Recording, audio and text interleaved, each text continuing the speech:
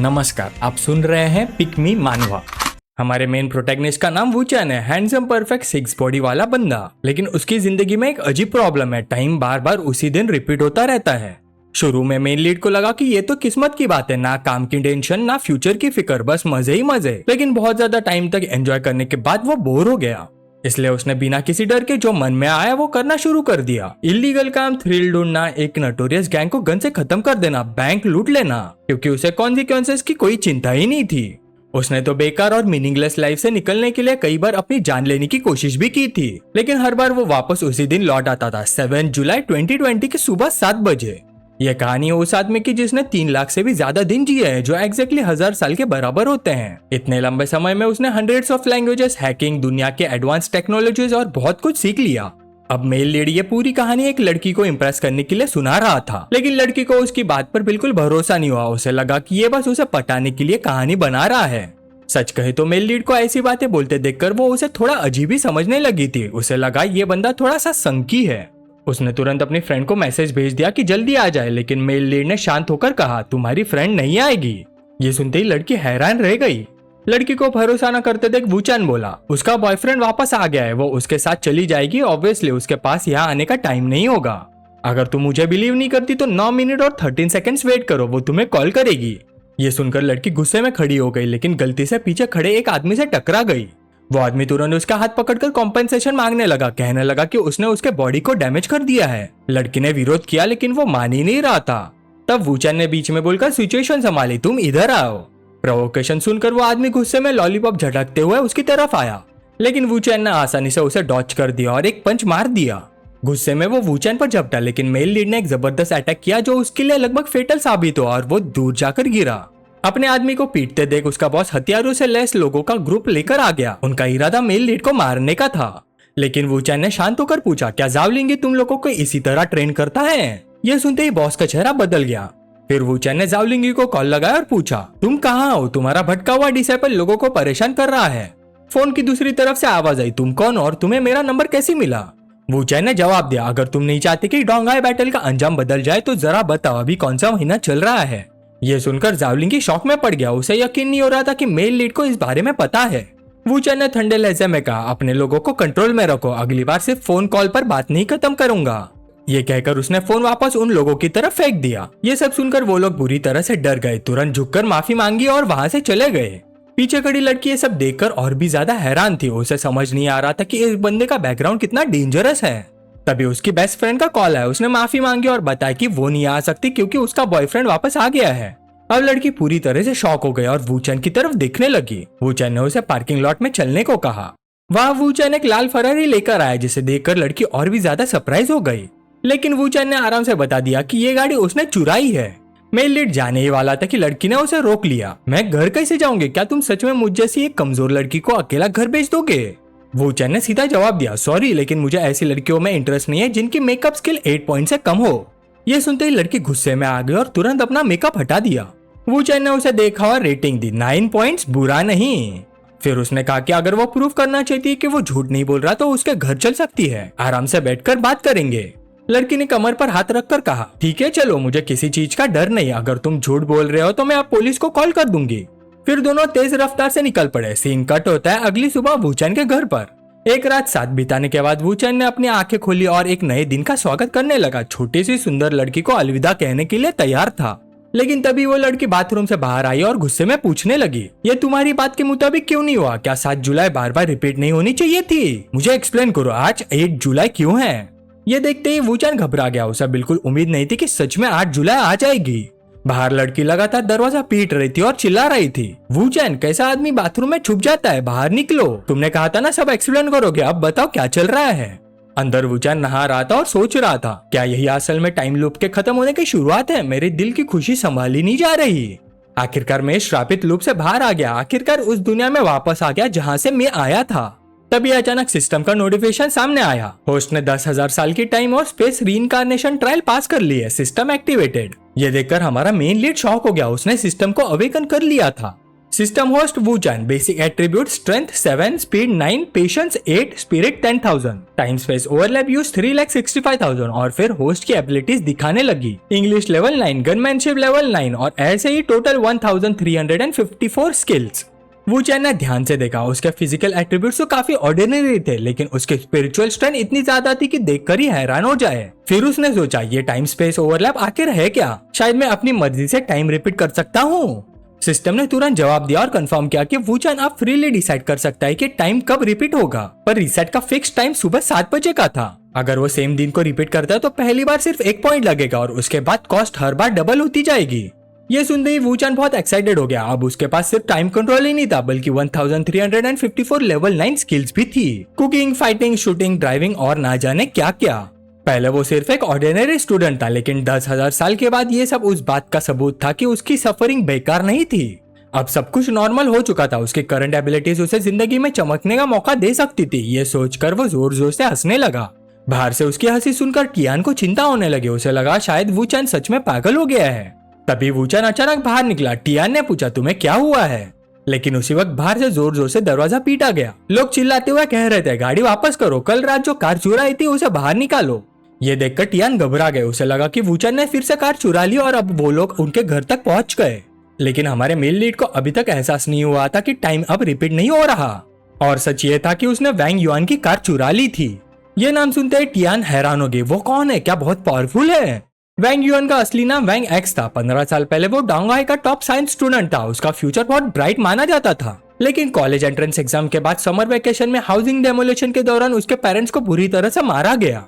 गुस्से में आकर वैंग एक्स ने किसी को चाकू मारकर मार डाला और उसे 3 साल की जेल हो गई। जेल से बाहर आने के बाद उसने ट्रबल क्रिएट करना शुरू कर दिया और धीरे धीरे मशहूर हो गया।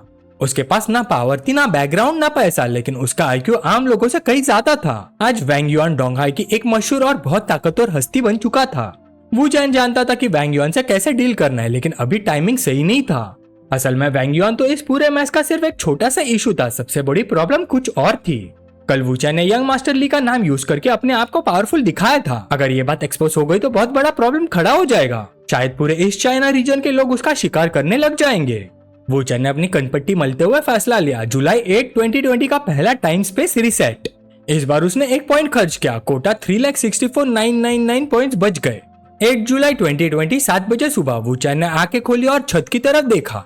उसके चेहरे पर हल्की सी मुस्कान आ गई। अब इसे कैसे एक्सप्लेन करूं? लेकिन टियान रिएक्ट करते उससे पहले वूचान ने अपनी उंगली उसके होठों पर रख दी, क्योंकि एक्सप्लेन करने का टाइम नहीं था। ये सुनकर उसने उसकी उंगली काट ली और उसे इररिस्पॉन्सिबल कहा। उसे बिल्कुल उम्मीद नहीं थी कि वूचान इतनी जल्दी उसे छोड़ने की सोच रहा है। उसकी पोजीशन के हिसाब से शायद वो बिना डरे रह सकती थी, लेकिन असल में वो सिर्फ एक आम लड़की थी। जब उसने देखा कि वूचान उसकी असली आइडेंटिटी जानता है तो उसने नाटक करना छोड़ दिया। उसने प्रॉमिस किया कि वो उसकी वैंग युआन के साथ सुलह करवाने में मदद करेगी। वूचान ने हाथ बढ़ाकर उसे जोर से गले लगा लिया और धीरे से बोला, तो तुम मुझे बचाओगी जैसे मैंने कल तुम्हें बचाया था? लड़की का चेहरा लाल हो गया। उसने तुरंत वूचान को दूर धकेल दिया और बोली, तुम कितने परवर्ट हो, फिर तुम इंतजार करो पीट पीट कर मरने का। तब वूचान की आवाज अचानक सीरियस हो गई। माफ करना, लेकिन जिन लोगों को मैं जानता हूँ वो वैंग युआन को चींटी की तरह कुचल सकते हैं। लड़की ने शक भरी नजर से पूछा, कौन? वूचान के दिमाग में एक चेहरा उभर आया, एक औरत, बहुत ही इंटरेस्टिंग औरत। थोड़ी देर बाद टियान वहां से चली गई, लेकिन उसके जाते ही वैंग युआन के गुंडे उसके पीछे पड़ गए। पकड़ो उसे, बॉस की कार है वो, उसे भागने मत दो।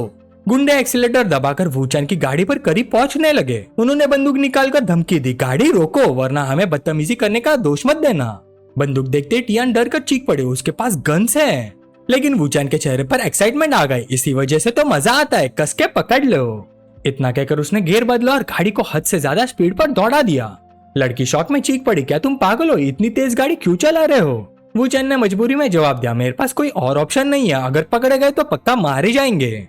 पीछे वाली गाड़ी में बैठा लाल बाल वाला गुंडा गुस्से से गरज उठा, उसके पीछे जाओ, बॉस की गाड़ी वापस लाओ और उस हरामी को टुकड़े टुकड़े कर दो। जब वूचान उस मिस्टीरियस वुमन को कॉल कर रहा था तब दूसरी तरफ से फोन कनेक्ट हुआ और एक औरत ने कॉल उठाया। वूचान बोला, मिस ली रोंग, तुम्हें एक एडवाइस देता हूँ, तुम्हारे आसपास एक ट्रेडर है, वही तुम्हारी बेट हरवाने वाला है।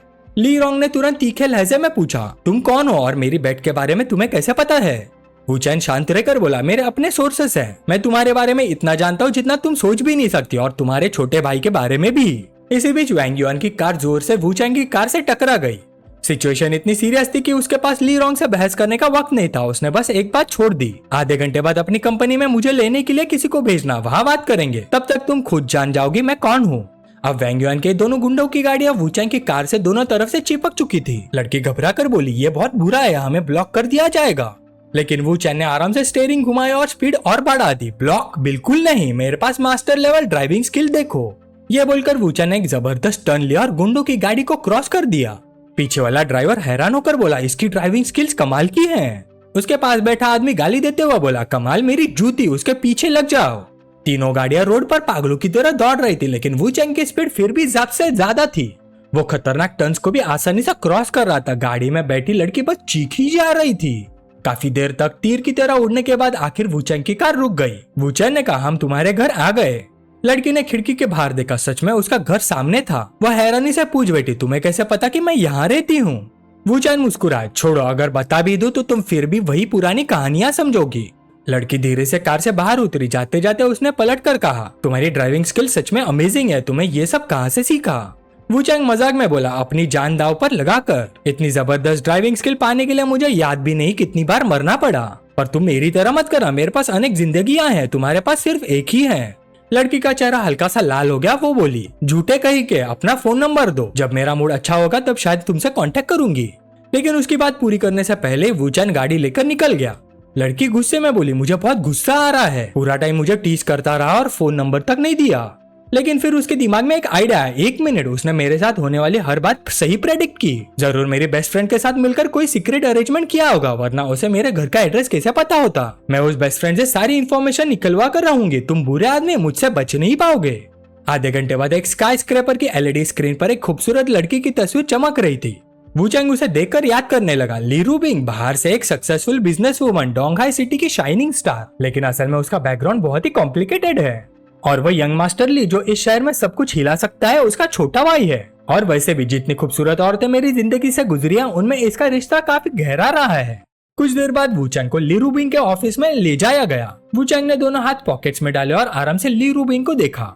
ली रूबिंग के हाथ में उसकी इन्फॉर्मेशन फाइल थी। वो धीरे धीरे पढ़ने लगी। वूचैंग 22 साल, Donghai University graduate, information technology major. तुम्हारे पिता वुडा है, माँ जैंगरू, दोनों छोटे बिजनेस ओनर्स। और तुम्हारी एक छोटी बहन भी है जो अभी हाई स्कूल में पढ़ती है। वूचैंग मुस्कुराया, ली ग्रुप वाकई पावरफुल है। सिर्फ एक फोन नंबर से ही मेरी पूरी फैमिली की इन्वेस्टिगेशन कर ली। ली रूबिंग ने सीधा उस फाइल को फाड़ दिया। तुम्हारी आइडेंटिटी बहुत ऑर्डिनरी है और कोई ऑर्डिनरी इंसान उस बात के बारे में नहीं जान सकता तुम आखिर हो कौन। वूचैंग धीरे धीरे उसकी तरफ बढ़ा। मैं तुम्हारे बारे में बहुत कुछ जानता हूँ, जैसे कि तुम्हारे पास जो ट्रेडर है वो कौन है, मुझे 1 बिलियन दो, मैं उसका नाम बता दूंगा। ली रूबिंग ने टेबल के नीचे हाथ डाला और एक पिस्तौल निकालकर सीधा वूचैंग के सर पर तान दी। एक अनजान आदमी मेरे ऑफिस में घुस आता है, कहने लगता है कि मेरे पास ट्रेडर है, फिर 1 बिलियन मांगता है। अगर तुम मेरी जगह होते तो मान जाते। मैं वार्निंग दे रही हूँ, अगर तुम्हें मुझे रीजनेबल एक्सप्लेनेशन नहीं दे सकते तो तुम यहाँ से जिंदा बाहर नहीं जाओगे। लेकिन वूचैंग बिल्कुल शांत था। उसने एक झटके में पिस्तौल का मैगजीन निकाल लिया और बोला, मुझे पता था तुम गन यूज करोगे, वरना तुम मुझे कैसे मारोगी। ली रूबिंग के दिल में तुरंत घबराहट दौड़ गई। मेरी गन तो हमेशा टेबल के नीचे रहती है, इसे कैसे पता चला? क्या ये पहले से सब जानता था? वूचैंग ने उसके हाथ से पिस्तौल ले ली, फिर शांत आवाज में बोला, मैंने तुमसे कहा था ना, मैं इंटेलिजेंस मर्चेंट हूँ। तुम टेबल के नीचे गन छुपा कर रखती हो, ये भी सिर्फ एक पीस ऑफ इंटेलिजेंस है। मिस ली, मेरी इंटेलिजेंस गैदरिंग एबिलिटीज पर भरोसा करो, और वैसे भी मेरा कोई बुरा इरादा नहीं है। मैं सिर्फ एक प्रॉफिटेबल डील करने आया हूँ। अंदर ही अंदर वूचैंग सोच रहा था, अगर इसे लगे कि मेरा मकसद सिर्फ पैसा कमाना है तो ये ज्यादा आराम से बात मानेगी। पैसे की बात खुद करने से इसकी गार्ड नेचुरली नीचे आ जाएगी। ली रूबिंग ने ठंडी नजरों से वूचैंग को देखा और बोली, बोलते रहो, और क्या जानते हो तुम? वूचैंग गन से खेलते हुए शांत आवाज में बोला, तुम जैंगनुली फैमिली की ली रूबिंग हो, लेकिन क्योंकि तुम एक औरत हो, तुम्हारी सारी अचीवमेंट्स को लोग नजरअंदाज कर देते हैं। औरत चाहे कितनी भी पावरफुल क्यों ना हो जाए, आखिर में सोसाइटी की सोच से लड़ना मुश्किल होता है। तुम्हारी माँ हमेशा तुमसे बहुत प्यार करती रही है। तुम्हारे पेरेंट्स की शादी भी 2 बड़े परिवारों के अलायंस के लिए हुई थी, इसी वजह से उनकी फैमिली में कुछ हद तक बात चलती है। लेकिन अब वही लोग तुम पर लगातार प्रेशर डाल रहे हैं कि तुम डिंग लोंग से शादी कर लो। तुमने एक बार उनका विरोध करके भागने का भी सोचा था, लेकिन अपनी माँ की चिंता में तुम ऐसा नहीं कर पाई।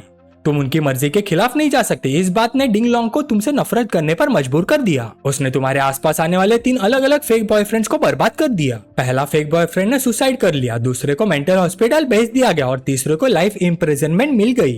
डिंगलोंग बहुत सेल्फिश आदमी है, उसे पता था कि वो सिर्फ फेक बॉयफ्रेंड्स थे, लेकिन फिर भी उसने उन पर हमला करने में जरा भी हिचकिचाहट नहीं दिखाई ताकि कोई और तुम्हारे करीब आने की हिम्मत ना करे। इस अरेंजमेंट से बचने के लिए तुम और डिंगलोंग एक अरेंजमेंट पर पहुंचे। तुम दोनों अपना अपना बिजनेस एस्टेब्लिश करोगे, जो 5 साल में बड़ा बिजनेस खड़ा करेगा वही जीतेगा। लेकिन तुम्हें ये नहीं पता डिंगलोंग ने जीतने के लिए तुम्हारे आसपास के एक आदमी प्लान कर रखा है। सिर्फ आधा साल बचा है, वही आदमी तुम्हारे रिसर्च मटेरियल चुरा लेगा और प्रेस कॉन्फ्रेंस में उन्हें लीक कर देगा। फिर डिंगलोंग उसका यूज करके तुम्हारी कॉन्फ्रेंस बर्बाद करेगा और तुम हार जाओगी। ली रूबिंग चुप हो गए, उसने कुछ नहीं कहा, बस एक चेक लिखा और वुचैंग की तरफ बढ़ा दिया और फिर बोली, जारी रखो, कौन है वो?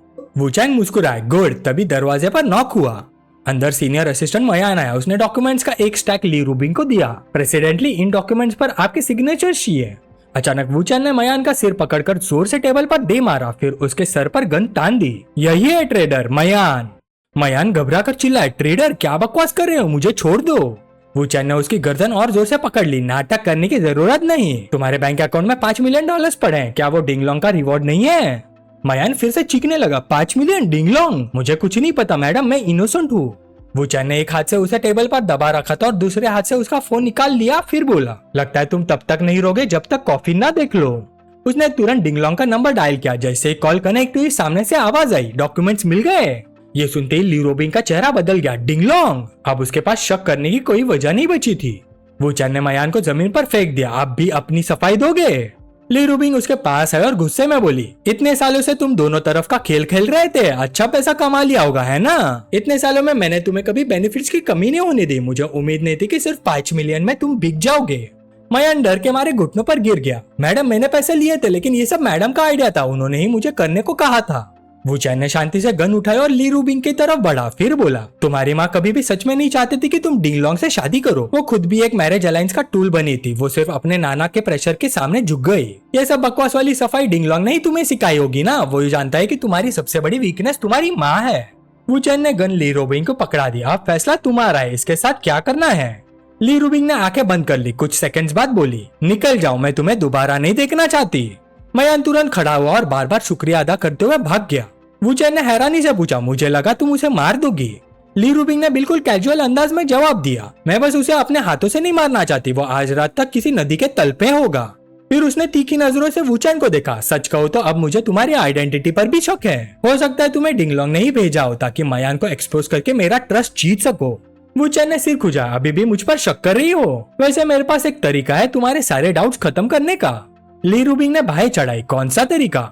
वुचैन मुस्कुराया, सिंपल, मैं तुम्हारा फेक बॉयफ्रेंड बन जाता हूँ। फिर उसने समझा, डिंगलोंग अपनी रेपुटेशन को सबसे ज्यादा इंपॉर्टेंस देता है, एक छोटे से बिजनेस गेम के लिए वो अपनी इज्जत दांव पर नहीं लगाएगा, इसलिए तुम्हारा बॉयफ्रेंड बनना मेरी इनोसेंस प्रूफ करने का सबसे अच्छा तरीका है। ली रूबिंग ने अपनी चिन पकड़कर सोचा, तुम्हें पता है ना मेरे पिछले 3 बॉयफ्रेंड्स के साथ क्या हुआ था? वुचैन हंस पड़ा, बिल्कुल पता है, लेकिन तुम्हारे साथ पंगा लेना मेरी जिंदगी को और इंटरेस्टिंग बना देगा। ली रूबिंग ने तुरंत गन उठाकर उसके माथे पर तान दी, मैं मानती हूँ तुम स्पेशल हो, लेकिन तुम अभी भी बहुत जवान हो, अगर तुम्हारे साथ कुछ हो गया तो अफसोस होगा, तुम्हें डर नहीं लगता? वुचैन ने बिना पलक झपकाए जवाब दिया, डराने की कोशिश मत करो, अगर तुम मुझे सच में मारना चाहती तो अब तक बाहर से लोगों को बुला चुकी होती है ना? ली रूबिंग कुछ देर सोचती रही, फिर उसने गन वापस रख दी, मैं तुम्हें पसंद करने लगी हूँ। यह कहकर वो वुचैन के पास आई, अब एक क्लोज सी फोटो लेते हैं ताकि हमारे रिलेशनशिप का प्रूफ हो। फिर वुचैन और ली रूबिंग ने मिलकर एक कोजी फोटो खींच ली। वुचैन ने मनी मन सोचा, ये फोटो शायद डिंगलोंग को फॉरवर्ड करेगी ताकि कंफर्म कर सके कि मैं उसका स्पाई नहीं हूँ। ली रूबिंग फोन से खेलते हुए बोली, आज से तुम मेरे बॉयफ्रेंड और मेरे असिस्टेंट दोनों हो, थोड़ी देर में कोई कॉन्ट्रैक्ट लेकर आएगा, अब मुझे मेरे भाई के बारे में बताओ। वुचैन धीरे से बोला, डोंगाई हॉनजुन, मिड स्ट्रीम डाउफू, ननाई गोंगचोंग और सेंडा टिंग चाय क्लब, ये सब तुम्हारे भाई के कंट्रोल में है। ली रूबिंग ने बेचैन होकर बीच में टोक दिया, ये तो सबको पता है। वुचैन ने बात जारी रखी, लेकिन डोंगाई में कुछ ऐसे लोग काम कर रहे हैं जो हद पार कर चुके हैं, इसमें कई बड़े लोग इन्वॉल्व हैं, ऑफिशियल इन्वेस्टिगेशन 3 महीने पहले शुरू हो चुकी है। मेरे कैलकुलेशंस के हिसाब से सिर्फ 1 महीने के अंदर तुम्हारे भाई का पूरा नेटवर्क तोड़ दिया जाएगा। ली रूबिंग जोर से खड़ी हो गई, क्या कहा तुमने? वुचैन शांत रहा, सिर्फ तुम्हारा भाई ही नहीं, ली फैमिली भी इस पूरे मामले में फंसने वाली है। एक बार सबूत मिल गए तो तुम्हारे भाई को जेल भेजना मुश्किल नहीं होगा, और सबसे बड़ी बात, ली फैमिली भी इस डिजास्टर से बच नहीं पाएगी। ली रूबिंग ने भाई सिकोड़ ली, ये बहुत बड़ी बात है, क्या तुम अपनी इंफॉर्मेशन के बारे में श्योर हो? वुचैन ने सीधा जवाब दिया, मुझ पर शक मत करो। उसी वक्त डोंगाई क्लब में एक लाल बालों वाला गुंडा हिचकिचाते हुए रिपोर्ट दे रहा था, बात कुछ ऐसी है। वैंग युआन जो ली राउटाई का राइट हैंड मैन था चाकू घुमाते हुए बोला, उस नालायक ने मेरे लोगों को पीटा, मेरी गाड़ी चुरा ली और ऊपर से यंग मास्टर ली का नाम यूज करने की हिम्मत भी की। क्या उसे जीना नहीं है? दूसरी तरफ लाओ जिंगी ने पाइप नीचे रखते हुए कहा, लेकिन एक बात अजीब है, उस लड़के को मेरा फोन नंबर कैसे पता और उसे मे रैली के बारे में कैसे पता था? ली फैमिली का सबसे बड़ा पोटा ली राउटाई ठंडी आवाज में बोला, कोई भी वजह हो उसे ढूंढो और मेरे सामने लेकर आओ, मैं खुद उसे मारूंगा। तभी दरवाजा खुला, कोई अंदर आया। सब लोग हैरान रह गए, वो ली रूबिंग थी। सब अंडरलिंग्स तुरंत खड़े होकर रिस्पेक्ट देने लगे। ली राउटाई चौंक गया, सिस। फिर उसने तुरंत अपने लोगों को डांटा, सब लोग लॉलीपॉप बुझाओ, मेरी सिस्टर को स्मोक की स्मेल पसंद नहीं। यह कहकर उसने अपनी लॉलीपॉप एस्ट्रे में बुझा दी और हाथ हिलाकर धुआं हटाने लगा। फिर पूछा, सिस तुम यहाँ कैसे, कोई अर्जेंट बातें हैं? ली रूबिंग ने सीधा वुचेन की तरफ इशारा किया, बस किसी से मिलवाना था। वुचेन ने हाथ हिलाकर ग्रीटिंग दी, साथ ही एक कार की हवा में उछालकर ली राउटिंग की तरफ फेंक दी। कल तुम्हारी गाड़ी थोड़ी देर के लिए बोरो की थी, ये रही की गाड़ी पार्किंग लॉट में है। लाल वालों वाला गुंडा तुरंत चिल्लाया, यंग मास्टर ली, यही है वो आदमी, इसी ने आपका नाम यूज किया था। वुचेन शांत नजरों से ली राउटाई को देख रहा था। ली राउटाई ली फैमिली का सबसे बड़ा पोता, फैमिली के रिसोर्सेज को मोबिलाइज करने की पूरी अथॉरिटी रखता है। ली रूबिंग के कंपैरिजन में ये और भी ज्यादा पावरफुल है, ताकत में डिंगलोंग से कम नहीं। बचपन से ली रूबिंग अपने छोटे भाई को प्रोटेक्ट भी करती थी और पिटाई भी। इसी वजह से ली राउटाई अपनी बड़ी बहन की इज्जत भी करता था और उसे डरता भी था। तभी ली राउटाई हकलाते हुए बोला, सिस सिस ये लड़का कौन है? ली रूबिंग ने सीधा उसका कान पकड़ लिया और जोर से खींचकर डांटने लगी, कौन सा लड़का, ये तुम्हारा ब्रदर इन लॉ है। ली राउटाई जम गया, ब्रदर इन लॉ? बाकी सब लोग भी पसीने से भीग गए, बॉस का ब्रदर इन लॉ? ये तो बहुत बड़ी बात थी। ली राउटाई ने अपना कान मलते हुए कहा, सिस क्या तुम फिर से फेक बॉयफ्रेंड लेकर आई हो? वैसे भी ये काफी एवरेज लग रहा है, इस बार कोई अच्छा रीजन तो दो। ली रूबिंग ने अपनी चिन पर हाथ रखा, हाँ सॉरी, आजकल मेरी तबीयत कुछ ठीक नहीं चल रही, सब तुम्हारी वजह से। ये बोलते हुए उसने प्यार से वुचेन के सीने पर हल्का सा पंच मारा। वुचेन धीरे से उसके कान के पास बोला, ये थोड़ा ज्यादा नहीं हो रहा? ली रूबिंग हल्की आवाज में मुस्कुराई, क्या हुआ, डिंगलोंग से डर लग रहा है? वुचेन ने ली राउटाई की तरफ देखा, मुझे डर नहीं लग रहा, लेकिन तुम्हारा छोटा भाई अभी डर के मारे मरने वाला है। ली राउटाई बहुत डरा हुआ था, उसके दिमाग में बार बार एक ही बात आ रही थी, कहीं मेरी बहन उस लफंगे के बच्चे की माँ तो नहीं बनने वाली? क्या इस बार सच में उसका बॉयफ्रेंड है? मानना पड़ेगा ये लड़का देखने में बुरा नहीं है, लेकिन इतना भी कमाल का नहीं। और वैसे भी मेरी बहन को हमेशा कैपेबल आदमी पसंद आता है, सिर्फ चेहरे की वजह से वो किसी पर कैसे फिदा हो सकती है?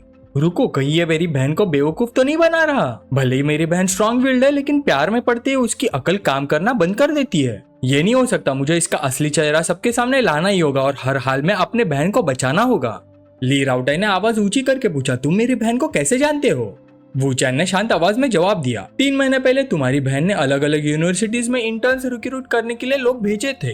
ली रूबिंग सोच में पड़ गई, 3 महीने पहले मैं सच में डोंगाई गई थी, इसे कैसे पता? ली राउटाई ने फिर सवाल किया, तुम उसे सिर्फ 3 महीने से जानते हो, इतने कम वक्त में तुम इस आदमी को कितना जानती हो?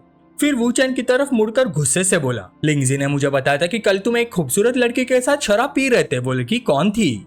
ली रूबिंग ने भी जोर से पूछा, कौन सी लड़की? वुचेन ने शांति से समझाया, गलत मत समझना, वो लड़की मू टियान थी, मू फैमिली की बेटी, मू ग्रुप के चेयरमैन मू शिहाई की बेटी, डोंगाई के फार्मास्यूटिकल्स और बायोलॉजिकल इंडस्ट्री की बड़ी कंपनी। सच कहूं तो तुम्हें मेरा शुक्रिया अदा करना चाहिए, अगर मैंने कल उसे रोका नहीं होता तो तुम्हारा छोटा दोस्त अब तक मर चुका होता। डोंगाई का मू ग्रुप फार्मास्यूटिकल और बायोलॉजिकल इंडस्ट्री का लीडर था, उसका बॉस मू शिहाई एक बहुत ही मशहूर और ताकतवर शख्सियत था। अगर डोंगाई को एक विशाल ड्रैगन माना जाए तो मू ग्रुप उस जगह का असली लोकल टायरेंट था। वुचेन ने आगे कहा, चाहे तुम मू शिहाई से डरते हो या नहीं, अगर लड़ाई होती तो जीत सिर्फ उसी की होती और तुम्हें बहुत बड़ी कीमत चुकानी पड़ती। ली राउटाई हकलाते हुए बोला, तो मुझे अपने ब्रदर इन लॉ का शुक्रिया अदा करना चाहिए। ली रूबिंग मनी मन हैरान थी, मुझे यकीन नहीं हो रहा, मेरा छोटा भाई जो किसी से नहीं डरता वुचेन की 2-4 बातों से ही चुप हो गया। फिर ली रूबिंग ने बीच में रोक दिया, बस करो ये बेकार की बातें, हम यहाँ एक जरूरी काम से आए हैं, ऊपर से किसी ने हांगजुन क्लब को टारगेट करना शुरू कर दिया है।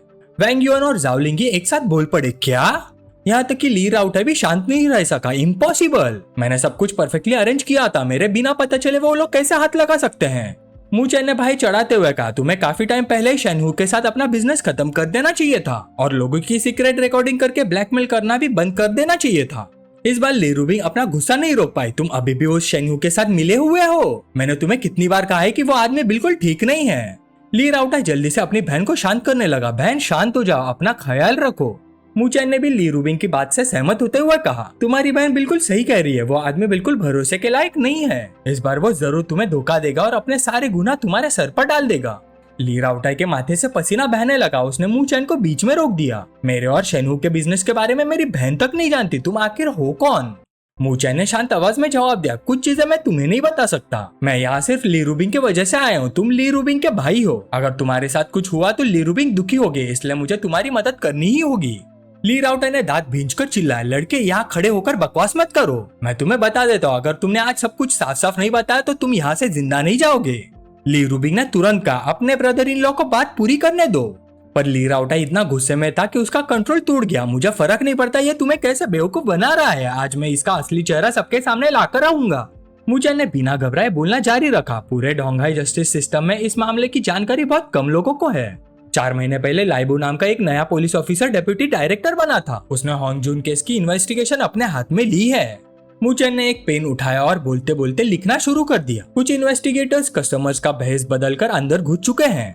उसने लिखते हुए नाम नोट किए, cleaning lady Louis, security guard जाओ। सब नाम लिखने के बाद मू चैन ने नोटबुक ली राउटाई को दे दी। ये मोल्स की लिस्ट है, चेक कर लो जो मैंने कहा है वो सच है या नहीं।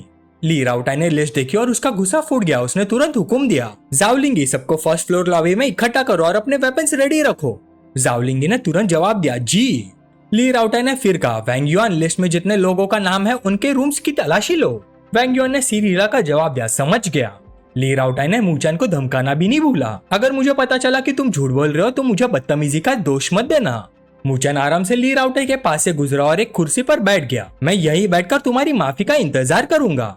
कुछ देर बाद ली राउटाई वीडियो रिपोर्ट देख रहा था। उसके दोनों सबॉर्डिनेट उसके पास खड़े थे। पूरा माहौल बेहद तनावपूर्ण हो चुका था। ली राउटाई और भी ज्यादा गुस्से में आ गया। आखिरकार उसने गुस्से में अपने हाथ का कैमरा जमीन पर दे मारा। इन सबको गिरफ्तार कर लो। मेरी तरफ हाथ बढ़ाने की हिम्मत कैसी हुई इनकी? मरना चाहते हैं क्या? पर मू चैन ने तुरंत उसे रोक दिया, तुम इन्हें अरेस्ट नहीं कर सकते। अगर इनमें से एक भी आदमी गायब हो गया तो ऊपर वाले लोग और जल्दी एक्शन ले सकते हैं। हमने इन सबको एक साथ पकड़कर कुछ सबूत तो हासिल कर लिए हैं, लेकिन अभी भी ऑपरेशन पूरा बंद नहीं किया गया क्योंकि कुछ इंपॉर्टेंट एविडेंस अभी भी मिसिंग है। ली राउटाई अपना गुस्सा कंट्रोल नहीं कर पाया और जोर से टेबल पर हाथ मारा। तो तुम चाहते हो मैं ये सब सह लूं? मू चैन ने शांत आवाज में पूछा, तुम अपना गुस्सा निकालना चाहते हो, जिसका मतलब है आधा कदम जेल की तरफ बढ़ाना, या फिर तुम इस मुश्किल से सुरक्षित बाहर निकलना चाहते हो? ली राउटाई ने पूछा, तुम्हारे पास कोई तरीका है? मू चैन ने जवाब दिया, सबसे पहले अपने लोगों को कहो कि कोई भी बेवकूफी भरा कदम नहीं उठाए। ली राउटाई ने अपने आदमियों को इशारा किया और फिर मू चैन की तरफ मुड़कर पूछा, उसके बाद? मू चैन मुस्कुराया, पहले ढंग से मुझसे माफी मांगो फिर बताऊंगा। मू चैन ने मन ही मन सोचा, अगर इसे थोड़ा डराया और हिलाया नहीं तो बाद में ये पक्का मुझे ही टारगेट करेगा। ली रूबिंग बीच में बोल पड़ी, तुम लोग क्या कर रहे हो? हम सब एक ही परिवार हैं। अगर तुम्हारे पास कोई सोल्यूशन है तो जल्दी बताओ। मू चैन ने आंखें बंद कर ली। यह लड़का तो मुझे अपना ब्रदर इन लॉ मानता ही नहीं। ली राउटाई ने नाक से आवाज निकाली और तुरंत नरम पड़ गया। ब्रदर इन लॉ, आप क्या कह रहे हैं? मैं तो आपको हमेशा ही अपना ब्रदर इन लॉ मानता हूँ। ये सुनकर मू चैन बस 2 बार हंसा। ही। ली राउटाई ने हाथ मलते हुए कहा, मेरी गलती थी ब्रदर इन लॉ, प्लीज बड़े दिल वाले बनिए और मेरी बात का बुरा मत मानिए। मैं बस ये डर रहा था कि मेरी बहन को कोई धोखा ना दे दे। मू चैन ने हल्का सा सिर हिलाया, चलो इतना तो ठीक है। तुम्हारी बहन की खातिर मैं तुम्हें एक सलाह देता हूँ। पहली बात, उसने कुछ देर सोचकर कहा, तुम्हें सबसे पहले अपनी मुश्किल की जड़ को संभालना होगा। जितनी देर करोगे उतनी दिक्कत बढ़ेगी। ली राउटाई जल्दी से बोला, जी ब्रदर इन लॉ, आप बिल्कुल सही कह रहे हैं। मू चैन ने आगे कहा, दूसरी बात, जो भी एविडेंस तुम्हारे खिलाफ इस्तेमाल हो सकते हैं उसके बारे में पूरी जानकारी हासिल करो। सिचुएशन को समझे बिना कोई कदम मत उठाना। ली राउटाई ने तुरंत कहा, जी मैं अभी करवाता हूँ। मू चैन ने उसे रोक दिया, अभी क्या करवाओगे? तुम डेप्यूटी डायरेक्टर हो, क्या तुम चाहते हो कि मामला और बढ़ जाए? ली राउटाई तुरंत चुप हो गया, तो फिर क्या करूँ? मू चैन ने जवाब दिया, पहले पूरी सिचुएशन समझो। जल्दबाजी में लिया गया फैसला अक्सर सबसे महंगा पड़ता है। ली राउटाई हैरानी से उसकी तरफ देखने लगा, तुम्हें इतनी सारी डिटेल्स कैसे पता है? मू चैन बस अपने हाथ में लाइटर घुमाता रहा। फिर उसने गंभीर आवाज में कहा, तीसरी बात, इस मामले की जानकारी जितनी जल्दी हो सके दादाजी को दो, खासकर उन लोगों के साथ तुम्हारे बिजनेस डीलिंग्स के बारे में। कुछ भी छुपाना मत, पूरा सच बताओ, क्योंकि इसके पीछे बहुत बड़ी ताकतें काम कर रही हैं। एक गलत कदम पूरे परिवार को मुश्किल में डाल सकता है। चाहे बड़ी मुसीबत टल भी जाए, छोटी मुश्किलें फिर भी आएंगी। इसलिए दादाजी को सब कुछ पता होना चाहिए, समझे? ली राउटाई ने तुरंत जवाब दिया, जी समझ गया, मैं दादाजी को सब कुछ बता दूंगा। फिर मू चैन ने लाइटर जलाया और धीरे से कहा, और आखिरी बात, कुछ समय के लिए ऑपरेशंस रोक दो। अंदर की सारी प्रॉब्लम्स को पहले ठीक करो। जब तक घर के अंदर सफाई नहीं होती, बाहर से आने वाले दुश्मनों से लड़ना मुश्किल होता है। ली राउटाई ने सिर हिलाया, ये बात भी सही है। अचानक ली रूबिंग ने हाथ बढ़ाकर ली राउटाई का कान पकड़ लिया। आ ली राउटाई दर्द से चिल्लाने लगा। ली रूबिंग ने आवाज ऊंची करके कहा, तुमने अपने ब्रदर इन लॉ की बात ढंग से सुनी या नहीं? ली राउटाई ने उसका हाथ पकड़ लिया और बेचारा सा चेहरा बनाकर बोला, सुनी सुनी बिल्कुल सुनी, फिक्र मत करो, मैं ब्रदर इन लॉ की हर बात मानूंगा। तभी अचानक ली राउटाई का फोन बज उठा। उसने जल्दी से कॉल रिसीव किया। हेलो, कितना नुकसान हुआ? दूसरी तरफ से जवाब आया, 2 बिलियन। ली राउटाई का चेहरा तुरंत सफेद पड़ गया। क्या 2 बिलियन? मैं अभी आ रहा हूँ। कॉल कट करने के बाद ली रूबिंग और मूचन की तरफ मुड़कर बोला, ब्रदर इन लॉ कुछ गड़बड़ हो गई है, कैसीनो में प्रॉब्लम हो गई है, आप लोग थोड़ी देर मेरा इंतजार करिए। मूचन ने अपनी चिन को सहला। शेनगुआन जून, फ्यून का बॉस। ली राउटाई हैरानी से उसकी तरफ देखने लगा। तुम्हें ये भी पता है? इसी बीच एक शानदार और भीड़ भाड़ वाले कैसीनो में हर तरफ लोग खुशी खुशी अपनी बाजी लगा रहे थे। मूचन का ग्रुप धीरे धीरे कैसीनो के अंदर घुसा। मूचन ने बोलना शुरू किया, शेनगुआन जून कल ही डोंगहाई आया है और वो खास तौर पर मकाओ से गैम्बलिंग मास्टर्स को बुलाकर लाया है ताकि बदला ले सके। इस बार तुम पर जो दबाव बनाया जा रहा है उसकी वजह हांगजून क्लब की शान शौकत या तुम्हारा सीक्रेटली फोटोज लेकर ब्लैकमेल करना नहीं है। असली वजह कैसीनो का मामला है। सच कहूँ तो तुम्हारा और शेनगुआन जून का बिजनेस मॉडल एक ही जैसा है, जहाँ कनेक्शंस का यूज करके अमीर लोगों को गैम्बलिंग में खींचकर लाया जाता है। कैसीनो में जो एक्सपर्ट्स तुमने हायर किया उनकी वजह से अगर लोग जीतते हैं तो तुम जीतते हो, और अगर वो हारते हैं तो तुम भी हारते हो।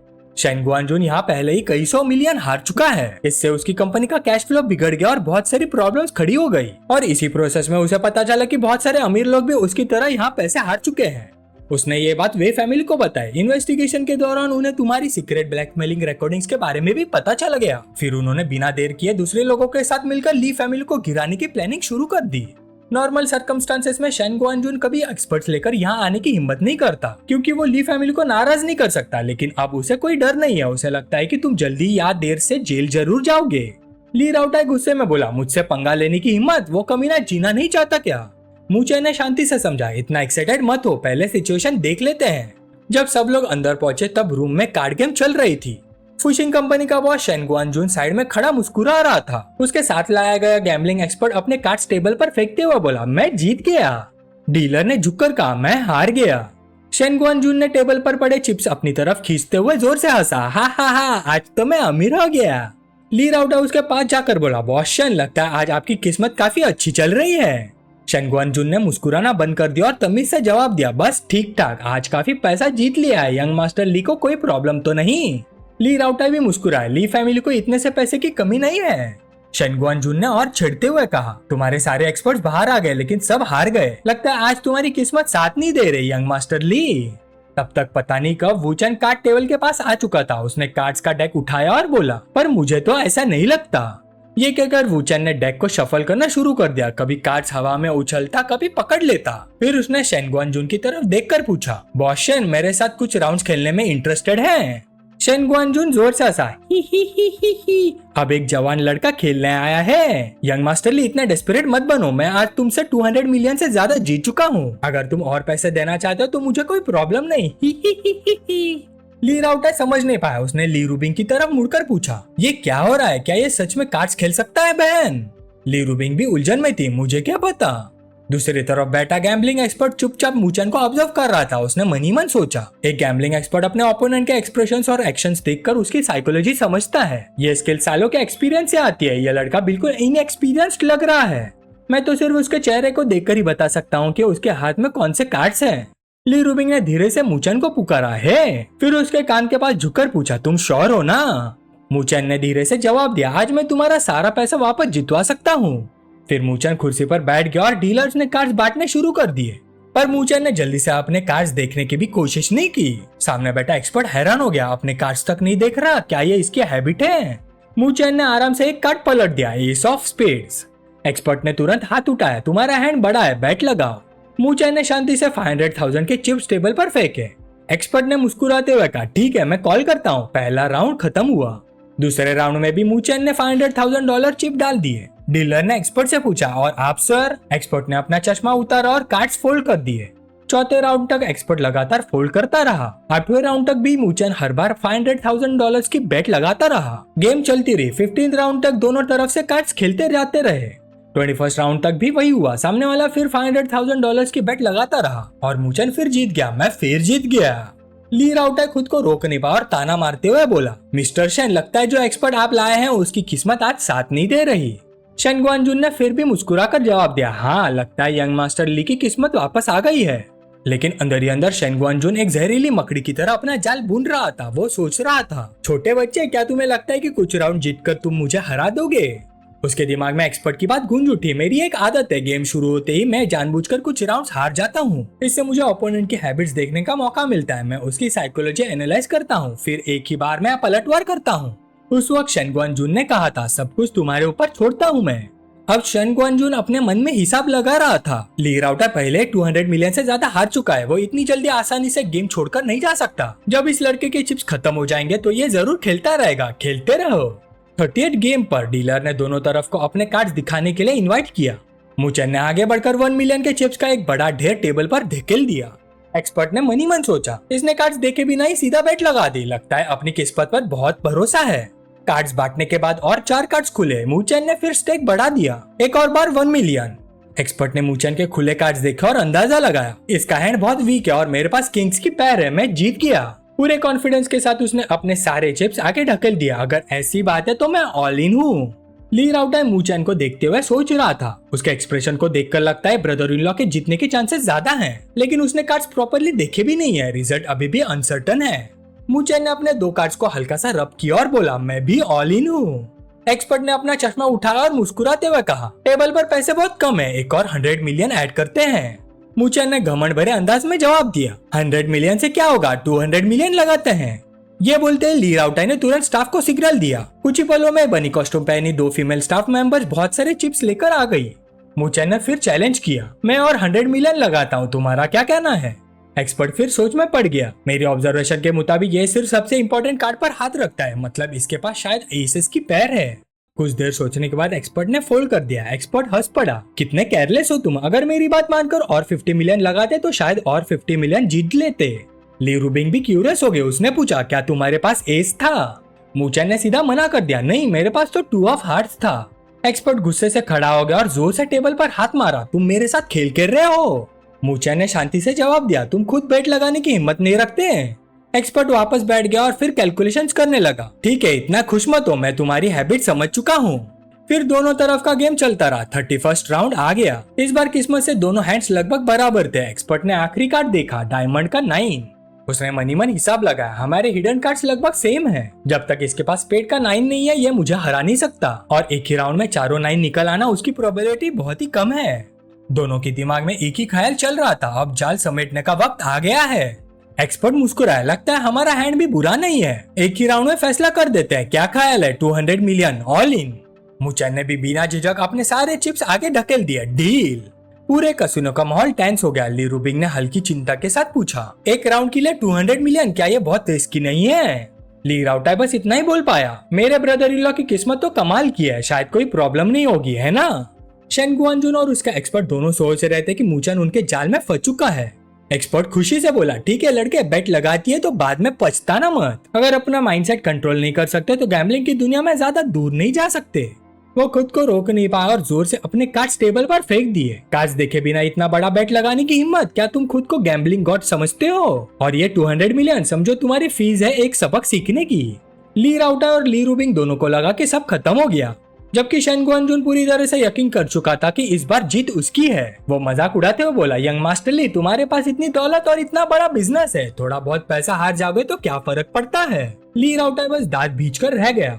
तब तक पूरा ड्रामा चुपचाप देख रहा मुचन आखिर बोल पड़ा, हो गया तुम लोगों का, अगर बोलना खत्म हो गया है तो खुद देख लो। फिर मुचन ने शांति से अपना कार्ड टेबल पर रख दिया। एक्सपर्ट खुद को रोक नहीं पाया, उसने तुरंत कार्ड छीनकर पलट दिया और अगले पल उसका चेहरा सफेद पड़ गया। वो सच में 9 ऑफ स्पेड था। एक्सपर्ट का पूरा शरीर कांप गया, तुमने कार्ड्स देख लिए थे? इम्पॉसिबल, तुमने कब देखा? मुचन ठंडी हंसी हंसा, तुम्हें लगा मैंने कार्ड्स नहीं देखे? फिर तुम्हें क्या लगता है कि शुरू से ही हर राउंड में मैं अपने कार्ड्स पर हाथ क्यों रखता हूँ?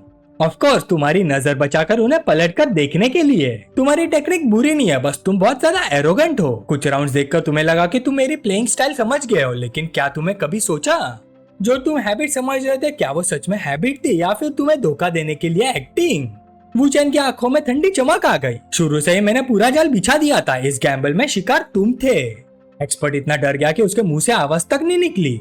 ली राउटर ने शेन गुआनजुन के कंधे पर हाथ रखा और मजाक उड़ाते हुए बोला, बॉस शेन, लगता है जो आदमी आप साथ लाए थे वही आपके लिए सबसे बड़ी मुसीबत बन गया।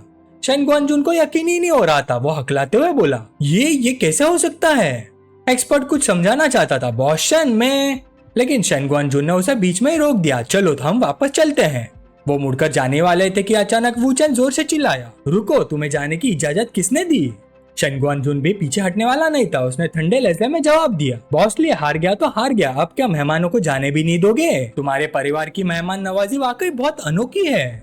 ली राउटाई ने वूचन की तरफ मुड़कर पूछा, उन्हें जाने क्यों नहीं दे रहे हो? वूचन ने तुरंत जवाब नहीं दिया। उसने बस ली राउटाई की तरफ हाथ बढ़ाया। थोड़ी देर में तुम्हें सब पता चल जाएगा। क्या तुम्हारे पास तोता है? जरा उधार तो दो। ली राउटाई ने उसका तोता उसके हाथ में दे दिया। तुम्हें इसे यूज करना आता है? वूचन ने वो लिया, फिर उसने कुछ बेसिक मूव्स दिखाया और उल्टा ली राउटाई से पूछा, अब क्या लगता है? फिर वूचन गंभीर चेहरे के साथ एक्सपर्ट की तरफ बढ़ा। उसने एक्सपर्ट का हाथ पकड़ा और उसके स्लीव से छुपा हुआ एस ऑफ स्पेड निकाला।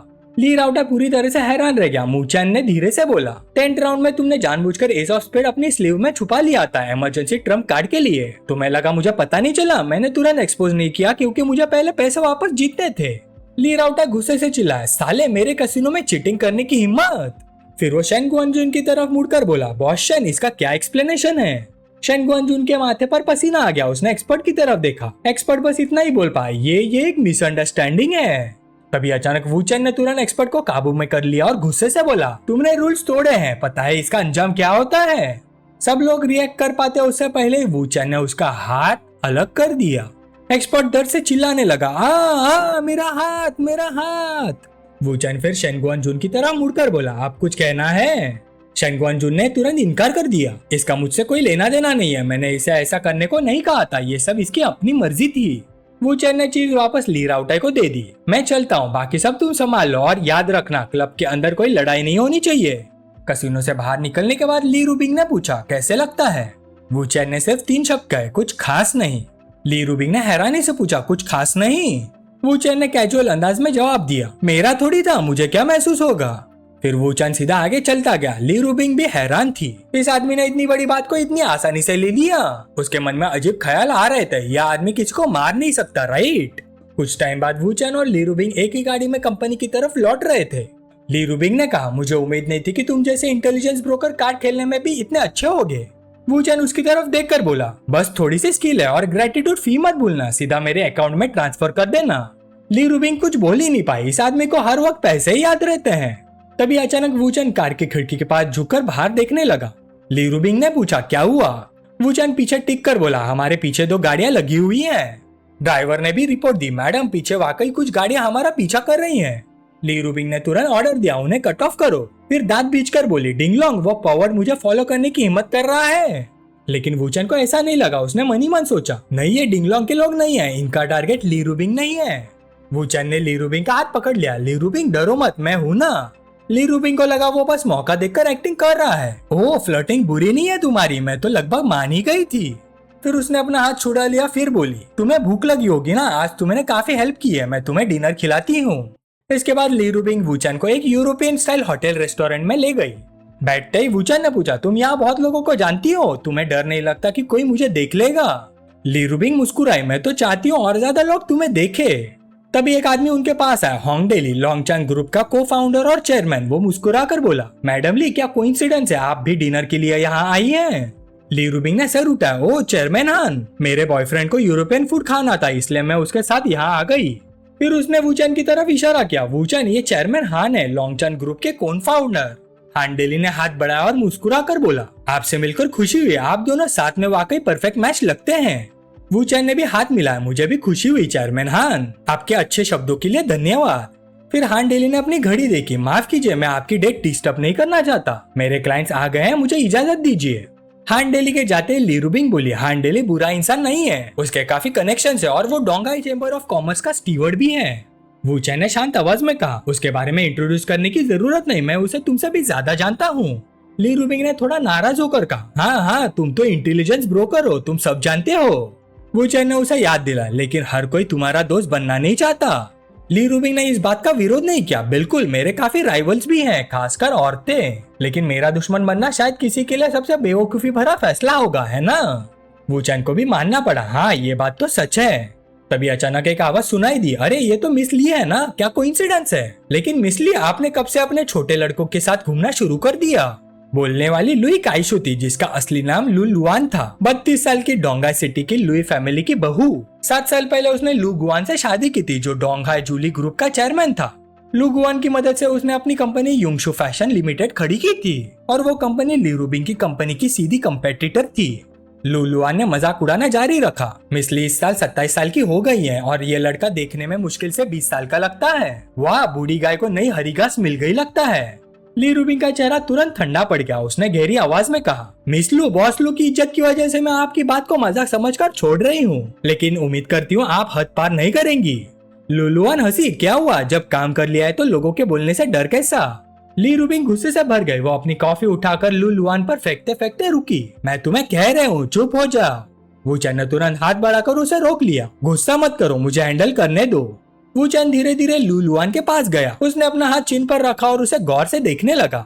वो मन ही मन कुछ सोच रहा था। लू लुआन ने भाई सिकोड़ ली। तुम मुझे ऐसा क्यों घूर रहे हो? वो चैन ने शांति से जवाब दिया, कुछ नहीं, मुझे बस लग रहा है कि तुम थोड़ी फेमिलियर लग रही हो, जैसे मैंने तुम्हें कहीं पहले देखा हो। अचानक वो चैन ने हाथ से ताली मारी। हाँ, अब याद आ गया, तुम पहले किसी नाइट क्लब में काम करती थी ना? ली काइशु ने गुस्से में टेबल पर जोर से हाथ मारा। तू ये जो नाइट क्लब में काम करता है, तेरा पूरा खानदान नाइट क्लब में काम करता है। तेरी हिम्मत कैसे हुई मेरी बेइज्जती करने की? क्या तुझे पता है मैं कौन हूँ? वू चैन ने मजाक उड़ाते हुए जवाब दिया, मेरी बेइज्जती? क्या तुझे लगता है कि सिर्फ अपना चेहरा बदलकर तू मुझे बेवकूफ बना सकती है? ली काइशु के दिल में झटका लगा। इसे कैसे पता चला कि मैं पहले नाइट क्लब में काम करती थी? मुझे प्लास्टिक सर्जरी करवाए हुए 10 साल हो गए, इस बात का किसी को पता नहीं होना चाहिए। ली रूबिंग भी वू चैन के पास आई। इतनी छोटी और घटिया बातें तक पता कर लेना, तुम्हारे इंटेलिजेंस नेटवर्क सच में तारीफ के लायक है। वू चैन ने ली रूबिंग की तरफ देखा। मेरी तारीफ करने के लिए अभी बहुत जल्दी है, थोड़ा इंतजार करो, तुम और भी ज्यादा हैरान हो जाओगी। इसी वक्त डोंगाई ग्रुप के चेयरमैन लू गुयान वहाँ पहुँच गए। काइशु, यहाँ इतना हंगामा क्यों हो रहा है? ली काइशु तुरंत भागकर उसकी भावों में गिर गई और रोते हुए बोली, हनी, उस कमीने ने मुझे धमकी देने की हिम्मत की और कह रहा था कि मैं पहले नाइट क्लब में काम करती थी, तुम्हें इसे निपटना होगा। लू गुयान ने उसे शांत करते हुए कहा, रोना बंद करो, मैं देख लूंगा। फिर वो ली रूबिंग की तरफ मुड़कर बोला, मिस ली, ये आदमी कौन है? ली रूबिंग ने जवाब दिया, ये मेरा बॉयफ्रेंड है, वू चैन। लू गुयान वू चैन के पास आया और ठंडी आवाज में बोला, मैं लू गुयान हूँ, डोंगाई में मेरी भी कुछ हैसियत है। तुमने मेरी वाइफ की बेइज्जती की है, मतलब मेरी भी बेइज्जती की है। ये सिर्फ 2-4 लफ्जों से खत्म नहीं होगा। वू चैन मुस्कुराया, कोई है जो मेरे लिए इस मामले को सुलझा सकता है? लू गुयान हंस पड़ा, तुम्हें लगता है कि ली फैमिली का सपोर्ट मिल गया है इसलिए तुम मुझसे टक्कर ले सकते हो? वू चैन ने सिर हिला दिया, मैं ली रूबिंग की बात नहीं कर रहा, मैं मैंग वैंग की बात कर रहा हूँ। ये नाम सुनते ही लू गुयान का चेहरा बदल गया। तुम उसे कैसे जानते हो? ली रूबिंग भी समझ नहीं पाई कि सिर्फ एक नाम सुनकर लू गुयान इतना डरा हुआ क्यों लग रहा था। वू चैन ने इशारा किया, चेयरमैन लो, क्या हम थोड़ी प्राइवेट बात कर सकते हैं? मजबूरन लू गुयान उसके पीछे चल दिया। काफी दूर जाने के बाद वू चैन ने बोलना शुरू किया, मुझे तुम्हें 2 बातें बतानी है। पहली बात लू काइशु के बारे में है। 10 साल पहले वो एक नाइट क्लब में काम करती थी और काफी पैसे कमाते थे। उस दौरान उसकी मुलाकात एक बहुत अमीर क्लाइंट से हुई।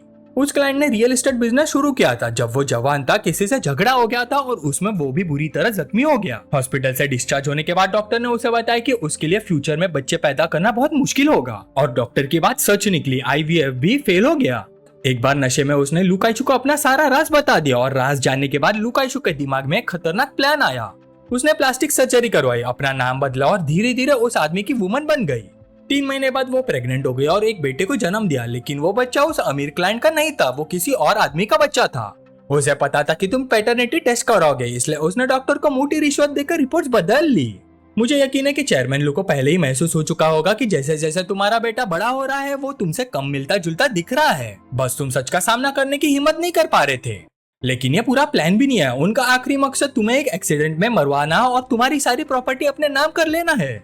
लू गुयान ने शांत रहने की कोशिश करते हुए कहा, तुम्हें लगता है कि मैं सिर्फ तुम्हारी कुछ बातों पर यकीन कर लूंगा? वू चैन ने आगे कहा, तुम्हारी वाइफ का जो कजन तुम्हारी कंपनी में काम करता है वो उसका कजिन नहीं है, वो उसका लवर है। अभी भी दोनों का अफेयर चल रहा है, अभी भी छुप छुप कर मिलते हैं। इस बात की इन्वेस्टिगेशन करना बहुत आसान है। तुम खुद चेक कर सकते हो या फिर उसे सीधा पूछ सकते हो, लेकिन सच निकलवाने के लिए थोड़ा प्रेशर डालना पड़ेगा।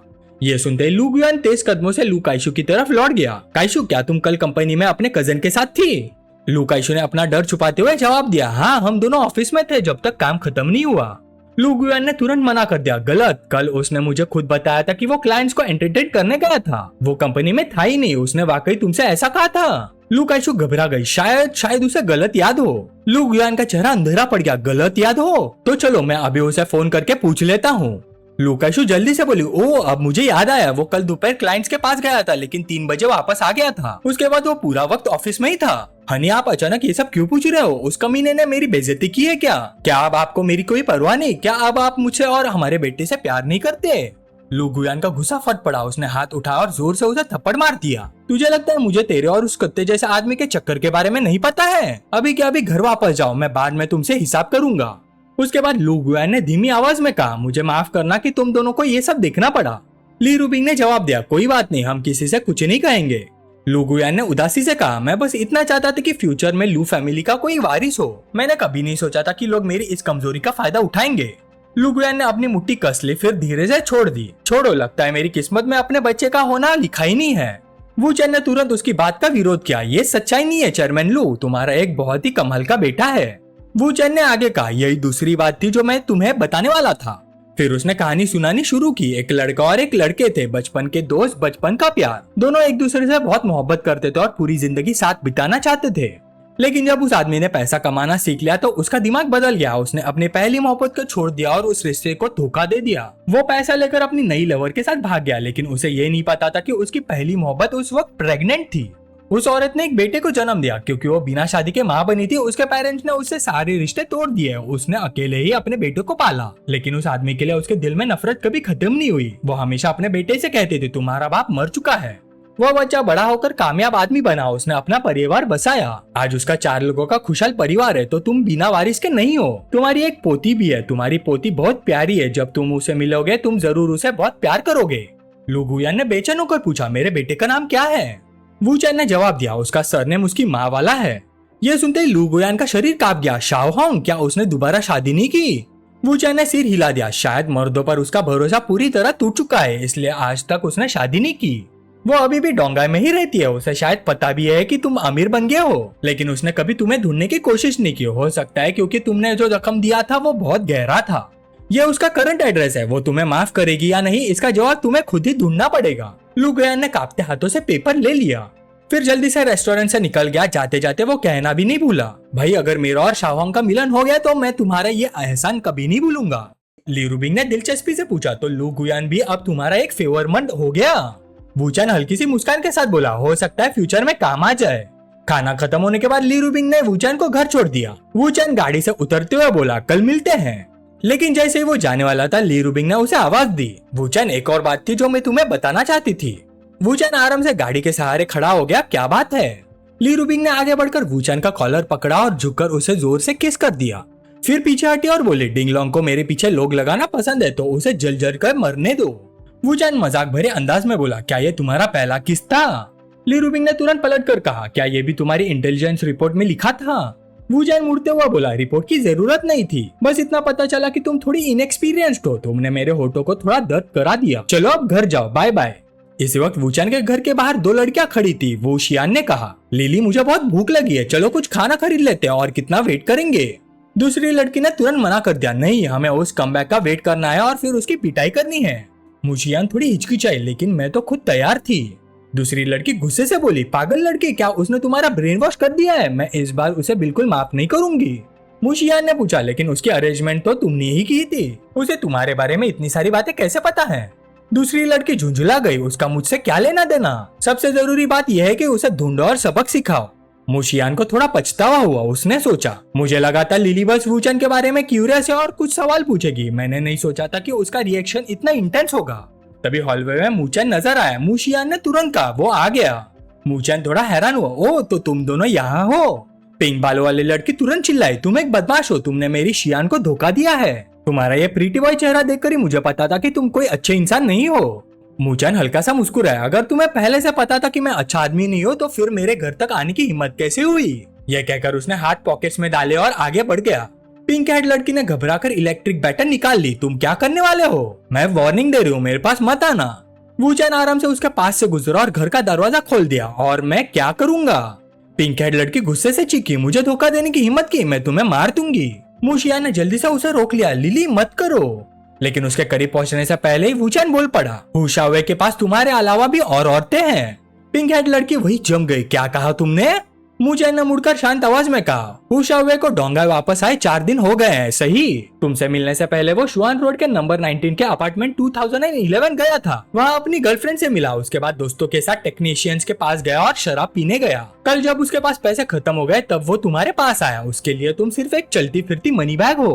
पिंक हेड लड़की ने हैरानी से पूछा, तुम सच बोल रहे हो? वू चैन ने शांत आवाज में जवाब दिया, अगर यकीन नहीं हो रहा तो उसे कॉल करके खुद पूछ लो। पिंक हेड लड़की गुस्से में बोली, मेरी चॉइस को चैलेंज करने की हिम्मत कैसे हुई? मैं अभी कॉल करती हूँ और साबित कर दूंगी कि तुम झूठ बोल रहे हो। उसने तुरंत फोन निकाला और हु शाओवे को कॉल लगाया। बेबी तुम कहाँ हो? हु शाओवे ने बिना सोचे जवाब दिया, मैं घर पर हूँ। पिंक हेड लड़की ने तुरंत कहा, रूम में 10,000 रखे हैं, पहले नोट का सीरियल नंबर पढ़कर सुनाओ। हु शाओवे एक पल के लिए चुप हो गया, फिर बहाना बनाते हुए बोला, मैं बाथरूम में हूँ, मैं आधे घंटे बाद कॉल करता हूँ। यह सुनते ही पिंक हेड लड़की का चेहरा गुस्से से लाल हो गया। हु शाओवे हरामी, तुम घर पर नहीं हो, अब देखना मैं तुम्हारा क्या हल करती हूँ। यह कहकर वो गुस्से में वहाँ से भाग गए। मुशियान उसके पीछे चिल्लाए, लिली रुको जाओ। लेकिन लिली रुकने वाली नहीं थी। तब वू चैन ने हाथ बढ़ाया और मुशियान को सीधा अपनी भाव में उठा लिया। अब जब यहाँ आ ही गई हो तो अंदर बैठोगी नहीं? मुशियान का चेहरा तुरंत लाल हो गया, तुमने मुझे क्यों उठा रखा है? वू चैन ने नरम आवाज में कहा, मैं बस सोच रहा था कि कहीं तुम थक तो नहीं गई।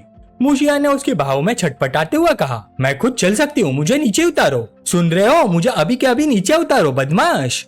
अगली सुबह वू चैन कपड़े पहन रहा था। उसने एक नजर मुशियान पर डाली जो अभी तक उठना नहीं चाहती थी। मुशियान शर्म और गुस्से से बोली, तुम बदमाश कही के? मैंने मुश्किल से कुछ घंटे ही तो नींद ली है, मुझे अभी और भी सोना है। मुचैन ने एक कागज उसकी तरफ फेंक दिया, ये मेरा फोन नंबर है, अगर बाद में मुझसे मिलना हो तो इसी नंबर पर कॉल कर लेना और मेरे घर के बाहर हंगामा करना बंद कर दो। मुशियान के चेहरे पर तुरंत मुस्कान आ गई, बस अब बात बनी। फिर वूचैन घर से बाहर निकल गया, लेकिन उसने महसूस किया कि कोई उसका पीछा कर रहा है। उसने फोन निकाला और नंबर डायल किया। पूरा दिन मेरा पीछा करना काफी नहीं था क्या? मैं बस थोड़ी एक्सरसाइज करने जा रहा हूँ, थोड़ी देर रुकना और सीधा अरीना में आ जाना।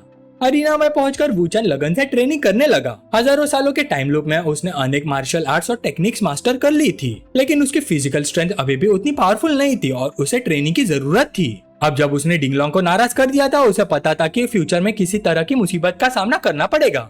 ट्रेनिंग खत्म होने के बाद वैंग शुआन वहाँ पहुंच गया। वूचैन को याद आया कि पहले वैंग शुआन सिर्फ एक सेकेंड रेट मार्शल आर्टिस्ट था, लेकिन ली रूबिंग से कनेक्शन बनाने के बाद उसका इन्फ्लुएंस बहुत तेजी से बढ़ा और कुछ ही सालों में वो टोंग सिटी के 4 सबसे बड़े लोगों में शामिल हो गया और सबसे जवान भी वही था। वैंग शुआन ने पहले बात शुरू की, मिस्टर वू, मैं एक बात समझाना चाहता हूँ, आप गलत समझ रहे हैं। मैंने जो लोग आपके पीछे लगवाए थे वो सिर्फ आपकी सेफ्टी के लिए थे, मेरा कोई बुरा इरादा नहीं था। वूचैन ने पूछा, ली राउटर को पता नहीं है कि तुम मेरा पीछा करवा रहे हो, है ना? वो अपनी बहन की बहुत परवाह करता है, अगर उसके कान तक ये बात पहुंच गई तो तुम गए काम से। वैंग शुआन ने घबराकर थूक निकला। ये देखकर वूचैन हंस दिया, फिक्र मत करो, अगर मुझे उसे बताना होता तो मैं तुम्हें यहाँ नहीं बुलाता। वैंग शुआन ने क्यूरियस होकर पूछा, फिर आप चाहते क्या है? वूचैन ने पानी की बोतल उठाई, मैं तुमसे दोस्ती करना चाहता हूँ, तुम्हारे पास काफी लोग हैं, अगर कभी मुझे लोगों की जरूरत पड़ी तो मुझे अपने नए दोस्त को परेशान करना पड़ेगा, और अगर फ्यूचर में तुम्हें मेरी मदद चाहिए हो तो सीधा कह देना। मन में वूचैन ने सोचा, मेरे पास बहुत इन्फॉर्मेशन है लेकिन मेरे पास अपने लोग नहीं है, अगर वैंग शुआन मेरी मदद करे तो फ्यूचर में काफी काम आसान हो जाएगा। तभी वूचैन का फोन बज उठा। कॉल ली रूबिंग की थी। हेलो वूचैन, जल्दी कंपनी आ जाओ, कुछ हो गया है। वूचैन तुरंत बोला, ठीक है मैं आ रहा हूँ। वैंग शुआन ने तुरंत अपनी कार की कीज उसकी तरफ बढ़ा दी। मिस्टर वू, मेरी कार ले जाइए, अंदर कपड़े भी रखे हुए हैं, अगर आपको बुरा ना लगे तो इसे मेरी तरफ से माफी समझकर एक्सेप्ट कर लीजिए। वूचैन ने बिना झिझक कीज ले ली, तो फिर मैं फॉर्मेलिटीज नहीं करूंगा। ली रूबिंग के कंपनी में उस वक्त पूरा पब्लिक रिलेशंस डिपार्टमेंट अफरा तफरी में था। हर तरफ लोग फोन पर बात कर रहे थे, कोई शेड्यूल अवेलेबल नहीं है, प्लीज प्रेसिडेंट ली के लिए एक अरेंजमेंट कर दीजिए, प्राइस कोई इशू नहीं है। ली रूबिंग खुद भी फोन पर थी, उधर सिचुएशन बिल्कुल खराब है, न्यूज रिलीज हो नहीं हो सकती। इसी वक्त वूचैन अंदर आया। क्या हुआ?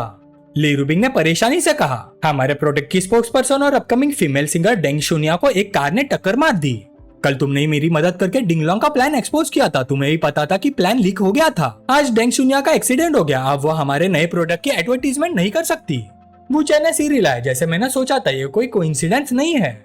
ली रूबिंग गुस्से से दांत पीसकर बोली, डिंगलोंग हरामी, शर्त हारने के बाद भी रूल्स तोड़ रहा है, अपने फैमिली का इन्फ्लुएंस तक का ही इस्तेमाल कर रहा है। वूचैन ने शांत होकर कहा, बॉस ली, क्या तुम चाहोगे कि मैं तुम्हारे लिए नई स्पोक्स पर्सन ढूंढ दूं? ली रूबिंग ने अपना माथा पकड़ लिया, हमारी स्पोक्स पर्सन के लिए स्टैंडर्ड्स बहुत हाई है, क्या तुम वाकई किसी सुटेबल इंसान को ढूंढ सकते हो? वूचैन ने अपना फोन निकाला और उसके सामने स्क्रीन रख दी। कंट्री में एक टॉप सेलिब्रिटी है, एक अवार्ड विनिंग एक्ट्रेस जिसने बहुत सारे अवार्ड जीते हैं, उसका नाम टाओ मिनिंग है, तो बताओ क्या वो क्वालिफाइड है? ली रूबिंग ने फोन पर दिख रही लड़की की फोटो देखी और सिर हिला दिया। टाओ मैनिंग, ये इंसान मुझसे एक बार मिलना भी पसंद नहीं करेगी, स्पोक्स पर्सन बनना तो बहुत दूर की बात है। मुझे पता है कि तुम मेरी मदद करना चाहते हो, लेकिन ये मुमकिन नहीं है। वूचान थोड़ा नाराज हो गया। तुम फिर मुझ पर भरोसा नहीं कर रही? तो चलो एक बैट लगाते हैं। मैं बैट लगाता हूँ कि कल दोपहर तक टाओ मैनिंग खुद कंपनी आकर तुम्हारे साथ कॉन्ट्रैक्ट साइन करेगी। टाओ मैनिंग देश के सबसे पॉपुलर एक्ट्रेस में से एक थी। मार्शल आर्ट्स फिल्म स्वॉट डांस से उसने इंटरनेशनल फेम हासिल की थी। उसके बाद उसे काउंटलेस एंडोर्समेंट्स मिले और वो देश की दूसरी सबसे महंगी फीमेल सेलिब्रिटी बन गई।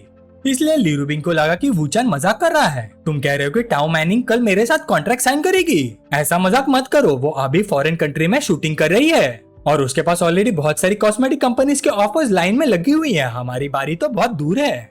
वूचान ने बस इतना कहा। मैंने पहले ही कहा था, अगर भरोसा नहीं है तो बैट लगा लो। ली रूबिंग मान गई। ठीक है, फिर ऐसी कौन सी बैट लगाओ जिससे तुम चुप हो जाओ और मुझे परेशान करना बंद कर दो। वूचान ने कॉन्फिडेंस से कहा, मैं बैट लगाता हूँ कि कल टाओ मैनिंग कंपनी आकर कॉन्ट्रैक्ट साइन करेगी। अगर मैं हार गया तो आज के बाद तुमसे एक पैसा भी नहीं लूंगा, उल्टा 2 मिलियन भी वापस कर दूंगा। लेकिन अगर मैं जीत गया तो तुम्हें मुझे 20 मिलियन देने होंगे। इसे स्पोक्स पर्सन ढूंढने की फीस समझ लेना, लेकिन एक और शर्त है, तुम जेलस नहीं होगी। ली रूबिंग ने भाई चढ़ा दी। जेलस? मैं जेलस क्यों होंगी? हम सिर्फ फेक लवर्स हैं, मैं तुमसे सच में प्यार नहीं करती। अगर तुम्हें प्यार करना है तो किसी और को ढूंढ लो, मुझे तुम्हें रोकने का कोई हक नहीं है और नहीं रोकूंगी। ये कहकर ली रूबिंग वापस अपने काम में लग गई। वूचान मुड़ते हुए बोला, अच्छा तो डील पक्की, और हाँ 2 मिलियन ट्रांसफर करने के लिए भी रेडी रहना, इसे एक्शन फी समझ लेना।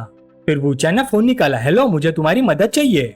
कुछ देर बाद वूचान और वैंग शुआन एक इंटरनेट कैफे में खड़े थे। एक आदमी जोर से बोला, बॉस आओ, बॉस युआन, सब सेटअप हो गया है, सारे भाई बाहर खड़े रेडी हैं।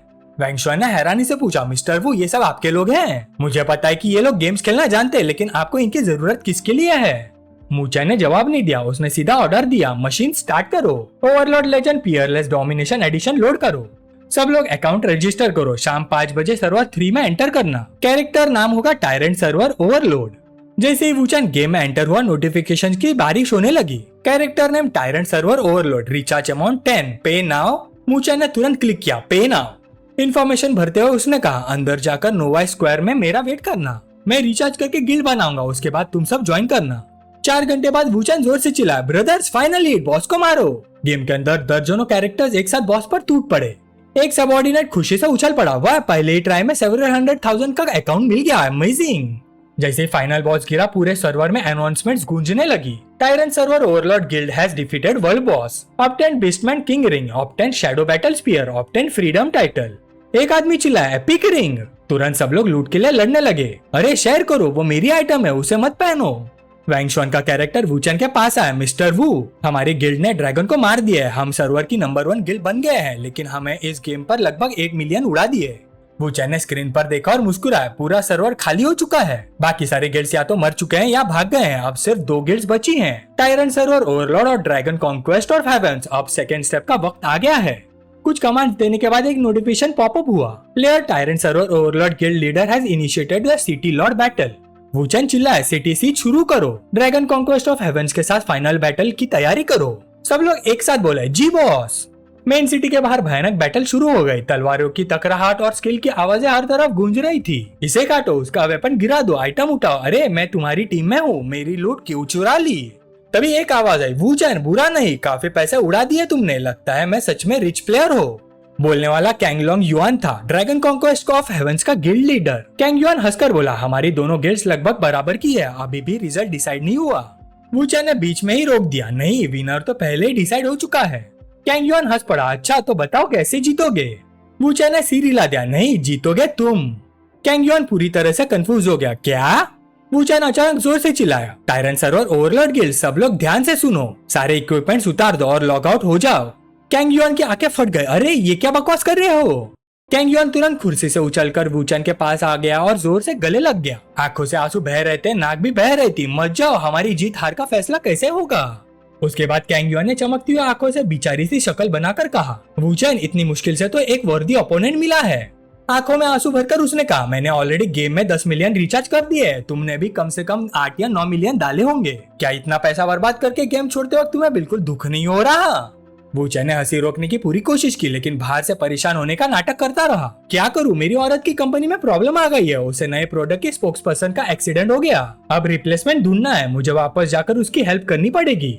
कैंग युआन तुरंत हंस पड़ा। अरे मुझे लगा कोई बड़ी बात है, बस इतनी सी बात। कुछ फीमेल सेलिब्रिटीज ही तो चाहिए। कौन चाहिए तुम्हें? मेरे पास काफी एक्ट्रेस है। मैं शायद ज्यादा बोल रहा हूँ, लेकिन अगर टाओ मैनियन को भी बुलाना हो तो एक फोन कॉल काफी है। वूचैन के दिल में खुशी की लहर दौड़ गई। हुक हो गया। लेकिन उसने चेहरे पर कुछ नहीं दिखाया। वो अभी भी परेशान होने का नाटक कर रहा था। मेरे पास सच में अर्जेंट काम है, मैं और गेम नहीं खेल सकता, मुझे डोंगाई सीबीडी जाना होगा। कैंग युआन फिर भी उसे रोकने की कोशिश करता रहा। एक मिनट, तुम भी डोंगाई में हो? तुम डोंगाई के ही हो? वूचैन ने सिर हिला दिया। हाँ अच्छा, मैं चलता हूँ, बाद में बात करेंगे। ये कहकर वूचैन उठने लगा। तभी उसका फोन पर एक मैसेज आया। मैसेज कैंग युआन का था। मैंने और 10 मिलियन रिचार्ज कर दिए। तुम्हारा फोन नंबर ढूंढना मेरे लिए हाथ पीटने जैसा आसान है। गेम खत्म होने के बाद भी तुम्हें वही सर्वर यूज करना पड़ेगा, तो सीधा सीधा बात क्यों नहीं करते? मैं तुम्हारी मदद कर देता हूँ। मैं तुम्हारे पास आऊँ या तुम मेरे पास आओगे? वूचैन मुस्कुराया। जैसे सोचा था बिल्कुल वही हुआ। उसने तुरंत रिप्लाई किया, ठीक है, मेरी गर्लफ्रेंड सच में बहुत परेशान है। अगर तुम्हारी तरफ से कोई सोल्यूशन है तो मिलना बेस्ट रहेगा। फिर वूचैन ने अपने लोगों को कहा, ठीक है ब्रदर, सब लोग डिस्पर्स हो जाओ। कैंग युआन ने तुरंत मैसेज भेजा, मैं चिनियन टावर में वेट कर रहा हूँ। कुछ देर बाद चिनियन टावर, वूचैन और कैंग युआन आमने सामने बैठे थे। सबसे पहले वूचैन ने बात शुरू की, तो कैंग युआन यानी बॉस ली तुम हो? उसके सामने बैठा हुआ आदमी और कोई नहीं था, बल्कि युआन ग्रुप के ली फैमिली का सेकेंड यंग मास्टर था। वूचैन हल्का से मुस्कुराया। टायरन किंग, मुझे अपना इंट्रोडक्शन देने दो, मेरा नाम वूचैन है। ली फैमिली के सेकेंड यंग मास्टर ने आके सिकुड़ कर पूछा, तुम मुझे जानते हो? वूचैन ने आराम से जवाब दिया, युआन ग्रुप के ली फैमिली का सेकेंड यंग मास्टर, तुम्हारा नाम पहले भी सुन चुका हूँ। ली चैंग ने चाय डालते हुए पूछा, तो फिर तुम्हारा नाम मुझे कैसे पता होना चाहिए? तुम किस फैमिली से हो?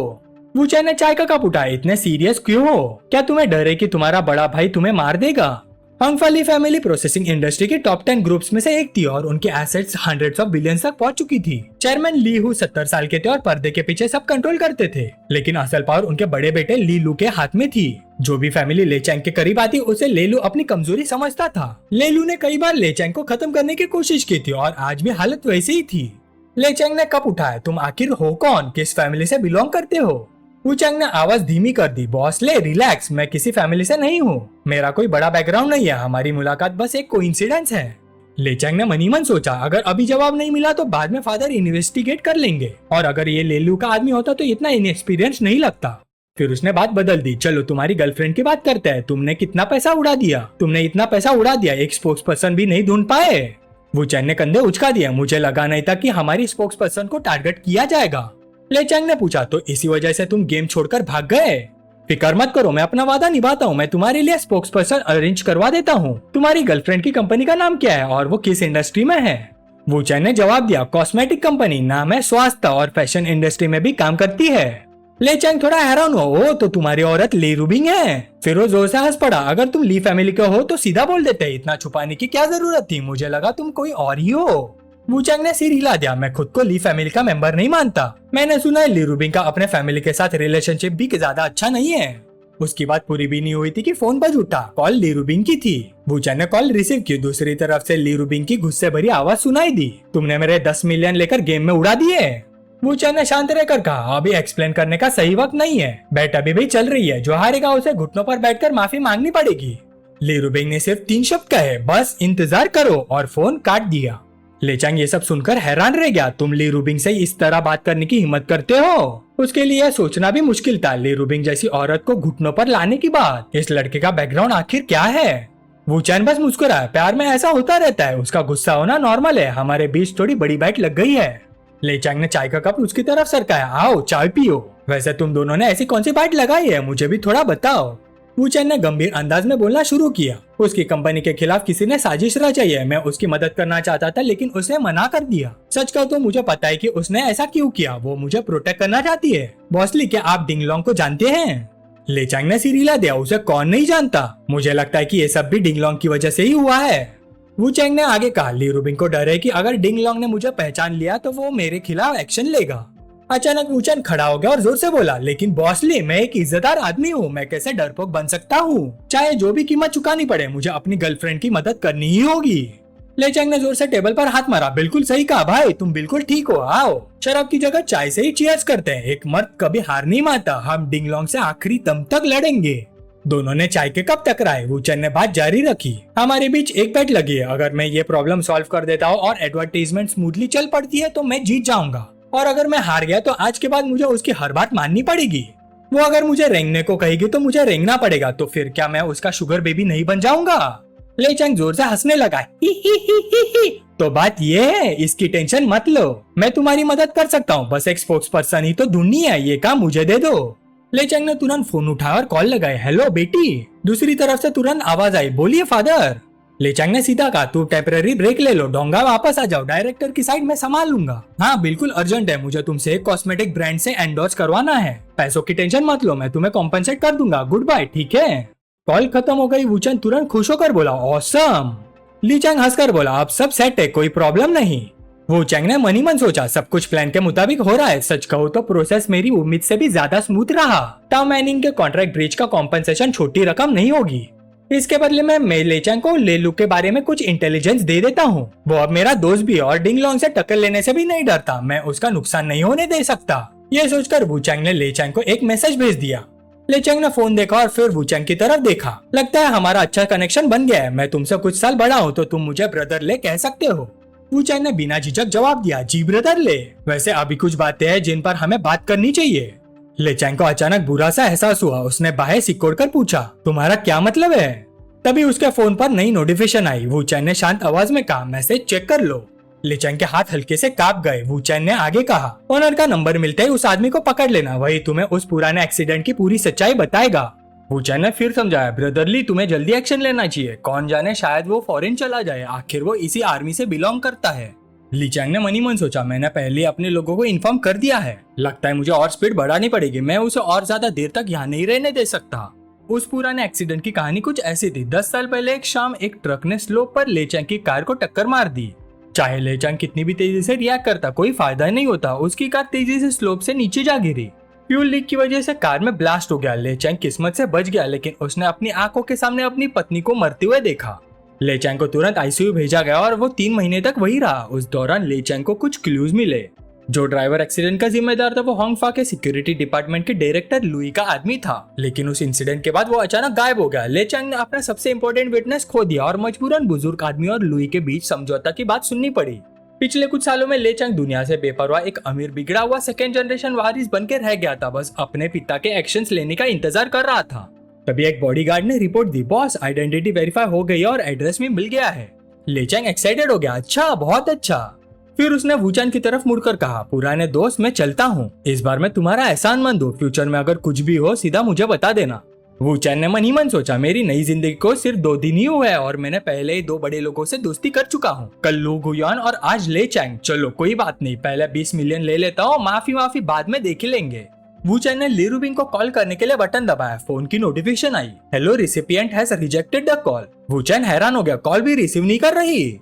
कुछ देर बाद एक मैसेज आया, मीटिंग में हूँ। वू चैंग ने खुद से कहा, लगता है अभी भी मुझसे नाराज है क्योंकि मैंने 20 मिलियन गेम्स खेलने में उड़ा दिए, ये औरत भी ना, चलो घर चल के मनाता हूँ। सिग्नल पर रुकते वक्त वू चैंग ने साइड में देखा और एक लग्जरी व्हीकल नजर आई, लेकिन वो कुछ जानी पहचानी सी लग रही थी। वो असल में सू शिनयिन थी, डोंगाई की नंबर 1 बेटी, डोंगाई की सबसे खूबसूरत औरत। वू चैंग पुरानी यादों में खो गया। वो उन लोगों में से एक थी जिन्होंने उस पर सबसे गहरा इंप्रेशन छोड़ा था। सीधी सादी, ध्यान रखने वाली और नरम दिल, उसके पास सब कुछ था। वू चैंग ने कार का डोर खोला और हाथ हिलाकर बोला, अगर किस्मत हमें मिला रही है तो मुझे एक मूव तो करना ही चाहिए, हेलो। लेकिन सू शिनयिन ने सीधा कार की खिड़की बंद कर दी। ये देखकर वू चैंग फिर भी आगे बढ़ा और उसे एक टेक्स्ट मैसेज भेज दिया, वो तुम ही हो ना, पहली बार मिल रहा हो और तुम अफवाहों से भी ज्यादा खूबसूरत हो। वू चैंग को लगा सू शिनयिन ये देखकर जरूर शॉक हो जाएगी कि उसके पास उसका नंबर है और जल्दी ही उनकी एक और मुलाकात होगी। अचानक एक मैसेज आया। वू चैंग एक्साइटेड हो गया। उसने सोचा सू शिनयिन का रिप्लाई होगा, लेकिन ऐसा नहीं था। मैसेज ली राउटाई का था, जीजा जी यहाँ आ जाइए, मेरे पास आपके लिए एक गिफ्ट है। वू चैंग तुरंत मैसेज में दिए गए एड्रेस पर पहुंच गया। वहां पहुंचते ही ली राउटाई ने जल्दी से कहा, ब्रदर इन लॉ, इस घर में ग्राउंड के ऊपर 3 फ्लोर है और एक बेसमेंट लेवल भी है, टोटल एरिया 600 स्क्वायर मीटर्स में और आपके लिए गार्डन भी है। वू चैंग हैरान रह गया, मेरे लिए? ली राउटाई ने मुस्कुराते हुए कहा, कल आपकी वजह से मैं एक बड़ी मुसीबत से बच गया और अगर मेरी बहन प्रेग्नेंट हो जाती है तो वो आपके साथ पुराने अपार्टमेंट में नहीं रह सकती। ये चाचा की तरफ से बस एक छोटा सा गिफ्ट है, ओनरशिप का क्या करना है वो आप दोनों खुद डिसाइड कर लेना। वू चैंग सिर्फ इतना ही कह सका। ओह। अगली सुबह एक खूबसूरत लड़की और एक बॉडीगार्ड लिन रूबी की कंपनी के रिसेप्शन डेस्क पर खड़े थे। रिसेप्शनिस्ट ने पूछा, मैम आप किससे मिलना चाहती हैं? लड़की ने जवाब दिया, आपकी प्रेसिडेंट से, मेरी प्रेसिडेंट ली रूबिंग के साथ अपॉइंटमेंट है। रिसेप्शनिस्ट ने तुरंत पूछा, मैम आपका नाम बता सकती हैं? लड़की ने अपने सनग्लासेस और मास्क उतार दिया। मेरा नाम टाउ मैनिंग है। रिसेप्शनिस्ट ने लिस्ट चेक की और फिर बोली, लिस्ट में आपका नाम नहीं है, प्रेसिडेंट अभी मीटिंग में है, कृपया थोड़ा वेट कीजिए, हम रिपोर्ट कर देते हैं। इसी वक्त कॉन्फ्रेंस रूम में ली रूबिंग ने गुस्से से टेबल पर हाथ मारा। अनाउंसमेंट में सिर्फ 13 दिन बचे हैं और तुम लोग अभी भी किसी को नहीं ढूंढ पाए। पूरा रूम चुप था, किसी की हिम्मत नहीं हुई कुछ बोलने की। ली रूबिंग बहुत गुस्से में थे, उसने फोन भी नहीं उठाया। वो और तेज आवाज में बोली, सैलरी लेते हो और बस बैठे रहते हो, है ना?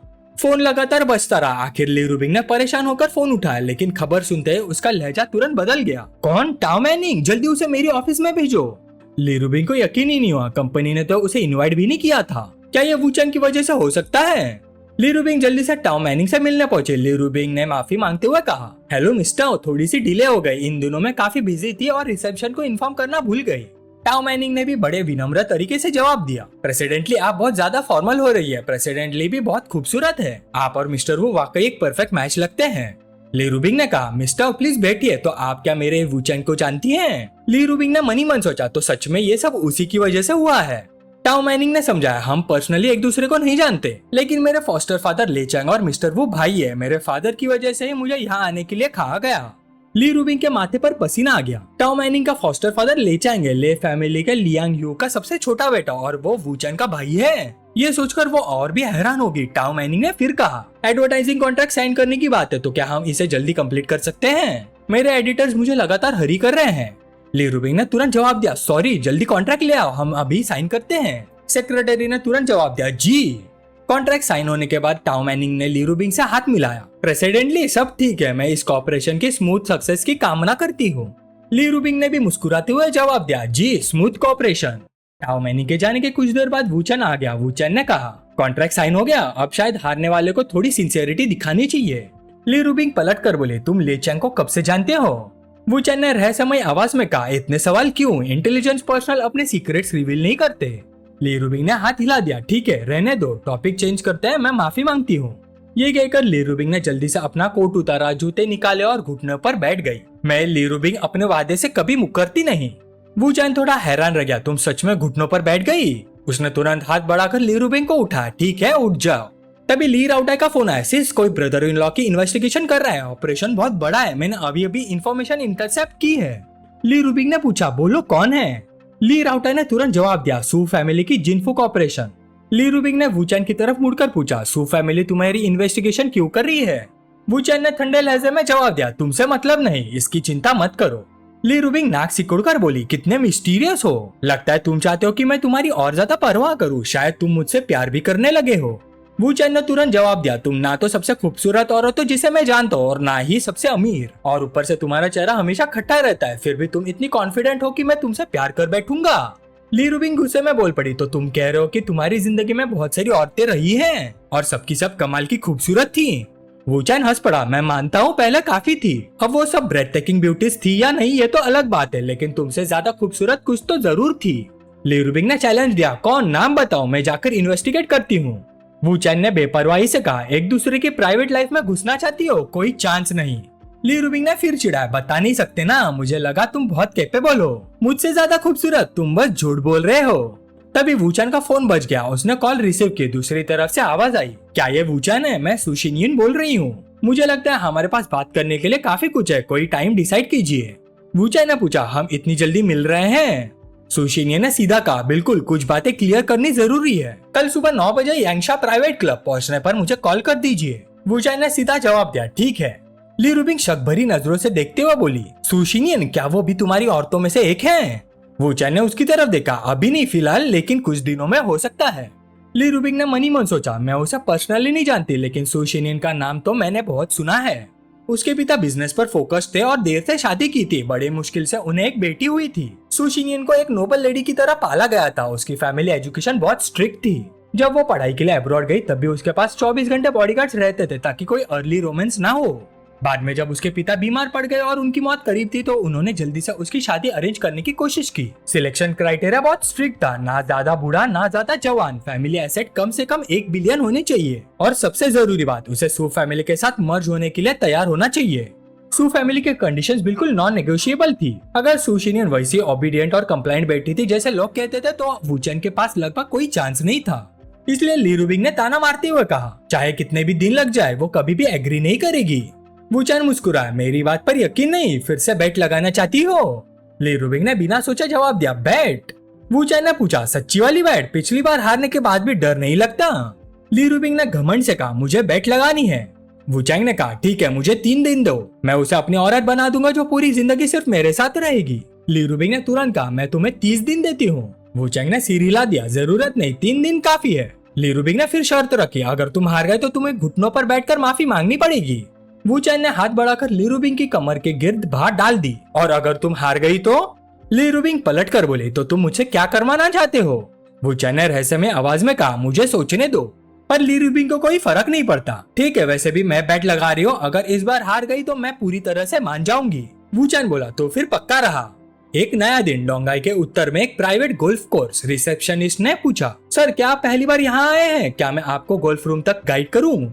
वूचांग ने मना कर दिया, मेरी अपॉइंटमेंट है सु शिनियन से। जैसे उसने ये कहा, काले कपड़ों में एक बॉडीगार्ड सामने आया। वूचांग ने जवाब दिया, मैं ही हूँ। बॉडीगार्ड ने रास्ता दिखाया, कृपया मेरे साथ आइए सर, मिस सु आपका इंतजार कर रही है। कुछ देर चलने के बाद वूचांग सु शिनियन के पास पहुंच गया। जब वो पहुंचा, सु शिनियन ने अभी अभी एक शॉट मारा था। वूचांग बोला, अच्छा शॉट था। सु शिनियन ने तारीफ को इग्नोर कर दिया और सीधा पूछा, तुम्हें उस बात का पता कैसे चला? वूचांग धीरे धीरे उसकी तरफ बढ़ा, मुझे कैसे पता चला ये इम्पोर्टेंट नहीं है। सु शिनियन ठंडे लहजे में बोली, अपनी कीमत बताओ। वूचांग हैरान हो गया, कीमत? तुम्हें लगता है मैं तुमसे पैसे निकालवाने आया हूँ? सु शिनियन ने बेपरवाही से कहा, पैसे न मांगना मुझे और भी ज्यादा सस्पिशियस लग रहा है। वूचांग बोला, अगर तुम इतनी परेशान हो तो और बॉडीगार्ड्स क्यों नहीं लाती, या फिर मुझे यही खत्म क्यों नहीं कर देती? सु शिनियन ने गहरी सांस ली और बोली, पहली बात, मैं ली रूबिंग नहीं हूँ, मैं किसी का मुंह बंद करने के लिए मर्डर नहीं करूंगी।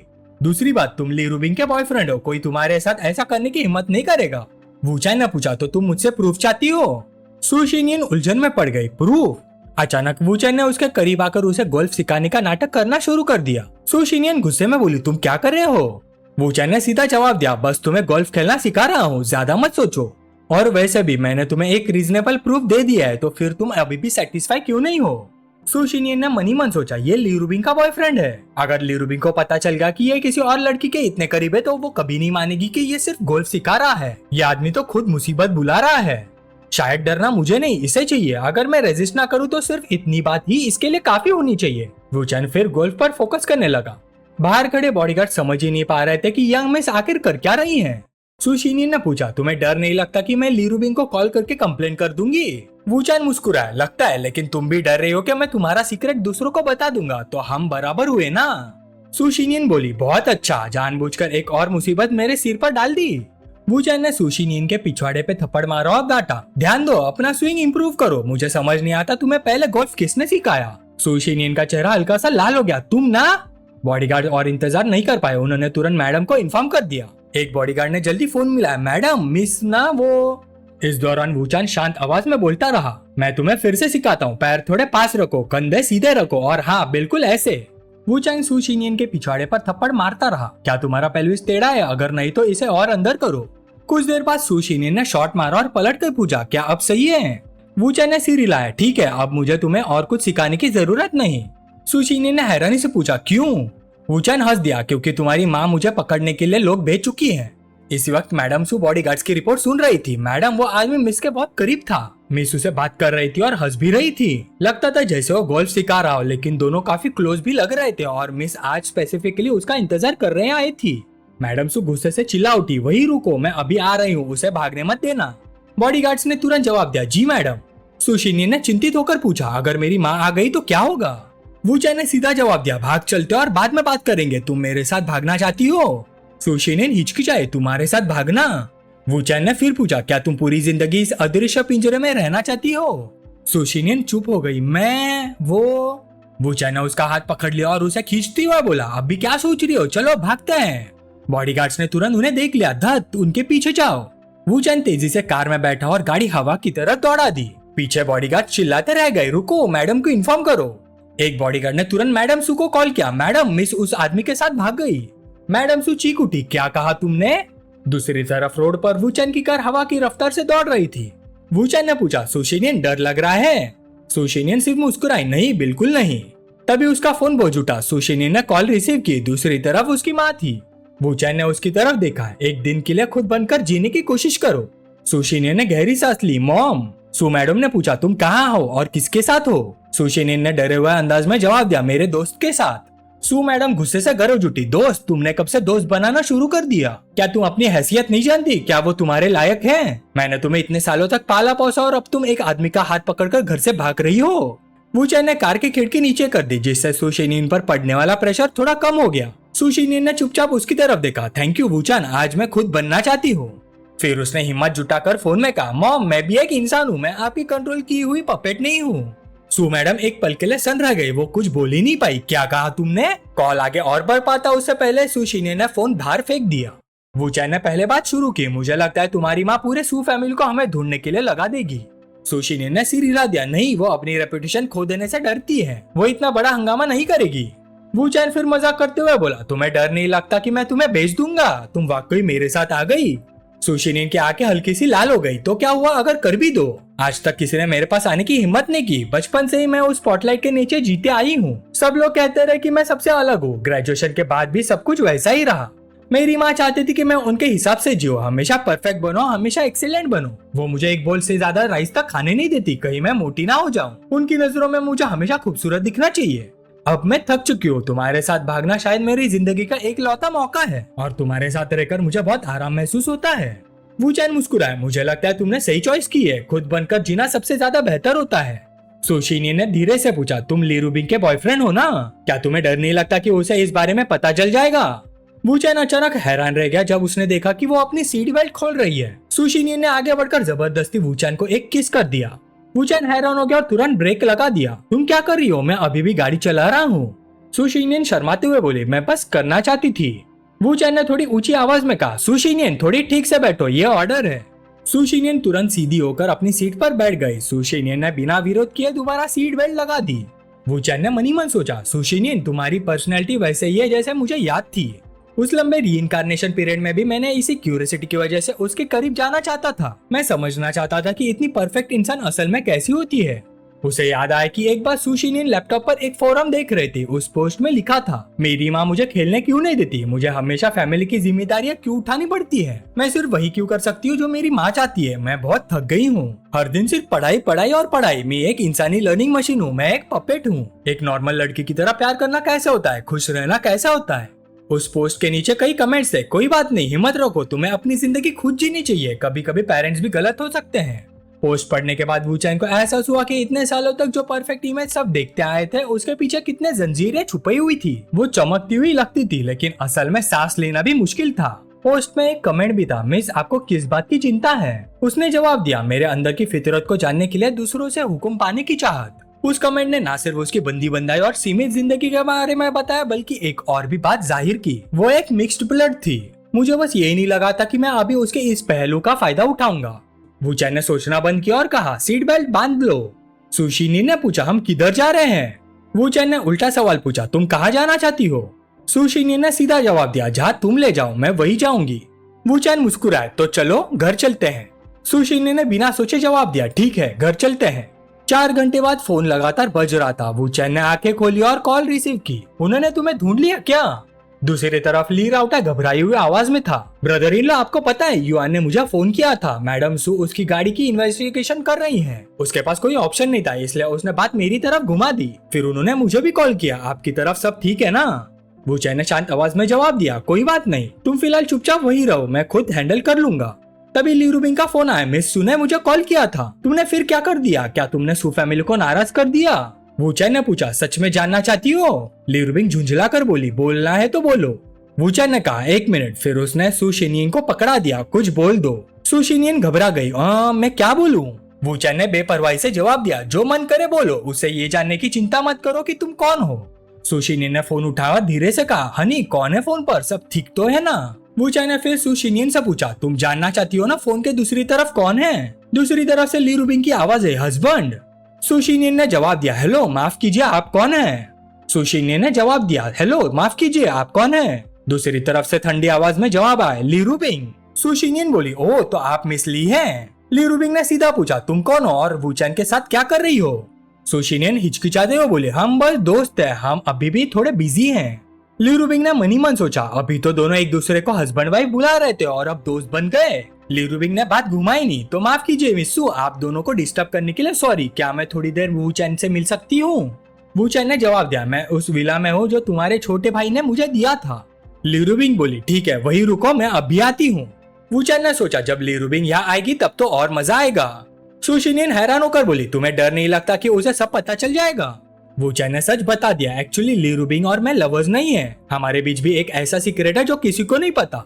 सु शिनियन ने ऐसा सिर हिलाया जैसे सब समझ गई हो, मुझे समझ आ गया, तुम भी उसके पहले वाले 3 बॉयफ्रेंड्स की तरह फेक हो। वू चैन ने कहा, उसका छोटा भाई भी ये बात नहीं जानता, तो ये सीक्रेट तुम्हें संभाल कर रखना होगा, समझी? सु शिनियन ने सीधा जवाब दिया, मैं खुद से मुसीबत ढूंढने नहीं जाऊंगी। लेकिन तुमने मुझसे झूठ बोलने की हिम्मत कैसे की? तुम्हें ली रूबिंग से बिल्कुल डर नहीं लगता? वू चैन ने उसे अपनी तरफ खींच लिया, पछतावा हो रहा है अब? सु शिनियन ने धीरे से कहा, नहीं। दूसरी तरफ ली रूबिंग समझ नहीं पा रही थी ये सब हुआ कैसे। सु शिनियन उस तरह की औरत नहीं थी। टाओ मैनिंग के कॉन्ट्रैक्ट का मामला भी, और अब ये सब। हर प्रॉब्लम का सोर्स एक ही था, वू चैन। ये आदमी भूत की तरह पकड़ में ही नहीं आता। 40 मिनट बाद ली रूबिंग वू चैन के घर पहुंच गई। वू चैन ने मुस्कुराते हुए उसका स्वागत किया, तुम आ गई, अंदर आओ। ली रूबिंग ने अंदर आते इधर उधर देखना शुरू कर दिया, वो कहाँ है? वू चैन ने किचन की तरफ इशारा किया, उधर। सु शिनियन किचन में खाना बना रही थी, हस्बैंड मिस ली आ गई हैं। फिर वो मुस्कुरा कर बोली, मिस ली, बहुत दिनों बाद। ली रूबिंग ने भी जवाब दिया, हेलो मिस्सू। लेकिन उसके चेहरे पर हैरानी साफ दिख रही थी। उसे यकीन ही नहीं हो रहा था कि सु शिनियन खुद वू चैन के लिए खाना बना रही है। सु शिनियन ने नरम आवाज में कहा, आप सब थोड़ी देर बैठिए, सूप लगभग तैयार है, बस कुछ अंडे डाल दो, फिर मील कंप्लीट हो जाएगा। ली रूबिंग तुरंत वू चैन की तरफ मुड़ गई, समझाओगे कुछ? वू चैन ने कंधे उचका दिए, इसमें समझाने वाली बात क्या है, वो मेरी औरत है। ली रूबिंग की आंखें फैल गई, तुम्हारी औरत? अचानक से तुम्हारी औरत बन गई, कब से? वू चैन ने जवाब दिया, आज से। ली रूबिंग और भी हैरान हो गई, आज? क्या तुम दोनों पहले से एक दूसरे को जानते थे? वू चैन ने सिर हिला दिया, हम कभी नहीं मिले।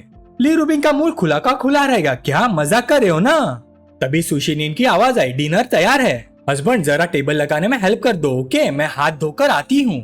मिसली आप भी यूं खड़ी ना रहे, कृपया बैठ जाइए क्योंकि खाना बहुत जल्दी तैयार हो जाएगा। ली रूबिंग के दिमाग में सवालों का तूफान चल रहा था। उसने वू चैन का हाथ पकड़ लिया, वू चैन इधर आओ। लेकिन उसके कुछ कहने से पहले सु शिनियन फिर आ गई। हस्बैंड लॉन्ड्री हो गई है, क्या मैं कपड़े बालकनी में सुखा दूं? ली रूबिंग का एक्सप्रेशन और अजीब होता गया। वो देखती रही जब सु शिनियन लगातार बोलती रही, मैं पहले कपड़े सुखा देती हूँ, फिर सूप सर्व करती हूँ, कुछ देर बाद ड्राई कपड़े कहाँ रखूं? ली रूबिंग पूरी तरह स्पीचलेस हो चुकी थी। उसे लग रहा था जैसे 1000 कौवे उसके सिर के ऊपर उड़ रहे हो। सु शिनियन फिर बोले, ठीक है सब लोग खाना खाओ, जरा टेस्ट करके बताओ, काफी टाइम बाद मैंने कुकिंग की है, मुझे नहीं पता तुम्हारे टेस्ट के हिसाब से बनी है या नहीं। ली रूबिंग ने जलन भरी नजरों से देखा, अब तो ये उसे खुद खाना भी खिलाना चाहती है। दोनों कितने क्लोज आ गए हैं। वू चैन ने एक बाइट ली और तारीफ की, बहुत टेस्टी है। सु शिनियन खुश हो गई, मिसली आप भी ट्राई कीजिए। ली रूबिंग ने मन ही मन सोचा, मैं और कितनी देर तक इन दोनों को इतना क्लोज देखूंगी, मुझे कुछ इनिशिएटिव लेना पड़ेगा। आखिरकार उसने पूछ ही लिया, मिस्सू आप वू चैन को कब से जानती हैं?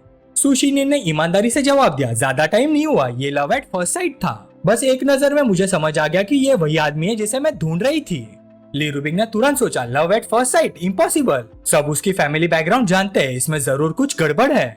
सु शिनियन ने अचानक पूछा, और मिसली मेरे हस्बैंड और आपके बारे में उन्होंने मुझे सब बता दिया है, आप दोनों लवर्स नहीं है ना? ली रूबिंग के दिमाग में अचानक बेचैनी सी हुई।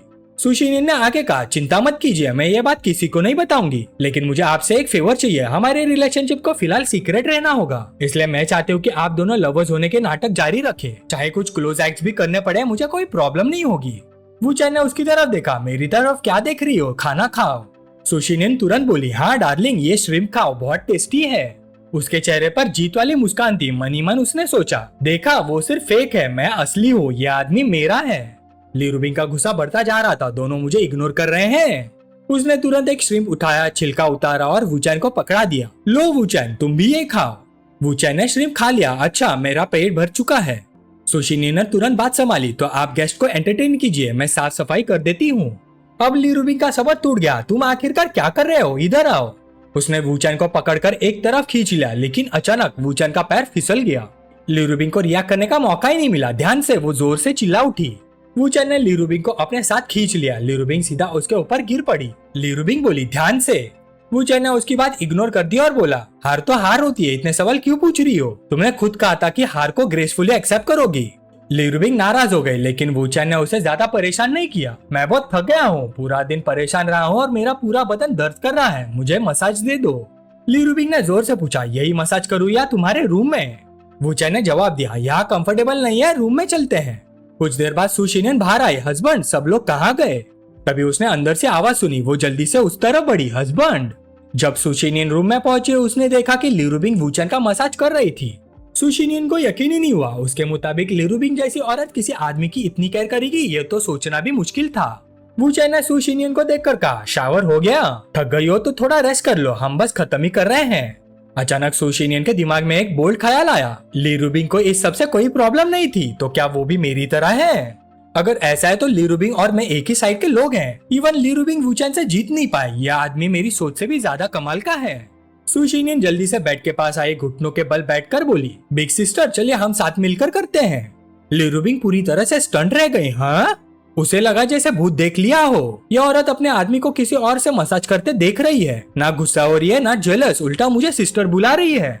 सुशिनियन को आखिर हुआ क्या है? क्या उसे कोई मेंटल प्रॉब्लम हो गई है? इम्पॉसिबल। अगर वो मेंटली इनस्टेबल होती तो इतना परफेक्ट रेपुटेशन कैसे होती? सिर्फ बहुत स्ट्रॉन्ग सेल्फ कंट्रोल वाली लोग ही इतने एक्सीलेंट बन सकते हैं। वूचैन ने आखिर कैसे उसे इतना दीवाना बना दिया?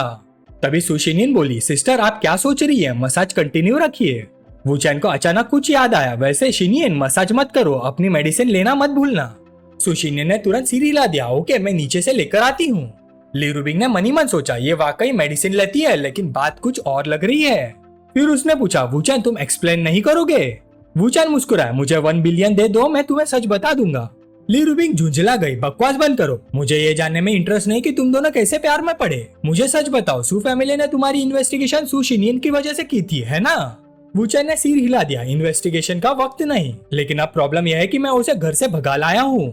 लीरुबिंग ने फिर पूछा, अब क्या करने वाले हो? क्या तुम घर जमाई बनने वाले हो? वूचैन हंस पड़ा, क्या तुम्हें लगता है मैं ऐसा आदमी हूँ? लीरुबिंग को फिर भी शक था, चाहे ब्रेकअप भी हो जाए, सू फैमिली तुम्हें आसानी से नहीं छोड़ेगी। वूचैन बस मुस्कुराया, ब्रेकअप क्यों, सू फैमिली को हैंडल कर लेंगे तो सब खत्म हो जाएगा।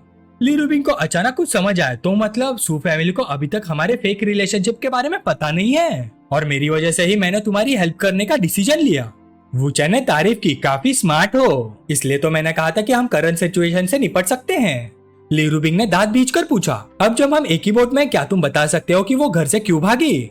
वूचैन ने शांत लहजे में जवाब दिया, वो 20 साल से ज्यादा तक एक पपेट की तरह जीती रही है, बस एक बार खुद बनकर जीना चाहती थी। अगर मैं उसकी हेल्प कर लूं तो क्या गलत है? तभी वूचैन का फोन बज गया, उसने कॉल रिसीव की, हेलो। दूसरी तरफ से सुशिनियन की आवाज आई, हस्बैंड मैंने अपनी फैमिली को देख लिया है, वो मुझे ढूंढते हुए यहाँ तक आ गए हैं, मैं क्या करूँ? वूचैन ने नरम आवाज में तसल्ली दी, कोई बात नहीं, हम नीचे आ रहे हैं, मेरा इंतजार करो, फिक्र मत करो। कॉल खत्म करने के बाद वूचैन ने लीरुबिंग की तरफ देखा, सू फैमिली के लोग आ गए हैं, चलो। लीरुबिंग ने फिर एक सवाल पूछा, तुम्हें पता था कि सू फैमिली इसी वक्त आएगी, इसलिए तुमने मुझे यहाँ बुलाया था, है ना? वूचैन मुस्कुराया, तुम्हें क्या लगता है? ही ही ही ही ही। लीरुबिंग ने भाई सिकोड़ ली, मुझे ये फीलिंग पसंद नहीं है। वूचैन हैरान हुआ, कौन सी फीलिंग? लीरुबिंग धीरे से बोली, ये फीलिंग कि तुम सब कुछ पहले से प्लान कर लेते हो, मेरे लिए भी, और मैं तुम्हारा विरोध भी नहीं कर पाती। समझ रहे हो ना मैं क्या कहना चाहती हूँ? वूचैन ने नरम आवाज में कहा, इतना बुरा मत बनाओ इसे, तुम्हारा और सू फैमिली का एक ही वक्त पर आ जाना सिर्फ एक कोइंसिडेंस है, ये मेरा प्लान नहीं था। लीरुबिंग ने फिर कहा, मैं तुम्हें ब्लेम नहीं कर रही, बस मुझे ये फीलिंग पसंद नहीं। वूचैन हंस पड़ा, तुम्हारी बातें सुनकर लगता है जैसे तुम नाराज गर्लफ्रेंड हो। लीरुबिंग कुछ पल चुप रह गई, उसे समझ ही नहीं आया क्या जवाब दे। फिर दोनों एक साथ रूम से बाहर निकले। जैसे वे बाहर आए, बहुत सारे बॉडीगार्ड चिल्ला उठे, वो आ गए, वो आ गए, यही लड़का है। दूसरे गार्ड्स मधुमक्खियों के छत्ते की तरह शोर मचाने लगे, हमारी यंग मिस वापस करो, हमारी यंग मिस वापस करो। लीरुबिंग ने जोर से कहा, सू फैमिली है ना, मेरी टेरिटरी में आकर मेरे साथ प्रॉब्लम क्रिएट करने आए हो? एक बॉडीगार्ड आगे बढ़ा और समझाने की कोशिश की, मिसली आप गलत समझ रही है, हम आपके लिए नहीं आए, हम उसके लिए आए हैं। उसने वूचैन की तरफ इशारा किया, यह हमारी यंग मिस को अपने साथ ले गया है। लीरुबिंग ने बेपरवाही से हाथ हिला दिया, दफा हो जाओ, ये मेरा आदमी है, वो दूसरी औरतों का किडनैप करने की हिम्मत कैसे कर सकता है? बॉडीगार्ड्स एक दूसरे की तरफ देखने लगे, सभी मुश्किल में पड़ गए। तभी सुशिनियन आगे बढ़ी और गुस्से में बोली, तुम लोग क्या कर रहे हो? किसने कहा कि मुझे कोई ले गया है? बॉडीगार्ड्स तुरंत सीधे खड़े हो गए, यंग मिस। कुछ लोग धीरे से बोले, हम तो मैडम के ऑर्डर पर आए हैं। सुशिनियन ने पलटकर डांट दिया, बस हर बात में मेरी माँ का नाम लेना बंद करो। मेरे मामले में तुम लोग इतनी दखल अंदाजी क्यों कर रहे हो? मेरे और मेरी माँ के बीच की बात में तुम लोगों को बोलने का हक किसने दिया? तभी एक गरिमामय आवाज सुनाई दी, सुशिनियन तुम हद से ज्यादा जिद्दी हो रही हो। सब लोग पलटकर देखने लगे। सू मैडम खुद आ चुकी थी। उनकी एंट्री के साथ ही माहौल और भी टेंस हो गया। ली रूबिंग तुरंत आगे बढ़ी और मुस्कुरा कर बोली, काफी वक्त हो गया सू मैडम, आप अब भी पहले की तरह जवान और रेडियंट लग रही हैं। सू मैडम ने भी हल्का सा मुस्कुराते हुए जवाब दिया, मिस ली, बहुत दिनों बाद मुलाकात हुई। दोनों पावरफुल औरतों की नजरें एक दूसरे से टकराई और आसपास खड़े लोग महसूस कर सकते थे कि असली टकराव अब शुरू होने वाला था। सू मैडम ने सबसे पहले बात शुरू की, तो आप ही मिस्टर वू हैं, वाकई एक लेजेंडरी टैलेंट, मिस ली की नजर काफी अच्छी है। ली रूबिंग ने भी विनम्रता से जवाब दिया, सू मैडम आप मेरी तारीफ ज्यादा कर रही हैं। सू मैडम ने तुरंत टॉपिक बदल दिया, ये बात करने की कन्वीनियंट जगह नहीं है, कैसा रहेगा हम लोकेशन चेंज करके डिटेल्स में बात करें, सबका क्या ख्याल है। ली रूबिंग ने बिना झिझक हाँ कर दी, ठीक है, वैसे भी मुझे सू मैडम से कुछ बात करनी है। वूचैन के पीछे खड़ी सू शिनियन की तरफ देखते हुए सू परिवार की property golden Fortune tea house में सू मैडम ने बात शुरू की, मिसली तुम दोनों मेरी बेटी के साथ क्यों हो? क्या तुम्हें नहीं लगता कि बिना बताए अपने बॉयफ्रेंड से मेरी बेटी को ले जाना बदतमीजी है? क्या मिस्टर वू का ये बिहेवियर कानून का उल्लंघन नहीं माना जा सकता? शायद मुझे किसी लॉयर से बात करनी चाहिए। ली रूबिंग ने शांत आवाज में जवाब दिया, मिस शिनिन और मेरी पहले से मीटिंग फिक्स थी, लेकिन मुझे कुछ काम था, इसलिए मैंने अपने बॉयफ्रेंड को शिनिन को लेने भेजा था। सू मैडम ने हैरानी जताने का नाटक किया, अच्छा तो क्या मैं ये समझू कि मिस्टर वू मेरी बेटी को जबरदस्ती नहीं ले गए? ली रूबिंग भी पीछे हटने वाली नहीं थी। शिनिंग अब 27 साल की हो गई है, अगर उसे वाकई जबरदस्ती ले जा रहा था तो क्या उसे मदद के लिए फोन करना नहीं आता? सू मैडम मुझे लगता है आप ज्यादा क्यूरियस होंगी ये जानने में कि हम मिल क्यों रहे थे। सू मैडम ने भी साथ दिया, मैं डिटेल सुनना चाहती हूँ। ली रूबिंग उठकर सू शिनिन के पास गई। सू मैडम इस वक्त शिनिन वो इंसान नहीं रही जो पहले थी, उसे एक पपेट बना दिया गया है, एक ऐसी पपेट जो ये भी डिसाइड नहीं कर सकती कि वो कितनी बाउल चावल खाएगी, इसलिए शिनिन मुझसे जलन करती है, वो मेरी जैसी लड़की बनना चाहती है। सू मैडम घबरा गई, तुम क्या कह रही हो? ली रूबिंग ने बात जारी रखी, शिनिन मुझसे मिली क्योंकि वो चाहती थी कि मैं उसकी मदद करूं, लेकिन मैं क्या मदद कर सकती हूँ? सू मैडम क्या आप जानती है ये क्या है? यह कहकर ली रूबिंग ने सू शिनिन के हाथ से दवाओं का बैग छीन लिया। क्या आप जानती है ये क्या है? ये दवा शिनिन ने खुद खरीदी है। सू मैडम उलझन में पूछने लगी, तो क्या हुआ अगर शिनिन ने दवा खरीदी? ली रूबिंग ने समझाया, बात दवा खरीदने की नहीं है, बात यह है कि वो खुद दवा लेने जाना चाहती थी, सिर्फ इसलिए क्योंकि इससे उसे खुशी मिलती है। उसने पहले कभी खुद जाकर दवा नहीं खरीदी, अकेले बाहर जाकर दवा खरीदना उसके लिए एक नया एक्सपीरियंस है, जबकि वो 27 साल की है। सू मैडम क्या आपको ये बहुत बड़ी प्रॉब्लम नहीं लगती? सू शिनिन भी ली रूबिंग की रीजनिंग सुनकर हैरान रह गई, वाकई ऐसा है? वूचैन को ये सब बिल्कुल एक्सपेक्टेड लगा। जैसे ही तुम बोलना शुरू करती हो तुम्हारी लॉजिक सीधा 10 में से 10 होती है। ली रूबिंग अब भी समझा रही थी, शिनिन अंदर ही अंदर घुट रही है, क्या आप समझ नहीं रही? आज मैं और वूचैन यहाँ है, दवा खरीदना उसका एक छोटा सा रेबेलियन था, लेकिन अगली बार क्या होगा जब उसके पास कोई नहीं होगा, तब वो क्या करेगी? क्या आपको डर नहीं लगता? 3 मिनट तक पूरा कमरा खामोश रहा। आखिरकार सू मैडम बोली, अगर ऐसा है मिसली तो मुझे तुम्हारा शुक्रिया अदा करना चाहिए। ली रूबिंग ने शांति से जवाब दिया, शिनिन मेरी दोस्त है, शुक्रिया की कोई जरूरत नहीं। वूचैन अंदर ही अंदर खुश हो गया, बहुत बढ़िया ली रूबिंग, अब इसे रैप अप करने का वक्त आ गया है, थोड़ा और फ्यूल डालता हूँ। अचानक वूचैन जोर से बोल पड़ा, सू मैडम ली रूबिंग और मैं पूरा दिन बिजी रहे हैं, इतनी देर से लगे हुए हैं। ली रूबिंग भी थोड़ी कंफ्यूज हो गई, ये अचानक गुस्सा क्यों? नहीं ये गुस्सा नहीं, ये प्रोसेस को फास्ट करना चाहता है, समझ गई, मुझे कोऑपरेट करना चाहिए। ली रूबिंग ने धीरे से कहा, हनी तुम क्या कर रहे हो? शिनिन मेरी दोस्त है, ऐसा मत बोलो। वूचैन और भी ज्यादा इमोशनल हो गया, क्या बस इतना ही काफी है? तुम मिस्सू की मदद करती हो क्योंकि तुम्हें डर है कि उसके साथ कुछ हो जाएगा, लेकिन बदले में तुम्हें क्या मिलता है? वो लोग तुम्हारी बिल्कुल कदर नहीं करते। ली रूबिंग मुझे तुम्हारे लिए बुरा लगता है। ली रूबिंग ने वूचैन को शांत करने की कोशिश की, हनी ऐसा मत कहो, शांत हो जाओ, मेरे खातिर ही सही, ठीक है? शिनिन मेरी दोस्त है, सीन मत बनाओ और गुस्सा भी मत करो, गुड बॉय। सू शिनिन ने मनी मन सोचा, अगर मुझे पता ना होता कि ये सब एक्टिंग है तो मैं भी लगभग मान ही लेती कि ये सब सच है। यहाँ तक कि सू मैडम ने भी सोचा, शायद मुझे इसका शुक्रिया अदा करना चाहिए। ये सोचकर सू मैडम बोली, मिसली तुम बहुत दयालु हो, अब मैं समझ गई। शिनिन तुम्हारी माँ होने के नाते मेरा कभी तुम्हें नुकसान पहुंचाने का इरादा नहीं था। आज के बाद मैं इस बारे में ध्यान से सोचूंगी और तुम्हें कुछ काम खुद करने की आजादी दूंगी। मिसली जैसे दोस्त मिलना तुम्हारी किस्मत है। ली रूबिंग ने भी जवाब दिया, शिनिन बहुत आउटस्टैंडिंग है, सब उसे पसंद करते हैं। सू मैडम खड़ी हो गई, काफी देर हो गई है मिसली, अब मैं तुम्हें डिस्टर्ब नहीं करूंगी। शिनिन पहले मैं बहुत स्ट्रिक्ट थी, तुम्हें इतना प्रेशर लेने की जरूरत नहीं है। आज तुम मिसली के साथ टाइम स्पेंड कर सकती हो, बस कल दोपहर तक कंपनी आ जाना, मैं अब घर जा रही हूँ। जैसे सू मैडम ने दरवाजा बंद किया, सू शिनिन और ली रूबिंग दोनों ने राहत की सांस ली। वूचैन बोला, मिशन अकम्प्लिश्ड, फिलहाल स्टेज 1 कंप्लीट हो गया। ली रूबिंग ने दूर जाती हुई कार को देखा, सू शिनिन तुम्हारी माँ चली गई है और वो कोई बॉडीगार्ड भी पीछे नहीं छोड़कर गई, यहाँ कोई अंडरग्राउंड बेस भी नहीं है। सुशिनियन तुरंत वूचान के बहाव में आकर चिपक गई। हस्बैंड, क्या तुम सच में अभी गुस्से में थे? तुम बहुत डरावने लग रहे थे। वूचान मुस्कुराया, पागल हो क्या, वो सब एक्टिंग थी। ली रुबिंग ने पहचान नहीं सका, मैं सीरियसली कह रही हूँ, तुम दोनों ऐसे ही रहना बंद कर सकते हो क्या? वूचान ने भी हाँ में हाँ मिलाई और फोन उठाते हुए बोला, बिल्कुल सही, अब असली काम करने का वक्त आ गया है, तो बताओ सबसे पहले किसको कॉल करूँ? ली रुबिंग ने तुरंत उसे रोक दिया। वूचान, तुम क्या कर रहे हो? कोई उल्टा सीधा काम मत करना। वूचान ने आराम से समझाया, मैंने कब कहा कि मैं रैंडम लोगों को कॉल करने वाला हूँ? ली रुबिंग फिर बोल पड़ी, प्लीज ड्रामा मत करो, ठीक है? सब कुछ सेटल हो गया है मैडम, सो अब तुम्हारी इन्वेस्टिगेशन नहीं करेगी और तुम बाद में मिस सू से मिल भी सकते हो, तुम्हें और क्या चाहिए? वूचान ने सू शिनियन की तरफ मुड़कर कहा, शिनियन, क्या तुम चाहती हो कि हम आगे मिलकर छुपके छुपके मिलते रहे जैसे कोई सीक्रेट डेट हो? मुझे पसंद नहीं कि तुम मेरी वजह से तकलीफ उठाओ, मेरी जिम्मेदारी है कि मैं तुम्हारे लिए कोई रास्ता निकालूं। मैं नहीं चाहता कि तुम्हें प्यार और फैमिली में से किसी एक को चुनना पड़े। सू शिनियन का दिल भर आया, हस्बैंड। अचानक वूचान ने उसके कंधे पर हाथ रखा, इधर आओ सू शिनियन, मेरी बात ध्यान से सुनो।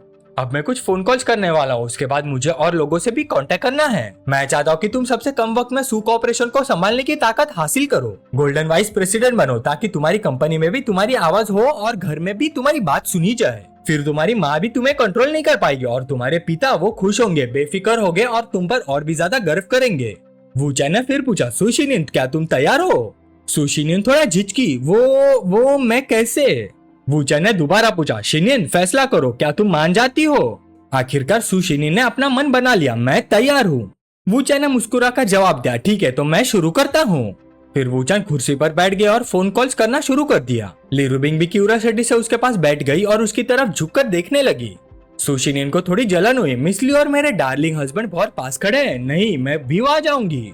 वो तुरंत दौड़कर आई और वूचान की बाजू पकड़कर चिपक गई। वूचान अंदर ही अंदर बेचारा महसूस कर रहा था, ये दोनों लड़कियां भी ना। वो थोड़ा साइड से रख गया, तुम लोग थक गई हो, सुनना चाहती हो? ठीक है, स्पीकर को ऑन कर देता हूँ, इससे कोई प्रॉब्लम तो नहीं? दूसरी तरफ से तुरंत जवाब आया, हेलो कौन बोल रहा है? वूचान ने सीधा पूछा, क्या आजकल तुम्हें बुरे सपने आते हैं? क्या तुम उस वेयर हाउस के बारे में सपने देखते हो? मैंने सुना है कुछ साल पहले तुमने काफी पैसे कमाए थे, है ना? दूसरी तरफ का आदमी घबरा गया, तुम आखिर हो कौन? अब वूचान ने बात घुमाना बंद कर दिया। 1 घंटे बाद प्राइवेट रूम के अंदर ली रुबिंग अब भी शक में थी, क्या सिर्फ 2 लाइंस बोलकर सू फैमिली को टेक ओवर किया जा सकता है? वूचान मुस्कुराया, ये तो सिर्फ अगला टारगेट है, इंटरनल डिसइंटीग्रेशन। चलो। ली रुबिंग ने फिर समझाने की कोशिश की, एक बार और सोच लो। वूचान ने जवाब दिया, या फिर हम दोबारा बैट लगा सकते हैं। ली रुबिंग झिझक गई, नहीं अब और बैट नहीं लगानी। 1 घंटे बाद जाते वक्त वूचान ने कहा, तुम दोनों यहाँ चाय पियो, मैं पहले उधर जाता हूँ। वूचान कमरे में घुसा, अंदर पहले से एक आदमी उसका इंतजार कर रहा था। वूचान ने कहा, काफी पंक्चुअल हो। वो आदमी तुरंत खड़ा हो गया, उसने दरवाजे के बाहर देखा और फिर पूछा, क्या तुम ही थे जिसने मुझे कॉल किया था? यह आदमी था याओ होंगलिंग, जिनफू ग्रुप का डायरेक्टर और शेयर होल्डर, जिसके पास 38% शेयर्स थे। वूचान आराम से बैठ गया और चाय पीने लगा, हाँ मैं ही था।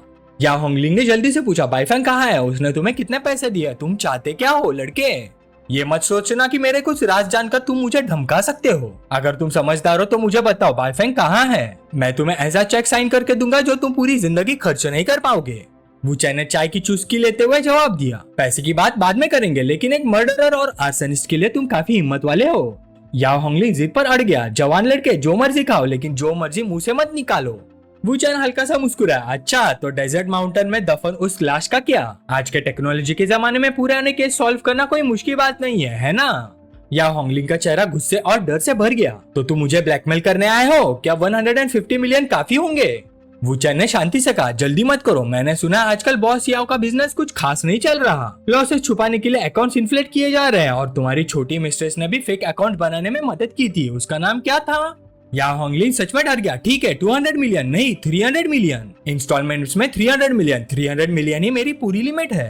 तभी सू शिनियन गुस्से में अंदर आई, मिस्टर याओ। डायरेक्टर याओ होंगलिंग चौंक गया और तुरंत मुड़कर देखने लगा, ओ मिस्सू डायरेक्टर ली। वूचान ने याओ होंगलिंग के कंधे पर हाथ रखा, तुम दोनों इतनी जल्दी यहाँ कैसे आ गई? याओ होंगलिंग डरे हुए अंदाज में पूछने लगा, तुम लोगों ने सब कुछ सुन लिया? सू शिनियन ने इल्जाम लगाते हुए पूछा, डायरेक्टर याओ, क्या आप वाकई मर्डरर और आर्सनिस्ट हैं? याओ होंगलिंग हकलाते हुए बोलने लगा, दया ओ मैं वो। वूचान ने शांति से चाय डाली, शिनियन अभी पुरानी बातों की चर्चा मत करो। डायरेक्टर याओ, मैं सीधी बात करता हूँ, मुझे आपके पैसे नहीं चाहिए। याओ होंगलिंग ने मनी मन गाली दी, डैम, जो इंसान पैसे नहीं चाहता वो सबसे ज्यादा डरावना होता है। क्या ये लोग मेरी जान चाहते हैं? बाहर से वो शांत दिखते हुए वूचान से चाय लेते हुए बोला, थैंक यू। वू चैन ने बात जारी रखी, मुझे सिर्फ इतना चाहिए कि आज के बाद बोर्ड ऑफ डायरेक्टर्स में मिस्सू जो भी कहे आप हमेशा उसका सपोर्ट कर रहे हैं, समझे? या होंगलिंग थोड़ा हैरान हुआ, बस इतना ही? वू चैन ने सिर हिलाया, हाँ बस इतना ही। या होंगलिंग ने राहत की सांस ली, डायरेक्टर सू मुझे तो लगा कोई मुझे मारना चाहता है, मैं तो अभी सच में डर के मारे मरने वाला था, हा हा हा हा हा। इतनी छोटी सी बात तो सीधा कह देते हैं, आप जो कहेंगे क्या मैं मना करूंगा? डायरेक्टर ली और इस जेंटलमैन को इतनी तकलीफ देने की जरूरत ही नहीं थी। फिर उसने मनी मन हिसाब लगाया, सू शिनियन सू फैमिली की इकलौती वारिस है, चाहे सू फैमिली में कितनी भी लड़ाई हो, आखिर वो ग्रुप की फ्यूचर चेयरमैन ही है। ये लोग मुझे यूज करना चाहते हैं लेकिन मुझे बेच ही नहीं सकते, ना सिर्फ मेरी क्राइसिस सॉल्व होगी बल्कि मुझे फायदा भी मिलेगा, ये तो सच में अच्छा हो सौदा है। वो मुस्कुराते हुए बोला, निश्चिंत रहिए मिस्टर वू, आज के बाद मिस्सू का काम मेरा काम है, ग्रुप में मैं हमेशा मिस्सू का सपोर्ट करूंगा। वू चैन खुश होकर बोला, जेंटलमैन की बात पत्थर की लकीर होती है, अब आप जा सकते हैं। या होंगलिंग दरवाजे की तरफ चला गया, ठीक है फिर आप लोग बिजी रहिए, मैं चलता हूँ। ले रुबिंग अब भी कंफ्यूज थी, बस इतना ही? अगर वो मिस्सू का सपोर्ट भी करे तो एक शेयर होल्डर क्या कर लेगा? जिनको ग्रुप में तो 10 से भी ज्यादा शेयर होल्डर्स है, तुम सबको धमका नहीं सकते, इस सब का क्या पॉइंट है? वू चैन ने जवाब देने के बजाय पूछा, क्या डायरेक्टर ली रिवर्स साइकोलॉजी यूज करके मुझे जवाब निकलवाना चाहती है? ले रुबिंग झुंझला गई, मैं मजाक नहीं कर रही, अभी तुम उसे धमका रहे थे, अगर ये ट्रिक फेल हो गई तो बहुत बड़ी प्रॉब्लम हो सकती है। और क्या तुम सच में जिनफू के इतने सारे शेयर होल्डर्स को धमकी देकर हैंडल कर सकते हो? वू चैन सिर्फ मुस्कुराए, सबको धमकाने की जरूरत नहीं है, एक को अपनी तरफ करना ही काफी है। सू शिनियन एक्साइटेड होकर पूछने लगी, हनी अब और कितने लोगों को मनाना बाकी है? वू चैन ने एक उंगली उठाई, 6 लोग, एक हो गया है, अब और 5 बाकी है, तुम दोनों यही चाय पियो और मेरा इंतजार करो। सू शिनियन ने प्यार से कहा, हनी ज्यादा काम मत करना। उसके बाद वू चैन ने कई लोगों से मुलाकात की, वैन वैन चैन जिनफू ग्रुप का सीएमओ, चेनले सीएफओ, बोजियांग हुई लीगल डायरेक्टर, सन हाइमिन इंडिपेंडेंट शेयर होल्डर और कुछ और लोग। पूरे दिन की मेहनत के बाद आखिर सब खत्म हो गया। वू चैन ने आखिरी आदमी को विदा किया, अपना ख्याल रखना। ली रुबिंग अभी भी उलझन में थी, उसने बोला, अगर तुम 6 शेयर होल्डर्स को भी अपनी तरफ खींच लो तब भी तुम्हारे पास 2/3 सीट्स नहीं होंगी, आधा बोर्ड भी कंट्रोल नहीं होगा, तो फिर तुम बोर्ड को कैसे कंट्रोल करोगे? वू चैन रहस्यमय अंदाज में मुस्कुराया, कुछ चीजें समझाना बहुत कॉम्प्लिकेटेड होता है, कल रिजल्ट का इंतजार करो। सू शिनियन ने वू चैन का हाथ पकड़ लिया, हनी तुम जो भी कहो सही होगा, मैं तुम्हारी बात मानूंगी। वू चैन ने ली रुबिंग की तरफ देखकर कहा, वैसे मुझे शिनियन की कुछ बात भी करनी है, ली रुबिंग आज रात तो हम तुम्हारे घर रुक सकते हैं? ली रुबिंग ने भी वू चैन का दूसरा हाथ पकड़ लिया, नहीं बिल्कुल इनकन्वीनियंट है। वू चैन ने मजाक में पूछा, तो फिर मुझे पकड़ क्यों रही हो? ली रुबिंग ने गर्व से कहा, चलो घर चलते हैं। घर पहुंचने के बाद ली रुबिंग ने कहा, शिनियन तू पहले जाकर नहा लो। फिर वो वू चैन को बालकनी की तरफ खींच ले गई। वू चैन हैरान हो गया, शिनियन को क्यों भेज दिया? ली रुबिंग बोली, कुछ मत बोलो, बस बालकनी में आओ। ली रुबिंग ने वू चैन की गर्दन में भाई डाली और बोली, मुझे किस करो। वू चैन ने और कोई सवाल नहीं पूछा और ली रुबिंग को किस करने के लिए झुका। दूसरी तरफ एक आदमी कैमरा लेकर हर पल की फोटो खींच रहा था। इस दौरान वू चैन मनी मन सोच रहा था, ली रुबिंग अभी कुछ देर में रुक जाएगी, वो बिना वजह ये वक्त नहीं चुनती, अगर मैं गलत नहीं हूँ तो ये सब एक्टिंग है, कोई छुपके से फोटो खींच रहा है, अगर ऐसा है तो थोड़ा कोऑपरेट कर लेता हूँ, उम्मीद है डिंगलोंग खुश हो जाएगा। ये सोचकर वू चैन ने ली रुबिंग को रेलिंग पर बिठा दिया और अपना काम जारी रखा। फोटोग्राफर भी हैरान रह गया लेकिन लगातार फोटो लेता रहा। 2 मिनट बाद वू चैन ने ली रुबिंग को नीचे उतारा, नीचे छुपा फोटोग्राफर शायद जा चुका था। वू चैन ने कहा, जो फोटोग्राफर नीचे छुपा हुआ था शायद अब चला गया होगा। ली रुबिंग ने अपने बाल ठीक किया, तो तुम्हें पता था, इसलिए तुमने इतना अच्छा कोऑपरेट किया, काफी देर हो गई है, चलो अंदर आराम करते हैं। इसी वक्त गुआन सिटी में रुईलोंग ग्रुप के हेडक्वार्टर्स में डिंगलोंग पागलों की तरह चिल्ला रहा था, ये लोग इतनी हिम्मत कैसे कर सकते हैं? वो गुस्से में अपनी पेन तोड़ बैठा और धाड़ कर बोला, वू चैन को तुरंत मरना होगा। तभी एक आदमी जिसका नाम जियांग गुन था जल्दी से अंदर आया। यंग मास्टर, आपने मुझे बुलाया? जियांग गुआंग डिंगलोंग के सबसे भरोसेमंद लोगों में से एक था, वो पहले स्पेशल फोर्सेस का सोल्जर रह चुका था। डिंगलोंग ने मुश्किल से अपना गुस्सा दबाया और हुक्म दिया, डोंगाए जाओ, मुझे वू चैन मरा हुआ चाहिए, जितनी बुरी और दर्दनाक मौत हो सके उतना अच्छा। जियांग गुआन ने वू चैन की फाइल देखी और जवाब दिया, डोंगाई ली रुबिंग का टेरिटरी है, मुझे 5 दिन चाहिए। डिंगलोंग गुस्से से गरजा, मेरे पास इतना वक्त नहीं है, 3 दिन के अंदर मुझे वू चैन की दर्दनाक मौत की खबर सुननी है। जियांग गुआन के पास मानने के अलावा कोई रास्ता नहीं था, समझ गया। अगली सुबह ली रुबिंग के घर में वू चैन ने आंखें खोली, शिनलिंग उठ जाओ। सू शिनियन ने आलस से स्ट्रेच किया, हनी मुझे अभी भी नींद आ रही है। वू चैन ने प्यार से समझाया, शिफ्ट के बाद और सो लेना, कल रात सोने से पहले मैंने जो कुछ सिखाया था सब याद है ना? सू शिनियन ने पूरे कॉन्फिडेंस के साथ जवाब दिया, बिल्कुल। उसे भी पता था कि आज की जीत या हार उसकी पूरी जिंदगी की डायरेक्शन तय करेगी। तभी दरवाजे पर नॉक हुआ, ली रुबिंग की आवाज आई, शिनिन चलो मैं तुम्हें कंपनी छोड़ देती हूँ। थोड़ी देर के ड्राइव के बाद सुशिनिन कंपनी पहुंच गई। जैसे वो अंदर गई, लोग रिपोर्ट्स लेकर उसके पास आ गए। एक फीमेल असिस्टेंट सबसे पहले बोली, प्रेसिडेंट सु, ये लास्ट मीटिंग का प्रपोजल है, अगर आप देख सके तो। उसकी बात पूरी होने से पहले एक मेल असिस्टेंट बोल पड़ा, प्रेसिडेंट सु, brand value enhancement budget plan के बारे में। सुशिनिन ने दोनों को रोक दिया, डिटेल्स मीटिंग में डिस्कस करेंगे। ये कहकर वो ली रूबिंग की तरफ मुड़ी, मिस ली रूबिंग, फिर मिलते हैं। उसके बाद वो सीधा कंपनी के अंदर चली गई। चलो। सुबह 10 बजे जिनफू ग्रुप के सीनियर मैनेजमेंट कॉन्फ्रेंस रूम में मीटिंग चल रही थी। सुशिनिन की मां ने जोर से पूछा, तुमने अभी क्या कहा? सुशिनिन ने दोबारा साफ साफ कहा, मैं रिबिलियन कर रही हूँ। फिर उसने सख्त आवाज में कहा, शाउडा और यांगाओ को डिसमिस कर दिया जाए। अगर आप एग्री नहीं करती तो बोर्ड मीटिंग बुला लीजिए। सुशिनिन की मां को अपने कानों पर यकीन नहीं हुआ। क्या तुम बोर्ड मीटिंग भी बुलाना चाहती हो? सुशिनिन ने बात जारी रखी, मैं कंपनी के एग्जीक्यूटिव वाइस प्रेसिडेंट और बोर्ड ऑफ डायरेक्टर्स की मेंबर भी। मेरे पास बोर्ड मीटिंग कन्वीन करने का अधिकार है। और हाँ, मैं एग्जीक्यूटिव वाइस प्रेसिडेंट हूँ। सिक्योरिटी डिपार्टमेंट डायरेक्टर और डिप्टी डायरेक्टर को डिसमिस करने के लिए बोर्ड रेजोल्यूशन की जरूरत नहीं होती, तो ये फैसला यही फाइनल है। मैं एचआर डिपार्टमेंट को इन्फॉर्म कर दूंगी। मीटिंग के बाद सुशिनिन की मां ने गुस्से में टेबल पर हाथ मारा। उन्होंने ऐसा क्या गलत किया है? बिना वजह उन्हें क्यों निकला जा रहा है?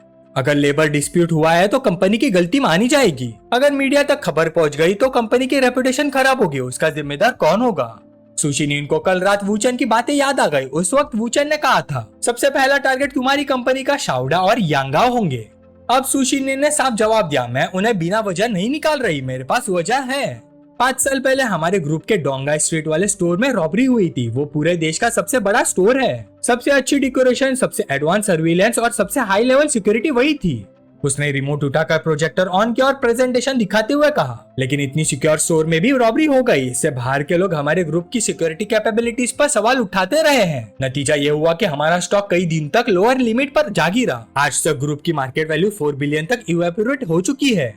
इस सिचुएशन में सिक्योरिटी डिपार्टमेंट डायरेक्टर को जिम्मेदारी लेनी चाहिए या नहीं? लेकिन मेरे लिए ये इम्पोर्टेंट नहीं है कि वो रिस्पॉन्सिबिलिटी ले या नहीं। मेरे लिए इम्पोर्टेंट यह है कि पब्लिक ओपिनियन को शांत किया जाए और बाहर के लोगों को दिखाया जाए कि ग्रुप सिक्योरिटी इश्यूज को लेकर सीरियस रिफॉर्म्स कर रहे हैं। इसलिए शाउडा को डिसमिस करना जरूरी है, तभी स्टॉक प्राइस जल्दी रिकवर हो सकता है। सब लोग हैरान थे। आज वाली सुशिनियन पहले वाली सुशिनियन से बिल्कुल अलग लग रही थी। उसकी मां ने फिर पूछा, ठीक है, शाउडा को निकाल दिया, लेकिन यांगाओ का क्या उसे भी कंपनी की गलती का जिम्मेदार माना जाएगा? सुशिनिन ने हल्की सी बाहें चढ़ा दी। वो थोड़ी इरिटेट हो गई थी। यांगाओ ग्रुप में काम ही नहीं करता तो वो कंपनी की गलती का जिम्मेदार क्यों बने? उसकी मां का सिर दर्द करने लगा। तुम क्या कहना चाहती हो? सुशिनिन ने बिना झिझक सच बोल दिया। ग्रुप में उसका पोजीशन सिर्फ नाम का है, वो असल में सिर्फ आपका पर्सनल बॉडीगार्ड है। क्या मैं गलत कह रही हूँ?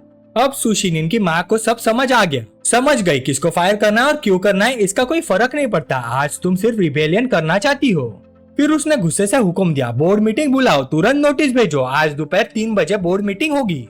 इसी वक्त दूसरी तरफ फैशन कंपनी में ली रूबिंग ने क्यूरियोसिटी से पूछा, वूचन तुम यहाँ क्यों बैठे हो? मुझे लग रहा है सू फैमिली में अभी पूरी हलचल मचने वाली है। क्या तुम कुछ करने नहीं जा रहे? वूचन ने शांति से जवाब दिया, मैंने पहले ही कहा था, हमें सिर्फ शिनिन की साइड को ऑब्जर्व करना है। और जहाँ तक मेरी बात है, अभी मैं सिर्फ ड्राइंग करना चाहता हूँ। ली रूबिंग और भी ज्यादा क्यूरियस हो गई। ड्राइंग? किसकी ड्राइंग? वूचन ने सिर उठाया और कहा, तुम्हारी और किसकी? वूचन ने मनी मन सोचा, कल जो स्नीकी फोटोज ली गई थी, अब तक डिंगलोंग मेरी काफी इन्वेस्टिगेशन कर चुका होगा। शायद वो जल्दी ही मूव करने वाला है। अब वक्त आ गया कि मैं भी उसके खिलाफ कुछ करूँ। ली रूबिंग ने उलझन से पूछा, क्या करना है? वूचन मुस्कुराया, कुछ नहीं, बस तुम्हारा स्केच बना रहा हूँ। ली रूबिंग थोड़ी अनॉयड हो गई, मैं काम में बहुत बिजी रहती हूँ, मेरे पास मॉडल बनने का टाइम नहीं है। वूचन ने फोन उठाया, तुम अपना काम करो, मैं अपनी ड्राइंग करता हूँ। तुम्हारा कोई टाइम वेस्ट नहीं होगा, बस नेचुरल रहो, ऐसे बिहेव करो जैसे मैं यहाँ हूँ ही नहीं।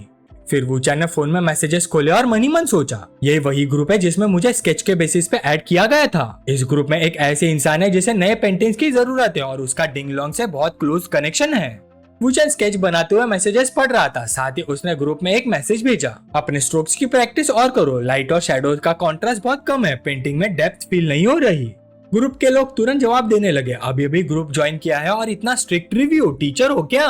कभी तुम्हारा काम देखा भी नहीं, बिना वजह शो ऑफ मत करो। वूचन ने अपने स्केच की फोटो खींची और ग्रुप में भेज दी। उसका हाथ ड्राइंग करते हुए रुका भी नहीं। लगभग 40 मिनट बाद ग्रुप पूरी तरह से एक्टिव हो चुका था। डैम, ये कौन है? गाली मत दो, ये तो कमाल है। मैं तो झुक गया। पेंटिंग में जो लड़की है वो कौन है? स्किल लेवल बहुत हाई लग रहा है। टीचर आप कहाँ काम करते हैं? मैं डिजिटल आर्ट्स एसोसिएशन में काम करता हूँ। मैसेजेस लगातार बढ़ते जा रहे थे। वूचन मनी मन मुस्कुराया। एटमॉस्फेयर काफी गर्म हो गया। अगर अभी भी वो बाहर नहीं आई तो तभी एक प्राइवेट मैसेज आया, हेलो टीचर चेन, मेरी एक बेटी है जो हाई स्कूल सीनियर है, मैं चाहती हूँ कि आप उसे थोड़ा गाइड करें। वो चैन अंदर अंदर खुश हो गया, आखिरकार आ ही गई। मैसेज भेजने वाली थी लिन युआन, ऑनलाइन निकनेम बू बिया। वो डिंगलोंग के हाई स्कूल सीनियर थे और सभी औरतों में उसकी जिंदगी में सबसे खास जगह रखती थी। सबसे खास इसलिए क्योंकि दोनों की एक ही बेटी थी जो अब 14 साल की हो चुकी थी। वू चैन ने तुरंत जवाब दिया, गाइड कहना थोड़ा ज्यादा हो जाएगा, हम बस आर्ट के बारे में डिस्कस कर सकते हैं। लिन युआन ने जवाब दिया, आप बहुत हम्बल है टीचर, प्लीज मेरी बेटी की पेंटिंग इवेलुएट कीजिए। वू चैन ने पेंटिंग देखकर जवाब दिया, काफी अच्छा ड्रॉ किया है, ग्रुप के नए मेंबर से तो काफी बेटर है, टैलेंट डेफिनेटली है। लिन युआन खुश हो गई, एक प्रोफेशनल से प्रेज मिलना उसके लिए बहुत बड़ी बात थी। लगता है मेरी मेहनत बेकार नहीं गई, इस बच्ची में वाकई टैलेंट है। फिर उसने एक और मैसेज भेजा, वैसे टीचर चैन अभी आप क्या कर रहे हैं, आप शंघाई में हैं क्या? वू चैन मनी मन हंस पड़ा, एक्सपेक्टेड से भी आसान था। उसने जवाब दिया, हाँ क्यों पूछ रही है? लिन युआन ने सीधी बात कर दी, आपका लेवल उन सब टीचर से ज्यादा है जिनसे मैं पहले मिली हूँ। मैं सच में चाहती हूँ कि आप मेरी बेटी को प्राइवेट ट्यूटर करें। अगर आप आ सकते तो एकोमोडेशन की टेंशन मत लीजिए, मैं हर सेशन का $2000 दूंगी, कैसे रहेगा? वू चैन ने थोड़ा झिझकने का नाटक किया, आप बहुत दयालु हैं, वैसे भी आपकी बेटी में काफी टैलेंट है, लेकिन लिन युआन ने तुरंत पॉइंट समझ लिया, क्या बात है टीचर, आप किसी बात पे हेजिटेट कर रही हैं, सीधा बोलिए, हम डिस्कस कर सकते हैं, प्लीज मना मत कीजिए। वू चैन ने कुछ देर बाद जवाब दिया, ठीक है, अगर किस्मत में मिलना लिखा होगा तो मिलेंगे, डिटेल्स हम मिलकर डिस्कस कर लेंगे। लिन युआन बहुत खुश हो गई, ठीक है, जब भी आप फ्री हो मुझे मैसेज करिएगा, मैं 24/7 आपके मैसेजेस का इंतजार करूंगी। वू चैन ने गहरी सांस ली, प्लान एक्सपेक्टेड से भी स्मूथ चल रहा है, अगला स्टेप है उसे अपनी तरफ करना, फिर जब वो डोंगा आएगी तो पूरी तरह से मेरे कंट्रोल में होगी। फिर वो डिंगलोंग के काले राजों की एक इम्पोर्टेंट विटनेस है। अचानक वू चैन खड़ा हो गया, तुम अपना काम करो, मुझे एक जरूरी काम है, मैं चलता हूँ। चलते हुए वू चैन सोच रहा था, लिन युआन और उसकी बेटी तो सिर्फ मेरे प्लान का एक हिस्सा है, अब अगला टारगेट है। वू चैन ने किसी को फोन लगाया, दूसरी तरफ से तुरंत जवाब आया, हेलो आप किससे बात करना चाहते हैं? वू चैन बोला, मैं तुमसे ही बात करना चाहता हूँ, बताओ अगर डिंगलोंग को तुम्हारे बारे में सच पता चल गया तो क्या तुम बच पाओगे? दूसरी तरफ से आदमी घबरा गया, क्या बकवास कर रहे हो, तुम कौन हो, मुझे नहीं पता तुम किसकी बात कर रहे हो। वू चैन आराम से चलता रहा, अच्छा तो फिर मैं अभी ली रूबी के पास जाता हूँ, कैसा रहेगा? दूसरी तरफ से तुरंत आवाज आई, रुको मेरे दोस्त आराम से बात करते हैं। वू चैन ने कहा, तो फिर मेरी बात मानो, आज दोपहर 3 बजे मिलते हैं, एड्रेस मैं बाद में भेज दूंगा। उसी वक्त जिनफू कॉर्पोरेशन में दोपहर के 3 बजे मैडम सू ने कॉन्फ्रेंस रूम में बैठे सब लोगों को देखा और कहा, सब लोग आ गए हैं तो बोर्ड मीटिंग ऑफिशियली शुरू करते हैं। सुशिनी ने बात जारी रखी, यहाँ बैठे सब लोग इस टेम्पररी बोर्ड मीटिंग के एजेंडे के बारे में पहले ही सुन चुके होंगे। शुरुआत में ये सिर्फ एक छोटा सा इशू था, लेकिन अब जब बोर्ड मीटिंग हो ही रही है तो जिसको जो कहना है वो कह सकता है। मैं उम्मीद करती हूँ कि अगर किसी को ऑब्जेक्शन हो तो वो रीजन के साथ बोले, सिर्फ अपोज करने के लिए अपोज मत कीजिए। सब लोगों को महसूस हुआ कि एक स्ट्रॉन्ग वार्निंग थी। कुछ लोग मनी मन खुश भी हो रहे थे, अच्छा हुआ हमें पहले से सिचुएशन का पता था, वरना आज वाली सुशिनी के साथ एडजस्ट करना मुश्किल हो जाता। मैडम सू ने भी ताली बजाई, बुरा नहीं, बिल्कुल बुरा नहीं सुशिनी, आज तुमने वाकई मुझे नई नजर से देखने पर मजबूर कर दिया। लेकिन अगले पल उन्होंने टेबल पर हाथ मारा और आवाज ऊंची कर दी, लेकिन आज मेरा जवाब है नहीं, मतलब नहीं। फिर मैडम सू ने धीमी लेकिन मजबूत आवाज में कहा, शाउडा दशकों से कंपनी के साथ है, फैक्ट्री सिक्योरिटी मैनेजर से लेकर जनरल ऑफिस हेड तक का सफर तय किया है, सावधान, मेहनती और जिम्मेदार, एक ऐसा एम्प्लॉय जिसने कभी कोई बड़ी गलती नहीं की। अगर हम उसके साथ ऐसा करेंगे तो बाकी एम्प्लॉयज का हौसला कैसे नहीं टूटेगा? मैं सही कह रही हूँ या नहीं? कुछ सपोर्टर्स तुरंत बोल पड़े, बिल्कुल सही, बात में दम है, मैं भी सहमत हूँ। मैडम सू अंदर ही अंदर खुश हो गई। सुशिनी ने जवाब नहीं दिया, बोर्ड फिर मेरी तरफ झुक रहा है, बहुत अच्छा, जारी रखो। मैडम सू ने आगे कहा, आज सुबह तुम कह रही थी कि शाउडा अपनी गलती मानकर खुद रिजाइन कर दे, हम उसे चुपचाप कॉम्पेंसेशन भी दे सकते हैं, लेकिन उसके पास मना करने का भी अधिकार है। अगर हम जबरदस्ती उसे निकाल देंगे और मामला आर्बिट्रेशन तक पहुंच गया तो कॉम्पिटिटर्स इसका फायदा उठाएंगे, मीडिया हंगामा मचाएगी, स्टॉक प्राइस और भी फ्लक्चुएट करेगा। और लोग सहमत होने लगे। मैं मैडम सू की बात से सहमत हूँ, ये रिस्क वाकई मौजूद है, मैं भी ऐसा ही सोचता हूँ। सुशिनी ने मनी मन सोचा, अभी भी इतनी जिद करनी जरूरी है क्या? आखिर वो बोली, आप कहती है आपके पास रीजंस है, मैं कहती हूँ मेरे पास रीजंस है, ऐसे तो हम कभी भी किसी कंक्लूजन पर नहीं पहुँच पाएंगे। सीधा वोट करते हैं, जो लोग मेरे प्रपोजल के सपोर्ट में है हाथ उठाइए। मैडम सू गरो जुटी, मैं देखना चाहती हूँ कौन हिम्मत करता है। सबसे पहले एक आदमी ने सुशिनी के सपोर्ट में हाथ उठाया। मैडम सू ने देखा और सोचा, एक आदमी का सपोर्ट मिल जाना ही मिरेकल है। लेकिन फिर दूसरा हाथ उठा, फिर तीसरा, फिर चौथा। मैडम सू के दिल में बेचैनी बढ़ने लगी। रुको, अभी और भी है, नहीं ये मुमकिन नहीं। याओ होंगलिंग, हान हेमिंग, वाइन वॉनचुंग, सुन याओमिंग और फिर चेनले ने भी हाथ उठा दिया। मैडम सू अपना गुस्सा रोक नहीं पाई, बाकी सबको छोड़ो लेकिन चेनली तुम भी। यूनिवर्सिटी से ग्रेजुएट होने के बाद तुम कंपनी में आई थी, एक ऑर्डिनरी फाइनेंस क्लर्क से शुरुआत की थी। मैंने तुम्हें एक एक कदम बढ़ाकर आज इस पोजीशन तक पहुंचाया, मुझे इसका एक्सप्लेनेशन चाहिए। सुशिनी ने तुरंत रोक दिया, मॉम वोटिंग प्रोसेस को इन्फ्लुएंस मत कीजिए, वोट कंटिन्यू होने दीजिए। फिर उसे वूचन की बात याद आई, हर किसी को एक्टिवली अपनी तरफ लाना जरूरी नहीं होता। कुछ लोग सिर्फ तुम्हारा एटीट्यूड देखना चाहते हैं, तुम्हारी स्ट्रेंथ और ऑथोरिटी देखना चाहते हैं। जैसे उन्हें लगेगा कि तुम पावरफुल हो, वो खुद तुम्हारी साइड आ जाएंगे। सुशिनी ने सोचा, लगता है मुझे और टफ बनना पड़ेगा। उसने टेबल पर उंगलियां थपथपाई, क्या और कोई मेरा सपोर्ट करता है? इस वक्त कंपनी के सबसे सीनियर मेंबर टोंग डुयांग, जो सुरुवेन का सबसे पुराना और भरोसेमंद आदमी था, उसने हल्की सी खांसी की और फिर अपना हाथ उठा दिया। मैडम सू की आंखें फट गई, डुयांग तुम भी? टोंग डुआन ने उनकी बात काट दी, सिस्टर इन लॉ शिनलोंग बड़ी हो गई है, उसकी तरफ देखिए। मैडम सू गुस्से में खड़ी हो गई और टेबल पर जोर से हाथ मारा। देखूं? क्या देखूं मैं? तुम्हारे पास सिर्फ 9 वोट्स हुए, आधा भी नहीं हुआ। मैं देखना चाहती हूँ और कौन मेरे खिलाफ खड़ा होता है। बोर्ड के रूल्स के मुताबिक मेजर रेजोल्यूशंस के लिए 2/3 वोट्स चाहिए थे और ऑर्डिनरी रेजोल्यूशन के लिए आधे से ज्यादा। आज का रेजोल्यूशन ऑर्डिनरी कैटेगरी में था, मतलब पास होने के लिए सिर्फ 1 वोट और चाहिए था। सुशिनी ने धीरे से टेबल पर हाथ रखा, सबकी नजर उस पर टिक गई और उस वक्त उसे वूचन की सबसे इम्पोर्टेंट बात याद आ गई। असली गोल बोर्ड को कंट्रोल करना नहीं है, असली गोल तुम्हारी माँ को हार मानने पर मजबूर करना है। ये अल्टीमेट मूव है, या तो सब कुछ एक ही बार में सॉल्व हो जाएगा या सब कुछ खत्म हो जाएगा। सुशिनी को महसूस हुआ ये वही पल है। उसने मैडम सू की तरफ देखा और बोली, मॉम क्या आप वाकई इतनी दूर तक जाना चाहती हैं? मैडम सू ने सीधा उसकी आंखों में देखा। हाँ तो मुझे किस बात का डर होना चाहिए? मैं तुम्हारी माँ हूँ, मैं तुम्हें कंट्रोल क्यों नहीं कर सकती? सुशिनी ने शांत आवाज में जवाब दिया, मैं चाहे तो इस वोट को पास होने से रोक सकती हूँ। आप चेयरमैन की वाइफ है। यहाँ बहुत लोग आपकी बात सुनते हैं, लेकिन क्या ये मेरे लिए अच्छा होगा? क्या ये सू फैमिली के लिए अच्छा होगा? क्या ये कंपनी के लिए अच्छा होगा? मैं उम्मीद करती हूँ कि आप ध्यान से सोचिए कि आज आप असल में क्या कर रही है। हमारा अपना परिवार और कितने दिन तक बाहर वालों के लिए मजाक बना रहेगा? मैडम सू चुप हो गए। उन्होंने कुछ पल सोचा, अगर मैं शिनियन का प्रपोजल रोक देती हूँ तो सू फैमिली में एक ऐसा कॉन्फ्लिक्ट शुरू हो जाएगा जिसे कभी खत्म नहीं किया जा सकता। बोर्ड 2 कैंप्स में बांट दिए जाएंगे, कंपनी इंटरनल फाइट्स में फंस जाएगी, बिजनेस ऑपरेशंस गिर जाएंगे, स्टॉक प्राइस टूट जाएगी, शिनियन पूरी तरह इनहेरिटेंस की उम्मीद खो देगी और आखिर में कंपनी बर्बाद हो जाएगी। मैडम सू ने दोनों हाथ टेबल पर रखे, फिर धीरे से मुड़कर चल दी। उनके दिल में सिर्फ एक ख्याल था, हम फैमिली है। बात यहाँ तक कैसे पहुँच गई? बस अब बहुत हो गया। सुशिनी ने शांति से बाकी लोगों की तरफ देखा, क्या और कोई सपोर्ट करता है या कोई विरोध में है? सबने अपने हाथ उठा दिए, सभी सहमत थे। फिर सुइंग ने घोषणा की, मीटिंग खत्म होती है, आज से सू फैमिली और जिंगफू ग्रुप के मालिक बदल चुके हैं। दूसरी तरफ लू गुयान परेशान होकर फोन कर रहा था, वूचैन मेरे भाई फ्री हो, चलो साथ में लंच करते हैं। वूचैन ने पूछा, बॉस लू क्या बात है, कोई प्रॉब्लम हुई है क्या? लू गुयान ने अपना माथा मसला, तू सच में बहुत सीधा है छोटे भाई, सच कहूँ तो मुझे तुमसे एक फेवर चाहिए। वूचैन ने मनी मन हिसाब लगाया, हम स्पाई मीटिंग में अभी वक्त है, इसलिए उसने हाँ कर दी। ठीक है मैं अभी आता हूँ। दोनों ने वेस्ट सिटी के यूफू रेस्टोरेंट में मिलने का फैसला किया। जैसे लू गुयान ने वूचैन को देखा, वो तुरंत उसके पास आया और कंधे पर हाथ मार दिया, तू आ गया छोटे भाई, पता है क्या? लू गुयान थोड़ा रुक गया, फिर अपने बाल पीछे करके बोला, मेरा सर देख। वूचैन ने पूछा, क्या हुआ, तुम्हारी पहली मोहब्बत ने मारा क्या? लू गुयान ने तुरंत वूचैन का हाथ पकड़ लिया, अरे साफ नहीं दिख रहा। उसने मुझ पर चाय का कप फेंक दिया और मुझे घर से निकाल दिया। छोटे भाई कोई तरीका है जिससे वो और उसका बेटा मुझे एक्सेप्ट कर ले? वूचैन शांत आवाज में बोला, बॉस लू इतनी जल्दी मत करो, धीरे धीरे उनका दिल जीतो, थोड़ा वक्त लगेगा, फिर सब ठीक हो जाएगा, पहले बैठते हैं। लेकिन लू गुयान जल्दी से बोला, छोटे भाई तुम मेरी सिचुएशन जानते हो, मेरा बेटा इंतजार नहीं कर सकता। वूचैन फिर भी आराम से बैठ गया, चाय डाली और बोला, पहले बताओ अब तक तुमने क्या क्या किया है? लू गुयान सोचने लगा, सबसे पहले मैं उसके पास गया, फूल खरीदे, रिंग खरीदी, डायमंड्स खरीदे, नेकलेस खरीदा, यहाँ तक कि उसके बेटे के लिए फरारी भी खरीद ली।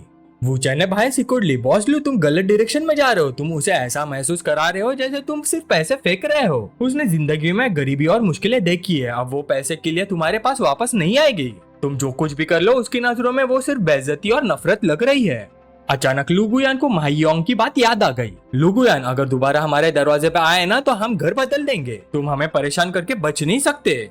लू गुयान को जैसे अचानक सब समझ आ गया, तो बात ये है, कोई हैरानी नहीं छोटे भाई, तुम्हारे पास कोई आइडिया है? वूचैन ने जवाब दिया, हाँ 2 तरीके हैं। पहला तरीका तुम्हारे बेटे से शुरू होता है, इसमें थोड़ा वक्त लगेगा, लेकिन तुम्हारे बेटी की वजह से माहियोंग धीरे धीरे तुम्हें माफ कर देगी। दूसरा तरीका बहुत तेज है, शायद आज ही काम हो जाए। लू गुयान ने बिना सोचे तुरंत कहा, मैं दूसरा तरीका चुनता हूँ, छोटे भाई बताओ क्या करना है? वूचैन थोड़ा हिचकिचाया, ये तरीका बहुत जल्दी काम करेगा, लेकिन ये देखकर लू गुयान ने तुरंत फोन निकाला। छोटे भाई लेकिन मत बोलो, अगर काम हो सकता है तो पैसे की कोई प्रॉब्लम नहीं, मैं अभी ट्रांसफर कर देता हूँ। वूचैन ने समझा, ब्रदर लू हर चीज पैसे से नहीं होती, प्लान मुश्किल नहीं है, बस आपको थोड़ी बेइज्जती सहनी पड़ेगी। लू गुयान ने तुरंत जवाब दिया, तुम्हारा ये भाई बेइज्जती से नहीं डरता, बस बताओ क्या करना है। वूचैन उसके करीब झुक गया। ब्रदर लू अगर आप अपनी जिद पकड़ कर रख सकते हो और अपना घमंड छोड़ सकते हो तो हम ये कर सकते हैं। थोड़ी देर बाद दोनों माहियोंग के घर पहुंच गए। Shinchilang Garden, Chiang Road, South City District. Wuchan community के सर्विस रूम में रुक गया। उसने मनी मन सोचा, ब्रदर लू अब सब कुछ आपके ऊपर है। उधर लू गुयान माहियोंग के दरवाजे के सामने खड़ा था और रोने जैसी आवाज में बोल रहा था, वे शाओयांग, शाओयांग घर पर हो शाओयांग। माहियोंग गुस्से से चिल्लाई, कोई घर पर नहीं है, जाकर मर जाओ और कभी यहाँ मत आना। लेकिन लू गुयान फिर भी विनती करता रहा, शाओयांग ऐसा मत करो, पहले दरवाजा तो खोलो। मैं तभी माहियोंग ने जोर से दरवाजा खोला और चिल्लाई, अभी तक यहाँ क्या कर रहे हो, कब तक तमाशा करोगे, निकल जाओ। लू गुयान ने जल्दी से अपने हाथ में पकड़ा हुआ खाने का पैकेट उठाया। नहीं नहीं नहीं, मैं खाना लाया हूँ, फ्रूट पैनकेक्स, जब हम गरीब थे तब हम हमेशा यही खाया करते थे।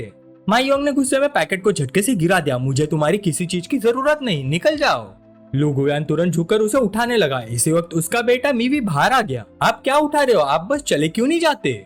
माहियोंग पलटकर अपने बेटे पर चिल्लाई, ये तुम्हारा मामला नहीं है, क्या मैंने तुम्हें बाहर आने को कहा था, अपने कमरे में वापस जाओ। लू गुयान ने जल्दी से बीच बचाव किया, माहियोंग गुस्सा मत हो, हमारे बेटे के सामने मत करो, ऐसा मत करो। दोनों लगभग आधे घंटे तक बहस करते रहे। कुछ देर बाद बिल्डिंग की सिक्योरिटी गार्ड्स वहां आ गए। हम आधे घंटे से सीसीटीवी पर देख रहे हैं, क्या आप लोगों को पता है कि आप पड़ोसियों को परेशान कर रहे हैं, किसी ने कंप्लेंट भी कर दी है। लू गुयान ने तुरंत अपनी गलती मान ली, मेरी ही गलती है। सिक्योरिटी गार्ड ने आगे कहा, अगर फैमिली मेंबर को झगड़ा करना है तो घर के अंदर करो, मेन गेट के सामने खड़े होकर पूरी सोसाइटी को डिस्टर्ब मत करो।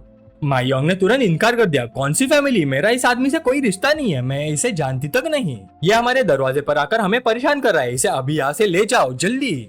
बिल्डिंग सिक्योरिटी गार्ड लू गुयान की तरफ मुड़कर बोला, सुना आपने, मैडम कह रही कि वो आपको नहीं जानती, तमाशा बंद कीजिए और यहाँ से चले जाइए। लू गुयान गुस्से में बोल पड़ा, मैं नहीं जा रहा, मैं अपनी बीवी से बात कर रहा हूँ, तुम लोग बीच में मत आओ। सिक्योरिटी गार्ड ने जवाब दिया, अरे बुड्ढे अब तो गाली भी देने लगे हो। लू गुयान ने उसका हाथ झटक दिया, तो क्या हुआ अगर गाली दे दी, निकल जाओ यहाँ से, मेरी और मेरी बीवी की लड़ाई है, तुम्हारा इससे क्या लेना देना। ये देखकर सिक्योरिटी टीम जोर से चिल्लाई, ये बुड्ढा सिर्फ गाली नहीं दे रहा, ये हाथ भी उठा रहा है, इसने पहले हाथ लगाया, पकड़ो इसे। सिक्योरिटी गार्ड्स ने लगातार लू गुयान को लात मारनी शुरू कर दी। मार खाते हुए भी लू गुयान चिल्लाया, अगर हिम्मत है तो मुझे मार ही डालो, चाहे मर भी जाओ फिर भी यहाँ से नहीं जाऊंगा। सिक्योरिटी गार्ड्स गालियां देते रहे, पागल आशिक कहीं का साला। सीसीटीवी से सब देख रहा वूचैन भी थोड़ा इम्प्रेस हो गया। ब्रदर लू की एक्टिंग काफी जबरदस्त है, वाकई पूरी तैयारी के साथ आए हैं। उसने मनी मन सोचा, अगर मेरा अंदाजा सही है तो अब किसी भी पल। और जैसे ही वूचैन ने ये सोचा, मीवी जोर से चिल्लाया, मेरे डैड को मत मारो। माहियोंग भी तुरंत आगे बढ़ गई, मारना बंद करो। मीवी अपने आप को रोक नहीं पाया और सीधा दौड़ पड़ा, तुम सबको क्या प्रॉब्लम है, आज मेरे डैड को हाथ लगाया है। माहियोंग पूरी ताकत से चिल्लाई, बस करो सब लोग, लड़ाई बंद करो, अभी के अभी रुक जाओ। लू गुयान ने सिर उठाकर माहियोंग की तरफ देखा, उफ, बाल बाल बच गया। माहियोंग का मामला सफलता से सुलझाने के बाद सिक्योरिटी गार्ड सीसीटीवी रूम में लौट आए। एक गार्ड ने वूचैन से हाथ मिलाया, सबकी एक्टिंग कितनी रियलिस्टिक थी, बहुत बढ़िया बहुत बढ़िया, अब पेमेंट लेने का टाइम है। वूचैन ने मनी मन सोचा, रिजल्ट बिल्कुल वैसे ही निकला जैसे मैंने सोचा था। अकाउंट चेक करने के बाद गार्ड्स खुशी से बोले, अगर बॉस लू और उनकी वाइफ दोबारा लड़े तो हमें जरूर बुलाना, अब तो एक्सपीरियंस भी हो गया है, अगली बार और रियलिस्टिक एक्टिंग करेंगे। वूचैन ने सीसीटीवी की तरफ देखा और सोचा, अब इस मामले में मेरी कोई जरूरत नहीं पड़ेगी, बाकी सब ब्रदर लोग खुद संभाल लेंगे, अब असली काम करने का वक्त आ गया है। जैसे ही वूचैन माहियोंग के अपार्टमेंट कॉम्प्लेक्स से बाहर निकला, उसके फोन पर कॉल आ गई। दूसरी तरफ से एक बेचैन आवाज आई, 3:30 बज चुके हैं, तुम कहाँ हो, तुम्हें मुझसे काम नहीं था क्या। वूचैन ने उल्टा पूछा, तो क्या चाहिए तुम्हें। दूसरी तरफ वाला तुरंत नरम पड़ गया, ब्रो मैं झगड़ा नहीं करना चाहता, बस बता दो कब आ रहे हो। वूचैन ने बीच में ही रोक दिया, 5 मिनट में पहुंच रहा हूँ। ठीक 5 मिनट बाद वूचैन डोंगचैंग डिस्ट्रिक्ट के सुडाओ कैफे पहुंच गया। दरवाजा खोलते उसने कहा, काफी देर से वेट कर रहे हो।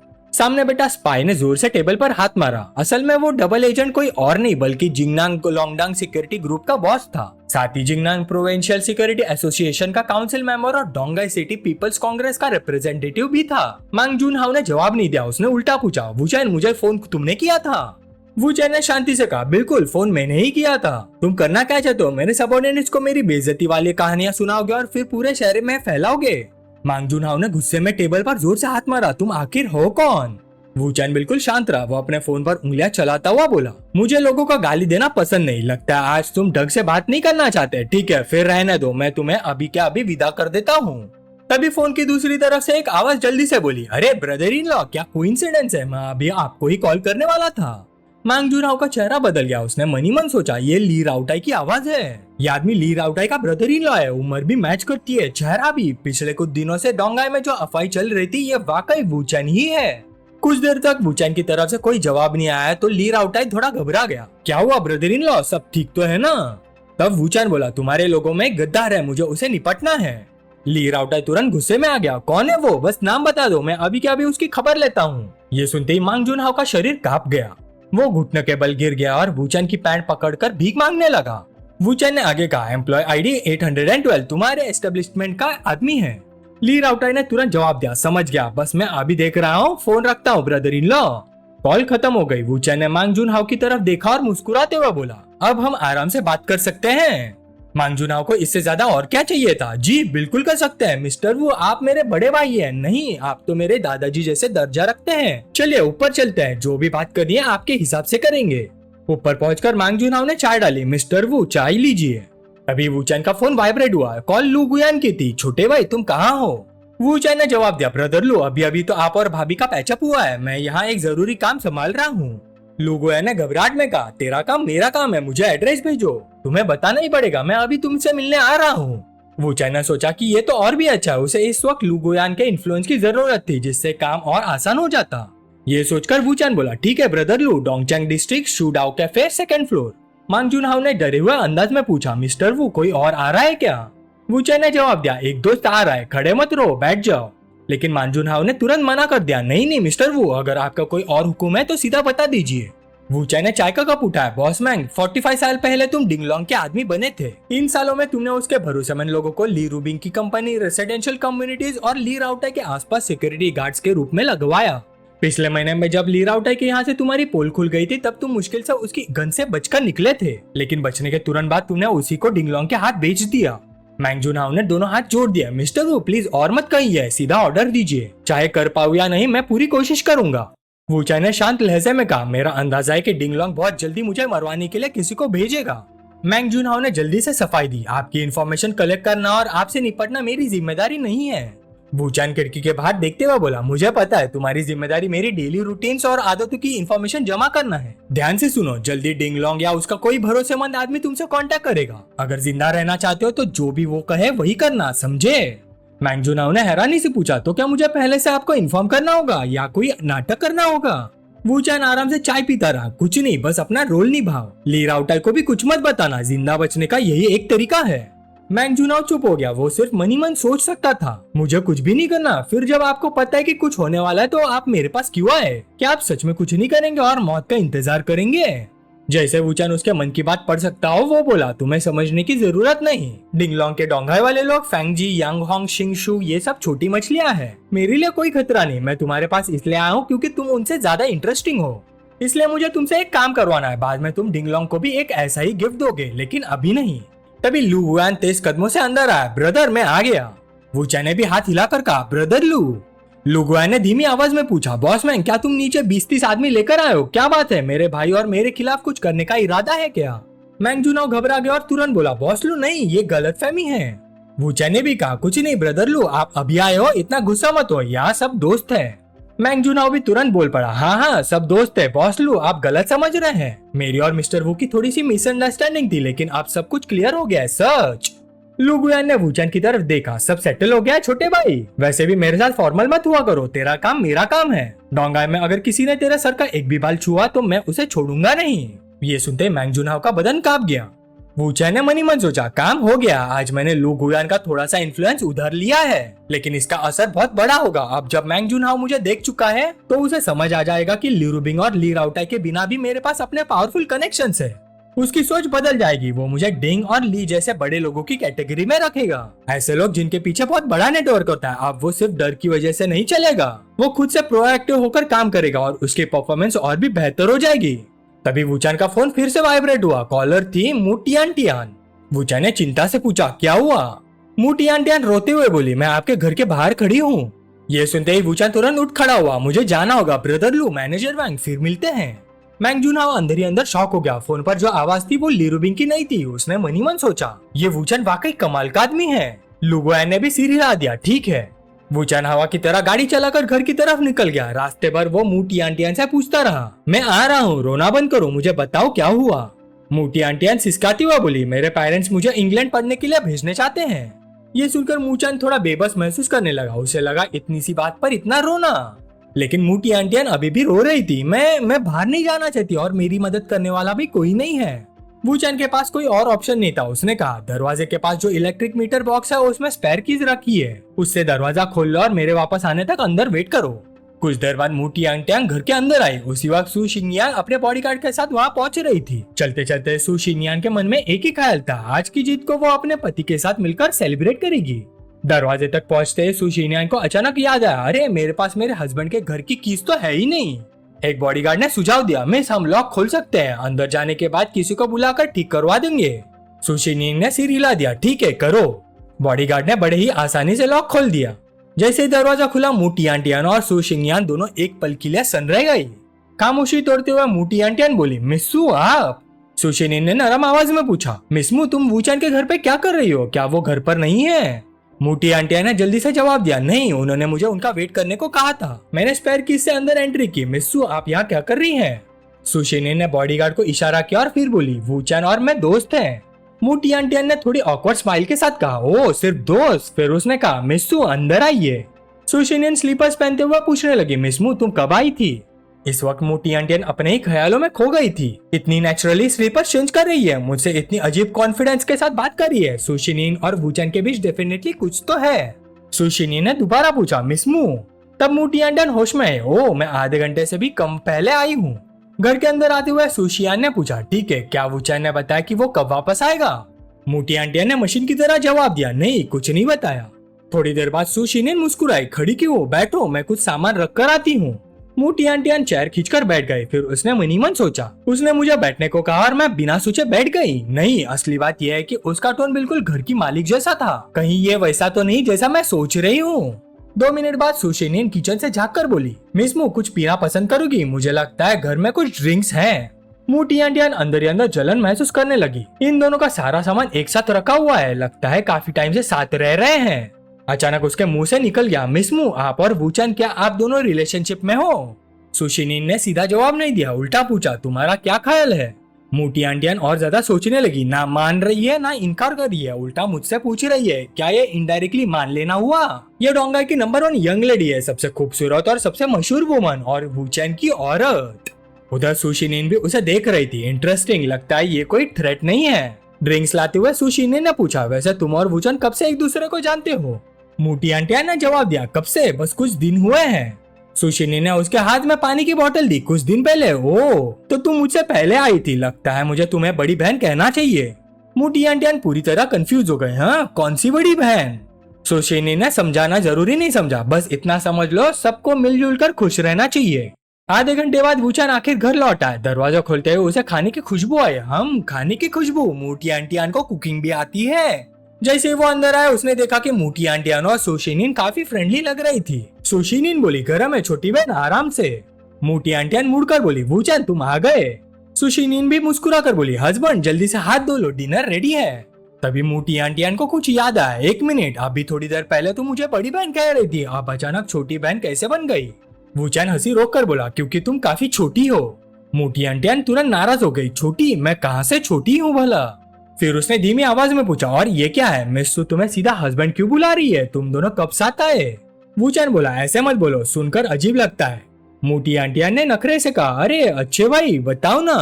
तभी सू शिंगयान ने पीछे मुड़कर आवाज लगाई, हस्बैंड लिटिल सिस्टर मस्ती बंद करो, जल्दी हाथ धोकर खाना खा लो। मूटी आंटियान ने आदत से मजबूर होकर जवाब दिया, ठीक है मुझे समझ आ गया। फिर उसने मनी मन सोचा, मैं कब से इस बात को एक्सेप्ट करने लगी कि मैं छोटी बहन हूँ। खाने के दौरान सू शिंगयान ने वूचान की प्लेट में खाना रखा, हस्बैंड खाना खाओ। वूचान ने पूछा, बोर्ड ऑफ डायरेक्टर्स में सब ठीक रहा? रिजल्ट तो मुझे पता है, लेकिन प्रोसेस कैसा था? सू शिंगयान खुशी से बोले, बिल्कुल वैसा ही जैसा तुमने प्रेडिक्ट किया था, एकदम परफेक्ट। वूचान ने शांत आवाज में सिर हिला दिया, बुरा नहीं, अच्छा है। मोटी आंटियान थोड़ी उदास होकर बोली, वूचान तुम दोनों मुझे इग्नोर कर रहे हो, ये गलत बात है, लेकिन सच में मुझे कुछ नहीं बताओगे? वूचान अचानक बोला, सू शिंगयान ने नहीं बताया तो खुद से गैस कर लो। मोटी आंटियान नाराज हो गई, ठीक है नहीं बताओगे ना तो मैं आज घर नहीं जाऊंगी। वू चैन ने आराम से जवाब दिया, मत जाओ, घर में रूम्स की कमी नहीं है। मोटी आंटिया ने सुशीनिन की तरफ देखा, और आप मिस्सू? सुशीनिन मुस्कुराई, मैं भी नहीं जा रही। मोटी आंटिया ने मनी मन सोचा, ये तुम दोनों ने खुद कहा है, बाद में मुझे ब्लेम मत करना। रात को सोने का वक्त आया। सुशीनिन ने मोटी आंटियान को एक गेस्ट रूम दिखाया। मिस्मू, तुम यहाँ सो सकती हो, हमें कल सुबह जल्दी ऑफिस जाना है, हम लोग पहले सोने जा रहे हैं। मोटी आंटियान ने तुरंत जवाब दिया, ठीक है ठीक है। लेकिन अचानक वो दौड़कर बेड पर गिर गई। नहीं, मैं यही सोऊंगी। फिर उसने मनी मन सोचा, अब देखते हैं तुम लोग क्या करते हो। सुशीनिन ने सिर्फ हल्की सी मुस्कान दी और अपने बालों को प्यार से सहलाया, जैसे तुम्हारी मर्जी डार्लिंग। वू चैन ने दोनों लड़कियों को हैरानी से देखा। ठीक है, ये भी चलेगा और भी अच्छा है। उसके बाद तीनों ने पूरी रात जिक्सॉ पजल गेम खेला। जब सब थककर चूर हो गए तब जाकर सो गए। अगली सुबह अलार्म बजा, लेकिन मोटी आंटियन अभी भी गहरी नींद में थी। कल रात बहुत थक गई, थोड़ा और सोना है। सुशीनिन पहले ही उठ चुकी थी, तब वू चैन का फोन बज उठा। दूसरी तरफ से आवाज आई, जल्दी कंपनी आओ। वू चैन ने पूछा, क्या हुआ? फोन की दूसरी तरफ से जवाब आया, मेरे डैड कंपनी में है। ली रूबिंग ने बेचैनी से कहा, बस जल्दी आओ, इस बार हमारी एक्टिंग फेल हो गई है, पहले की सारी मेहनत बर्बाद हो जाएगी। वू चैन ने तुरंत जवाब दिया, ठीक है, मैं अभी आता हूँ। काफी देर बाद ली रूबिंग गुस्से से बोली, तुम्हारे अभी आता को 40 मिनट लग गए। वू चैन, क्या तुम्हें बिल्कुल भी जल्दी नहीं है? जल्दी मेरी हेल्प करो, मामला संभालो। ये कहकर उसने वू चैन का हाथ पकड़ लिया। चलो, और दोनों अंदर गए। अंदर पहुंचते ली राउटा ने पूछा, सिस, ब्रदर इन लॉ, तुम दोनों इतनी देर से क्यों आए? डैड काफी देर से वेट कर रहे हैं। ली रूबिंग थोड़ी नर्वस होकर बोली, डैड आप बिना बताए आ गए। ओल्ड ली के बड़े बेटे और टोंग फैमिली के फ्यूचर हेड ली मान गहरी आवाज में बोले, बताता ताकि तुम लोगों को तैयारी करने का टाइम मिल जाए, मुझे हैंडल करने की प्लानिंग कर लो। ली रूबिंग ने उनका हाथ पकड़ लिया। अरे डैड, इतना सरप्राइज अटैक क्यों? अभी वो टाइम नहीं आया, मुझे इतना कंट्रोल मत कीजिए। ली मान गुस्से से बोले, तुम अपने छोटे भाई तक को कंट्रोल नहीं कर पाई, इतनी बड़ी प्रॉब्लम खड़ी हो गई और तुम चाहती हो कि मैं डोंगाई ना आऊं? ली रूबिंग ने बेचैन होकर कहा, इसमें मेरी क्या गलती है? ये सब ली राउटाई ने कमजोर आवाज में कहा, सिस, मिलते ही झगड़ा मत शुरू करो। ली रूबिंग ने मनी मन सोचा, बिल्कुल सही, अभी लड़ना बिल्कुल नहीं चाहिए। वू चैन ने हाथ बढ़ाकर ली रूबिंग को अपनी तरफ खींच लिया। ली रूबिंग उसके कंधे पर टिक गई। डैड, मैं आपको ऑफिशियली अपने बॉयफ्रेंड से मिलवाती हूँ, ये वू चैन है। फिर उसने वू चैन की तरफ देखा, डार्लिंग ये मेरे डैड है, अभी अंकल बुलाओ, शादी के बाद टाइटल बदल देना। वू चैन ने मुस्कुरा कर कहा, अंकल आपसे मिलकर खुशी हुई। ली रूबिंग ली मान के एक्सप्रेशन को देखकर और भी हैरान रह गई। डैड को क्या हो गया है, आज इतनी अजीब क्यों लग रहे हैं? ली राउटाई सिर्फ मनी मन माफी मांग सकता था, सॉरी सिस, मैं कुछ हेल्प नहीं कर सकता। डैड जब डोंगा आए थे तब और भी ज्यादा डरावने थे। अचानक ली मैन ने टेबल पर डॉक्यूमेंट्स पटक दिए। तुम और तुम्हारी बहन मिलकर मुझे बेवकूफ बना रहे हो क्या? ली राउटा घबरा गया। डैड आपको मेरी बात पर भरोसा करना होगा, मैंने सच में पूरी जान लगाकर इन्वेस्टिगेशन की है। वू चैन बचपन में किसी किंडरगार्टन में गया था, काउंटी हॉस्पिटल के बर्थ रिकॉर्ड्स तक सब यहाँ है। ली मान ने हाथ बांध लिया, मुझे इसमें से एक शब्द पर भी भरोसा नहीं। ये वू चैन नहीं है, असली वू चैन शायद मर चुका है, ये उसकी जगह एक्टिंग कर रहा है, इसलिए तुम जितनी भी इन्वेस्टिगेशन कर लो कुछ नहीं मिलेगा। ली राउटाई ने डॉक्यूमेंट्स की तरफ देखा। डैड ये इम्पॉसिबल है, हमने साथ में खाना खाया था, उसने जो चॉपस्टिक्स यूज की थी मैंने वो कलेक्ट करवाई और उसका डीएनए भी टेस्ट के लिए भेजा। रिपोर्ट्स यहाँ है, दोनों रिलेटेड निकले। ली मान बोले, तो फिर सिर्फ एक ही पॉसिबिलिटी है, ये ली रूबिंग की एक और चाल है, बिल्कुल उन फेक बॉयफ्रेंड्स की तरह जो पहले भी लाए गए थे। वू चैन के पिछले कुछ दिनों के सारे एक्शंस पहले से प्लान किए गए थे। मनी मन ली मैन ने सोचा, मैं यहाँ तुम्हारा झूठ पकड़ने आया हूँ। फिर वो वू चैन की तरफ मुड़े। वू चैन बैठो, तुम अभी अभी ग्रेजुएट हुए हो ना? ली रूबिंग और ली राउटा दोनों ने नोटिस किया कि उनके डैड की टोन और नजर बदल गई थी। वू चैन शांति से बैठ गया। जी मैंने पहले ली रूबिंग की कंपनी में काम करता था। ली मान ने पूछा, कॉलेज में क्या पढ़ा और फ्यूचर के प्लान्स क्या है? वू चैन ने शांति से जवाब दिया, कंप्यूटर साइंस और एआई स्पेशलाइजेशन। फिलहाल मैं ली रूबिंग को कंपनी लिस्टिंग में हेल्प कर रहा हूँ। ली मान ने मुस्कुराते हुए कहा, हाँ यंग मैन, काफी एम्बिशियस लगते हो। वैसे लिटिल वू, तुम्हारे हॉबीज क्या हैं? मनी मन ली मान सोच रहे थे। बिल्कुल इन्वेस्टिगेशन रिपोर्ट के मुताबिक जवाब दे रहा है, मतलब सब पहले से रिहर्स किया हुआ है। चलो अब दूसरी डायरेक्शन से टेस्ट करता हूँ। वू चैन ने शांति से जवाब दिया, काफी सारी है, law, painting, music, free style wrestling, cars. Li Rubing थोड़ी चिंतित हो गई। डैड इस बार बहुत डिटेल्स में पूछ रहे हैं। तब वू चैन ने आराम से एक और हॉबी जोड़ दी, और लॉलीपॉप्स। ली मान हैरान हो गए। हाँ लॉलीपॉप्स, तुम लॉलीपॉप्स को भी जानती हो? ली रूबिंग भी उलझन में पड़ गई, ये ठीक नहीं हुआ। वू चैन के बैकग्राउंड में लॉलीपॉप का कोई कनेक्शन नहीं होना चाहिए, इतनी बेसिक गलती कैसे कर दी? लेकिन वू चैन शांत रहा। हाँ बचपन में ज्यादातर लड़कों की तरह मुझे भी लॉलीपॉप में इंटरेस्ट था। बड़ा होने पर मैंने इंटरनेट पर लॉलीपॉप्स के बेसिक प्रिंसिपल्स पढ़े और कुछ ब्लूप्रिंट्स भी देखे। आखिर मैंने कंप्यूटर साइंस पढ़ा है, रिसर्च करना मुश्किल नहीं था। वैसे मैंने असली लॉलीपॉप कभी प्रॉपरली यूज नहीं की, लेकिन कॉलेज के सेकेंड ईयर में मैंने खुद एक मॉडल लॉलीपॉप बनाई थी। मेटल की नहीं, लकड़ी की। उसका स्ट्रक्चर और कंपोनेंट्स काफी हद तक एक्यूरेट थे, इसलिए मुझे लगता है कि लॉलीपॉप्स के बारे में मेरी अंडरस्टैंडिंग काफी अच्छी है। ली रूबिंग ने चुपके से राहत की सांस ली। फ्यू, किसी तरह सिचुएशन संभाल ली। लेकिन वूचन क्या कर रहा है? जानबूझकर खुद के लिए प्रॉब्लम्स क्यों क्रिएट कर रहा है?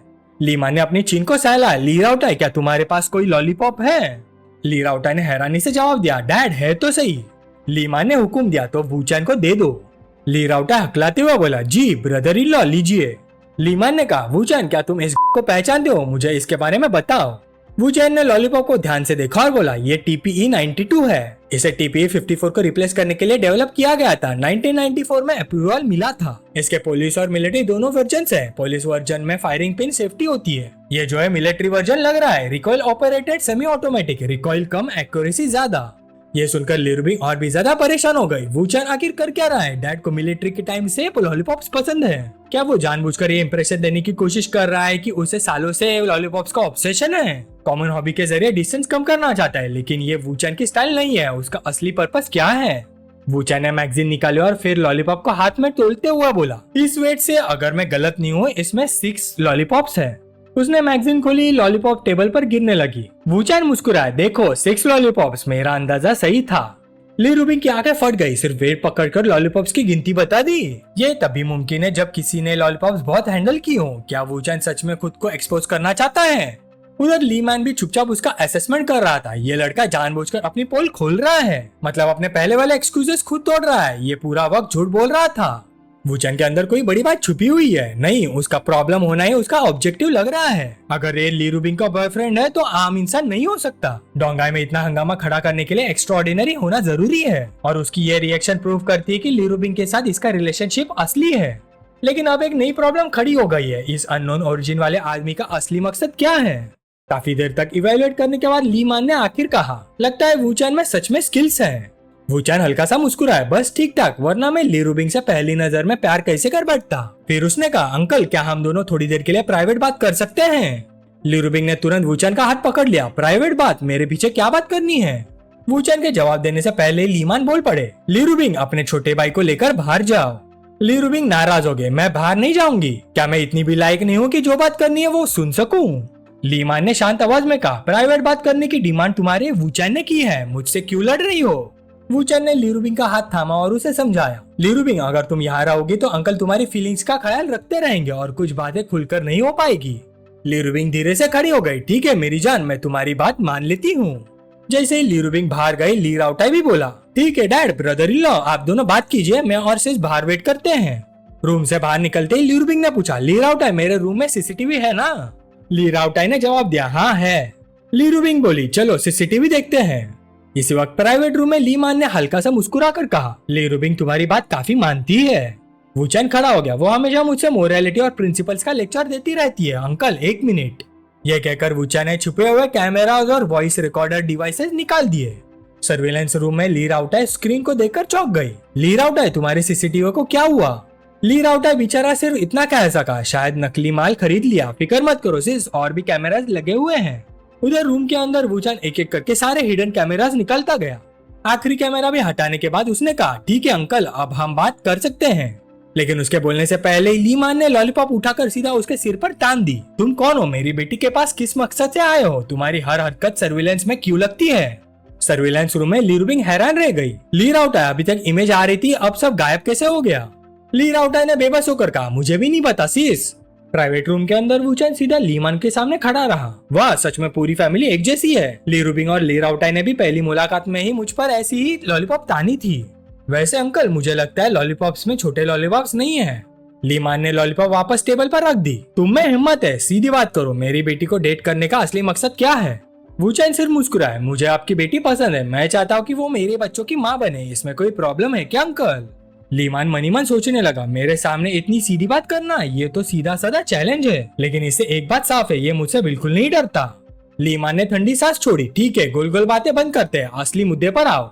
अब वूचैन भी फॉर्मेलिटी छोड़ चुका था। अंकल, मुझे लगता है आपको ली रूबिंग की बिल्कुल परवाह नहीं है। आप सिर्फ फैमिली के इंटरेस्ट की परवाह करते हैं। आप डिंगलोंग के कैरेक्टर को अच्छी तरह जानते हैं, उसकी आदतें भी, उसकी मोरालिटी भी, फिर भी आप ली रूबिंग को उससे शादी करने पर मजबूर कर रहे हैं। एक बात बताइए, क्या आपको डर नहीं लगता कि एक दिन ली रूबिंग गुस्से में आकर डिंगलोंग को लॉलीपॉप मार देगी?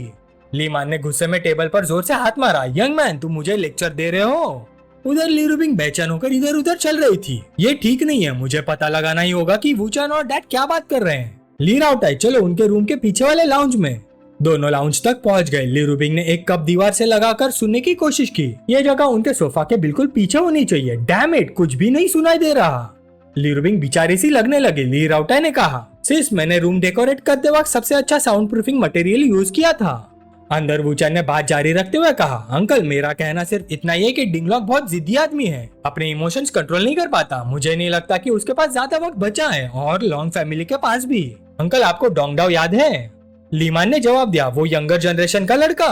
मैंने सुना था 5 साल पहले दुखदाई तरीके से डूबकर मर गया। तुम उसकी बात क्यों कर रहे हो? वूचैन ने सीधा जवाब दिया, वो डूबकर नहीं मरा था, उसका मर्डर हुआ था। लीमान तुरंत बोले, इम्पॉसिबल। उस वक्त डोंग फैमिली डिंग फैमिली से आधे लेवल नीचे थी। अगर वैसा होता भी तो उसे छुपाया नहीं जा सकता था। और डिंग फैमिली एक मिडिल स्कूल के बच्चे को क्यों मारेगी? ना एविडेंस है, ना लॉजिक। वूचैन ने फोन निकाला। अंकल, मैंने नहीं कहा कि डिंग फैमिली ने किया, मैं कह रहा हूँ कि डिंगलोंग ने किया। मोटिवेशन देखिए, ये औरत लिंग युआन, जिसे शिंग शिंग भी कहा जाता है, उस वक्त बहुत सारे अमीर और पावरफुल लोग उसके पीछे थे, लेकिन उसने सबको रिजेक्ट कर दिया। वो सिर्फ डोंगडाओ के करीब आए क्योंकि वो उसे ट्यूशन देता था। डिंगलोंग की जिद की वजह से डोंगडाओ मरा।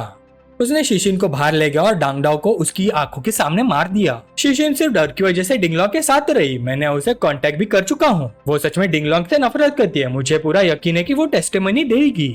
लीमान एकदम से खड़े हो गए। आखिर तुम करना क्या चाहते हो?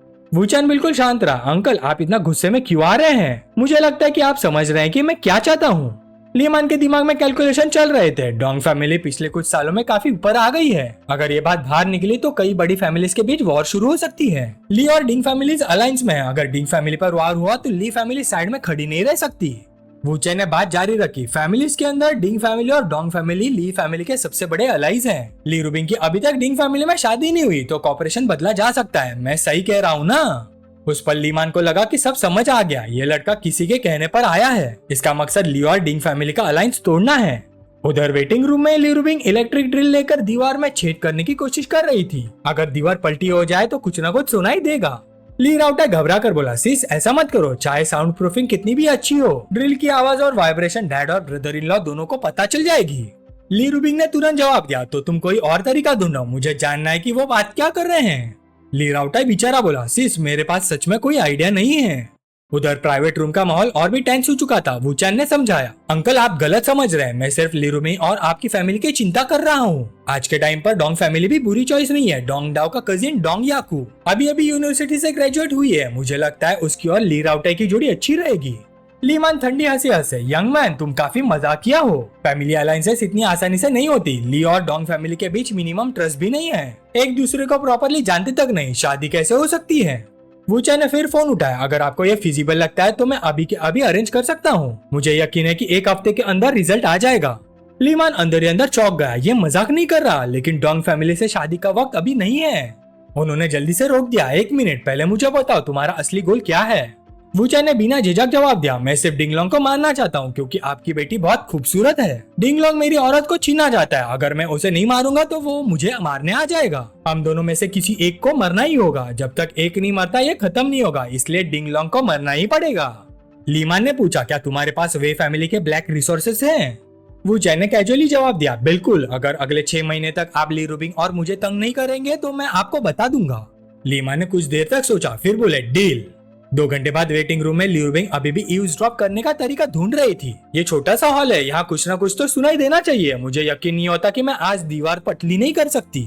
ली राउटाई ने फिर रोक दिया, सिर्फ बस करो, डैड और ब्रदर इन लॉ बाहर आ रहे हैं। ली रूबिंग एकदम से चौंक गई, क्या बाहर आ रहे हैं? वो दौड़कर दरवाजे तक गई। जैसे ही वूचैन बाहर निकला उसने तुरंत उसका हाथ पकड़ लिया। हनी, बातें खत्म हो गई? वूचैन ने भी साथ दिया, हाँ खत्म हो गई। ली रूबिंग तुरंत उसके सामने खड़ी हो गई, रास्ता रोक दिया। रुको, तुम्हें जलन हो रही है? वूचैन ने पूछा। ठीक है, मैं अब तुम्हें और टीज नहीं करूंगा। मैंने डिंगलोंग के काले कारनामे वाले सारे मटेरियल्स तुम्हारे डैड को दे दिए और वीजा वाले इश्यूज के बारे में भी बात कर ली। फिर वू चैन ने डोंगडाओ और शियाशिन की पूरी कहानी सुना दी। ली रुबिंग ने मन ही मन सोचा तो डोंग फैमिली का ये बॉम्ब जब फटेगा और भी ज्यादा लोग डिंगलोंग को मरा हुआ देखना चाहेंगे। फिर ली रुबिंग ने वू चैन का कॉलर पकड़ लिया। बहुत बढ़िया काम किया है मेरे प्यारे वू चैन, बताओ रिवॉर्ड चाहिए? वू चैन ने मुस्कुराते हुए पूछा, पक्का यहीं पर? शायद सामने वाली बिल्डिंग से पता नहीं कितने लोग देख रहे होंगे। ली रुबिंग ने उसे धक्का दे दिया। कैसी बकवास सोच रहे हो तुम? ठीक है तुम कमा लो मेरे प्यारे वू चैन, पर अगर तुम इतने कैपेबल हो तो क्या तुम मुझे पसंद नहीं करते? वू चैन खुशी से बोला, तुम भी तो मुझे पसंद करती हो है ना, क्या ये मेरी भी एक एडवांटेज मानी जाएगी? ली रुबिंग ने अपने बाल ठीक किया। मैं मानती हूँ कि तुम बिल्कुल वैसा ही हो जैसे मैंने अपने पार्टनर के बारे में इमेजिन किया था, खासकर तुम्हारी स्ट्रेंथ। हाँ मुझे लगता है कि मैं तुमसे प्यार करने लगी हूँ। लेकिन ली रुबिंग, चाहे मैं तुमसे प्यार करती हूँ फिर भी मैं कोई सीधी सादी बिल्ली नहीं बनूंगी, इसलिए तुम ही सीधे साधे बन जाओ मिस्टर वू। वू चैन ने ताली बजाई। वाह क्या स्पीच थी मिस लू, गुड लक। ओ हाँ तुम मुझे रिवॉर्ड देना चाहते थे ना, यहाँ आओ मेरे कंधे दबा दो। ली रुबिंग ने जवाब दिया, पहले मुझे रिक्वेस्ट करो, रिक्वेस्ट करोगे तो मसाज मिलेगा। वू चैन ने हाथ बढ़ाकर उसके सिर को हल्का सा रब किया। मैं तुमसे रिक्वेस्ट नहीं करूंगा, लगता है मुझे किसी और को ढूंढना पड़ेगा। ली रुबिंग ने मुड़कर पूछा, कौन? सु शिनियन? वू चैन ने थोड़ी देर सोचा, नहीं शिनियन भी काम में बहुत बिजी रहती है, मैं उसे परेशान नहीं करना चाहता। ली रुबिंग ने भाई सिकुड़ी, तो फिर कौन? वू चैन ने एक आंख बंद करके दूसरी खोली। अभी मेरी औरत तो नहीं है, लेकिन अगर सिर्फ पहचान बढ़ानी हो तो उससे मेरे कंधे दबवा लेना बिल्कुल आसान है। तुमसे छोटी, तुमसे ज्यादा खूबसूरत और तुमसे ज्यादा अमीर। ली रुबिंग ने तुरंत पूछा, कौन? डोंगाई की एक लड़की। वू चैन ने फोन निकाला। अब और गैस मत करो, तुम नहीं पहचान पाओगे, मैंने स्पीकर ऑन कर दिया है। कुछ टाइम के बाद सामने से आवाज आई, हेलो कौन बोल रहा है? वू चैन ने तुरंत जवाब दिया, हेलो सीनियर सॉन्ग, मैं भी डोंगाई यूनिवर्सिटी का स्टूडेंट था, इसी साल ग्रेजुएट हुआ हूँ। मैंने सुना है कि सीनियर सॉन्ग्स कलेक्ट करती है। सही, मेरे पास कुछ गाने हैं। सामने वाली आवाज बोली, आप सीनियर है? सच में सॉन्ग्स है क्या आपके पास? वू चैन बोला, हाँ हर टाइप के, तुम्हारी पसंद की चीज जरूर मिलेगी। सामने वाली लड़की ने हंसी के साथ बोला, ये बात तो बहुत लोग बोल चुके हैं पर कुछ खास नहीं होता, मेरे खुद के लिखे हुए गाने ज्यादा अच्छे हैं। वू चैन बोला, पहले माल देख लो फिर विश्वास कर लो। लड़की खुश होकर बोली, ठीक है अगर अभी टाइम है तो सीबीडी कैफे आ जाओ। वू चैन ने कहा, ठीक है मिलते हैं फिर। ली रुबिंग ने मन ही मन सोचा, डोंगाई यूनिवर्सिटी में मुझसे ज्यादा खूबसूरत और अमीर लड़की जिसका सरनेम सॉन्ग है, लेकिन डोंगाई के टॉप 10 मैग्नेट्स में तो कोई सॉन्ग सरनेम नहीं है, तो क्या वो लड़की है? फिर ली रुबिंग ने आंखें फाड़ते हुए पूछा, डार्लिंग वही जिसे तुम एडमायर करते हो वो वू फैमिली वाली तो नहीं? वू चैन ने सिर हिला दिया, हाँ वूडोंग की बेटी। ली रुबिंग की आंखें फट गई। तुम वूडोंग की बेटी के पास जाने वाले हो और उससे अपने कंधे दबाने को कहोगे? तुम्हें डर नहीं लगता कि वूडोंग को पता चल गया तो? वूडोंग मेरी आइडल है, डोंगाई की टॉप 3 वेल्दी फैमिलीज में से एक, सैम लैम फैशन की फाउंडर। डिवोर्स के बाद उसने अपनी बेटी की कस्टडी जीती, अपने एक्स हस्बैंड की फैमिली को बिजनेस कंपटीशन में पूरी तरह से बर्बाद कर दिया, उसके एक्स हस्बैंड को मौत तक मजबूर कर दिया। वो डोंगाई बिजनेस वर्ल्ड की ब्लैक विडो है, उसका नाम सुनते ही लोग कांप जाते हैं। वू चैन हंस पड़ा, मुझे पता है, लेकिन मुझे उसका एक और टाइटल भी पता है, जब वो जवान थी डोंगाई की नंबर 1 ब्यूटी।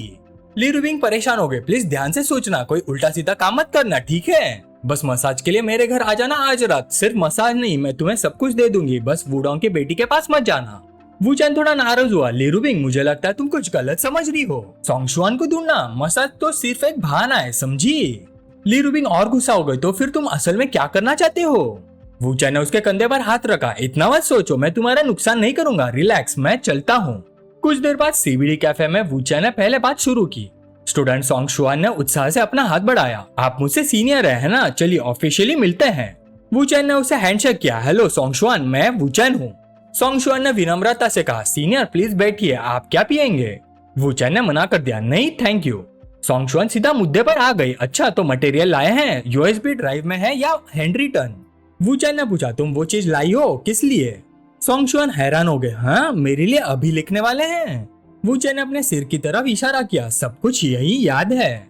सोंगशुआन ने शक भरी नजर से पूछा, सीनियर आप मुझे बेवकूफ बनाने तो नहीं आए ना, ऐसा करोगे तो लोग आपको पसंद नहीं करेंगे। वू चैन ने सोंगशुआन के हाथ से नोटबुक और पेन लिया और लिखना शुरू कर दिया।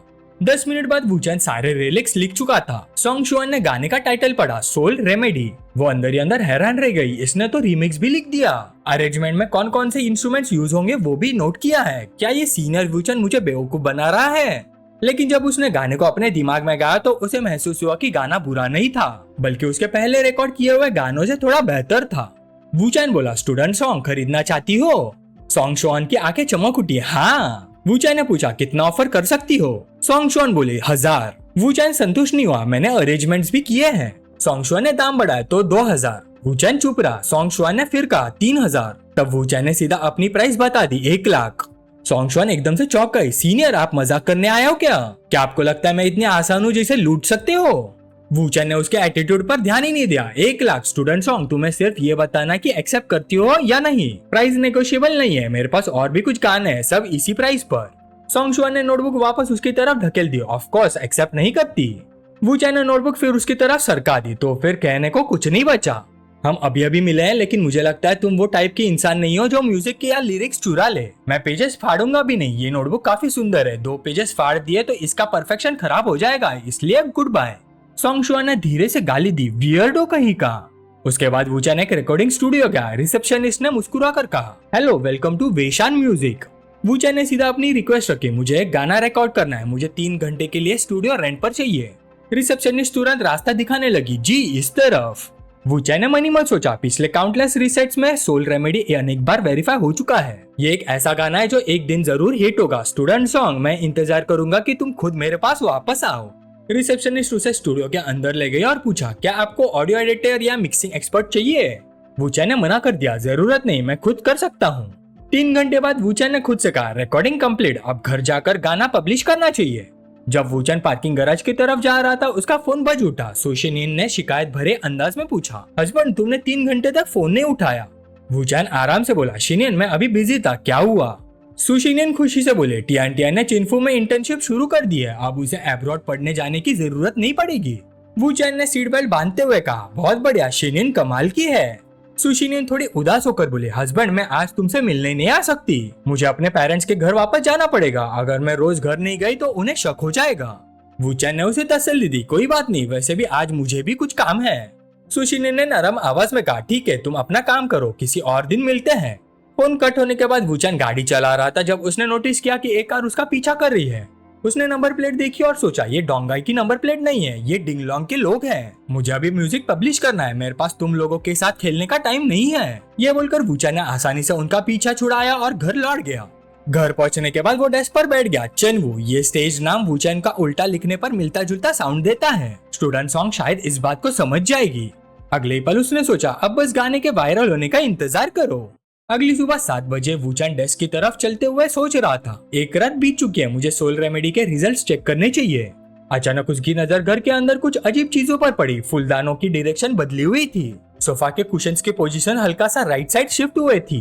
वूचैन की आंखें सिकुड़ गई। कल मैंने इग्नोर कर दिया था, लेकिन वो लोग मेरा पीछा करते हुए घर तक आ गए थे। पिनहोल कैमरास और लिसनिंग डिवाइसेस शायद यही कहीं लगे हुए हैं। अगर तुम ऐसे खेलना चाहते हो तो आज मैं तुम्हें मौका देता हूँ।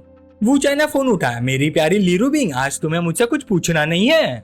दूसरी तरफ से ली रूबिंग ने तुरंत जवाब दिया, मैं तो अभी तुम्हें कॉल करने ही वाली थी। सोंगशुआन के मामले में तुम काफी वेल बिहेव निकले, हम आराम से बात कर सकते हैं। वूचैन बोला, ठीक है, मैं 9 बजे तुम्हारी कंपनी आ जाऊंगा। गाड़ी में बैठते ही वूचैन सोचने लगा, आज कुछ होने की पॉसिबिलिटी बहुत ज्यादा है, लेकिन सब कुछ मेरे कंट्रोल में है। कुछ देर बाद एक गाड़ी ने सामने आकर उसका रास्ता रोक दिया। वूचैन को स्पीड कम करनी पड़ी। टायर्स और रोड के बीच की घसीटने की चीखने वाली आवाज हवा में गूंज उठी। वूचैन के होठों पर हल्की सी मुस्कान आ गई, लो आ गए। एक्सीडेंट का रूप देकर किसी को मारने का ये क्लासिक तरीका। इसकी सक्सेस रेट लगभग 100% होती है, लेकिन मैंने नंबर प्लेट पहले ही याद कर ली है। अब समझ गया, एक्सीडेंट जैसे दिखने वाला ये मर्डर प्लान आज मेरे सामने फेल होने वाला है। उसी पल वूचैन की कार में जोर का ब्लास्ट हुआ और पूरी गाड़ी आग के लपटों में घिर गई। वूचैन शांत आवाज में बोला, टाइम रिवाइंड। समय वापस सुबह 7 बजे लौट गया। वूचैन बेड पर लेटा हुआ हल्का सा व्यंग्या भरी मुस्कान के साथ बोला, अब मेरी भी बारी है। वूचैन ने फोन उठाकर ली राउटाई को कॉल किया। ली राउटाई ने तुरंत फोन उठाया, हेलो ब्रदर इन लॉ। वूचैन ने शांत तरीके से कहा, डिंगलोंग के लोग डोंगाई में है, एक बात याद रखो, मुझे वो जिंदा रहना चाहिए। वूचैन ने मनी मन सोचा, डिंगलोंग के उन आदमियों को ढूंढना मुश्किल है जो भागने की कोशिश कर रहे हैं, लेकिन सड़क पर चलती हुई गाड़ी को ढूंढना नामुमकिन नहीं। मेन रोड पर अटैक करना आसान नहीं होगा। इसलिए वो शिन्मू शॉपिंग सेंटर के नीचे वाले पार्किंग लॉट की तरफ चला गया। जैसे ही वूचैन कार से बाहर निकला, ली राउटाई का फोन आ गया। ब्रदर इन लॉ कैसे चल रहा है? मैंने कुछ टॉप एक्सपर्ट्स रोड पर सर्च करने के लिए भेज दिए हैं। वूचैन ने जवाब दिया, मैं शॉपिंग सेंटर के ईस्ट साइड के पास हूँ, वो गाड़ियां मेरे पीछे आ रही है, बाकी तुम हैंडल करो। फोन रखने के बाद वूचैन खुश होकर सोचने लगा, अब मुझे सिर्फ डिंगलोंग के सक्सेसर का इंतजार करना है। उधर ट्रक में बैठे अससिन ने देखा, बॉस वो पार्किंग गैराज में घुस रहा है, प्लान चेंज, हमें पहले वापस जाना होगा। लेकिन उसी वक्त एक 16 सीटर वैन सीधा ट्रक के साइड में जा टकराई। ट्रक ड्राइवर गुस्से में सिर बाहर निकालकर चिल्लाया, गाड़ी चलानी ही नहीं आती क्या? तब वैंग युआन अपने आदमियों के साथ वैन से बाहर निकला, नहीं आती भाई, राइड करनी है क्या? उसके बाद वुचैन पर अटैक करने वाले सारे गाड़ियों के लोग गिरफ्तार कर लिए गए। शिनगुआन ने तुरंत डिंगलोंग को रिपोर्ट दी, यंग मास्टर हमारे लोग ली राउटाई ने पकड़ लिए हैं। डिंगलोंग गुस्से से गरज उठा, प्लान भी एक्टिवेट करो, वुचैन को आज ही मरना होगा। ली सिबलिंग्स उसकी पूरी प्रोटेक्शन एस्टेब्लिश करने से पहले अटैक करो। ली गुआ ने ऑर्डर दिया, लाउडाओ को बोलो कमीशन डबल है। शिनमू शॉपिंग सेंटर के पार्किंग लॉट का काम साफ सुथरे तरीके से निपटाओ, काम के बाद तुरंत निकल जाना। 20 मिनट बाद शिनमू शॉपिंग सेंटर में वुचैन को ली रुबिंग का फोन आया, शिनशा ने सबको अरेस्ट कर लिया है, अब तुम कहाँ हो? वुचैन बोला, शिनमू शॉपिंग सेंटर, क्या हुआ? ली रुबिंग ने तुरंत कहा, किसी भीड़ वाली जगह पर जाओ, मैं अभी आ रही हूँ। उसकी बात सुनकर वुचैन एलिवेटर के सामने खड़ा हो गया, मेरी प्यारी मिस ली, मैं तुम्हारी बात मान लेता हूँ। फिर वुचैन एलिवेटर में घुस गया, अंदर उसने देखा कि कैमरा टूट चुका था। उसने तुरंत अंदाजा लगाया, सक्सेसर आ गया। जब एलिवेटर खुला, एक ग्रुप ने वुचैन को घेर लिया। एलिवेटर का दरवाजा बंद हो गया और सब उसकी तरफ टूट पड़े, हर किसी के हाथ में चाकू था। वुचैन ने आंखें खोली, अब वो सच में सीरियस फाइट के मूड में था। उसने एक असासिन की कलाई मजबूती से पकड़े और सीधा उसकी चीन पर मुक्का दे मारा। फिर दूसरे को पेट में इतनी जोर से लात मारी कि वो पीछे उड़ गया। इसी दौरान 2 और चाकू वाले आदमी उसकी तरफ झपटे, एक ने चाकू घुमाया लेकिन वुचैन आसानी से बच गया। वो आदमी हैरान रह गया, उसका मुंह खुला का खुला रह गया। मौका देकर वुचैन ने सीधा उसके चेहरे पर मुक्का जड़ दिया। जब वुचैन असासिन से लड़ रहा था, उधर ली रुबिंग भी पागलों की तरह उसे ढूंढ रही थी। वो कहाँ है? उसका फोन भी नहीं लग रहा, हर जगह ढूंढो, हमें वुचैन को जल्दी से जल्दी ढूंढना होगा। उसके असिस्टेंट ने रिपोर्ट दी, मिस वो एलिवेटर में है। ली रुबिंग तुरंत एलिवेटर की तरफ भागी, कौन सा फ्लोर? असिस्टेंट ने जवाब दिया, बेसमेंट 1। ली रुबिंग चिल्लाई, जल्दी। जब वो वहां पहुंची, एलिवेटर अभी अभी नीचे आया था। उसने देखा एक असासिन का सिर जोर से जमीन पर टकरा रहा था। फिर एलिवेटर खुला, अंदर वुचैन अभी भी एक आदमी का सिर पकड़े हुए खड़ा था। उसके कपड़े पूरी तरह से बिखरे हुए थे। ली रुबिंग हैरान रह गई, वुचैन।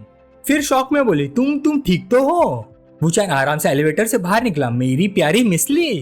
ली रुबिंग दौड़कर उसके पास आई। वुचैन ने नरम आवाज में पूछा, क्या कर रही हो, कपड़े गंदे हो जाएंगे।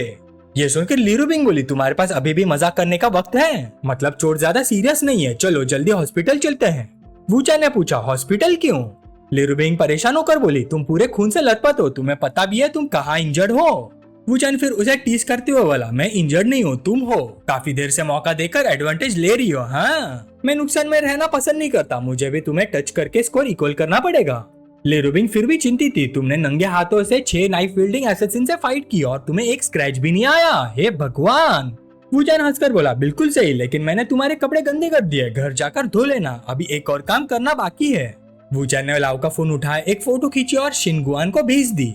शिनगुआन ने तुरंत कॉल बैक किया, लाओ काम हो गया, अब तुम लोग कहाँ हो? वुचैन मजाक उड़ाते हुए बोला, मैंने फोटो भेज दी है, देखी नहीं क्या?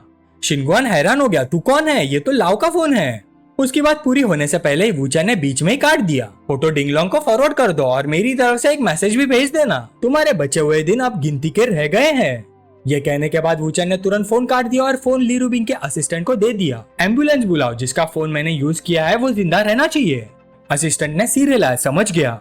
वुचैन फिर ली रुबिंग की तरफ मुड़ा, वैसे ली रुबिंग, मैं कुछ टाइम के लिए डोंगाई छोड़कर साउथ जाने वाला हूँ।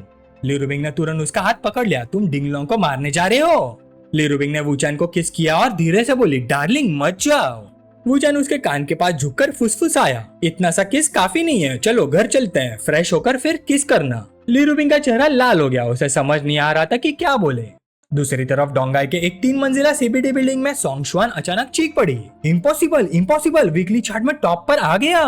उसकी एक दोस्त बोली, कल रात सोने से पहले मैंने सुना था, काफी अच्छा है। सोंगशुआन स्क्रीन को घूर रही थी, 4000 से ज्यादा कमेंट्स थे, सब पॉजिटिव रिव्यूज। कई एक्सपर्ट सिंगर की स्किल्स और टेक्निक्स पर डिस्कशन कर रहे थे। सोंगशुआन ने मनी मन सोचा, जैसा एक्सपेक्टेड था, सीनियर वुचैन के लिरिक्स वाकई दिल को हील करने वाले हैं। उसकी दोस्त फिर बोली, सोंगशुआन ये कौन सा जमाना है, आजकल कौन म्यूजिक स्कोर हाथ से लिखता है। सोंगशुआन बालकनी में चली गई, उसके मन में शक बढ़ता जा रहा था, कुछ तो गड़बड़ है, मुझे कंफर्म करना होगा, क्या सीनियर वुचैन सच में इतना एक्स्ट्राऑर्डिनरी है। उधर वुचैन के घर पर ली रुबिंग अभी शावर लेकर निकली थी और बाल सुखा रही थी। तभी वुचैन का फोन वाइब्रेट हुआ। ली रुबिंग ने सोचा, कहीं डिंगलोंग फिर से परेशानी तो नहीं कर रहा। ये सोचकर उसने फोन उठाया, क्या चाहिए तुम्हें, अब मौत ढूंढ रहे हो क्या? दूसरी तरफ सोंगशुआन थोड़ी कंफ्यूज हो गई, हेलो क्या ये सीनियर वुचैन है? मैं सॉन्ग के बारे में बात करने के लिए कॉल कर रही हूँ। ली रुबिंग सतर्क हो गई, कौन सा सॉन्ग, सीधा बोलो, मैं मैसेज पहुंचा दूंगी। सॉन्ग शुआन थोड़ी असुविधा में पड़ गई। प्लीज गलत मत समझिए, क्या आप सीनियर वूचन की गर्लफ्रेंड है? कल वाली मीटिंग में थोड़ा मिसअंडरस्टैंडिंग हो गया था, मैं सीनियर से माफी मांगना चाहती हूँ। ली रूबिंग और कंफ्यूज हो गई। सॉन्ग, माफी किस बात की? अब सॉन्ग शुआन को सच में शक होने लगा, आप वाकई सीनियर वूचन की गर्लफ्रेंड है? आपको सीनियर सॉन्ग के बारे में भी नहीं पता, ये तो अजीब है। ली रूबिंग तुरंत भड़क गई, तुम मुझ पर शक करी हो, रुको जरा। फिर उसने बाथरूम का दरवाजा खटखटाया। हनी दरवाजा खोलो, तुम्हारी जूनियर का फोन है। वूचन बाहर आया और फोन ले लिया। कौन है? ओ क्लासमेट सॉन्ग, आज मैं फ्री हूँ, मिलकर बात करते हैं, ठीक है, कोई प्रॉब्लम नहीं। फोन रखने के बाद वूचन ने समझाया ये सॉन्ग शुआन थी, वो मेरा लिखा हुआ सॉन्ग खरीदना चाहती है। ली रूबिंग उसके करीब आ गई। मेरे प्यारे वूचन, तुम तो बहुत टैलेंटेड निकले। वूचन मुस्कुरा दिया। तुमने अभी तक शावर कंप्लीट नहीं किया मेरी प्यारी ली। ली रूबिंग ने अपनी बाहें उसकी गर्दन के आसपास डाल दी। क्या तुम मुझे बता सकते हो कि और क्या क्या जानते हो? वूचन ने धीमी आवाज में कहा। ली रूबिंग, तुम आग से खेल रही हो। जब दोनों करीब आ रहे थे तभी फोन फिर से बज गया। ली रूबिंग ने नाराज होकर कहा, अब कौन है? क्या बकवास टाइमिंग है। उसने फोन उठाया। इस बार कॉल डिंगलोंग की थी। वूचन मुड़कर बाथरूम की तरफ चला गया। कोई बात नहीं, फोन उठाओ, मैं टॉवल पहनकर आता हूँ। दूसरी तरफ डिंगलोंग बोला, ली रूबिंग, मुझे लगता है मुझे कुछ एक्सप्लेन करना चाहिए। आज जो हुआ वो मेरा प्लान नहीं था, शिनगुआन ने अपनी मर्जी से किया, उसने मेरी इंटेंशन गलत समझ ली। ली रूबिंग ने व्यंग्य से जवाब दिया, मुझे पता था डिंग फैमिली के लोग डोंगाई में आकर जान देने नहीं आएंगे। कुछ छोटे मोटे लोग हीरो बनने की कोशिश कर रहे थे, ये डिंगलोंग का स्टाइल नहीं है। ली रूबिंग बात करते हुए वूचन के और पास चिपक गई। वूचन ने भी साथ दिया और पूछा, कौन है? क्या तुम डिंगलोंग की बात कर रही हो डार्लिंग? ली रूबिंग बोली, बिल्कुल, मेरा हस्बैंड उसी बेवकूफ की बात कर रहा है। वूचन ने हल्की सी थपकी उसके थाइस पर मारी। अरे जुबान संभालो, गाली मत दो। ली रूबिंग नखरे से बोली, दर्द हुआ, देखो ना, तुमने मारा और अब लाल हो गया। दूसरी तरफ डिंगलोंग गुस्से में दांत पीस रहा था। वूचन ने फिर कहा, तुम्हें पता है तुम्हारी गलती क्या थी? अगर नहीं पता तो मुझे तुम्हें सजा देनी पड़ेगी। ली रूबिंग ने जानबूझकर अपनी आवाज नरम कर ली। मेरी गलती थी हनी, अब गाली नहीं दूंगी, प्लीज मुझे सजा मत देना। दूसरी तरफ डिंगलोंग का गुस्सा फट पड़ा। उसने फोन जमीन पर दे मारा। Damn it. इधर ली रूबिंग हंस पड़ी। फोन कट हो गया। जो आवाज आई थी लगता है उसने फोन तोड़ दिया। तुम्हें लगता है हम उसे गुस्से से ही मार सकते हैं? वूचन हंसकर बोला, गुस्से से मर जाना उसके लिए बहुत आसान मौत होगी। ली रूबिंग ने भाई सिकुड़ी, छोड़ो उसे। मेरे प्यारे वूचन, तुमने अभी क्या कहा था? तुम मुझे सजा देने वाले थे। वूचन ने तुरंत दोनों हाथ उठा दिए। मैं सरेंडर करता हूँ, वैसे ये सब तुम अरेंज कर सकती हो। एक और बात, मैं बाद में वुडोंग से मिलूंगा, हो सकता है वो तुम्हें फोन करे, तुम उसके साथ कोऑपरेट करना, ओके? ली रूबिंग हैरान हो गई। वुडोंग से मीटिंग? क्या तुम सॉन्ग शुआन से मिलने नहीं वाले? वूचन ने समझा, मैं सॉन्ग शुआन से मिलने जा रहा हूँ, लेकिन आज वुडोंग से भी मुलाकात हो सकती है, वो मुझसे मिलने की जरूर कोशिश करेगी। तभी ली राउटा अंदर दौड़ते हुए आया। सिस्टर, ब्रदर इन लॉ, आज जो हुआ वो मेरी गलती थी, मैं प्रॉमिस करता हूँ कि ऐसा दोबारा कभी नहीं होगा। ब्रदर इन लॉ, अगर आपको बॉडीगार्ड चाहिए तो बस बोल दीजिए। ली रूबिंग ने बीच में ही टोक दिया। ली राउटा, मुझे नहीं पता तुम क्या सोच रहे हो, लेकिन मेरी बात ध्यान से सुनो, कोई भी जल्दबाजी मत करना। ली राउटा गुस्से में बोला, दीदी आज कितनी बार हो गई है? ब्रदर इन लॉ लकी थे, उन्हें कुछ नहीं हुआ, अगली बार कौन गारंटी देगा? मैं उस डिंगलोंग के टुकड़े टुकड़े कर दूंगा। ली रूबिंग खड़ी हो गई और वूचन से बोली, तुम उसे समझाओ, तुम ही उसे बिगाड़ते हो। वूचन ने शांत तरीके से पूछा, ली राउटा, लाओ को हॉस्पिटल पहुंचा दिया गया? ली राउटा ने ईमानदारी से जवाब दिया, जिस आदमी को बचाने के लिए आपने कहा था वो बच गया है। वूचन ने संतुष्टि से सिर हिलाया। बहुत अच्छा, मुझे उसे अकेले में बात करनी है। ली राउटाई थोड़ा कंफ्यूज हो गया। ब्रदर इन लॉ, आप ऐसा क्या कहने वाले हो? क्या उसके पास डिंगलोंग की कोई कमजोरी है? वूचन मुस्कुरा दिया, बिल्कुल, तुम लोग भी सुन सकते हो जब मैं उसे बात करूंगा, लेकिन एक प्रॉमिस करना होगा, कोई जल्दबाजी नहीं। ली राउटाई ने तुरंत कहा, जब तक डिंगलोंग मर जाता है ब्रदर इन लॉ जो कहेंगे मैं मानूंगा। ये सुनकर ली रूबिंग ने धीरे से सांस छोड़ी। उफ। कपड़े पहनते हुए वूचन बोला, ली रूबिंग, ली राउटाई, तुम दोनों बात करो, मुझे एक काम से बाहर जाना है। कुछ देर बाद वूचन उस जगह पर पहुंच गया जो सॉन्ग शुआन ने अरेंज की थी। उसके पीछे एक डिटेक्टिव चुपके से उसकी फोटो ले रहा था। वूचन कैफे के अंदर गया। अंदर जाते उसने पहले बात शुरू की, क्लासमेट सॉन्ग। सॉन्ग शुआन तुरंत खड़ी हो गई। सीनियर। उसकी हिचकिचाहट देखकर वूचन ने पूछा, क्या हुआ क्लासमेट सॉन्ग? सॉन्ग शुआन ने तुरंत पूछा, सीनियर, क्या आपके घर वाले रेस्टोरेंट चलाते हैं? वूचन ने मना नहीं किया। हाँ, एक छोटे से काउंटी में रामेन नूडल शॉप है। सॉन्ग शुआन ने अपने शक जाहिर किए। सीनियर, आपकी गर्लफ्रेंड की आवाज तो 40 साल से भी ज्यादा लगती है। क्या आप किसी शुगर मॉमी के साथ हो? गाने की प्राइस भी इतनी ज्यादा है। क्या आप उसे छुटकारा पाने के लिए पैसे जमा कर रहे हो, इसलिए उसे सच बताने से डरते हो? वूचन को हंसी आ गई। ओ। सॉन्ग शुआन नाराज हो गई। सीनियर, आप अभी भी हंस रहे हो, मुझे आपके लिए बुरा लग रहा है। आपका टैलेंट उस बुढ़िया के पास बर्बाद नहीं होना चाहिए। सोल रेमेडी की सक्सेस देखी है ना, मैं आपकी हेल्प कर सकती हूँ, अगर पैसे कमाने हैं, अगर इंडिपेंडेंट बनना है, मुझ पर भरोसा कीजिए। सीनियर, सोल रेमेडी कितना सक्सेसफुल हुआ है देखिए, आप फेमस हो गए हो। आपको पता भी है बड़ी बड़ी कंपनीज आपको साइन करेंगी, आप सेलिब्रिटी बन सकते हो। वू चैन ने उसका हाथ हल्का सा हटा दिया। मैं डेब्यूट नहीं करूंगा, बहुत सी चीजें वैसे नहीं है जैसे तुम सोच रही हो। चलो बिजनेस की बात करते हैं, तुमने मुझे सॉन्ग के लिए बुलाया था। तब सॉन्ग शुआन को याद है, ओ हाँ सॉन्ग खरीदना था। सीनियर, मेरे लिए एक और सॉन्ग लिखिए। वू चैन ने बिना सोचा जवाब दिया, 1 लाख। सॉन्ग शुआन ने तुरंत हाँ कर दी, ठीक है। वू चैन ने एक और कंडीशन रख दी, मुझे सॉन्ग के प्रॉफिट का 50% चाहिए। सॉन्ग शुआन फिर भी तुरंत मान गई, कोई प्रॉब्लम नहीं, बस सोल रेमेडी वाली क्वालिटी मेंटेन रहनी चाहिए।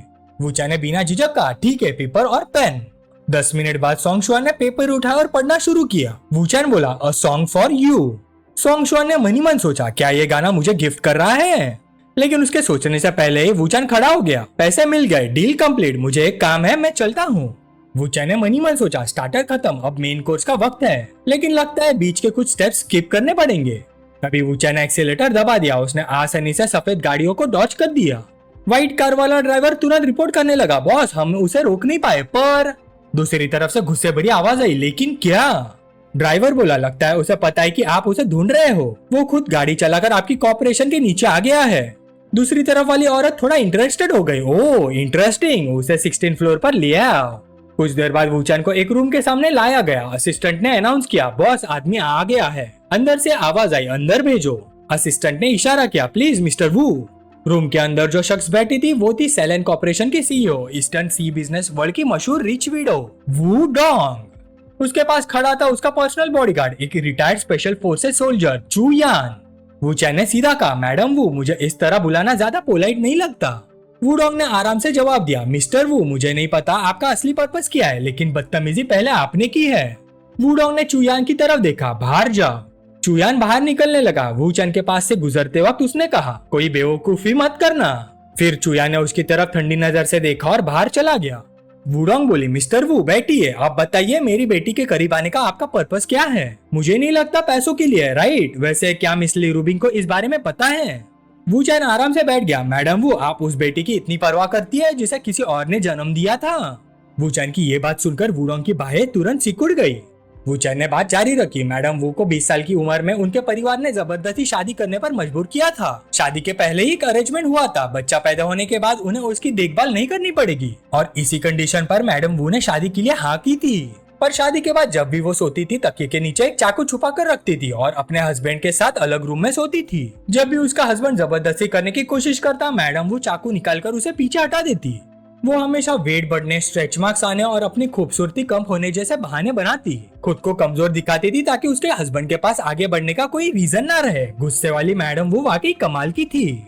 उन्होंने जानबूझकर ऐसा माहौल बनाया जहां लगता था कि उन्हें सिर्फ हस्बैंड वाइफ रिलेशनशिप एक्सेप्ट करने के लिए थोड़ा और वक्त चाहिए। इसी तरह उन्होंने अपने हस्बैंड को किसी और से बच्चा पैदा करवाने के लिए राजी कर लिया। लेकिन अनएक्सपेक्टेड बात यह हुई, सॉन्ग शुआन के पैदा होने के बाद उन्होंने अपनी बात से पलट गई। उस औरत को कभी एक्नॉलेज नहीं किया, फिर अपने हस्बैंड की फैमिली के साथ बिजनेस वॉर शुरू कर दी। उसके बाद क्या हुआ ये सब लोग जानते हैं। वू डोंग को ये सब काफी इंटरेस्टिंग लगा। तुम्हें ये सब भी पता है? काफी अजीब है। वैसे भी वो औरत मर चुकी है। अगर मिस्टर वू ये सब बातें दूसरों को बताना चाहते हैं तो बता सकते हैं, मुझे कोई फर्क नहीं पड़ता। चलिए फिर सॉन्ग शुआन की बात करते हैं, लेकिन मैं तुम्हें वार्निंग दे रही हूँ। चाहे मैंने उसे जन्म नहीं दिया, मेरे खून का हिस्सा उसकी रगों में दौड़ता है। अगर तुम उसे नुकसान पहुंचाने की सोच रहे हो तो मैं तुम्हें सलाह दूंगी कि ऐसा मत करना। वू चैन ने बाहें बांधकर वू डोंग की तरफ देखा। प्रेसिडेंट वू इन्वेस्टिगेट कर सकती है। मुझे यकीन है कि जल्दी ही आप समझ जाएंगी कि मेरा फोकस आपकी बेटी पर नहीं बल्कि आप पर है, क्योंकि मेरे मन में आपके लिए कुछ खास ख्याल है। वू डोंग ने अपने बाल पीछे किया। आजकल के यंग लोग वाकई बहुत बोल्ड होते हैं। मिस्टर वू, मुझे नहीं पता आपके खास ख्यालों का क्या मतलब है। वू चैन शांत रहा और बोला, काफी कॉम्प्लिकेटेड है। मैं थोड़ा ज्यादा हिम्मत दिखा रहा हूँ, लेकिन प्रेसिडेंट वो मर्द के मामले में बहुत ज्यादा कॉशियस है, इसलिए मुझे ये सब करना पड़ा ताकि आप खुद मुझसे मिलने की इनिशिएटिव ले। वू डोंग खड़ी हुई और धीरे धीरे वू चैन के पास आ गई। कॉम्प्लिकेटेड एडल्ट्स के बीच में चीजें कितनी कॉम्प्लिकेटेड हो सकती हैं। मिस्टर वू, क्या ली रूबिन को इस सब के बारे में पता है? क्या उसे पता है कि आपके मेरे लिए ऐसे कॉम्प्लिकेटेड थॉट्स हैं? वू चैन ने बिना हिले जवाब दिया, बिल्कुल पता है। वू डोंग और करीब आ गई। उसका चेहरा वू चैन के बिल्कुल पास था। अच्छा, आखिर हर किसी को सच का सामना करना पड़ता है, तो मुझे डिटेल्स में बताओ, ये कॉम्प्लिकेटेड थॉट्स आखिर है क्या? वू चैन ने आराम से बात बदली। क्या प्रेसिडेंट वू डिंगलोंग को जानती हैं? वू डोंग ने जवाब दिया, बिल्कुल, लेकिन उसका मुझसे कोई लेना देना नहीं। वू चैन की आवाज थोड़ी गहरी हो गई। मैं उसे जरूर मारूंगा। वू डोंग ने हल्का सा व्यंग्य किया। सच में? तो फिर गुड लक। वूचन ने बात जारी रखी, इसलिए मैं यहाँ आपको एक वार्निंग देने आया हूँ, जितना जल्दी हो सके चोंग होंग से अपना इन्वेस्टमेंट निकाल लीजिए। वुडोंग की आवाज तेज हो गई, ये किस तरह की बात हुई? ली फैमिली और डिंगलोंग के मामले का मेरी चोंग होंग इन्वेस्टमेंट से क्या लेना देना? वूचन ने समझाया, चोंग होंग का पैसा टोंगहाई कमर्शियल से आता है। पिछले 5 सालों में सेलेन ग्रुप के साथ जो बिजनेस इंसिडेंट्स हुए हैं वो सब मेरी वजह से हुए थे। वुडोंग झुककर उसकी आंखों में देखने लगी। मिस्टर वू, क्या आप मुझे प्रवोक करने की कोशिश कर रहे हैं? वूचन ने सिर हिला दिया। नहीं, जिसे मैं प्रवोक करना चाहता हूँ वो डिंगलोंग है, आप तो सिर्फ कोलेटरल डैमेज है। वुडोंग ने ठंडे लहजे में कहा, मेरा डिंगलोंग से कोई कांटेक्ट नहीं है और तुम दोनों के झगड़े में मेरी कोई दिलचस्पी भी नहीं। वूचन बोला, झूठ, प्रेसिडेंट वू का कांटेक्ट है। चोंग होंग का मेजर शेयर होल्डर होंग वेंगचा है, वही बेवेंग का सेकंड लार्जेस्ट शेयर होल्डर भी है और बेवेंग के फंड्स को कंट्रोल करता है डिंग वैंग।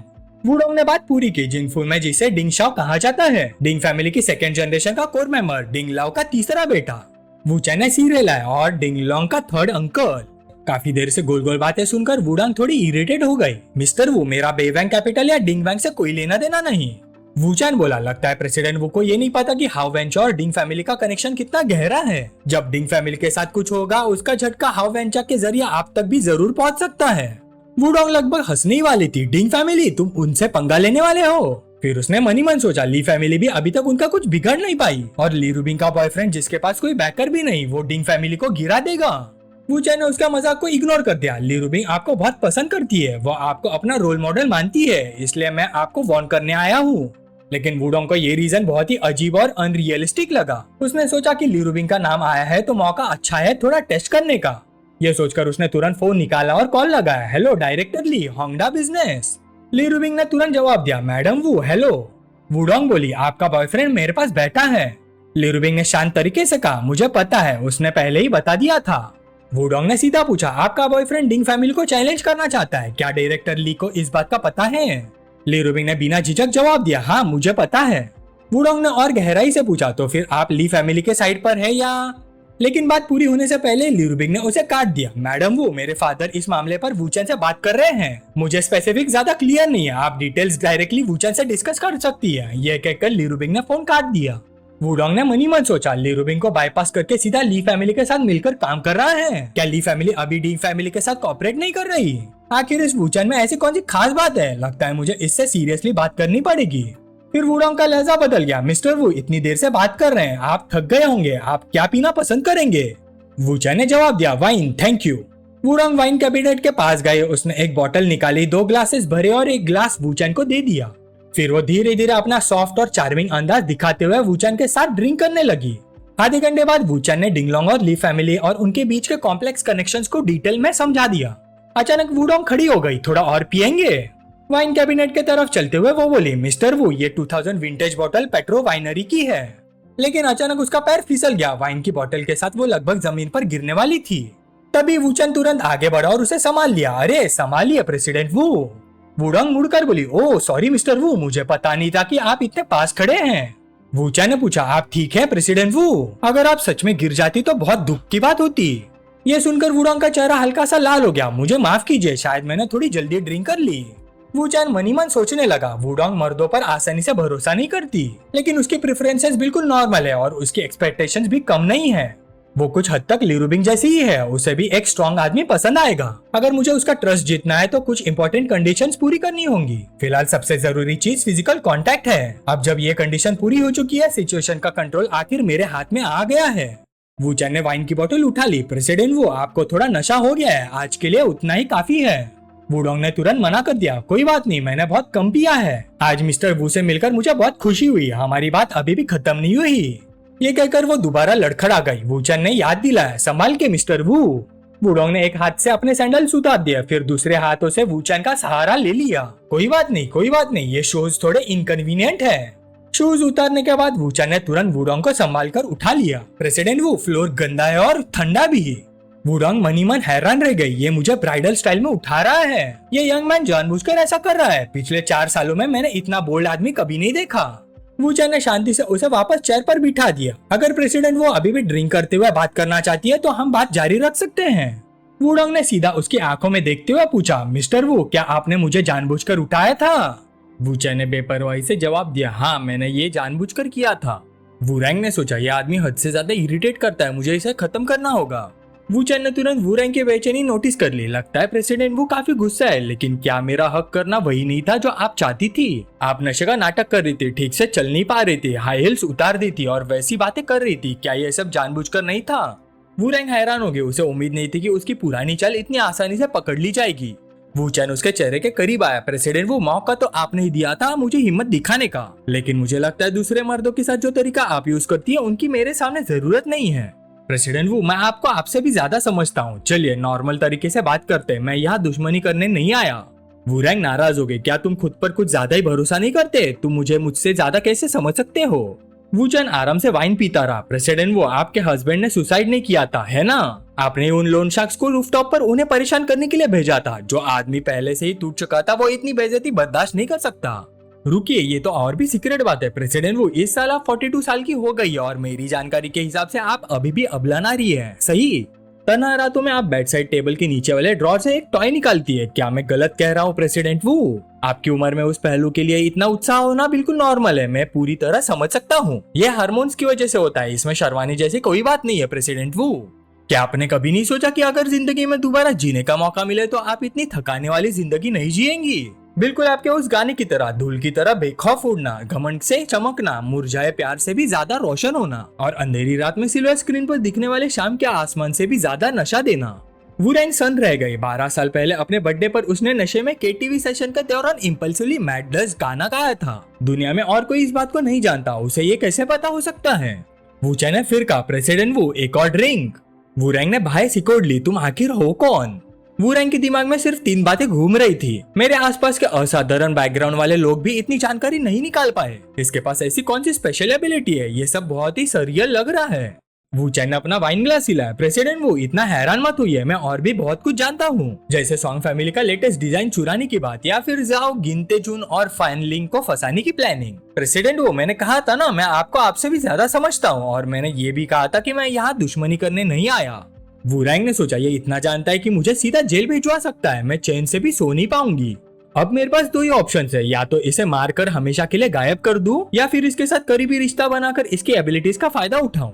लेकिन ये इतना मिस्टीरियस है कि इसे गायब करना लगभग नामुमकिन लगता है। मतलब असल में मेरे पास सिर्फ एक ही चॉइस बचती है। ध्यान से देखने पर उसका चेहरा हैंडसम था और उसके जवान शरीर भी काफी अट्रैक्टिव था। वूरैंग बोले, ठीक है, अगर हम दुश्मन नहीं बनने वाले तो असली मुद्दे पर आते हैं। मिस्टर वू डिंग फैमिली से निपटना चाहते हैं, शायद अपनी ट्रिब्यूलेशन से बचने के लिए, सही?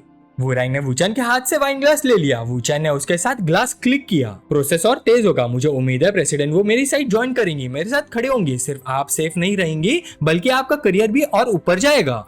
वूरैंग ने आगे कहा, ली रूबिंग के लिए मिस्टर वो वाकई बहुत मेहनत कर रहे हैं, लेकिन आप तो प्रिंसेस को भी गले लगा रहे हैं। क्या आपको डर नहीं लगता कि ली रूबिंग जेलस हो जाएगी?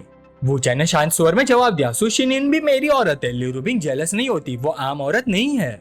वूरैंग ने हल्की सी सांस छोड़ी। अब समझ आया कि जिनफू के बोर्ड ऑफ डायरेक्टर्स की सिचुएशन ऐसी क्यों है। ये कहते हुए उसने सोचा, मतलब अगर मैं कोई भी मूव करूं तो उनके प्यार में दखल नहीं होगा और ली रूबिंग को भी कोई प्रॉब्लम नहीं है, तो फिर फैसला हो गया। फिर वूरैंग ने अपना ग्लास वाइन टेबल पर रख दिया। मैंने काफी ज्यादा पी ली है मिस्टर वू, क्यों ना हम दोनों मेरे घर चले और थोड़ी चाय पीकर होश में आए। वूचैन ने उसे सहारा देते हुए कहा, अगर प्रेसिडेंट वू चाय पीना चाहती है तो चलिए चाय ही पीते हैं। दरवाजे से अंदर आते हुए वूरैंग ने पूछा, क्या मिस्टर वू के पास आज काफी वक्त है? वूचैन मुस्कुराया, वक्त मेरे पास तो बहुत है। ये सुनते ही वूरैंग अचानक बढ़ी और उसे किस कर दिया। वूचैन ने कहा, ये काम तो मर्द का होना चाहिए, क्या दरवाजे पर ही ठीक है? फिर दोनों ने दोबारा किस किया। वूचैन का हाथ चलने लगा। प्रेसिडेंट वू जल्दबाजी की कोई जरूरत नहीं है। अलग होने के बाद वूचैन ने धीरे से वूरैंग को उठाया। मैंने कहा था ना कि मेरे पास काफी समय है। वूचैन ने वूरैंग को बेड पर बिठाया और अपने कपड़े उतारने लगा। प्रेसिडेंट वू आराम से, जल्दी की कोई जरूरत नहीं है। वूरैंग ने अपनी बाहें वूचैन के गर्दन की गिर डाल दी। तो फिर तुम्हें अच्छी तरह मेहनत करनी पड़ेगी। एक रात यूं ही बीत गई। जब सोंग शुआन घर लौटी तो उसने दरवाजे के सामने एक एक्स्ट्रा जोड़ी जूतों की देखी। सोंग शुआन चिल्लाई, मॉम क्या आप घर पर हैं? मॉम मुझे डराइए मत। इसी वक्त कमरे के अंदर मौजूद वूरैंग ने भी आवाज सुन ली और तुरंत उठ बैठी। ये तो बुरा हो गया, सोंग शुआन वापस आ गई। वूचैन फटाफट बेड के नीचे छुप जाओ। जैसे ही सोंग शुआन ने दरवाजा खोला और अंदर आई, मॉम। वूरैंग ने शर्मिंदगी में कंबल और ऊपर खींच लिया। सोंग शुआन तुरंत मुड़ गई। ओ मैंने गलत समझा, मुझे लगा घर में कोई चोर घुस आया है, पता चला कोई अंकल आए हुए हैं, मैं चलती हूँ फिर। वूरैंग चुप रही। जब सोंग शुआन चली गई वूचैन बेड के नीचे से बाहर निकला। अंकल। अचानक वूचैन का फोन वाइब्रेट हुआ। ली रूबिंग का कॉल था। वूरैंग ने तुरंत फोन उठा लिया। हेलो। दूसरी तरफ से हल्की सी हंसी सुनाई दी। वूरैंग ने शांत स्वर में कहा, वो अपना फोन मेरे पास भूल गया है।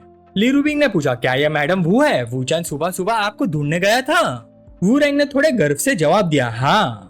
ली रुबिंग हैरान हो गई, क्या मैडम वो उसे ढूंढने नहीं गई थी? वूरैंग ने मना कर दिया, नहीं। ली रुबिंग को तुरंत कुछ गड़बड़ महसूस हुई, तुम दोनों कहाँ हो? वूरैंग ने जवाब दिया, मेरे घर पर। कुछ देर के लिए फोन के दूसरे तरफ से सन्नाटा छा गया। फिर ली रुबिंग बोली, मैडम वू ने वूचैन के साथ रात गुजारी, तुम दोनों साथ में सोए? वूरैंग ने सीधा जवाब दिया, हाँ। दूसरी तरफ ली रुबिंग ने मन ही मन सोचा, वूचैन ने कल ही वूरैंग को मना लिया, यह आदमी वाकई कमाल है, मैं इसे कंट्रोल नहीं कर सकती, लेकिन यह घर तोड़ने वाली औरत इतनी अकड़ दिखा रही है, कितना गुस्सा आ रहा है। फिर ली रुबिंग ने गहरी आवाज में कहा, मुझे लगता है हमें बात करनी चाहिए। वूरैंग ने आराम से कहा, तो आ जाओ घर पर। तब वूचैन ने पूछा, क्या वो ली रुबिंग थी? वूरैंग बेड से उठते हुए बोले, हाँ वो थोड़ी देर में यहाँ होगी, मैं पहले शावर लेने जा रही हूँ। वूरैंग बाहर निकली तो देखा सोंगशुआन अभी भी वही खड़ी थी, अभी तक गई नहीं। सोंगशुआन बोली, मॉम अगर मैं घर पर रहूं तो क्या मैं आपको डिस्टर्ब नहीं कर रही? और वो अंकल, मॉम वो अंकल कौन है? क्या मैं उनसे पहले कभी मिली हूँ? वूरैंग ने उल्टा सवाल पूछा, तुम ये सब क्यों पूछ रही हो? सोंगशुआन ने जिद की, आज थोड़ा ऑकवर्ड जरूर है, लेकिन जब मिल ही गए तो पहचान कर लेना बुरा थोड़ी है, वैसे भी कभी ना कभी तो मिलना ही है।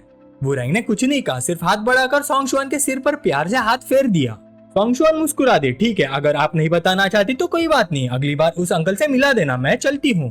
वूरैंग मुस्कुरा पड़ी, ये बच्ची भी ना। 40 मिनट बाद ली रुबिंग ने डोरबेल बजाई, दरवाजा वूचैन ने खोला। ली रुबिंग ने हल्का सा तंज करते हुए कहा, मेरे प्यारे मिस्टर वू, आप हमेशा मुझे नए सरप्राइजेस देते रहते हैं। वूचैन मुस्कुराया, शुक्रिया कॉम्प्लीमेंट देने के लिए, क्या तुम जेलस हो? ली रुबिंग उसके पास से निकलकर अंदर चली गई, मुझे पता है तुम बहुत कैपेबल हो, लेकिन क्या एक दिन के लिए मुझे चिढ़ाना बंद नहीं कर सकते? मुझे थोड़ी सी राहत नहीं दे सकते? वूचैन झुककर बोला, सुनो ली रुबिंग, मैं तुमसे प्यार करता हूँ। ली रुबिंग हैरान रह गई, ये बात वूचैन की पर्सनालिटी से बिल्कुल उलट थी। जो आदमी ना आसमान से डरता था ना जमीन से, वो इतना ईमानदारी से उसे मना रहा था, लगभग उसका दिल पिघल ही गया था। ली रुबिंग शांत रहो। ली रुबिंग ने नजरें हटा ली, क्या ये बातें तुम और किसी से भी करते हो? वूचैन ने जवाब दिया, नहीं, किसी और से अभी तक नहीं की। ली रुबिंग मुस्कुराई, मेरे प्यारे मिस्टर वू, मैं भी तुमसे प्यार करती हूँ। और देखते ही देखते वूचैन ने पीछे से उसे गले लगाते हुए दबोच लिया। ली रुबिंग बोली, एक मिनट, अगर सु शिन्यान को पता चल गया तो, या फिर आज वाली को, अगर वो जानबूझकर प्रॉब्लम क्रिएट करे तो तुम क्या करोगे? वूचैन ने बिना झिझक कहा, कोई प्रॉब्लम क्रिएट नहीं करेगा, सब ठीक रहेगा। ली रुबिंग ने सिर हिला दिया, ठीक है, मैं समझ गई। थोड़ी देर बाद वूचैन वहां से निकल गया। जैसे ही वो गया, वूरैंग सामने आ गई। मिस ली को इंतजार करवाना पड़ा, उसके लिए मैं माफी चाहती हूँ। ली रुबिंग थोड़ी बेचैन थी, मिस वू, हम दोनों बहुत बिजी हैं, सीधी बात करते हैं। वूरैंग हल्की सी हंसी, मिस ली, मैं समझी नहीं। ली रुबिंग ने बड़ी अकड़ में कहा, मैं चाहती हूँ कि तुम घुटने टेक कर मुझसे माफी मांगो। वूरैंग फिर हल्की सी हंसी, मुझे समझ नहीं आ रहा मिस ली, मुझे आपसे माफी क्यों मांगनी चाहिए? ली रुबिंग ने बिना घुमाए फिराए कहा, मेरे आदमी के साथ रात गुजारना, क्या यही तुम्हारा मुझे ग्रीट करने का तरीका है? वूरैंग ने जवाब दिया, क्या ये इतना जरूरी है? मैं उसकी वाइफ नहीं हूँ और दोबारा शादी करने का मेरा कोई इरादा नहीं है, हम सिर्फ जिंदगी एंजॉय कर रहे हैं। ली रुबिंग ने ठंडी हंसी छोड़ी, वूचैन के साथ रात गुजारने वाली तुम पहली औरत नहीं हो और ना ही आखिरी होगी, तुम में और बाकी औरतों में कोई फर्क नहीं है। वूरैंग ने धीरे से कहा, मुझे उम्मीद नहीं थी कि सु शिन्यान तुम पर प्रेशर नहीं डालेगी, लेकिन तुम अकेले मेरे सामने आ गई, क्या तुम कॉन्फिडेंट नहीं हो? मैंने सुना है कि मिस ली अभी तक वूचैन के साथ नहीं रहती, सही? ली रुबिंग ने इस बात को नहीं झुठलाया, बिल्कुल सही, मेरा वूचैन काफी अनप्रेडिक्टेबल है। उसने कहा था कि वो एक दिन में सु शिन्यान का आदमी बन सकता है और उन्होंने वाकई कर दिखाया। सु शिन्यान उसके साथ रहना चाहती है, अब मैडम वो भी, ये सब कितना अजीब और मैजिकल लगता है। वूरैंग ने मन ही मन सोचा, वो कह रही है कि मैं और सु शिन्यान सिर्फ उसकी जिंदगी में दूसरी औरतें हैं, लेकिन ये पूरी बात नहीं है। वूचैन डिंग फैमिली से टकराने से नहीं डरता, लेकिन ली रुबिंग के मामले में उसने अलग सब्र दिखाया है। जितना ज्यादा पॉजिटिव वो है, उतना ही ज्यादा वो पहले ली रुबिंग का दिल जीतना चाहता है। यही वो खास प्यार और फेवरेटिज्म है जो मुझ में और सु शिन्यान में नहीं, सिर्फ ली रुबिंग के लिए है। ली रुबिंग ने फिर कहा, मैडम वो, मैं आपको एक और मौका देती हूँ। वूरैंग भी पीछे हटने वाली नहीं थे, मिस ली इतनी एग्रेसिव क्यों हो रही हो? ली रुबिंग वूरैंग के करीब आ गई और बोली, घुटनों पर बैठकर मुझसे माफी मांगो। वूरैंग हल्की सी हंसी, उसने अपना हाथ ली रुबिंग के कंधे पर रखा और अचानक उसके माथे पर किस कर दिया। ली रुबिंग तुरंत सन रह गई, ये वूरैंग आखिर कर क्या रही है? मुझे किस करने का मतलब क्या है? लेकिन वूरैंग के अपने ही ख्याल थे, मिस ली मैं आपकी फीलिंग समझ सकती हूँ, जिस तरह वूचैन ने मुझे किस किया था, मैं वही आपको वापस कर रही हूँ। वूरैंग ने अपने बाल ठीक किए और बोली, मैं आपसे माफी मांगती हूँ, आप खुश हो? ली रुबिंग गुस्से से भर गई और कहा, मैडम वूरैंग ने फिर अफसोस जताने का नाटक किया, बिल्कुल मिस ली, बस अफसोस ये है कि कल आप यहाँ नहीं थी, अगर हम तीनों के साथ होते तो। ली रुबिंग का चेहरा लाल हो गया, ये आखिर कहना क्या चाहती है? इतनी अजीब और बेशरम बातें क्यों कर रही है? वुरेंग ने हल्की सी मुस्कान के साथ कहा, मिस ली, क्या आप मेरी माफी की सिंसेरिटी महसूस कर सकती हैं? ली रूबिंग ने गुस्से में दांत बींच लिए, मैडम वो थोड़ा तो सेल्फ रिस्पेक्ट रखिए। फिर उसने मन ही मन सोचा, इस औरत के दिमाग या बॉडी में जरूर कोई प्रॉब्लम है, इस तरह के इंसान के साथ बात करने का कोई मतलब नहीं है। ये सोचकर ली रूबिंग मुड़ गई, हमारे पास बात करने के लिए कुछ और नहीं है, गुड बाय। वुरेंग ने उसे जाते हुए देखा और मन ही मन सोचा, हमारे रिश्ते को सीधे तरीके से बदला नहीं जा सकता, या तो हम सिस्टर्स की तरह बन सकते हैं या फिर दूर रह सकते हैं, इसलिए मुझे यही तरीका यूज करना पड़ेगा ताकि वो खुद दूर हो जाए। आखिर मुझे सच में वुचैन पसंद आ गया है। वुरेंग के घर से निकलने के बाद ली रूबिंग ने तुरंत वुचैन को कॉल किया। वुचैन ने पूछा, बातें हो गई? ली रूबिंग ने शिकायत भरे लहजे में कहा, वुचैन अगली बार जब कोई औरत ढूंढो तो थोड़ी नॉर्मल ढूंढना, ये सब लोग इतने अजीब क्यों होते हैं? वुचैन को थोड़ी क्यूरियोसिटी हो, उसने पूछा, उसने क्या किया? ली रूबिंग ने गहरी सांस ली और बोली, मुझे पहले लगता था सुशी नीनी थोड़ी एबनॉर्मल है, लेकिन आज वाली तो उससे भी ज्यादा अनस्टेबल निकली। छोड़ो, जो होना था हो गया, मैं और कुछ नहीं कहना चाहती। यह कहकर ली रूबिंग ने फोन काट दिया। वुचैन ने सोचा, लगता है वुरेंग सिचुएशन संभाल सकती है, इसलिए ली रूबिंग अब तूफान के बीच में नहीं खड़ी होगी। आगे चलकर वुरेंग शायद ली रूबिंग को प्रोवोक भी नहीं करेगी, क्योंकि ली रूबिंग हर हाल में अपने फैसले पर टिकी रहेगी, जबकि वुरेंग उससे कहीं ज्यादा चाहती है। वुचैन को वुरेंग की बात याद आ गई, मैं सब हैंडल कर लूंगी, तुम्हें ज्यादा फिक्र करने की जरूरत नहीं है। इसी वक्त ली राउटाई ने फोन करके रिपोर्ट दी, लाउडाओ भाग गया। कुछ मिनट पहले हॉस्पिटल में ली राउटाई वार्ड में घुसा और गुस्से से चिल्लाने लगा, मेरे एरिया में आकर ड्रामा करने की हिम्मत, मेरे ब्रदर इन लॉ को मारने की कोशिश की, क्या मुझे भी मारना चाहते हो? बोल। डिंगलोंग ने डोंगाई में किस किस को प्लान किया है, अगला प्लान क्या है, बोलता क्यों नहीं? अगर नहीं बोला तो गोली मार दूंगा। वैंग युआन आगे बढ़ा और उसे समझाया, ली राउटाई ब्रदर चैन बाद में खुद बात करेंगे, अभी गोली मारना ठीक नहीं होगा। तभी ली राउटाई ने लाउडा को छोड़ दिया, खुद के लिए लॉलीपॉप जलाई और बोला, लगता है ये सही नहीं है, चलो भाइयों बाहर चल के लॉलीपॉप पीते हैं, ज्यादा लोग मिलकर इसे डराएंगे। जैसे ही ली राउटाई वार्ड से बाहर निकला, एक आवाज सुनाई दी, क्या हो रहा है? पेशेंट कहाँ है? पेशेंट कहाँ गया? ली राउटाई दौड़कर अंदर गया। नर्स हकलाते हुए बोली, वो पेशेंट गायब हो गया। ली राउटाई गुस्से से कर, जा साला। वैंग युआन ने तुरंत कहा, ली राउटाई देखो खिड़की खुली हुई है। ली राउटाई ने खिड़की से बाहर झांककर देखा, इतनी चोट लगने के बाद भी ड्रेन पाइप पकड़कर भाग गया। फिर डरते हुए उसने वुचैन को रिपोर्ट दी, वो लॉलीपॉप ब्रेक के दौरान गायब हो गया, लेकिन टेंशन मत लो ब्रदर इन लॉ, मैंने लोग भेज दिए है, वो बुरी तरह इंजर्ड है, दूर तक नहीं जा सकता, हम उसे जरूर ढूंढ लेंगे। वुचैन ने भाई सिकुड़ ली, इतनी सफाई क्यों दे रहे हो, क्या छुपाने की कोशिश कर रहे हो? वुचैन ने मन ही मन सोचा, लाउडाओ से मिलने से पहले सिर्फ एक ही इंसान था जो उस पर प्रेशर डाल सकता था, और वो ली राउटाई था, और उसकी गिल्टी आवाज सब कुछ बता रही है। दूसरी तरफ ली राउटाई घबरा गया और हकलाते हुए बोला, ऐसा नहीं है ब्रदर इन लॉ, मैं सच में। वुचैन ने बीच में ही रोक दिया, ठीक है मुझे समझ आ गया, मैं खुद उसे ढूंढ लूंगा। ली राउटाई तुरंत बोला, जी ब्रदर इन लॉ, फोन मत रखिए, मुझे भी ढूंढने दीजिए। फिर वुचैन कपड़े बदलने लगा। हजारों सालों की रीइंकार्नेशन वाली यादों में मुझे याद है कि लाउडाओ किन जगहों पर जा सकता है, शायद सिर्फ वही जगह बची है। लाउडाओ तुम बच नहीं सकते, हमारा मिलना तय है। फिर वुचैन को याद आया, सुनचाओ रोड, शिनमू रोड, और दोनों शिंगशांग डिस्ट्रिक्ट। अगर मुझे सही से याद है तो वही जगह है। डोंगहाई में डिंगलोंग के पास अपने आदमियों के लिए कई सेफ हाउसेस थे, लेकिन उनमें से एक ऐसा सेफ हाउस था जो अभी तक किसी ने यूज नहीं किया था, और उसकी चाबी अभी भी यही मौजूद थी। लाउडाओ बुरी तरह से इंजर्ड था और हॉस्पिटल का पेशेंट गाउन पहनकर भागा था। उसे रास्ते में कहीं ना कहीं कपड़े बदलने का जुगाड़ करना ही होगा, और साथ ही ली राउटाई के लोगों से भी बचना होगा, वो ज्यादा तेज नहीं चल सकता। रूम के अंदर घुसते ही वुचैन ने आसपास नजर डाली। इंटीरियर पूरा है, काफी कंफर्टेबल भी लग रहा है, ना धूल है ना गंदगी, सब कुछ बहुत साफ है। कोई इस जगह की रेगुलर सफाई करता है, काफी थ्रू आउट अरेंजमेंट है। रूम में थोड़ा ह्यूमन टच रखने से ये सस्पिशियस नहीं लगता कि सालों से खाली पड़ी जगह में अचानक कोई आ गया हो। वुचैन ने चारों तरफ देखते हुए सोचा, लगता है जो चीजें छुपाई गई है वो सिर्फ यही हो सकती है। उसकी नजर एक कॉम्बिनेशन लॉक सूटकेस पर पड़ी। वुचैन ने उसे आराम से बाहर निकाला, फिर कोड क्रैक करना शुरू किया, और कुछ ही देर बाद क्लिक, सूटकेस खुल गया। बदकिस्मती से सूटकेस अनलॉक करना तो हजारों सालों की रीइंकार्नेशन में सीखी गई सबसे बेसिक स्किल में से एक है। फिर उसने सूटकेस खोला, अंदर डॉक्यूमेंट, कैश, एक फोन, लॉलीपॉप और छोटे लॉलीपॉप रखे हुए थे। वुचैन ने सोचा, इन चीजों के लिए लाउडा जरूर वापस आएगा। फिर उसने फोन लगाया। दूसरी तरफ से ली राउटाई ने तुरंत कॉल रिसीव की, ब्रदर इन लॉ, क्या आपको वो मिल गया है? वुचैन ने सीधा जवाब नहीं दिया। हॉस्पिटल को फोन करो, शिनमू रोड नंबर 2 पर एम्बुलेंस भेजो। ये कहकर उसने फोन काट दिया। इसी वक्त दरवाजा खुला। लाउडाओ अंदर आया और दरवाजे का सहारा लेकर गहरी सांस छोड़ी। साला आखिरकार सेफ हो गया। लेकिन अगले ही पल उसने रूम में किसी की मौजूदगी महसूस कर ली। एक शैडो अंधेरे में बैठी हुई थी। लाउडाओ तुरंत चाकू लेकर उसकी तरफ झपटा, लेकिन वुचैन ने आराम से उसका वार रोक दिया। हर बार इतना एग्रेसिव होना जरूरी है क्या? लाउडाओ ने तुरंत हाथ वापस खींच लिया, फिर बिजली की रफ्तार से दूसरा अटैक किया, लेकिन वुचैन फिर आसानी से बच गया। तब लाउडाओ को समझ आ गया ये वुचैन है। उसका दिल डूब गया। अभी तो मैं इंजर्ड हूँ, लेकिन सच कहूँ तो ठीक होने के बाद भी मैं इसको नहीं हरा सकता। वूचैन शांत स्वर में बोला, लाउडाओ रिलैक्स, अगर मैं तुम्हें मारना चाहता तो एलिवेटर में ही मार चुका होता। मैंने तुम्हारे लिए एम्बुलेंस बुला ली है। इस हालत में तुम्हारी बॉडी और टॉर्चर नहीं झेल सकती। लाउडाओ फिर भी सोच रहा था, लगता है वो लड़ना नहीं चाहता। अगर ऐसा तो शायद मुझे भागने का मौका मिल सकता है। वूचैन आराम से कुर्सी पर बैठ गया। मैं लिंगशन वाकई नहीं चाहता कि तुम मुझसे बात करो। ये सुनते ही लाउडाओ का चेहरा सन रह गया। वूचैन बोलता रहा, मालिंगशान 21 साल की उम्र में उसने एक fake car accident death scene create किया था। पुलिस को फंसाया था, म्यांमार भाग गया था। 4 बार नाम बदलने के बाद उसने अपना नाम लियून रखा। ना जिनफू ग्रुप को उसका असली नाम पता था, ना डिंग फैमिली को। फिर वूचैन को कैसे पता है? लाउडाओ का दिल जोर से धड़कने लगा। जब उसे मेरा असली नाम पता है तो क्या उसने मेरे पेरेंट्स और मेरी बहन की इन्फॉर्मेशन भी निकाल ली है? फैमिली के लिए आज मुझे अपनी जान दांव पर लगानी ही पड़ेगी।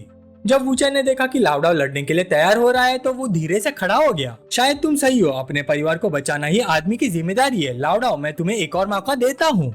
ये कहकर उसने लॉलीपॉप की तरफ इशारा किया। लाउडाओ ने तुरंत सोचा, लॉलीपॉप छीन लेना ही मेरी इकलौती चांस है। वूचैन ने उसकी सोच समझ ली। वो बस बाहें बांधकर खड़ा रहा। उठा लो लॉलीपॉप्स, उसमें छोटे लॉलीपॉप्स है, मुझे सीधा लॉलीपॉप मार दो। या फिर उसमें छोटे लॉलीपॉप्स नहीं है, मैं सिर्फ तुम्हारे साथ खेल रहा हूँ। लाउडाओ, क्या तुम बैट लगाने की हिम्मत रखोगे? अब लाउडाओ के माथे पर पसीना आ गया। ये कैसा ट्रैप है? डिस्टेंस बहुत कम है। लॉलीपॉप उठाना, निशाना लगाना, ट्रिगर दबाना, 3 अलग एक्शंस हैं। और वूचैन के सामने 3 एक्शंस का मतलब है मौत। लाउडाओ ने गहरी सांस ली। तुम्हें लगता है मैं तुम्हें मारने की हिम्मत नहीं करता? वूचैन की दिलचस्पी और बढ़ गई। बैट नहीं लगा रहे? लाउडाओ वाकई लाउडाओ ही है, हमेशा इतना इम्पेशेंट। लाउडाओ ने ठंडी आवाज में कहा, तुम जो भी इंफॉर्मेशन जानते हो मुझे उसके बारे में कुछ कहने की जरूरत नहीं। वूचैन ने सिर हिला दिया। बिल्कुल, तुम्हें कुछ बताने की जरूरत नहीं, मैं पहले ही कह चुका हूँ। मैं सिर्फ तुमसे बात करना चाहता हूँ। लाउडाओ ने पूछा, किस बारे में? मैं डिंग फैमिली की बात ली फैमिली से नहीं करता और तुमसे भी नहीं करूंगा। वूचैन मुस्कुराया, मुझे उसकी जरूरत नहीं। जैसे डिंग लॉन्ग का सबसे डेंजरस ब्लैक मटेरियल वैंग रुई ऑफ वैंग फैमिली, उसकी किलिंग तुमसे करवाई गई थी। लाउडाओ का रंग उड़ गया। दुनिया में सिर्फ 3 लोग ये बात जानते थे, डिंग लॉन्ग, मैं और जिनाओ ग्रुप का लीडर। फिर ये कैसे जानता है? वूचैन ने बात जारी रखी, और एंगोंग की डेथ, उसके पीछे भी डिंग लॉन्ग था। लाउडाओ तुरंत एंगोंग को याद करने लगा। एंगोंग जिनफू ग्रुप के कोर लीडर्स में से एक था, लीडर का पोता और ग्रुप का सबसे पावरफुल सक्सेसर कैंडिडेट। 5 साल पहले उसकी अचानक मौत हो गई थी। लीडर ने लाउडाओ को किलर ढूंढने का ऑर्डर दिया था, लेकिन इतने सालों बाद भी कोई क्लू नहीं मिला। यही मेरी जिंदगी का सबसे बड़ा अफसोस है। एंगोंग के किलर को ढूंढना मेरी आखिरी इच्छा है। वूचैन ने धीरे से कहा, यह डिंग लॉन्ग की दूसरी ब्लैक मटेरियल फाइल है। लाउडाओ ने शक भरी नजर से देखा, कौन सी ब्लैक मटेरियल? सबूत कहाँ है? वूचैन हल्का सा हंसा, ब्लैक मटेरियल, व्हाइट मटेरियल कहो। तुम बिना सबूत के इतनी बड़ी बातें कहने की हिम्मत करते हो? लाउडाओ धीरे से अपनी कमर पर लगे चाकू को छूने लगा और मनी मन सोचा, पहले ये मुझे असली इन्फॉर्मेशन देता है, फिर झूठी इन्फॉर्मेशन देकर मुझे कंफ्यूज करता है। ये मुझे डिंग फैमिली के खिलाफ करना चाहता है। लाउडाओ ने एक पल की भी हिचकिचाहट नहीं दिखाई। उसने टेबल पर रखी लॉलीपॉप उठाई और सीधा वूचैन के चेहरे पर तान दी। हमारे बीच अब और बात करने को कुछ नहीं बचा। लेकिन वूचैन के चेहरे पर अब भी वही मुस्कान थी। लाउडाओ ने पास पड़ा तकिया उठाया और लॉलीपॉप के मजल पर रख दिया। अब भी मुस्कुराए हो? कोई आखिरी बात कहनी है? तुम बहुत देर तक मुस्कुरा नहीं पाओगे, अलविदा। और बैंग, गोली वूचैन के सर के पास से गुजरी। ये देखकर लाउडाओ हैरान रह गया। मैंने गोली चला दी, फिर भी तुम्हें जरा भी डर नहीं लगा? वूचैन ने शांत लहजे में जवाब दिया, मुझे भरोसा था कि तुम मुझे नहीं मारोगे। लाउडाओ ने ठंडी सांस छोड़ी। उसके मन में एक ही बात चल रही थी, ना डर ना हिचकिचाहट, एक पल के लिए भी नहीं। मैं इतने सालों से इस दुनिया में हूँ, लेकिन तुम्हारे जैसा इंसान पहली बार देखा है। लाउडाओ ने लॉलीपॉप नीचे कर दिया और बोला, अगर तुम अपनी जान दांव पर लगाकर मुझ पर भरोसा कर सकते हो तो मैं भी तुम्हारी बात मान लेता हूँ। डिंग लॉन्ग ने ही एनगुन को मारवाया था। वूचैन ने शांति से कहा, चाहे मैं झूठ बोल रहा होता तब भी तुम इस बात की सच्चाई ढूंढने जाते। मैं तुम्हारी जिंदगी के सबसे बड़े अफसोस के बारे में मजाक नहीं करूंगा। अब मैं तुम्हें सबूत दिखाता हूँ। लाउडाओ की आंखें फैल गई। क्या तुम्हारे पास वाकई सबूत है? वूचैन ने सिर्फ इतना कहा, आओ यहाँ बैठो। लाउडाओ सामने बैठ गया। वूचैन ने फोन निकाला। लाउडाओ, अगर तुम सच जानना चाहते हो तो एक छोटा सा नाटक करना पड़ेगा। तुम्हें सिर्फ एक आदमी को धोखा देना है, वो खुद तुम्हें सब कुछ सच बता देगा। लाउडाओ ने तुरंत पूछा, किसको? वूचैन ने फोन उसके हाथ में दे दिया। जिन चुआन को कॉल करो, उसे बोलो कि तुम भाग निकले हो। वो पूछेगा क्या हुआ, बस कह देना कि ली रुबिंग वक्त पर लोगों के साथ आ गई थी, लेकिन तुमने उसे पकड़ने की कोशिश की और उसे चोट भी पहुंचाई। फिर देखना वो क्या बोलता है, उसके बाद एनगुन का जिक्र करना। लाउडाओ ने बिना सोचे सिर हिला दिया। ठीक है, उसने तुरंत कॉल लगा दी। जब उसने पूरी कहानी सुना दी तो जियांग चान ने लगातार कई सवाल पूछ डाले। तुम बचकर निकल आए? अच्छा, बहुत अच्छा। रुको, तुमने क्या कहा? तुमने ली रुबिंग पर हाथ उठाया, उसे चोट पहुंचाई? लाउडाओ ने नाटक जारी रखा, ज्यादा सीरियस नहीं है। दूसरी तरफ जियांग चुआन लगभग पागल हो गया। डैम इट, मैंने तुम्हें वार्न नहीं किया था। मैंने कहा था कि ली रुबिंग को हाथ मत लगाना। अगर वो वूचैन के साथ हो तो कुछ मत करना। लाउडाओ ने ठंडे लहजे में कहा, पर मैंने कर दिया, मुझे भी अपनी जान बचानी थी। जियांग चुआन गुस्से से फट पड़ा, डैम इट। लेकिन लाउडाओ ने उसे बीच में ही रोक दिया। जियांग चुआन, जुबान संभाल कर, मैं पैसे लेकर काम करता हूँ, तुमने मुझे गलत इन्फॉर्मेशन दी, अब उल्टा मुझ पर दोष दे रहे हो। मैं तुम्हें वार्न कर रहा हूँ, मुझे एनगुआन वाली बात पता है, डिंग फैमिली की इन्वॉल्वमेंट के बारे में। मैं इतने सालों से चुप रहा। अचानक जियांग चुआन रुक गया, उसकी आवाज बदल गई। एनगुआन, तुम्हें ये बात कब पता चली? इसी पल वूचैन ने लाउडाओ के हाथ से फोन ले लिया। फोन के दूसरी तरफ जियांग चुआन ने वूचैन की आवाज सुनी और उसका खून जम गया। वूचैन, तुम लाउडाओ के साथ क्यों हो? वूचैन ने बिना घुमाए फिराए पूछा। डिंगलोंग अभी नैंगयुआन में नहीं है ना? वो अपने होम टाउन गया है डिंगलाओ से मिलने। सही कह रहा हूँ ना? जियांग चुआन तुरंत चुप हो गया, उसका दिमाग तेजी से चलने लगा। यंग मास्टर कल रात ही नैंगयुआन वापस गया था, कहा गया था कोई अर्जेंट फैमिली मैटर है, तो असली वजह ली रुबिंग थी। अगर ली रुबिंग को चोट पहुंचाई है तो ली फैमिली और डिंग फैमिली के रिश्ते टूट सकते हैं। ये तो सीधा अलायंस की फाउंडेशन हिला देने वाली बात है। सब कुछ मैंने ही अरेंज किया था और मैंने ही सब कुछ बर्बाद कर दिया। यंग मास्टर नैंगयुआन पहुंचते ही मुझे गोली मार देगा। जियांग चुआन का चेहरा सफेद पड़ गया। वूचैन ने सिर्फ एक ही लाइन कही, गुड लक। फोन रखने के बाद वूचैन ने लाउडाओ की तरफ देखा। जियांग चुआन डिंग फैमिली के लिए कोई सीक्रेट नहीं छुपाएगा। जब किसी को लगने लगे कि उसकी बलि चढ़ने वाली है तो उसकी वफादारी सबसे पहले टूट जाती है। जियांग चुआन मरना नहीं चाहता, उसकी वाइफ और बच्चे अभी भी ओवरसीज है, उसके फॉरेन अकाउंट्स में बहुत पैसा पड़ा है। अगर वो भागना चाहेगा तो सबसे पहले कुछ चीजें लेने यही जाएगा। लाउडाओ, नैंगयुआन में जो तुम्हारे आदमी है उन्हें तैयार रखो, जियांग चुआन को पकड़ना है। लाउडाओ ने धीरे से सिर हिला दिया। ये लोग एंगुन को मार सकते हैं तो मुझे मारना तो उनके लिए और भी आसान है। डिंग फैमिली के लिए काम करना अब बेकार है। लेकिन अगर तुम मेरा एक विश पूरा करने का वादा करो तो मैं जियांग चुआन को पकड़ने में तुम्हारी मदद करूंगा। तभी अचानक बाहर से हलचल की आवाज आई। लग रहा था काफी सारे लोग एक साथ पहुंच गए हैं। लाउडाओ तुरंत सतर्क हो गया, उसकी नजर दरवाजे की तरफ चली गई। उसके दिल में शक पैदा हो गया, ये क्या हो रहा है? इतने सारे लोग अचानक यहाँ क्यों आ गए? लाउडाओ ने अनजाने में अपनी पकड़ मजबूत कर ली। उसका दिल तेजी से काम करने लगा। कहीं वूचैन मेरे साथ कोई चाल तो नहीं खेल रहा? शायद ये सब पहले से ही प्लान किया गया हो। शायद मुझे यहाँ रोकने के लिए ही उसने इतनी देर बात की। दरवाजा खोलकर अंदर आने वाला शाओलिंग था। मिस्टर वू, आप? वूचैन ने इंस्ट्रक्शंस दिए, तुम लोग नीचे वेट करो। अगर बाद में कोई और भाई आ जाए तो उन्हें भी बोल देना ऊपर मत आना। इतने सारे लोगों की जरूरत नहीं है, जितना हो सके डिस्पर्स हो जाओ और ध्यान रखना कि रेसिडेंट्स डिस्टर्ब ना हो। इंस्ट्रक्शंस खत्म करके वूचैन ने लाउडाओ से कहा, ठीक है लाओ, चलो कंटिन्यू करते हैं। इसी वक्त लाउडाओ के एक सबऑर्डिनेट ने फोन उठाया, ब्रदर डाओ। लाउडाओ ने कहा, मैसेज पढ़ा, कुछ भाइयों को लेकर तुरंत उस एड्रेस पर जाओ। अगर ज़ैंग चुआन दिखे तो उसे पकड़ लेना। सबऑर्डिनेट ने पूछा, ज़ैंग चुआन को पकड़ना है? वो कौन है? लाउडाओ ने बीच में ही रोक दिया, जो पूछना नहीं चाहिए वो पूछो मत। उसने लगभग मुझे मार ही डाला था। काम साफ होना चाहिए लेकिन वो जिंदा रहना चाहिए। सबऑर्डिनेट बोला, ठीक है। फिर वूचैन ने कहा, तुम्हारी मदद ज़ैंग चुआन को पकड़ने में इसलिए कर रहा हूँ क्योंकि तुम जानना चाहते हो कि डिंगलोंग ने एंगुआन को क्यों मारा था। 5 साल पहले एंगुआन कुछ लोगों को लेकर नेशनल बॉर्डर गया था बिजनेस डिस्कस करने के लिए। वो डिंगलोंग के साथ जेट स्मगलिंग में कॉपरेट करना चाहता था ताकि टोंग फैमिली धीरे धीरे जिन्हुआ ग्रुप में अपनी पोजीशन मजबूत कर सके। लेकिन डिंगलोंग को ये इलीगल रास्ता पसंद नहीं था और उसने एंगुआन को मना कर दिया। एंगुआन उसके कैरेक्टर को नहीं समझता था। उसे लगा कि उसकी बेइज्जती हुई है, इसलिए उसने डिंगलोंग को धमकाया और फोर्स करने की कोशिश की। और उसी रात एंगुआन दुनिया से गायब हो गया। लाउडाओ चुप रहा। वूचैन ने आगे कहा, तुम्हारी जिंदगी का सबसे बड़ा रिग्रेट अब सामने आ चुका है। अब मैं तुम्हें एक और गिफ्ट देता हूँ। वूचैन ने फोन उठाया, कुनहान, मेरे पास लाउडाओ है, उसकी रैंसम अमाउंट $100 मिलियन है, सोच लो। लाउडाओ पूरी तरह से कंफ्यूज था, उसे समझ नहीं आ रहा था कि क्या हो रहा है। दूसरी तरफ कुनहान ने पूछा, तुम कौन हो? वूचैन ने घमंड से जवाब दिया, मैं वूचैन हूँ। ये सुनते ही कुनहान शॉक हो गया। वूचैन मतलब लाउडाओ फेल हो गया, वो अभी भी जिंदा है? वूचैन बोला, जिंदा? मैंने उसे मारा ही नहीं। कुनहान ने जवाब दिया, क्या तुम्हें नहीं लगता 100 मिलियन बहुत ज्यादा है? तुम्हें लगता है मैं सच में इतना पैसा दूंगा? वूचैन ने उसे और प्रोवोक किया, वो मुझे मारने आया था और खुद पकड़ा गया। मैं सिर्फ पैसे मांग रहा हूँ, ये तो मेरी तरफ से काफी पोलाइट बात है। कुछ सेकंड सोचने के बाद कुनहान बोला, लाउडाओ की कमीशन इस मिशन के लिए 3 मिलियन थी और extra 2 million bonus, total 5 million. यही मेरी लिमिट है। तुम लाउडाओ को बॉर्डर तक ले आओ, एक हाथ से पैसे दिया जाएगा और दूसरे हाथ से आदमी। वूचैन हल्का सा मुस्कुराया, लीडर वाकई लीडर होता है, स्टाइल अलग होता है। तुम लाउडाओ को मैटर हैंडल कर सकते हो, लेकिन एंगुआन का क्या? तुम जानना नहीं चाहोगे कि एंगुआन को किसने मारा था? कुनहान खुद को रोक नहीं पाए, क्या मतलब, तुम जानते हो? तब वूचैन ने एंगुआन के मर्डर की पूरी कहानी दोबारा सुना दी। फिर वूचैन बोला, लेकिन कुनहान, तुम्हें डिंगलोंग की मदद करके वैंग रुओडा को मारने की बात पर क्या कहना है? कुनहान ने जवाब दिया, हाँ, लाउडाओ ने तुम्हें बताया होगा। वूचैन बोला, तो फिर मुझे ये भी पता होगा कि डिंगलोंग ने लाउडाओ से वैंग रुओडा को मरवाया था। वैंग रुओडा के मामले में मैं और डिंगलोंग तब तक नहीं रुकेंगे जब तक हम में से एक मर ना जाए। मैं ये बात वैंग फैमिली को बता दूंगा। कुन्हा ने दांत भींच लिए, क्या तुम मुझे धमकी दे रहे हो? लाउडाओ ने मनी मन सोचा, लीडर के टोन से लग रहा है कि वो वॉर शुरू करने वाला है। वूचैन ने कहा था कि वो मुझे एक बड़ा गिफ्ट देगा, आखिर वो करना क्या चाहता है? वूचैन ने शांत आवाज में कहा, इतना टेंस होने की जरूरत नहीं है। अगर मैं तुम्हें धमका रहा होता तो हैंग विलेज वाले इंसिडेंट के बारे में कभी नहीं बताता। कुन्हा कुछ देर सोचता रहा, तो तुम चाहते हो कि मैं डिंग फैमिली के खिलाफ एक्शन लूं?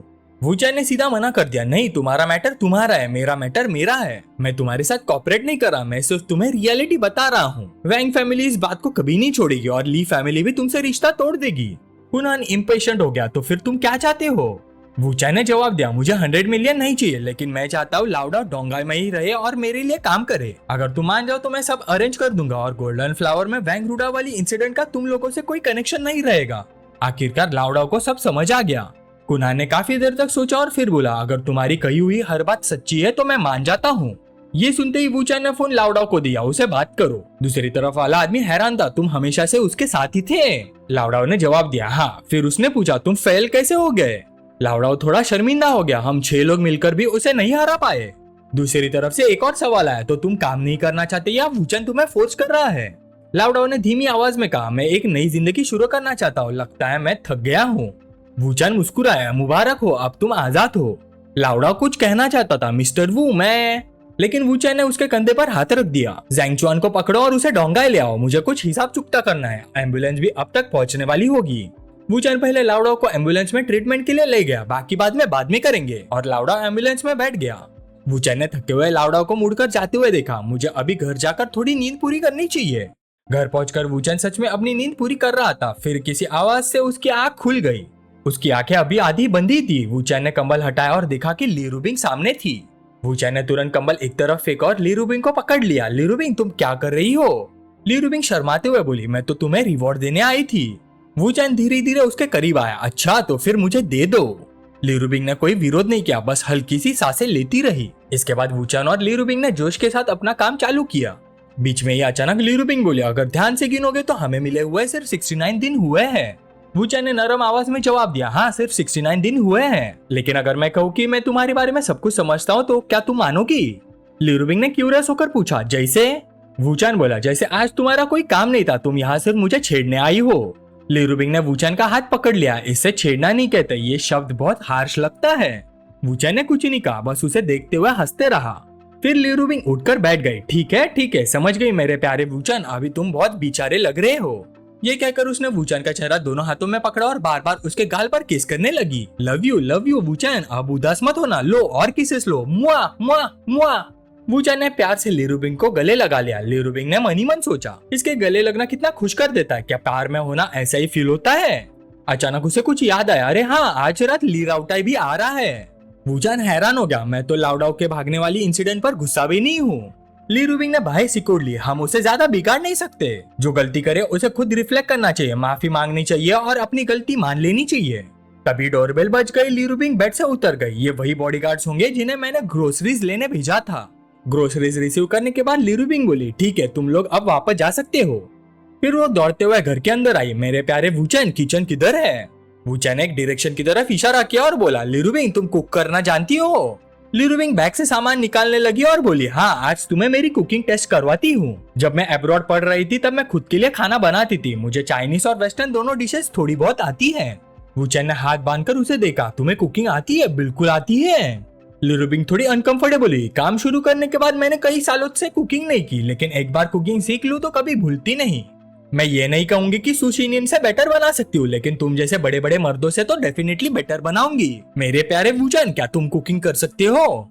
जैसे उसने बात खत्म की, उसके हाथ की मछली उछल गई। मछली टेबल पर गिर गई और साथ में एक टेबल भी जमीन पर गिरा दी। ली रूबिंग घबरा गई। वूचैन बिल्कुल स्पीचलेस हो गया। ली रूबिंग ने जबरदस्ती मुस्कुराते हुए मछली पकड़ने की कोशिश की। कोई बात नहीं, सब कंट्रोल में है। लेकिन मछली लगातार उछलती रही। पानी पूरे फ्लोर पर छिड़क गया। आखिर वूचैन ने मजबूरी में कहा, जाकर कपड़े बदलो, यहाँ मैं संभाल लेता हूँ। ली रूबिंग नहाते वक्त सोच रहे थे, मैं खुद कुकिंग करना चाहती थी। जब ली राउटा आए तो पूरी फैमिली साथ बैठकर डिलीशियस डिनर एंजॉय करे। मैं नहीं चाहती थी कि लाउडा वाली इंसिडेंट की वजह से वूचैन और मेरे इकलौते छोटे भाई के बीच में कोई कॉन्फ्लिक्ट हो। सब उस बदमाश मछली की गलती है, अब टाइम भी नहीं बचा। लेकिन जैसे ही वो किचन में गई, उसने तेल के तड़कने की आवाज सुनी। ली रूबिंग टेबल पर रखी डिशेस को देखकर कुछ बोल ही नहीं पाई। वूचैन ने देखा और पूछा, क्या देख रही हो? लिरुबिंग मनी मन सोचने लगी, ये सच में कुकिंग कर सकता है? वैसे भी ऐसा क्या है जो इसे नहीं आता? वूचन मेरे लिए खाना बना रहा है, मुझे फोटो लेनी ही पड़ेगी। जैसे उसने फोन उठाया उसने पूछा, मेरे मिस्टीरियस डार्लिंग, क्या तुमने पहले कभी सुशी इंडियन के लिए कुकिंग की है? वूचन ने तुरंत जवाब दिया, कभी नहीं। अगर घर की नॉर्मल कुकिंग काउंट ना करे तो मैंने शायद किसी भी लड़की के लिए कभी कुकिंग नहीं की, तुम पहली हो। लिरुबिंग ने खुशी से वूचन की गर्दन पकड़ लिया और उसके गाल पर किस कर दिया। वूचन ने उसे कुछ देर तक वैसे ही रहने दिया, फिर बोला, ठीक है काफी देर हो रही है, अभी बहुत सारी डिशेस बननी बाकी है, ली राउटा भी अभी बस आने ही वाला होगा। कुछ देर बाद ली राउटा आ गया, सिस ब्रदर इन लॉ में आ गया। लिरुबिंग के चेहरे पर बड़ी सी मुस्कान आ गई, चलो खाना खाते हैं, ये सब तुम्हारे ब्रदर इन लॉ ने अकेले बनाया है। ली राउटा ने एक बाइट ली और तुरंत थम्स अप कर दिया, ये पूरी टेबल, ब्रदर इन लॉ आप कमाल हो, ब्रदर इन लॉ आप तो अमेजिंग हो, ओह माय गॉड, मैंने अपनी पूरी जिंदगी में इतना डिलीशियस खाना कभी नहीं खाया, वाह आप अनबिलीवेबल हो। लिरुबिंग ने बाहें सिकोड़कर ली राउटा को देखा और मनी मन सोचा, अगर माफी मांगनी है तो प्रॉपरली मांगो, सिर्फ मक्खन मत लगाओ। वूचन ने मुस्कुरा कर कहा, लिरुबिंग तुम भी खाओ। लिरुबिंग ने सीधा और प्यार से जवाब दिया, ओके खाती हूँ। लिरुबिंग को यकीन ही नहीं हो रहा था क्योंकि ये टेस्ट इतना जबरदस्त था कि किसी भी मिशेलिन शेफ से कम नहीं लग रहा था और ये उसके बॉयफ्रेंड की स्किल थी, ओह माय गॉड। वूचन ने उसका रिएक्शन देखकर कहा, अगर पसंद है तो और खाओ, और ली राउटा अगर तुम्हें पसंद आया तो बार बार आ जाना, मैं और तुम्हारी सिस्टर तुम्हारे लिए कभी भी बना देंगे, और ज्यादा मत सोचो, लाउडा वाली इंसिडेंट हमारे रिलेशनशिप को अफेक्ट नहीं करेगी। ली राउटा की आंखें भर आई, ठीक है। खाना खत्म करने के बाद ली राउटा खुश होकर चला गया। लिरुबिंग आकर वूचन के भाव में सिमट गई, अभी काफी देर हो गई है, हमें रेस्ट करना चाहिए। वूचन बोला, लिरुबिंग ऐसा नहीं है कि हम नहीं कर सकते। लिरुबिंग ने तुरंत उसके होठों पर उंगली रख दी, थोड़ी इनकन्वीनियंस को मैनेज किया जा सकता है, हम कोई रास्ता निकाल लेंगे। अगली सुबह वूचन ने हैरानी से पूछा, तुम फिर से दांत क्यों ब्रश कर रही हो? कल रात सोने से पहले ब्रश किया था, फिर दोबारा किया, सुबह 5 बजे एक्सरसाइज के बाद फिर ब्रश किया और अब 7 बजे फिर ब्रश कर रही हो, तुम्हें डर नहीं लगता टूथब्रश खराब हो जाएगा? लिरुबिंग ने उसे घूर कर देखा, हर चीज की हद होती है, शेमलेस कहीं के। ओहो हो, अब समझा इतना ब्रश क्यों कर रही है। वूचन ने और बहस नहीं की और बोला, मैं ब्रेकफास्ट बना रहा हूँ, खाओगी? लिरुबिंग लिपस्टिक लगाते हुए बोली, नहीं मुझे कंपनी जाना है और तुम आज कंपनी जा रहे हो? वूचन शर्ट पहनते हुए बोला, नहीं मुझे कुछ काम है। लिरुबिंग ने मुड़कर पूछा, तुम वूरैंग से मिलने जा रहे हो? वूचन ने सीधा मना कर दिया, नहीं। जाने से पहले लिरुबिंग ने उसे किस की और बोली, अच्छे से रहना, मैं कंपनी जा रही हूँ। लिरुबिंग कंपनी पहुंची और काम के ढेर में बिजी हो गई। अचानक सुशी इंडियन का फोन आया, मिस ली क्या तुम्हें पता है वूचन कहाँ गया है? लिरुबिंग चौंक गई, हाँ क्या हुआ, तुम उसे ढूंढ नहीं पा रही? सुशी इंडियन बोले, ऐसा नहीं है, उसने कहा कि वो डोंगाई में नहीं है, मैंने पूछा भी लेकिन उसने बताया नहीं। लिरुबिंग ने उसे तसल्ली दी, ठीक है मैं पूछती हूँ, टेंशन मत लो, चलो फोन रखती हूँ। कॉल कट करते ही लिरुबिंग ने तुरंत वूचन को फोन लगा दिया, मेरे प्यारे वूचन कहाँ हो तुम? वूचन ने बोला, काम कर रहा हूँ। लिरुबिंग ने फिर पूछा, कहाँ हो और क्या कर रहे हो? फोन की दूसरी तरफ से वूचन कुछ बोल पाता उससे पहले एक और आवाज आई, तुम क्या कर रहे हो, कोई तुम्हें बार बार कॉल क्यों कर रहा है? लिरुबिंग ने तुरंत पहचान लिया, ये एक औरत की आवाज थी और उसने ये आवाज पहले कभी नहीं सुनी थी। उसकी बाहें सिकुड़ गई, मेरा प्यारा वूचन किसी और औरत के साथ है क्या? वो सुशी इंडियन से सच छुपा रहा है? लिरुबिंग ने बेचैन होकर बात काट दी, ठीक है मेरे प्यारे, तुम अपना काम करो, मैं डिस्टर्ब नहीं करूंगी। इसी वक्त वूचन की तरफ, वूचन एक बार में बैठा हुआ था, वही औरत फिर से शिकायत करने लगी, अभी तक तुमने कुछ ही बातें की और इतनी सारे कॉल्स आ चुके हैं। वूचन ने ज्यादा ध्यान नहीं दिया और लिरुबिंग से बोला, हाँ अभी के लिए इतना ही, मैं रखता हूँ। उसके सामने इस वक्त शंघाई का माओ राउटाई बैठा था। माओ राउटाई ने कहा, दोस्त सीधी बात क्यों नहीं करते, एक दूसरे का टाइम वेस्ट करने का क्या फायदा? पर्पल वाले वाली लड़की भी बोल पड़ी, फिफ्थ मास्टर ये यहाँ सिर्फ टाइम वेस्ट करने आया है, अगर यकीन नहीं है तो देख लो, अभी फिर एक और फोन आ जाएगा। जैसे उसने बात खत्म की वूचन का फोन फिर से वाइब्रेट करने लगा। पर्पल बाल वाली लड़की हंस पड़ी, देखा मैंने कहा था ना। माओ राउटाई गुस्से में चिल्लाए, डील हुई या नहीं, क्या तुम मेरे साथ मजाक कर रहे हो? उसने सीधा लॉलीपॉप निकालकर वूचन पर तान दी, अगर बात करनी है तो उस बेकार फोन को फेंक क्यों नहीं देते? लेकिन माओ राउटाई अपनी बात पूरी कर पाता उससे पहले ही वूचन ने आसानी से उसका लॉलीपॉप छीन लिया और उल्टा उस पर तान दी। माओ राउटाई को समझ ही नहीं आया, मेरा लॉलीपॉप इसके हाथ में कैसे आ गया? पर्पल वाले वाली लड़की चीख उठी, भूत, क्या ये भूत है? सारे अंडरलिंग्स तुरंत खड़े हो गए, बॉस, फिफ्थ मास्टर, साला तेरी हिम्मत कैसे हुई? चिल्लाते हुए सबने लॉलीपॉप वूचन पर तान दी। तभी वूचन का फोन फिर बज गया। माओ राउटाई के माथे पर पसीना आ गया। उफ, तुम्हारे दोस्त का फोन फिर बज रहा है, पहले कॉल ही रिसीव कर लो। वूचन ने फोन उठा लिया, हेलो। दूसरी तरफ से आवाज आई, तुम उस औरत के साथ हो क्या? फोन उठाना इतना मुश्किल था? वूचन ने सिर्फ इतना कहा, मैं बिजी हूँ। दूसरी तरफ से शिकायत भरी आवाज आई, एक दिन से ज्यादा हो गया है, तुमने एक बार भी कॉल नहीं किया, तुम्हारे पास जरा भी कॉन्शियंस नहीं है। वूचन मुस्कुराए, इतनी जल्दी क्या है, मुझे मिस कर रही हो? दूसरी तरफ वूरैंग थी। वूरैंग ने बिना झिझक जवाब दिया, ऑफ कोर्स मैं तुम्हें बहुत मिस कर रही हूँ, इतना कि बर्दाश्त नहीं हो रहा। कल रात मैंने सपना भी देखा कि तुम मेरे साथ थे। मैं तो सोच रही थी कि शायद तुम ली रूबिंग के साथ हो। इस बार वूचा ने सीधा जवाब दिया, मैं सिटी के बाहर हूँ, 2 दिन में डोंगाई वापस आ जाऊंगा। वूरैंग हैरान होगी, तुम सिटी के बाहर हो? ठीक है, फिर मैं ज्यादा बात नहीं करूंगी, तुम अपना काम करो, यू बैडी। वूचा ने कहा, ठीक है, रात को तुम्हें कॉल करूंगा। जब वूचा फोन पर बात कर रहा था तब एक थग पीछे से चाकू लेकर उस पर हमला करने आया, लेकिन वूचा ने पल भर में सिर घुमा दिया और धड़ाम एक छोटा लॉलीपॉप चला। थग के हाथ से चाकू सीधा उड़कर जमीन पर गिर गया। उस थग को लगा कि वो मर गया है, लेकिन सच ये था कि वो जिंदा था और चाकू हवा में घूमता हुआ सीधा जमीन में जा घुसा। एक पल के लिए सब लोग जैसे जम गए, पूरे कमरे में सन्नाटा छा गया। वूचा ने लॉलीपॉप सीधा माओ रावटाई की तरफ तान रखी थी। ये देखते ही माओ रावटाई तुरंत घुटनों पर बैठ गया। ब्रो मुझे नहीं पता किसने तुम्हें मुझे मारने भेजा है, मैं तुम्हें 20 मिलियन देता हूँ, नहीं 50 मिलियन, मैं 50 मिलियन दूंगा, बस मेरी जान बख्श दो। वूचन चुप रहा। माओ रावटाई को लगा 50 मिलियन काफी नहीं है, साला जान सबसे इम्पोर्टेंट है, मैं और पैसे दूंगा। माओ रावटाई ने ऑफर बढ़ाना शुरू कर दिया, मुझे मत मारो, मैं 100 मिलियन दूंगा, नहीं 100 मिलियन और दूंगा, जितना भी सामने वाला दे रहा है मैं उससे 100 मिलियन ज्यादा दूंगा। तब जाकर वूचन बोला, मुझे बस वो लोग पसंद नहीं जो मुझे गाली देते हैं। फिफ्थ एल्डर, क्या हम प्राइवेट में बात कर सकते हैं? माओ रावटाई तुरंत अपने आदमियों पर चिल्लाया, सुना नहीं क्या तुम लोगों ने, सब बाहर निकलो। वूचन ने माओ रावटाई का हाथ पकड़ा और उसे खड़ा कर दिया। खड़े हो जाओ, चलो, लॉलीपॉप में एक गोली अभी भी बाकी है, रख लो, लेकिन किसी को नुकसान मत पहुंचाना। माओ रावटाई ने सर खुजाया। ब्रो आप तो बड़े मजेदार आदमी हो, मैं आपके सामने स्टाइल मारने की हिम्मत कैसे कर सकता हूँ? ठीक है, बताइए क्या काम है?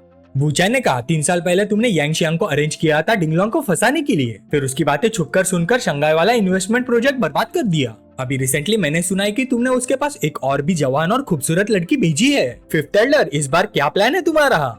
माओ रावटाई के दिल में झटका लगा, मेरा डिंगलोंग को फंसाने वाला प्लान एक्सपोज हो गया। क्या यह डिंगलोंग का भेजा हुआ आदमी है? साला ये मैटर हैंडल करना मुश्किल होने वाला है। वूचन ने हाथ बांध लिया और उसे देखता रहा। फिफ्थ एल्डर माओ, तुमने 20 साल लगाकर नेस्पर को शंघाई का टॉप बिजनेस बनाया, हर महीने 30 मिलियन से ज्यादा रेवेन्यू आता है। उसके अलावा शंघाई एंटरटेनमेंट, डिंग शैंग, शंघाई टेक्नीशियन, गोल्डन टाइकून और शंघाई गोल्डन आर्ट मॉडल भी तुम्हारी कंपनी है। तुम्हारी नेटवर्थ 3 बिलियन से ज्यादा होनी चाहिए, है ना? माओ रावटाई और भी कंफ्यूज होगा, यह बातें किसी असैसिन जैसी नहीं लग रही। इसने तो मेरी पूरी फैमिली बैकग्राउंड इन्वेस्टिगेट कर रखी है, ये चाहता क्या है? वूचन फिर बोला, मिस्टर माओ इतना नर्वस मत हो, मेरी बात सुनो। पिछली बार डिंगलोंग के साथ जो करना पड़ा वो मजबूरी में किया था, सही, आखिर वो गू फैमिली की रिक्वेस्ट थी। माओ रावटाई और उलझ गया, अब गू फैमिली को क्यों घसीट रहा है, ये लड़का करना क्या चाहता है? वूचन ने आगे समझाया, शंघाई की बड़ी फैमिलीज में गू फैमिली की रैंकिंग ज्यादा ऊपर नहीं है, लेकिन लोकल कम्युनिटी के साथ उनके बहुत सारे स्ट्रॉन्ग रिलेशंस है, इसलिए चाहे वो डिंग फैमिली से कमजोर हो, गैप उतना भी बड़ा नहीं है। शंघाई में तुम्हारा गू फैमिली के करीब होना कोई अजीब बात नहीं। माओ रावटाई अब भी अपनी सोच में उलझा हुआ था, ये ऑपरेशन सच में समझ से बाहर है। वो हकलाते हुए बोला, ब्रो आप आखिर हो कौन? वूचन ने ताली बजाई, इसलिए मैं कह रहा हूँ डिंगलोंग वाले मैटर में तुमने बहुत अच्छा काम किया। माओ रावटाई की आंखें चमक उठे, उसने तुरंत बात पकड़ ली, ब्रो आपकी डिंगलोंग से दुश्मनी है? वूचन ने सीधा जवाब दिया, बिल्कुल। माओ रावटाई जोर से हंस पड़ा, ही। ब्रो ये बात पहले क्यों नहीं बोली, आपने तो मेरी जान ही निकाल दी थी। आप तो अपनी ही आदमी निकले, आओ बैठो आराम से बात करते हैं। लेकिन वूचन के चेहरे पर कोई एक्सप्रेशन नहीं था। मैंने सुना है शियाशिन हमेशा से तुम्हारे साथ कोऑपरेट करती रही है। ये सुनते ही माओ रावटाई के चेहरे की मुस्कान गायब हो गई। उसके दिमाग में शियाशिन की याद आ गई। जब मैंने उसे पहली बार देखा तब वो एक अनमोल खजाना लग रही थी, मैं तुरंत उसकी तरफ अट्रैक्ट हो गया था, लेकिन उसके आसपास एक अजीब सा डेंजरस ऑरा था। मुझे महसूस हुआ कि वो बहुत खतरनाक है, इसलिए मैंने उसकी इन्वेस्टिगेशन की, छुपकर उस पर नजर रखी। उसे भी पता था उसकी अकेली और उदास नजरें सच में दिल हिला देती थी। मैं तुरंत उसकी मदद करना चाहता था, लेकिन मुझे पता था कि अगर मैंने ऐसा कुछ किया तो मुसीबत आ जाएगी, इसलिए मैंने खुद को रोक लिया। छुपकर अरेंज किया कि कोई आदमी उसके पास ना पहुंच सके। एक तरफ अगर मैं उसे नहीं पा सकता था तो कोई और भी नहीं पा सकता था। दूसरी तरफ मैंने डिंगलोंग पर एक एहसान भी कर दिया ताकि अगर कभी बात बाहर निकले तो मैटर कवर हो सके। अचानक शियाशिन का नाम सुनने से माओ रावटाई को सब समझ आ गया। अब समझा, इसलिए ये कह रहा था कि उसकी डिंगलोंग से दुश्मनी है। मैं समझ गया, ये आदमी और शियाशिन वैसे वाले रिलेशनशिप में है। केवल इसी तरह का लवर पाकर शियाशिन डिंगलोंग से डरेगी नहीं। माओ रावटाई मुस्कुराया और बोला, समझ गया ब्रो, मैं सब समझ गया। क्या मैं आपके लिए कुछ अरेंज करूँ? गारंटी देता हूँ आपका मूड अच्छा हो जाएगा। वूचन हैरान हो गया, तुम क्या बकवास कर रहे हो? मैं उन्हें डोंगाई ले जाना चाहता हूँ। माओ रावटाई ने चिन सह ली। हाँ ब्रो, क्या शंघाई इतना बोरिंग हो गया है? तुम दोनों जगह भी चूज करते हो। वूचन ने तुरंत मना किया, नहीं बात वो नहीं है, मैं शियाशिन से तब मिला था जब मैं शियाशिन को ट्यूशन पढ़ा रहा था। मैं नहीं चाहता कि तुम ये बात डिंगलोंग को बताओ, मैं स्पेशली तुमसे मिलने इसीलिए आया हूँ। आज यहाँ आने की वजह बस यही है। मावरावटा एकदम स्टन रह गया। हैं, ट्यूशन पढ़ा रहे थे? रुको ब्रो, तुमने क्या कहा? उन्हें कहाँ ले जा रहे हो? मावरावटा मन ही मन सोचने लगा, डोंगाई डोंगाई तो ली फैमिली के यंग मास्टर ली रावटाई का टेरिटरी है। क्या ली रावटाई शियाशिन को वहाँ ले जाना चाहता है? वो पूरी तरह से कंफ्यूज हो गया। मावरावटाई ने फिर पूछा, ब्रो मैं आपको किस नाम से बुलाऊं? वूचैन ने सीधा जवाब दिया, वूचैन।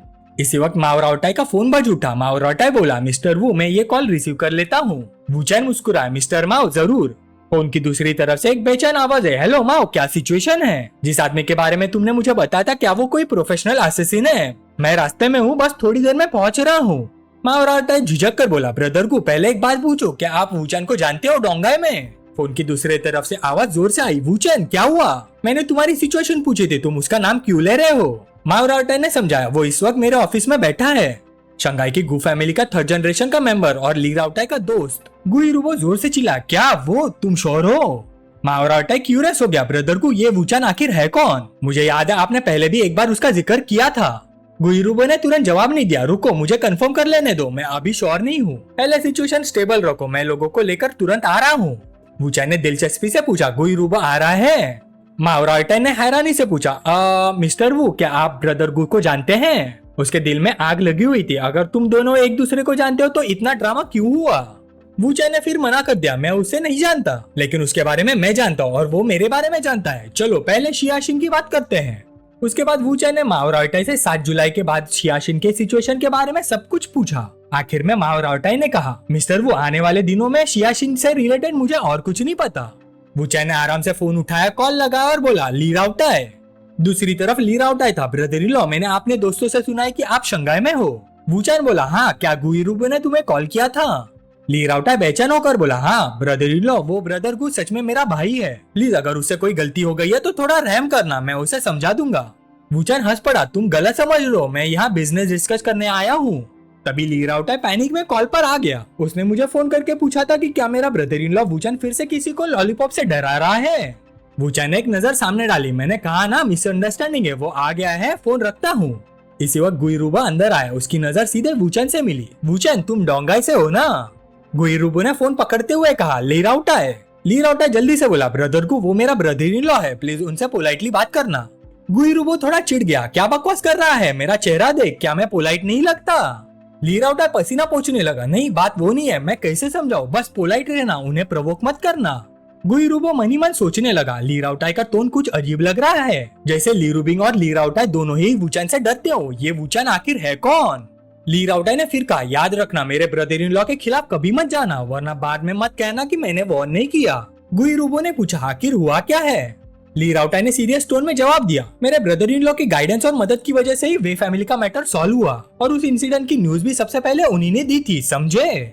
गुइरुबो को यकीन ही नहीं हुआ, तुम्हारे ब्रदर इन लॉ का बैकग्राउंड आखिर है क्या? ली रूबिंग ने जवाब दिया, सोचो हमारी ली फैमिली भी उनका बैकग्राउंड नहीं निकाल पाई, और उन्होंने मेरे डैड के साथ भी सक्सेसफुल नेगोशिएशन कर ली, अब तो मुझे हर काम में उनकी बात माननी पड़ती है। गुइरुबो ने गहरी सांस ली, समझ गया।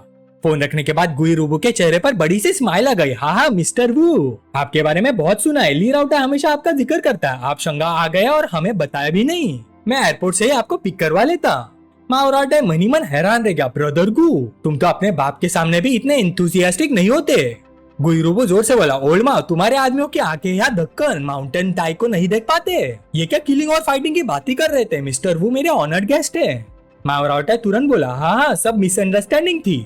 गुइरुबो ने आगे बढ़कर वूचैन से हाथ मिलाया, मिस्टर वू आप अभी अभी आए होंगे, चलिए मैं आपको शंघाई घुमाता हूँ। वूचैन खुशी से मान गया, ठीक है किसी रेस्टोरेंट में अरेंजमेंट कर लो। रास्ते में गुइरुबो ने क्यूरियस होकर पूछा, वैसे मिस्टर वू क्या आप मेरे बड़े भाई को जानते हैं? उसके दिमाग में ली रावटाई की बात घूम रही थी, सच कहो तो मेरे ब्रदर इन लॉ शायद इंसान भी नहीं है, वो फ्यूचर प्रिडिक्ट कर सकते हैं। गुइरुबो के दिल में भी ये जानने की बहुत इच्छा थी कि यह महान आदमी आखिर है कौन। जब उसने देखा कि वूचैन चुप है तो फिर बोला, मैं आपसे थोड़ी गाइडेंस लेना चाहता हूँ। वूचैन ने शांत आवाज में पूछा, तुम ये पूछना चाहते हो कि तुम्हारे ब्रदर से कैसे जीतना है? गुइरुबो थोड़ा टेंस हो गया, मिस्टर वू आपका क्या ख्याल है? वूचैन ने शांत तरीके से एनालिसिस करना शुरू किया, शंघाई की गु फैमिली की 3rd जनरेशन में तुम और तुम्हारे बड़े भाई गु शियांग दोनों बिजनेस जीनियसेस हैं। दूसरी फैमिली तुम दोनों को गु फैमिली के ट्विन स्टार्स के नाम से जानती है, और तुम दोनों के बीच रिलेशनशिप भी काफी अच्छा है, इसे एक हेल्दी कॉम्पिटिटिव रिलेशनशिप कहा जा सकता है। फैमिली के ज्यादातर रिसोर्सेज तुम्हारे बड़े भाई को सपोर्ट करते हैं। हालांकि तुम भी बहुत अच्छा कर रहे हो, लेकिन बिजनेस वर्ल्ड में तुम अपने भाई से डायरेक्टली क्लैश नहीं कर सकते। रिसोर्सेज पर भी उनका हक पहले है, इसलिए उन्हें हराने की डिफिकल्टी बहुत ज्यादा है। गुइरुबो के अंदर थोड़ी बेचैनी हुई। इतनी लंबी स्पीच, ये सब तो थोड़ी इन्वेस्टिगेशन करने पर किसी को भी पता चल सकता है। क्या ली राउटा ने इस वूचैन को कुछ ज्यादा ही बड़ा चढ़ाकर बता दिया है? तब वूचैन ने बात बदली, लेकिन इसका मतलब ये नहीं कि तुम्हारे पास कोई चांस नहीं है। सब कुछ इस बात पर डिपेंड करता है कि तुम हिम्मत करते हो या नहीं। गुइरुबो मन ही मन सोचने लगा, ये कहना क्या चाहता है? अगर मेरे और मेरे भाई के रिलेशनशिप को जानता है तो अभी जो बात बोली उसका मतलब कुछ और होना चाहिए। वूचैन आराम से पानी पीने लगा। तुम्हारे और तुम्हारे भाई का रिलेशनशिप सिर्फ बिजनेस का मैटर है। अगर तुम ज्यादा पैसा कमाना चाहते हो और अपने भाई से ज्यादा सक्सेसफुल बनना चाहते हो तो तुम्हें। गुइरुबो तुरंत बीच में बोल पड़ा, तो मुझे क्या करना होगा मिस्टर वू? वूचैन ने सीधा जवाब दिया, तुम डिंगलोंग का मतलब समझ नहीं पाए। गुइरुबो के दिमाग में तुरंत ख्याल आया, क्या ये मुझे यूज करके किसी को मरवाना चाहता है? क्या ये गू फैमिली और डिंग फैमिली के बीच में वॉर शुरू करवाना चाहता है, ताकि डिंग फैमिली के बिना रोक टोके ये ली रूबिंग और बाकी लोगों के साथ रह सके? लेकिन फिर उसने खुद ही उस सोच को रिजेक्ट कर दिया। नहीं, अभी तो इसने क्लियरली कहा था कि बात बिजनेस और पैसे कमाने की है। इसने कभी नहीं कहा कि मुझे डिंगलोंग को मारना है। गुइरुबो ने और क्लियरली पूछा, मिस्टर वू, क्या आप उसका बिजनेस छीनना चाहते हैं? सच कहूँ तो सालों से मेरी उससे टक्कर चल रही है और मैं हमेशा डिसएडवांटेज में रहा हूँ। वूचैन ने समझाना शुरू किया, तुम्हारी डिंग फैमिली के साथ जो कंपटीशन चल रही है उसके शुरुआती मेथड्स ही गलत है। जिस बिजनेस की मैं बात कर रहा हूँ, अगर तुम उसे फॉलो करने की हिम्मत करते हो तो ज्यादा से ज्यादा 1 साल में मैं गारंटी देता हूँ कि तुम अपने बड़े भाई को भी पीछे छोड़ दोगे। गुइरुबो की आंखें फट गई, ये तो बहुत ही एग्जैजरेटेड लग रहा है। लेकिन अगर सच में सिर्फ बिजनेस का मैटर है तो ली राउटा उसकी गारंटी दे रहा है। एक्साइटेड होकर गुइरुबो बोला, मिस्टर वू, मैं इस बिजनेस में हूँ। वूचैन ने सीरियल आया, बहुत अच्छा, मैं एक फोन करता हूँ। फोन कनेक्ट होते ही वू रैंग की शरारती आवाज आई, यू नॉटी बॉय, अभी तो कॉल किया था, फिर से मेरी याद आ गई। वूचैन ने सीधा कहा, शंघाई आ जाओ। वू रैंग हैरान रह गए, हाँ अभी? तुमने 2 बातें की और मुझे तुरंत बुला लिया। वूचैन ने छोटा सा जवाब दिया, हाँ अभी। वू रैंग ने बिना सोचे मान लिया, ठीक है मैं तुरंत आ रही हूँ, मेरा वेट करना। मुआ। कॉल कट हो गया। गुइरुबो मनी मन सोचने लगा, यह आवाज तो ली रूबिंग की नहीं थी। ली रूबिंग का बॉयफ्रेंड होकर इसके पास एक और औरत भी है। छोड़ो, ये इम्पोर्टेंट नहीं है। अगर ये सच में फ्यूचर में मुझे मेरे भाई से आगे निकल सकता है तो मैं गुइरुबो इसकी हर बात मानूंगा। थोड़ी देर बाद रिसेप्शनिस्ट एक औरत को अंदर लेकर आई। मैडम इस तरफ, मिस्टर वू इस रूम में है। गुइरुबो एकदम से चौंक गया, अरे मैडम वू। उसके दिमाग में तुरंत अभी वाली याद आ गई। वूचैन ने अभी वू रैंग को कॉल किया था और मैंने क्लियरली सुना था, तुम बुरे आदमी, किस कहीं मैंने गलत तो नहीं सुना? वू रैंग सीधा दौड़कर वूचैन के पास पहुंच गए। उसने वूचैन का हाथ पकड़ लिया और उसके कान के पास झुककर धीरे से बोली, यू नॉटी बॉय, जल्दी करो और उन लोगों के साथ मीटिंग खत्म कर दो, मैं अब और वेट नहीं कर सकती। वूचैन मुड़कर मुस्कुराया, अरे सिस्टर वू, आजकल तुम बहुत ज्यादा गिरने लगी हो। हाँ। वू रैंग ने नाक से आवाज निकाली, HMPH। फिर उसने गुइरुबो की तरफ देखा, बॉस गु, काफी वक्त हो गया है। गुइरुबो ने भी पोलाइटली जवाब दिया, मिस्टर वू, सच में काफी वक्त हो गया। गुइरुबो छुपकर से दोनों को ऑब्जर्व करने लगा। एक असली गॉडेस वाकई अलग होती है। वू रैंग और वूचैन के बीच में कुछ तो अजीब है, कुछ ना कुछ जरूर चल रहा है। फिलहाल मैं वेट करता हूँ, पहले देखते हैं ये बिजनेस डील आखिर है क्या। वूचैन ने कहा, हम सब यहाँ अपने ही लोग हैं, मैं पहले ही कह चुका हूँ। सिस्टर वू डिंग फैमिली से जुड़ी इंडस्ट्रीज में अपने सारे इन्वेस्टमेंट्स निकाल देगी। 1 घंटे से भी ज्यादा देर बाद गुइरुबो हैरान रह गया। मिस्टर वूचैन का प्लान कितना थोरो है, मैं अभी कॉल करता हूँ और डॉक्यूमेंट्स मंगवाता हूँ। माओ भी इशारा समझ गया और बहाना बनाकर उठ गया। मिस्टर वू, मैडम वू, आप लोग यही बैठे, ब्रदर गु और मैं एक लॉलीपॉप पीने जा रहे हैं। वू रैंग भी थोड़ी इमोशनल हो गई, एक शब्द कहे बिना तुमने मेरे लिए बिजनेस पार्टनर भी ढूंढ लिया, क्या एफिशिएंसी है? वूचैन ने उसकी तरफ देखकर नाराजगी से कहा, डिसैटिस्फाइड हो? वू रैंग ने हाथ बढ़ाया, सैटिस्फाइड, बहुत ज्यादा सैटिस्फाइड। बताओ मेरे छोटे हस्बैंड, मैं तुम्हारे शुक्रिया कैसे अदा करूँ? वूचैन ने शांत आवाज में जवाब दिया, शुक्रिया किस बात का? ये सब मेरे प्लान का हिस्सा है, बस तुम्हारी किस्मत अच्छी है कि तुम मुझे इस वक्त मिली। वू रैंग थोड़ी नाराज हो गई। वो खड़ी हुई और बोली, मुझे बेवकूफ बनाना बंद करो। फिर वो वूचैन की गोद में बैठ गए। तुमने ये सब मेरे लिए किया है, इनकार मत करो, तुमने मेरे लिए ही किया है।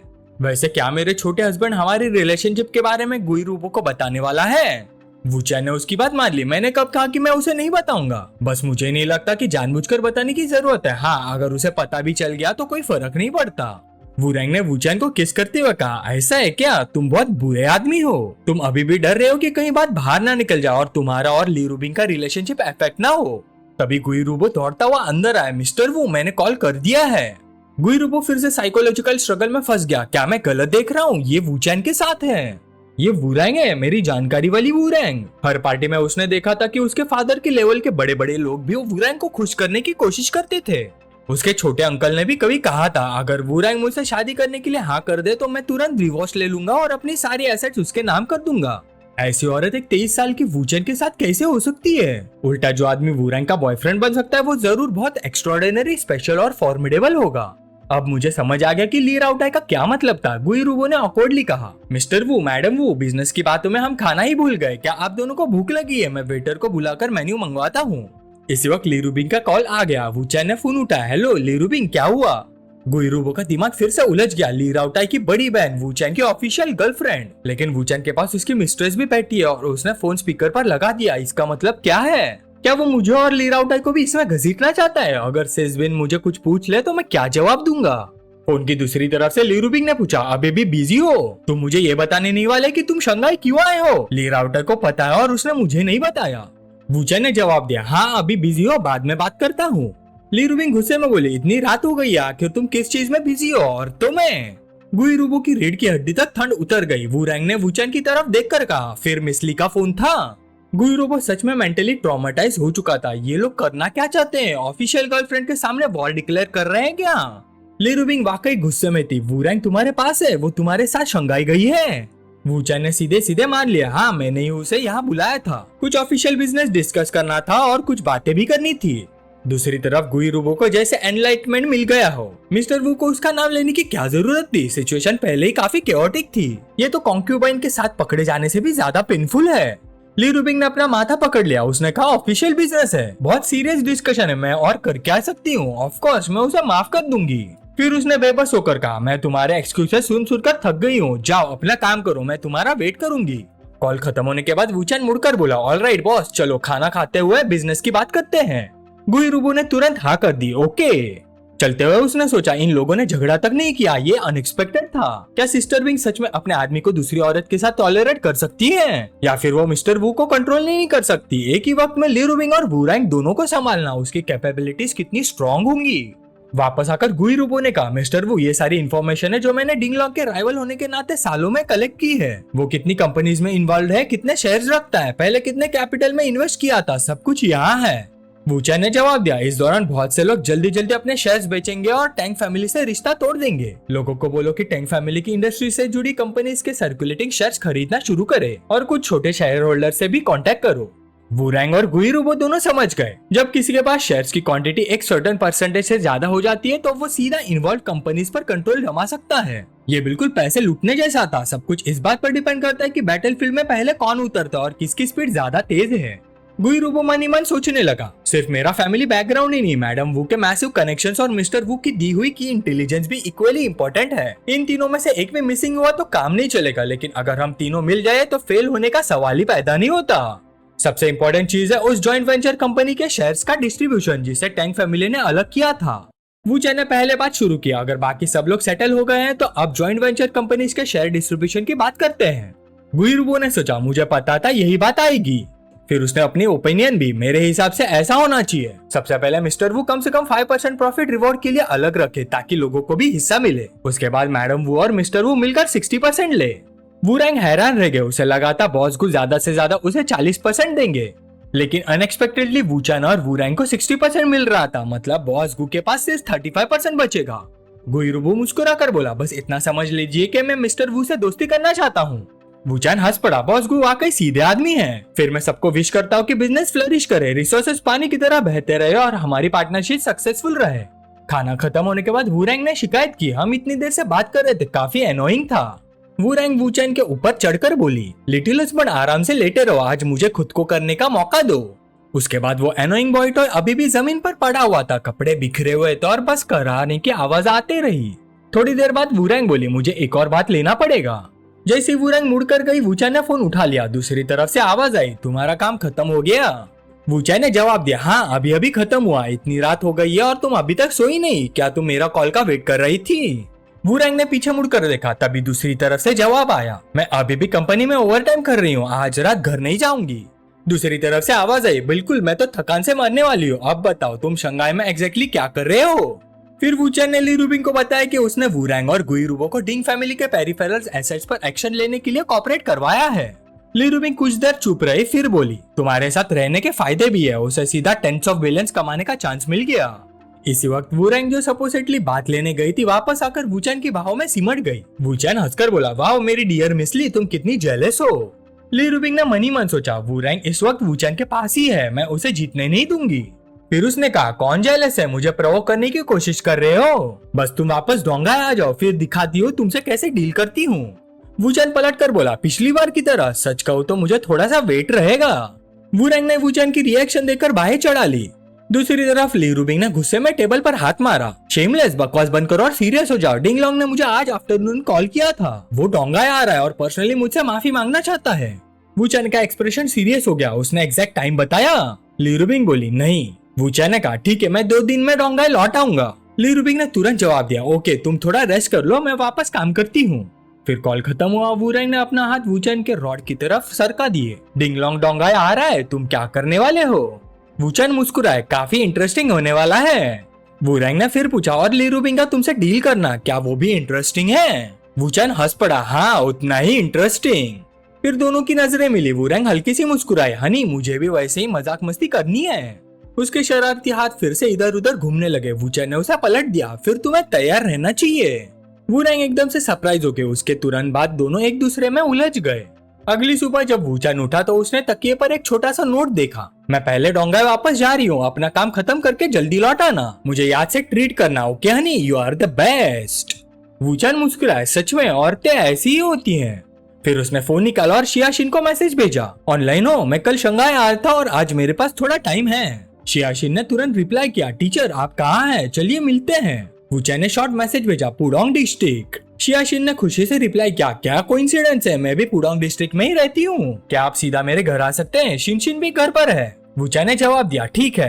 कुछ देर बाद न्यू सेंचुरी पार्क के पास में एक रेसिडेंशियल गार्डन में वूचैन गाड़ी से उतरा और उसने एक छोटी सी लड़की को पिंक ड्रेस पहने हुए बाहर आते हुए देखा। उसने सोचा, अगर मुझे सही से याद है तो ये शिनशिन है। वूचैन ने आवाज लगाई, शिनशिन।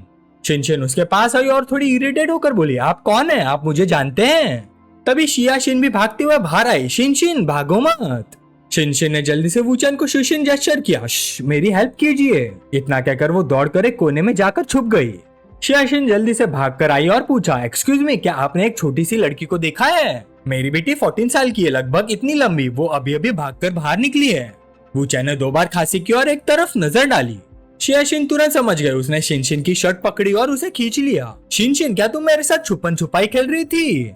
उसके बाद शियाशिन ने झुककर शुक्रिया अदा किया, थैंक यू। वूचैन ने जवाब दिया, थैंक यू की कोई जरूरत नहीं, ये तो मेरे लिए छोटी सी बात थी। वैसे तुम और तुम्हारी बेटी पेंटिंग की वजह से झगड़ा कर रहे थे। शियाशिन हैरान हो गई, हाँ लेकिन आपको कैसे पता? शियाशिन मनी मन सोचने लगी, ये आदमी कौन है, मैं इसे जानती भी नहीं, लेकिन ये मुझे जानता हुआ लग रहा है और शिनशिन की पेंटिंग वाली बात भी जानता है। जैसे वूचैन उसकी दिमाग की बात समझ गया, उसने कहा, क्या तुम मुझे रिसेंटली शिनशिन के स्केचेस नहीं भेज रही थी, उसका पोर्ट्रेट भी? शियाशिन को अचानक समझ आ गया, आप टीचर शिनचैन हैं। वूचैन खुशी से बोला, चलिए फॉर्मली इंट्रोड्यूस करता हूँ, मेरा नाम वूचैन है। शियाशिन ने जल्दी से अपना परिचय दिया, टीचर वू, हेलो मेरा नाम शियाशिन है और ये मेरी बेटी शिनशिन।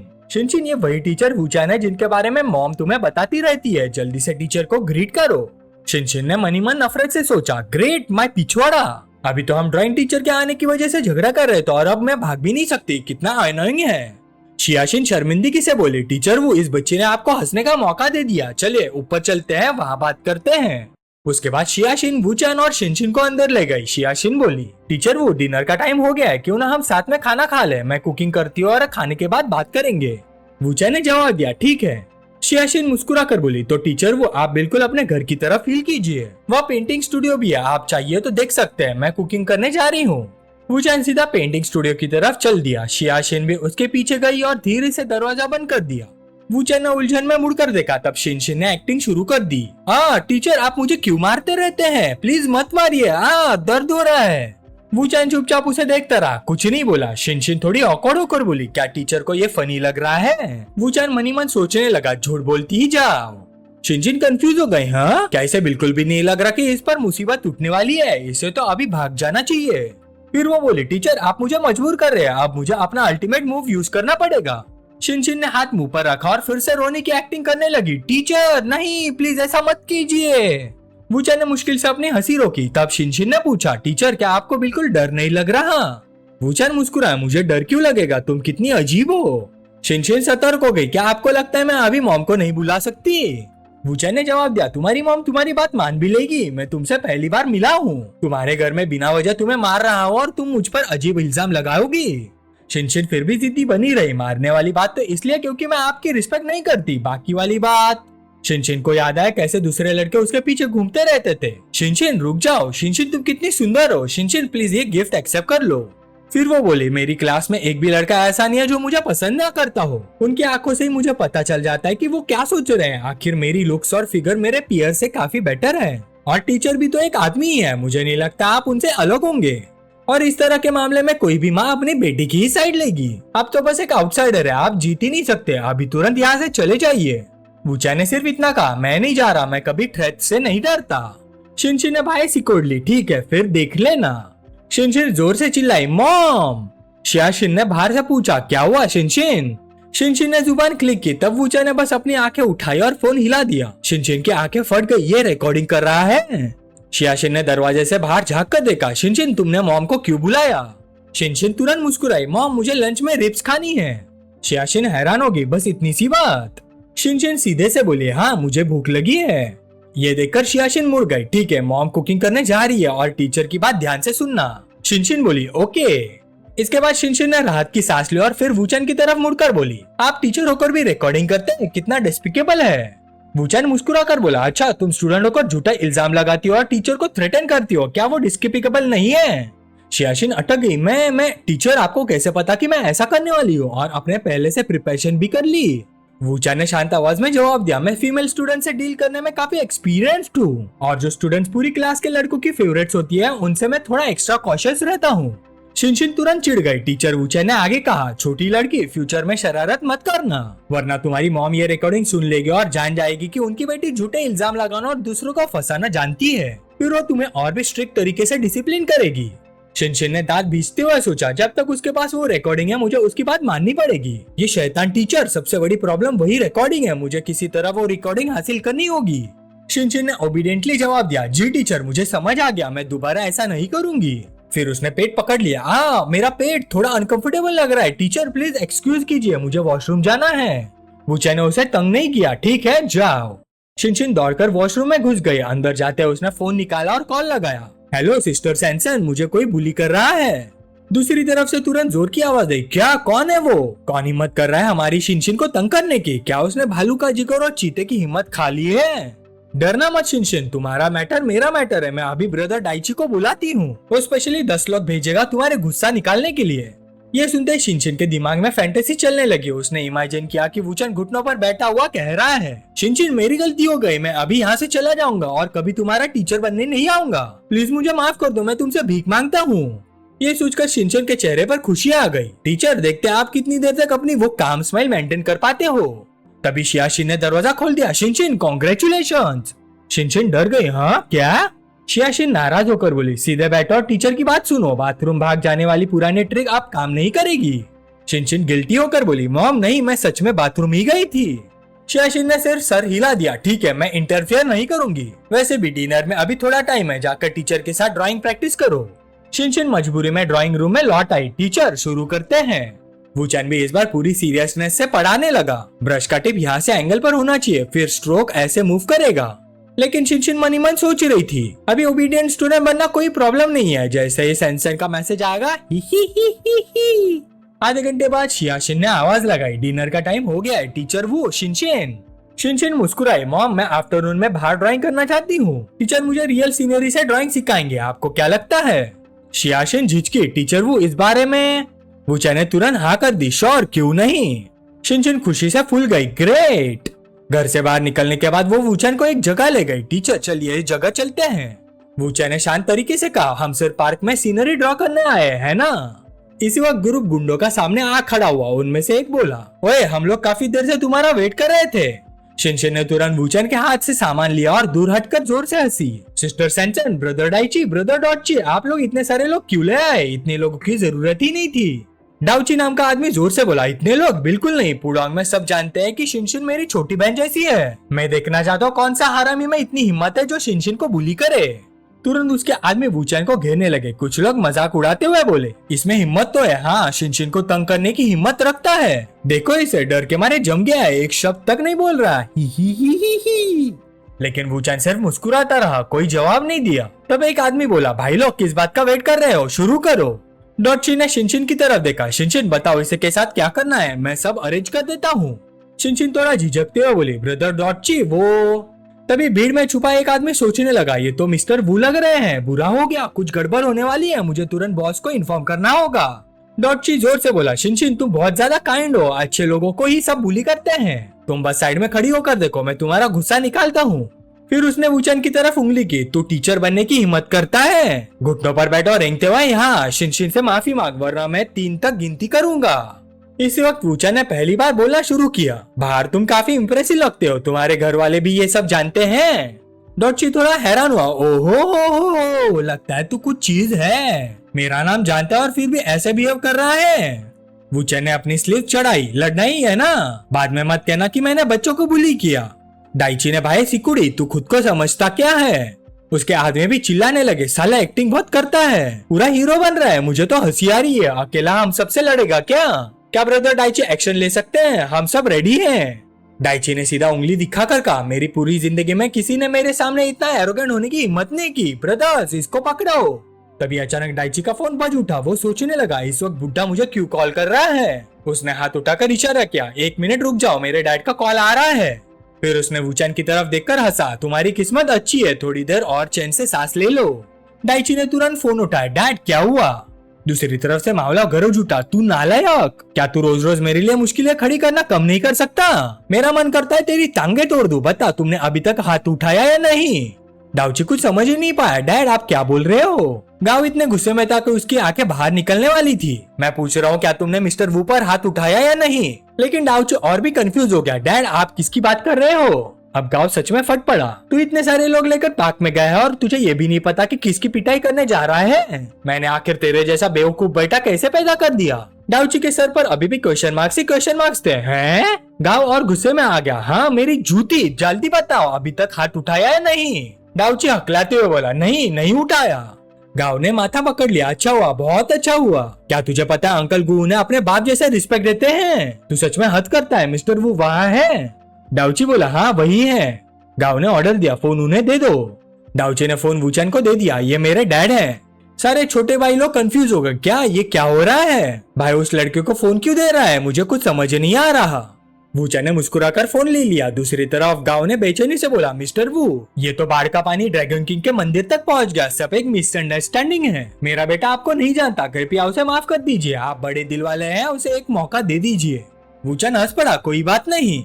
लेकिन गांव अभी भी टेंशन में था, मिस्टर वू कृपया रहम कीजिए, घर जाते मैं उसे अच्छी तरह सबक सिखाऊंगा, आप निश्चिंत रहिए। वूचैन ने आंखें सिकोड़ी, ठीक है फिलहाल इसी बात को यही खत्म करते हैं बॉस, गांव मुझे अभी और काम है। फिर उसने फोन वापस डाउची को दे दिया, लो अपना फोन, अभी भी लड़ना है। डाउची कांप गया, नहीं बिल्कुल नहीं, मेरी गलती थी अंकल, मुझे नहीं पता था आप और मेरे डैड दोस्त थे, अंकल वो सब मिसअंडरस्टैंडिंग है। छोटे भाई लोग और भी कंफ्यूज हो गए, हाँ भाई ये क्या हो गया, ये लड़का हमारा एल्डर कब बन गया, मेरा दिमाग घूम रहा है। शिनशिन भी पूरी तरह कंफ्यूज थी, अभी ब्रदर डाइची ने मेरे टीचर को क्या कहा। सैनसैन भी हैरान थी, मुझे लगा उसने अंकल वू कहा। डाउची घर जा, तुम सब अंधे हो क्या, सीधा खड़े हो जाओ, मेरी तरफ से अंकल वू से माफी मांगो। एक आदमी कंफ्यूज होकर बोला, हैं? गुस्से में डाउची ने उसके सिर पर मुक्का मारा, है मेरी जूती, समझ नहीं आता क्या। वो आदमी तुरंत झुक गया, अंकल वू सॉरी। बाकी लोगों ने सोचा, डैम बॉस खुद माफी मांग रहा है, हमें भी तुरंत माफी मांगनी चाहिए। फिर पूरा ग्रुप झुक गया, अंकल वू हमें माफ कर दीजिए। वूचैन मुस्कुराया, गैंगस्टर बनने की एक्टिंग मत करो, सब निकल जाओ। डाउची ने तुरंत ऑर्डर दिया, अंकल वू ने कह दिया सब घर जाओ। वो जाते जाते मुड़कर बोला, अंकल मैं भी चलता हूँ। शिनशिन ने मन ही मन सोचा, मुझे भी जल्दी भागना चाहिए, कि उसने सोचा था रिजल्ट ऐसा निकलेगा। लेकिन वूचैन ने तुरंत उसकी टोपी पकड़ ली, शिनशिन तुम कहाँ जा रही हो। शिनशिन ने मुड़कर देखा, टीचर ये सब मिसअंडरस्टैंडिंग थी, प्लीज मेरी मॉम को मत बताना, मैं प्रॉमिस करती हूँ कि आज के बाद आपकी बात सुनूंगी। वूचैन ने पूछा, सच में। शिनशिन ने तुरंत गारंटी दी, बिल्कुल आप ब्रदर डाइची से भी ज्यादा ऑसम हो, मैं जरूर आपकी बात मानूंगी, प्रॉमिस। इसी वक्त वूचैन के फोन पर एक मैसेज आया, मिस्टर वू आपको ड्रिंक के लिए इनवाइट करता हूँ, golden mention of opulence 5th floor, आपके आने का इंतजार रहेगा। वूचैन ने शिनशिन को छोड़ दिया, शिनशिन कल मैं तुम्हें पेंटिंग फिर से सिखाऊंगा, अब तुम खुद घर चली जाओ। शिनशिन को लगा जैसे उसे माफी मिल गई हो। जी टीचर, कल मिलते हैं। कुछ देर बाद golden mention of opulence 5th floor. Mister वो आप आ गए, आइए आइए यहाँ बैठिए। वूचैन आराम से बैठ गया। बॉस गू, बॉस गाओ, ये सब क्या है? तीनों कुछ देर चुप रहे। फिर बॉस गाओ ने सीधा डाउची को एक थप्पड़ मारा और उसके सर नीचे दबा दिया। मुस्कुराते हुए बोला, इस मामले में मिस्टर वू को एक एक्सप्लेनेशन देना जरूरी था। मैं माओराव अपने निकम्मे बेटे के लिए अंडरवर्ल्ड के रूल्स नहीं तोड़ूंगा। मैंने बॉस गू को भी विटनेस के तौर पर बुलाया है। वूचैन मुस्कुराया, बॉस माँ अपने बेटे की बात दिल पर मत लीजिए। माओराव ने तुरंत एक पर्पल कार्ड पेश किया। सर, आप वाकई बड़े दिल वाले हैं। मेरे बेकार बेटे को माफ करने के लिए धन्यवाद। अब हम चलते हैं, आप आराम से एंजॉय कीजिए। वूचैन कार्ड पर लेकर होटल की तरफ चलते हुए सोचने लगा, मुझे वैसे भी काफी नींद आ रही है। ओह, अंदर कोई है क्या? ये शाओडे नहीं है? वही लड़की जो डिंगलोंग के लिए रिजर्व की गई थी। इंटरेस्टिंग। वूचैन अंदर चला गया। शाओडाई ने सिर उठाया। मिस्टर वू? उसे बिल्कुल उम्मीद नहीं थी कि मिस्टर वू एक यंग और हैंडसम आदमी निकलेगा। शाओडाई धीरे से पास आई। लगता है आप थक गए हैं, मैं आपकी मदद कर देती हूँ। शाओडाई शर्मा कर बोली, मिस्टर वू अगर आप फ्रेश होना चाहते हैं तो बाथरूम उधर है। फिर वूचैन बाथटब में गया। शाओडाई बहुत ध्यान से उसकी देखभाल कर रही थी। मिस्टर वू, पानी ठीक टेम्परेचर का है ना? वूचैन ने जवाब दिया, मुझे तो ठीक लग रहा है। फिर शाओडाई ने अपना बाथ टॉवेल हटा दिया। फिर मैं अंदर आकर आपकी बैक स्क्रब कर देती हूँ सर। वूचैन ने कोई खास रिएक्शन नहीं दिया, वो उसे अपनी मदद करने देता रहा। शाओडाई ने पूछा, मेरा नाम शाओडाई है, आपको पता है ना सर? वूचैन ने हल्का सा मुस्कुरा कर कहा, सिर्फ तुम्हारा नाम ही नहीं जानता, मैं तुम्हारा मूड भी जानता हूँ। मुझसे मिलने के बाद तुम थोड़ी खुश हुई हो, है ना? फिर उसने कहा, क्योंकि मैं वैसा 40-50 साल का मोटा बुढ़ा नहीं निकला जैसे तुमने पहले इमेजिन किया था, सही? शाओडाई शर्मा गई और कुछ नहीं बोली। वूचैन ने उसकी तरफ देखकर कहा, मैं ये भी जानता हूँ कि स्कूल के दिनों में तुम पढ़ाई के साथ साथ काम भी करती थी। तुम्हारा कभी बॉयफ्रेंड भी नहीं रहा, तुम्हारे पास रिलेशनशिप का कोई एक्सपीरियंस नहीं है, तो तुम बाद में मुझे कैसे सर्व करोगी? ये सुनते ही शाओडाई को अपना पास्ट याद आ गया। उसके पेरेंट्स पर 57 मिलियन से ज्यादा कर्ज था। जब भी क्रेडिटर्स आते थे मैं बहुत घबरा जाती थी, यहाँ तक कि उनका गुस्सा भी फूट पड़ता था। वो पढ़ाई के अलावा पूरा दिन काम करती थी, रोज 3 जॉब्स करती थी। सालों की मेहनत के बाद उसने 2,30,000 जोड़े थे, लेकिन उसकी जानकारी के बिना उसके पेरेंट्स ने लोन शार्क से और भी पैसे उधार ले लिए। एक जगह से पैसे लेकर दूसरी जगह भरते रहे, इंटरेस्ट बढ़ता गया और कर्ज 8 मिलियन तक पहुंच गया। चाहे वो कितनी भी मेहनत करती थी, सब बेकार लगता था। उस वक्त उसकी मुलाकात बॉस माओ से हुई। शाओडाई, मैं काफी टाइम से तुम पर नजर रखे हुए हूँ। मैं चाहता हूँ तुम एक VIP की सर्विस करो। अगर तुम उसे खुश कर दो तो मैं तुम्हारा कर्ज चुकाने में मदद करूंगा। उस वक्त शाओडाई मान गई थी। उसने सोचा था बस कुछ मोटे और इन्फ्लुएंशियल आदमियों के साथ टाइम स्पेंड करना होगा, लेकिन सामने वूचैन था, कोई मोटा बुढ़ा नहीं। उसे लगा कि वो पहले ही प्रॉफिट में है। अब जब वूचैन उसे सवाल कर रहा था, उसे प्रेशर महसूस हो रहा था। बॉस माओ का ऑर्डर फेल नहीं हो सकता था। शाओडाई ने हिम्मत जुटाकर कहा, मिस्टर वू, मुझे इस तरह की चीजों का एक्सपीरियंस नहीं है, लेकिन मैंने पहले से तैयारी कर रखी है। वूचैन को लगा कि वो बस उसे चिढ़ा रहा था, उसे उम्मीद नहीं थी कि वो इसे सीरियसली लेगी। फिर वो दोनों प्रैक्टिस करने के लिए बिस्तर पर गए। शाओडाई ने पूछा, मिस्टर वू, क्या आप लाइट बंद कर सकते हैं? वूचैन आराम से लेट गया और मजा लेने लगा। जो मन करे वो करो, अब मैं तुम्हारी बात सुनूंगा। शाओडाई को इतना एंथुसियास्टिक देखकर वूचैन को ऐसी दिलचस्प भावना की उम्मीद नहीं थी। शाओडाई, लगता है तुम वाकई तैयारी करके आई हो। अगली सुबह वूचैन उठकर तैयार हो गया। शाओडाई ने हैरानी से पूछा, मिस्टर वू, आप इतनी जल्दी जा रहे हैं? वूचैन उसके पास आए, उसके माथे पर किस करके बोला, मुझे मिस्टर मत बुलाओ, उतना क्लोज नहीं लगता। कल रात तुम काफी थक गई होगी, थोड़ा आराम करो, मैं अपना काम खत्म करके फिर तुमसे मिलने आऊंगा। शाओडाई ने मनी मन सोचा, मैंने नहीं सोचा था कि वो इतना कंसिडरेट होगा। उसके बाद वूचैन शियाशिन से मिला। शियाशिन बोली, एक्चुअली मैं कल ही आपसे बात करना चाहती थी। मैं समझ सकती हूँ कि आपके पास शंघाई आने का टाइम नहीं होता। मैं सोच रही थी कि वैकेशन के दौरान आप शिनशिन के लिए डोंगाई में एक अपार्टमेंट रेंट करने में हेल्प कर दे, फिर स्कूल शुरू होने पर वो वापस आ जाएगी। वूचैन ने पूछा, तुम्हें डर नहीं लगता कि डिंगलोंग को पता चल जाएगा कि तुम अपनी बेटी को बिना परमिशन शंघाई से ले गई? शियाशिन एकदम से शॉक हो गई। इतने सालों में बहुत कम लोग उसके पास्ट के बारे में जानते थे और डिंगलोंग का नाम तो लगभग किसी को पता ही नहीं था, लेकिन वूचैन ने सीधा उसका नाम ले लिया। शियाशिन के दिल में डर बैठ गया, ये मिस्टर वू आखिर है कौन? ऑनलाइन इतने लोगों में से जिस आदमी को मैंने खुद ढूंढा था, जिसे मैंने रिक्वेस्ट करके अपना टीचर बनाया, वो डिंगलोंग को भी जानता है। उसे मेरे और उसके रिलेशनशिप के बारे में पता है। ऐसा लग रहा है जैसे मेरी हर बात उसके कंट्रोल में हो। ये बहुत स्कैरी है। वूचैन ने उसे रियश्योर किया, फिक्र मत करो, डिंगलोंग को ज्यादा चीजों की परवाह नहीं होती। जब तक तुम शिनशिन को कंट्री से बाहर नहीं ले जाती, शायद उसे फर्क नहीं पड़ेगा कि तुम चाइना के किस शहर में हो। शियाशिन ने सीधा पूछ लिया, क्या आपने जानबूझकर मेरे पास अप्रोच किया था? वूचैन बस मुस्कुराया, तुम खुद गेस करो। फिर उसने पूछा, क्या तुम डिंगलोंग वाले मैटर के बारे में बात करना चाहती हो? शियाशिन का दिल जोर से धड़क उठा। क्या ये आदमी उसी इंसिडेंट के बारे में भी जानता है जिसने मेरी जिंदगी बदल दी थी? वूचैन ने फिर टॉपिक बदल दिया। दोनों काफी देर तक बात करते रहे। बाद में वो उसे एक होटल ले गया ताकि आराम से बात कर सके। वूचन के पीछे पीछे जाते हुए सियाशिन मनी मन सोचने लगी, ये क्या है, हम होटल जा रहे हैं चर्चा करने के लिए कमरा लेने। वूचन लॉबी में चेक इन करने चला गया। रिसेप्शनिस्ट ने पूछा, हेलो सर, क्या आपके पास रिजर्वेशन है? वूचन ने जवाब दिया, हमने कोई रिजर्वेशन नहीं करवाया, क्या आपके पास एग्जीक्यूटिव स्वीट है? रिसेप्शनिस्ट ने सिस्टम में देखकर तुरंत जवाब दिया, सर बस 1 मिनट, हाँ सर, आपको कितने रूम्स चाहिए? वूचन ने तुरंत जवाब दिया, 1 रूम। रूम कार्ड्स देते हुए रिसेप्शनिस्ट बोली, ठीक है सर, क्या आप मुझे अपना आईडी दिखा सकते हैं? मिस, आप भी अपना आईडी दिखाइए। उनकी आईडी प्रोसेस करने के बाद रिसेप्शनिस्ट बोली, सर मैडम, आपका कमरा 16 फ्लोर पर है और लिफ्ट उधर है।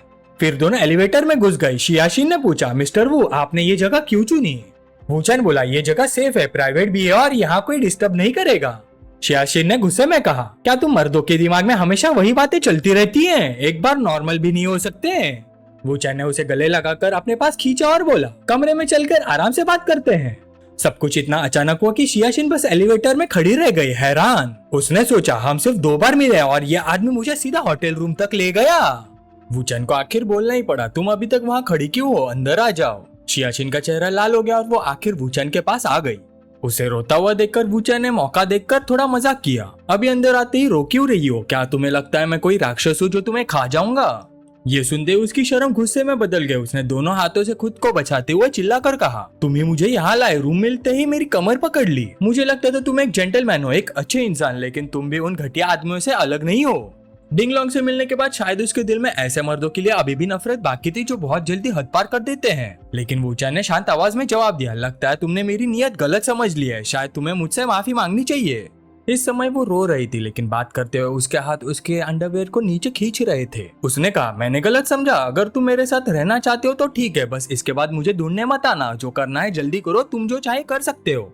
वूचन ने गंभीर चेहरे के साथ कहा, मुझे नहीं पता तुम क्या सोच रहे हो, हम अभी अभी मिले हैं, हम एक दूसरे को जानते भी नहीं, हमने एक दूसरे को समझना तक शुरू नहीं किया, अगर तुम ऐसे करोगी तो छोटी शिनशिन क्या सोचेगी? सियाशिन ने तुरंत जवाब दिया, तुम कह रहे हो मैंने गलत समझा, तो क्या तुम पक्का कह सकते हो कि जो अभी हुआ उसका कोई मतलब नहीं था? तब वूचन ने शांति से जवाब दिया, हाँ मेरी एक नीयत थी, लेकिन वो सिर्फ डिंगलोंग को दिखाने के लिए थी। सियाशिन के चेहरे पर हैरानी दिखी। उसने जल्दी से अपनी अंडरवेयर ऊपर खींची। वूचन ने तुरंत हाथ उठाकर समझाया, वो यहाँ नहीं है, टेंशन मत लो, अपने कपड़े ठीक कर लो और बैठकर बात करते हैं। सियाशिन तुरंत शर्मिंदा हो गई, क्या तुम उसे सब बता दोगे? वूचन बोला, मैंने ये सब जानबूझकर किया था ताकि बाहर लगे सर्विलेंस कैमरा मुझे तुम्हें उठाकर रूम में ले जाते हुए रिकॉर्ड कर ले। खड़ी मत रहो, जल्दी बैठ जाओ, डिंगलोंग मुझ पर नजर रखे हुए है, मैं जानबूझकर उसे अभी वाला सीन दिखाना चाहता था। जब वो देखेगा कि मैंने तुम्हारी कमर पकड़ी और हम दोनों साथ में रूम में गए तो वो क्या सोचेगा? सियाशिन के चेहरे पर घबराहट की झलक दिखने लगी। उसने सोचा, अगर उसे पता चला तो क्या वो मुझे आराम से छोड़ देगा? उसके सामने बैठा आदमी फिर से उसके लिए एक जाल बिछा रहा था। अगर उन दोनों के बीच सच में कुछ हो जाता तो डिंगलोंग जरूर उसे मार देता, लेकिन अगर वो ऐसा जाल बिछा रहा था तो क्या वो खुद मौत ढूंढ रहा था? ये बात बिल्कुल भी समझ नहीं आ रही थी। उसके सोच में डूबे चेहरे को देखकर वूचन ने पूछा, क्या तुम ली रूबिन को जानती हो? सियाशिन ने जवाब दिया, हाँ मैं जानती हूँ। वूचन ने जवाब दिया, वो मेरी औरत है और डिंगलोंग उसके पीछे पागल हो चुका है। जैसे उस साल वो तुम्हारे लिए किसी को मारना चाहता था, वैसे अब वो मुझे मारना चाहता है। मेरे और उसके बीच हम दोनों में से किसी एक को मरना ही पड़ेगा, चाहे मुझे कितनी भी लड़ाई क्यों ना लड़नी पड़े। मैं उसके पूरे परिवार को उसके साथ खत्म कर दूंगा। अगर मैं डोंग परिवार को साबित कर दूं कि डोंग योन को उसने मारा था, तो डोंग परिवार अपने प्रभाव से डिंग परिवार पर जंग छेड़ देगा।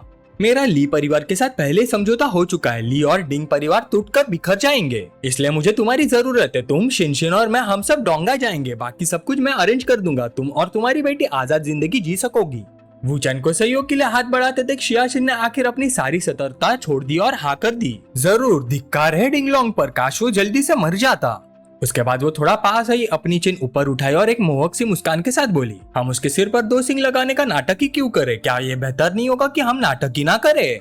बात करते हुए उसने अपनी शर्ट के बटन खोले और बोली, चलो उसे सचमुच हरी टोपी पहनाकर बेवफा पति बना देते हैं।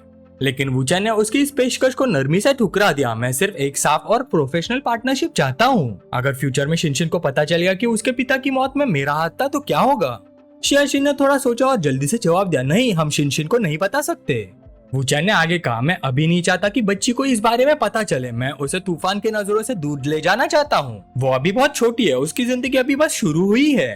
अगर तुम और तुम्हारी बेटी डोंगाई आकर गवाही देने को तैयार हो जाओ तो मैं तुम दोनों को विदेश भेजने का इंतजाम करूंगा। जब तक डिंग परिवार का मामला खत्म नहीं हो जाता तुम दोनों वहाँ सुरक्षित रहोगी। उसके बाद वापस आने के बारे में भी बात करेंगे और डोंगाई में रहने के दौरान मैं शिनशिन को उसके टीचर के रूप में पढ़ाता रहूंगा।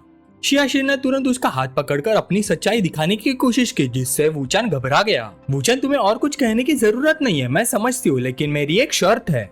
शियाशिन बहुत बेताब लग रही थी, इसलिए खुद को रोक नहीं पाई। उसने तुरंत अपनी शर्ट उतार दी। मैं सचमुच चाहती हूँ डिंगलोंग असली हरी टोपी पहने, नकली नहीं। ये सुनकर वूचान भी पसीना छोड़ने लगा। वो इस बात से हैरान था कि ये औरत इतनी बोल्ड थी और सच में ऐसा करना चाहती थी। खैर, जब हम डोंगाई पहुंच जाएंगे तो तुम्हें मेरे साथ काम करने के लिए समझदारी से काम लेना होगा। तुम्हारे बुढ़े आदमी तो यही काम कर रहे हैं, इसमें शर्माने वाली क्या बात है। अगली सुबह वूचान को जल्दी निकलना पड़ा। उसे जाते देख शियाशिन का दिल जोर जोर से धड़कने लगा। जितना ज्यादा वो उसे देखती उतनी ही ज्यादा उसकी तरफ खींचती चली जाती। दोनों होटल के दरवाजे तक साथ आए और फिर अलविदा कहा, क्योंकि वूचान को कुछ और काम निपटाने थे। तुम और शिनशिन बस एयरपोर्ट के लिए अपना सामान तैयार कर लो, कल हम सब साथ में डोंगाई लौटेंगे। शियाशिन ने बस धीरे से जवाब दिया, मैं समझ गई, लेकिन उसका दिमाग अब भी पिछली रातों की बातों में उलझा हुआ था। कुछ देर बाद बॉस माओ के टेक्नीशियन ने वूचान को एक कॉन्ट्रैक्ट ला कर दिया। उसने कहा, ये वूचान के लिए मेरी तरफ से एक छोटा सा तोहफा है, कृपया इसे एक्सेप्ट कीजिए। वूचान हैरान रह गया। बॉस माओ ने सिर्फ $1 के बदले में एंटरटेनमेंट कंपनी के 45% शेयर उसके नाम कर दिए थे, जिनकी असली कीमत लगभग 200 मिलियन थी। बॉस माओ ने आगे कहा, पैसा हो तो दोस्त होते हैं, पैसे ना हो तो ना दोस्त बचते हैं ना भाई। वूचान, मेरा पुराना व्यवहार दिल पर ना लेने के लिए धन्यवाद। मैं दिल से तुम्हारा दोस्त बनना चाहता हूँ और उम्मीद करता हूँ कि फ्यूचर में तुम मेरा ख्याल रखोगे। वूचान ने शांत अंदाज में जवाब दिया, हम पहले से ही दोस्त हैं, इतना फॉर्मल होने की जरूरत नहीं है। लेकिन डिंगलोंग और मैं एक दूसरे पर नजर रखेंगे। इस समय आपकी कंपनी में मेरे नाम से शेयर होना मेरे लिए असुविधाजनक है। बॉस माओ ने हंसते हुए कहा, मिस्टर वो हमेशा की तरह अभी भी थॉटफुल है। मिस्टर वो, वैसे रिप्रेजेंटेटिव के बारे में क्या सोचा है तुमने? वूचान ने तुरंत जाओडे को रिप्रेजेंटेटिव बनने का सोचा। साथ ही कंपनी के लगभग 45% शेयर्स भी उसके नाम कर दिए। वूचान की बात सुनकर शाओडे इतनी शॉक हो गई कि उसे यकीन ही नहीं हुआ। सिर्फ एक रात बॉस वू की सर्विस करने के बाद उसे 200 मिलियन के शेयर मिल रहे थे, पर उसे शक हुआ कि कॉन्ट्रैक्ट के अंदर कोई छुपा हुआ राज तो नहीं है। उसका एक्सप्रेशन देखकर बॉस माओ बोला, ये बॉस वू के लिए है, लेकिन क्योंकि ये तुम्हारे नाम पर ट्रांसफर हो रहा है तो बस साइन कर दो, फिक्र मत करो। लेकिन फिर भी शाओडे वूचान की तरफ देखने लगे। उसकी पुष्टि के बिना वो साइन करने को तैयार नहीं थी। उसने मनी मन फ्यूचर में और मेहनत करने का वादा किया। वूचान की नजर में सब कुछ बहुत छोटा था। जब तक वो उसकी औरत थी उसे किसी चीज का नुकसान नहीं उठाना चाहिए था। बॉस माओ ने फिर एक चालाक मुस्कान दिखाई। अब वूचान की नजरों में मैं आ चुका हूँ, अब उसे किसी से डरने की जरूरत नहीं, डिंगलोंग से भी नहीं। बाहर एक गाड़ी पहले से वूचान का इंतजार कर रही थी। वो ली परिवार की तरफ से आई थी। गाड़ी के अंदर सब लोग डिंगलोंग के डोंगाई आने के मामले पर बात करना चाहते थे और वूचान की राय सुनना चाहते थे। बुजुर्ग ली ने कहा, हालांकि उसने तुम पर और ली रूबिंग पर हमला किया था, लेकिन अभी भी बदला लेने का वक्त नहीं आया। वो डोंगाई में नहीं मर सकता। वूचान के होठों पर एक ठंडी सी मुस्कान आ गई। जब तक वो सीमा पार नहीं करता मैं गारंटी नहीं दे सकता कि वो डोंगाई से बिना खरोच के निकल जाएगा, लेकिन मैं इतना जरूर कह सकता हूँ कि वो मरेगा नहीं। ये सुनकर बुजुर्ग ली भी हैरान रह गए। इतनी छोटी उम्र और कितनी खतरनाक सोच। उन्होंने बस अंदर ही अंदर सांस भरी। डिंगलोंग के लिए वाकई बुरा लगता है, उसकी टक्कर इतने गहरे दिमाग वाले आदमी से हो गई। वूचान ने कहा, जब तक सब कुछ साफ सुथरा हो लोगों को फैसला करने दो, बस इतना ही काफी है, अब मैं चलता हूँ। उसके बाद वूचान खूबसूरत जाओडा के साथ शॉपिंग कर रहा था। तभी ली रूबिंग का फोन आया। वो पूछ रही थी कि उसका वहाँ का काम खत्म हुआ या नहीं। ली रूबिंग की आवाज सुनते ही जाओडा ने तुरंत अपना हाथ वूचान से अलग कर लिया, लेकिन वूचान को इस शेरनी से बिल्कुल डर नहीं लगता था। उसने जोर से जवाब दिया, शायद मैं कल वापस आ जाऊँ, घर पर अच्छा खाना तैयार रखना, मैं अपने साथ 3 और लोगों को ला रहा हूँ, कल सब पता चल जाएगा। ली रूबिंग को अंदाजा हो गया कि बात औरतों की है, फिर भी उसने नॉर्मल रहकर पूछा, और कुछ? लेकिन अचानक उसे कुछ गड़बड़ महसूस हुई। वो तुरंत भड़क उठी, रुको, 3 औरतें हैं क्या? तुम सिर्फ 3 दिन के लिए घर से बाहर गए थे और अब 3 औरतें लेकर लौट रहे हो? वूचान ने आराम से जवाब दिया, इतनी हैरानी क्यों हो रही है? ली रूबिंग ने गुस्से से कहा, माय डियर मिस्टर वू, क्या आप इतना उद्धार होना बंद कर सकते हैं? 3 दिनों में 3 और आप अभी भी उन्हें वापस लाना चाहते हैं। मैं अपनी रिपुटेशन को कम नहीं करना चाहती, ठीक है? वूचान ने कहा, ठीक है मेरी प्यारी ली, मैं कल वापस आ जाऊंगा, फिर तुम इस बॉडी के साथ जो करना चाहे कर लेना, जलन मत करो मेरी जान। ये सुनकर ली रूबिंग बस आंखें बंद करके सब एक्सेप्ट कर सकी। कल दिखाऊंगी मैं तुम्हारे साथ क्या करती हूँ, बदमाश। फोन पर शाओडा ने वूचान को शेरनी को छेड़ते हुए देखा। वो थोड़ी डरी हुई सी पूछने लगी, क्या वो तुम्हारी पत्नी है? लगता है वो गुस्सा है। लेकिन वूचान ने उसे अपनी भाव में लेकर तसल्ली दी, जब तक मैं हूँ वो तुम्हारा कुछ नहीं करेगी, डरना मत। चलिए अब अगले दिन विला एरिया की तरफ चलते हैं। ली रूबिंग बैठी हुई थी, अपने शरारती पति की उपलब्धियां देख रही थी। तुम मुझे थोड़ा इंट्रोड्यूस नहीं करोगे? सबका इंट्रोडक्शन कराओ। वूचान ने कहा, सबसे पहले मेरी गर्लफ्रेंड ली रूबिंग। फिर उसने उंगली से दिखाते हुए कहा, और ये है जुआन शाओडे। इन दोनों के साथ ये है शाओशिन और छोटी शिनशिन। ये दोनों डिंगलोंग द्वारा डोंग युआन की हत्या की जीती जागती गवाह है। ये सुनकर ली रुबिंग गहरी सोच में डूब गई। उसका पति उसके लिए एक बहुत ही इंपॉर्टेंट की लेकर आया था, क्योंकि उनकी सिचुएशन देखकर साफ लग रहा था कि माँ बेटी ने वूचन के साथ मिलकर डिंगलोंग के खिलाफ गवाही देने का फैसला कर लिया था। फिर ली रुबिंग आगे बढ़ी और शाओशिया से हाथ मिलाते हुए अपना इंट्रोडक्शन दिया। मिस शिया, आपसे मिलकर बहुत खुशी हुई। डोंगाई में आपका स्वागत है। शाओशिया भी पीछे हटने वालों में से नहीं थी। मिस ली, आपसे मिलकर बहुत खुशी हुई। मिस ली, आप बहुत खूबसूरत हैं। लेकिन जब ली रुबिंग की नजर वूचन पर पड़ी, उसकी आंखें जैसे कह रही थी, डियर वूचन, तुम मेरे लिए कितने सारे सरप्राइजेस लेकर आते रहते हो। फिर ली रुबिंग शाओडाई के पास आई और पूछा, तुम शाओडाई हो? ली रुबिंग को सामने देखकर शाओडाई थोड़ी घबरा गई और धीरे से बोली, जी मैं ही हूँ। ली रुबिंग ने फिर पूछा, इस साल तुम्हारी उम्र कितनी है? शाओडाई ने जवाब दिया, 21 साल की। जब वो इस थोड़ी सख्त पूछताछ में उलझी हुई थी, ली रुबिंग अचानक उसके पास आई। उसने प्यार से उसके कंधे पर हाथ रखा और बोली, अरे अभी तो तुम एक छोटी सी लड़की हो सिस्टर। ली रुबिंग ने मन ही मन सोचा, इतनी नर्वस मत हो, तुम तो उन पागल लोगों से कहीं ज्यादा अच्छी हो जो बेसिक एथिकेट्स भी नहीं समझते। सब ठीक है। तब वूचन ने बात संभाली, शिनशिन कई घंटों से गाड़ी में बैठी हुई है, वो थोड़ी थक गई होगी, चलो सब बैठकर बात करते हैं। फिर उसने शिनशिन की तरफ देखकर कहा, तुम बाहर जाकर खेलो, तुम्हारे टीचर को तुम्हारी मम्मी से कुछ प्राइवेट बात करनी है। शिनशिन ने मुंह फुला लिया, लेकिन उसे पता था कि उसे बात माननी ही पड़ेगी। जी टीचर। तभी ली रुबिंग धीरे से शाओशिया के पीछे गई और उसके कान में फुसफुसाई, तुम वूचन के साथ सोई थी ना? ये सुनते शाओशिया का चेहरा बदल गया, वो घबरा गई।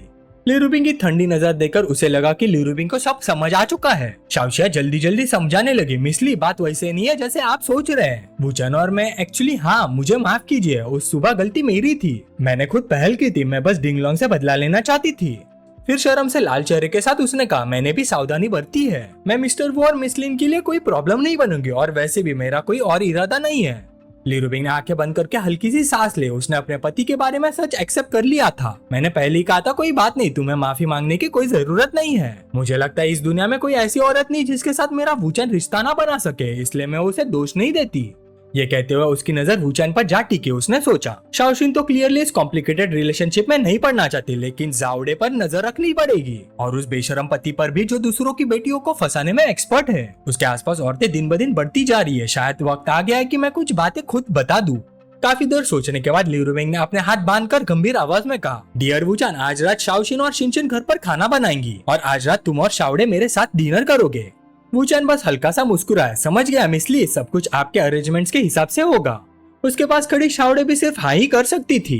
फिर सीन चेंज हुआ। शाम के 7 बजे एक बहुत ही लग्जरियस रेस्टोरेंट के सामने एक पूरी टीम लाइन लगाकर मिस्टर और मिसेस वू का स्वागत करने के लिए खड़ी थी। ये सब देखकर वूचन ने ली रुबिंग से पूछा, ये सब तुम्हारा आइडिया था? ली रुबिंग ने जवाब दिया, मैं कुछ बदतमीज पागल लोगों से मिलने वाली हूँ, अभी तुमसे बहस करने का मूड नहीं है। जैसे ही तीनों अंदर गए, 2 खूबसूरत लड़कियां मुस्कुराते हुए उनका स्वागत करने आई। मिस ली आ गई है, हेलो मिस्टर वू। तभी एक जानी पहचानी आवाज पास आई और उसने वूचन के होठों पर किस किया। वूचन भी थोड़ा सरप्राइज हो गया। वो और कोई नहीं बल्कि वूरैंग थी। वूचन, तुमने मुझे मिस किया, मैंने तुम्हें बहुत मिस किया। ये सीन देखकर ली रुबिंग और आसपास के सब लोग हैरान रह गए। शाओडे को तो अपनी आंखों पर यकीन ही नहीं हुआ, ये लड़की उसकी वाइफ के सामने ही इतनी हिम्मत कर सकती है।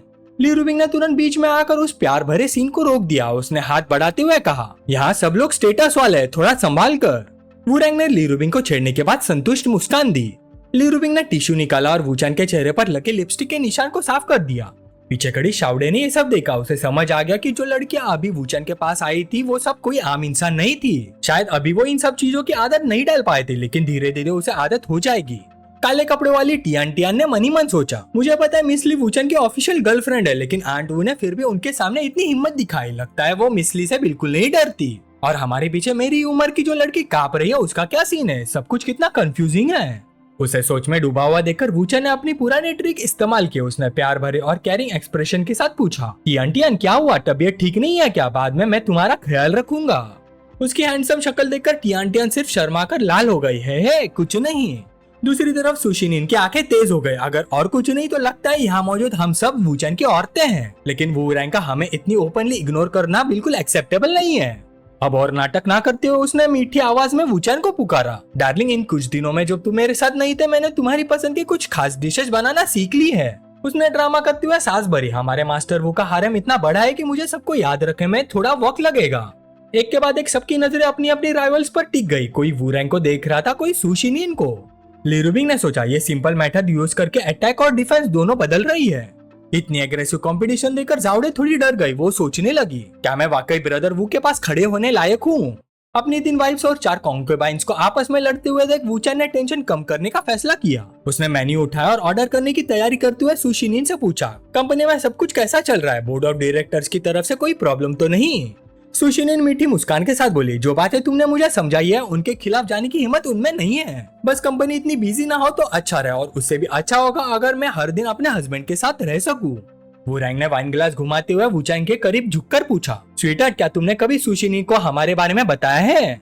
दूसरी तरफ लिरुबिंग बोली, ब्रदर वो इतना बिजी रहता है कि हर एक से अलग अलग बात नहीं कर सकता। मैंने सबको यहाँ इसलिए बुलाया ताकि हम सब एक दूसरे को जान सके। फ्यूचर में अननेसेसरी ट्रबल से बच जाओगी।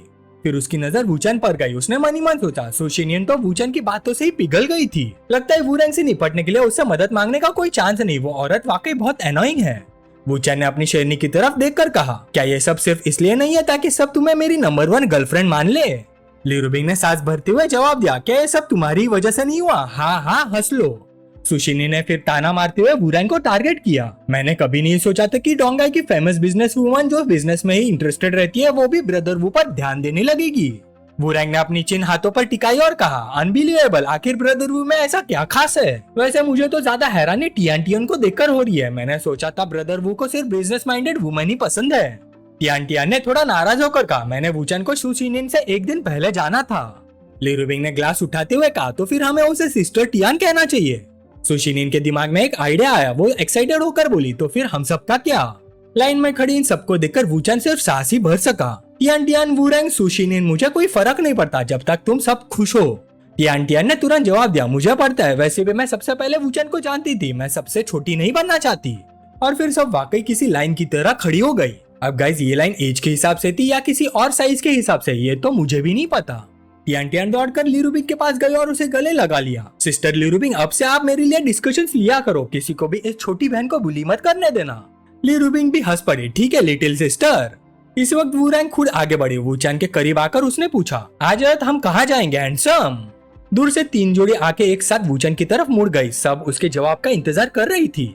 पीछे खड़ी जावड़े सब कुछ देख रही थी। उसकी हिम्मत ही नहीं हो रही थी कुछ बोलने की। क्या पहली रात के बाद फेवरेटिज्म की बैटल शुरू हो गई? लिरुबिंग ने दोनों की तरफ देखकर कहा, मिस गू, वूचन आज ही शंघाई से वापस आया है। ऐसे में घर न जाना क्या अनरीजनेबल नहीं होगा? वूचन ने तुरंत कहा, मुझे लगता है मुझे घर ही जाना चाहिए, है ना? अगर इस वक्त मैंने कोई और जगह चूज की तो शेरनी मुझे जिंदा नहीं छोड़ेगी। सु शिनिन उम्मीद भरी नजरों से वूचन को देखती रही। वो सोच रही थी अगर वूचन अपनी वाइफ के साथ घर चला गया तो शायद बाद में उसे फिर से उसके साथ वक्त बिताने का मौका मिले। टियान भी अपने मन में कुछ सोच रही थी। मैं वूचन के घर भी जा सकती हूँ, है ना? ओ अगर सु शिनिन भी जाना चाहे तो वो तो बहुत शर्मीली है। वूरैंग हल्का सा शर्मा गई। वो वूचन के इरादों को समझने की कोशिश कर रही थी। वो उसके करीब झुककर शरारती अंदाज में बोली, थोड़ा सा हिंट भी नहीं दे सकते? वूचन हंसकर बोला, ठीक है सब लोग घर जाकर जल्दी से आराम करो। जावड़े अभी भी डोंगाई आई है। लिरुबिंग और मुझे उसके लिए कुछ अरेंजमेंट्स करने हैं। ये सुनते ही टियान और सु शिनिन दोनों उदास हो गई। दोनों को थोड़ी सी निराशा हुई। वो सोच रही थी कि शायद आज रात उन्हें भी वूचन के साथ वक्त बिताने का मौका मिलेगा, लेकिन अफसोस ऐसा नहीं हुआ। वूरैंग अपनी सुपर कार में बैठ गई, लेकिन जाने से पहले भी उसने वूचन के लिए कुछ मीठी बातें छोड़ दी। डार्लिंग, रात को ज्यादा थक मत जाना वरना मुझे तुम्हारी बहुत चिंता होगी। फिर सीन चेंज हुआ। तीनों घर वापस आ चुके थे। वूचन ने कहा, मिस शी और छोटी शिनशिन अब तक सो गई होंगी। कल वो अपने लिए अलग जगह रेंट कर लेंगी। दूसरी तरफ शावड़े कुछ समय के लिए इसी घर में रह सकती है। बस यही रहो, शर्माने की कोई जरूरत नहीं। जाओ और फ्रेश हो जाओ। लिरुबिंग को अपने पति के फैसले से कोई खास फर्क नहीं पड़ा। तुम सब कुछ अरेंज कर सकते हो, मुझे कोई एतराज नहीं है। शावडे ने भी ब्रदर वू की बात मान ली। सब कुछ अरेंज होने के बाद सब अपने अपने रूम में आराम करने चले गए, लेकिन उसके बावजूद वूचन के रूम से प्यार भरी आवाजें सुनाई दे रही थी। आखिर वो पल आ ही गया था। हमारे ब्रदर वू को शेरनी ने पूरी तरह पकड़ रखा था। काफी दिनों बाद मिलने के बाद वो अपना वक्त साथ बिता रहे थे। ये सब सुनकर शावडे का चेहरा भी शर्म से लाल हो गया। वो सिर्फ इतना सोच रहे थे कि ब्रदर वो अपना ख्याल रखे। लोगों को जल्दी सोने को कहना आसान है, लेकिन जब इतनी आवाज आ रही हो तो कोई कैसे सो सकता है? शाओशिया भी आवाजों की वजह से जग गई। उसने मन ही मन सोचा, लगता है मास्टर वो उस वक्त मेरे साथ इतने एंथुजियास्टिक नहीं थे। फिर उसने तुरंत अपने आप को समझाया, जल्दी सो जाओ, मैं क्या सोच रही हूँ, चलो सो जाते हैं। फिर सीन चेंज हुआ। एक पिंक बालों वाली लड़की फोन पर किसी से बात कर रही थी। हेलो, क्या मैं मिस सोंगशुआन से बात कर रही हूँ? मैं एन मैंगलिंग बोल रही हूँ, माफ कीजिए डिस्टर्ब करने के लिए। फोन की दूसरी तरफ सोंगशुआन थी, वूरैंग की बेटी, वही लड़की जिसके लिए वूचैन ने कई गाने लिखे थे जो इस वक्त बहुत पॉपुलर हो रही थी। ये आवाज सुनकर सोंग शुआन बहुत शॉक हो गई। एन मैंगलिंग कोई आम इंसान नहीं थी, वो एक फाइनेंशियल टाइकून की बेटी थी जिसके एसेट्स 100 बिलियन से भी ज्यादा थे। 17 साल की उम्र में डेब्यूट किया था, 19 साल की उम्र में चाइनीज म्यूजिक इंडस्ट्री की टॉप आर्टिस्ट बन गई थी और 24 साल की उम्र में पूरी इंडस्ट्री को बदलने वाली इन्फ्लुएंशियल पर्सनैलिटी बन चुकी थी।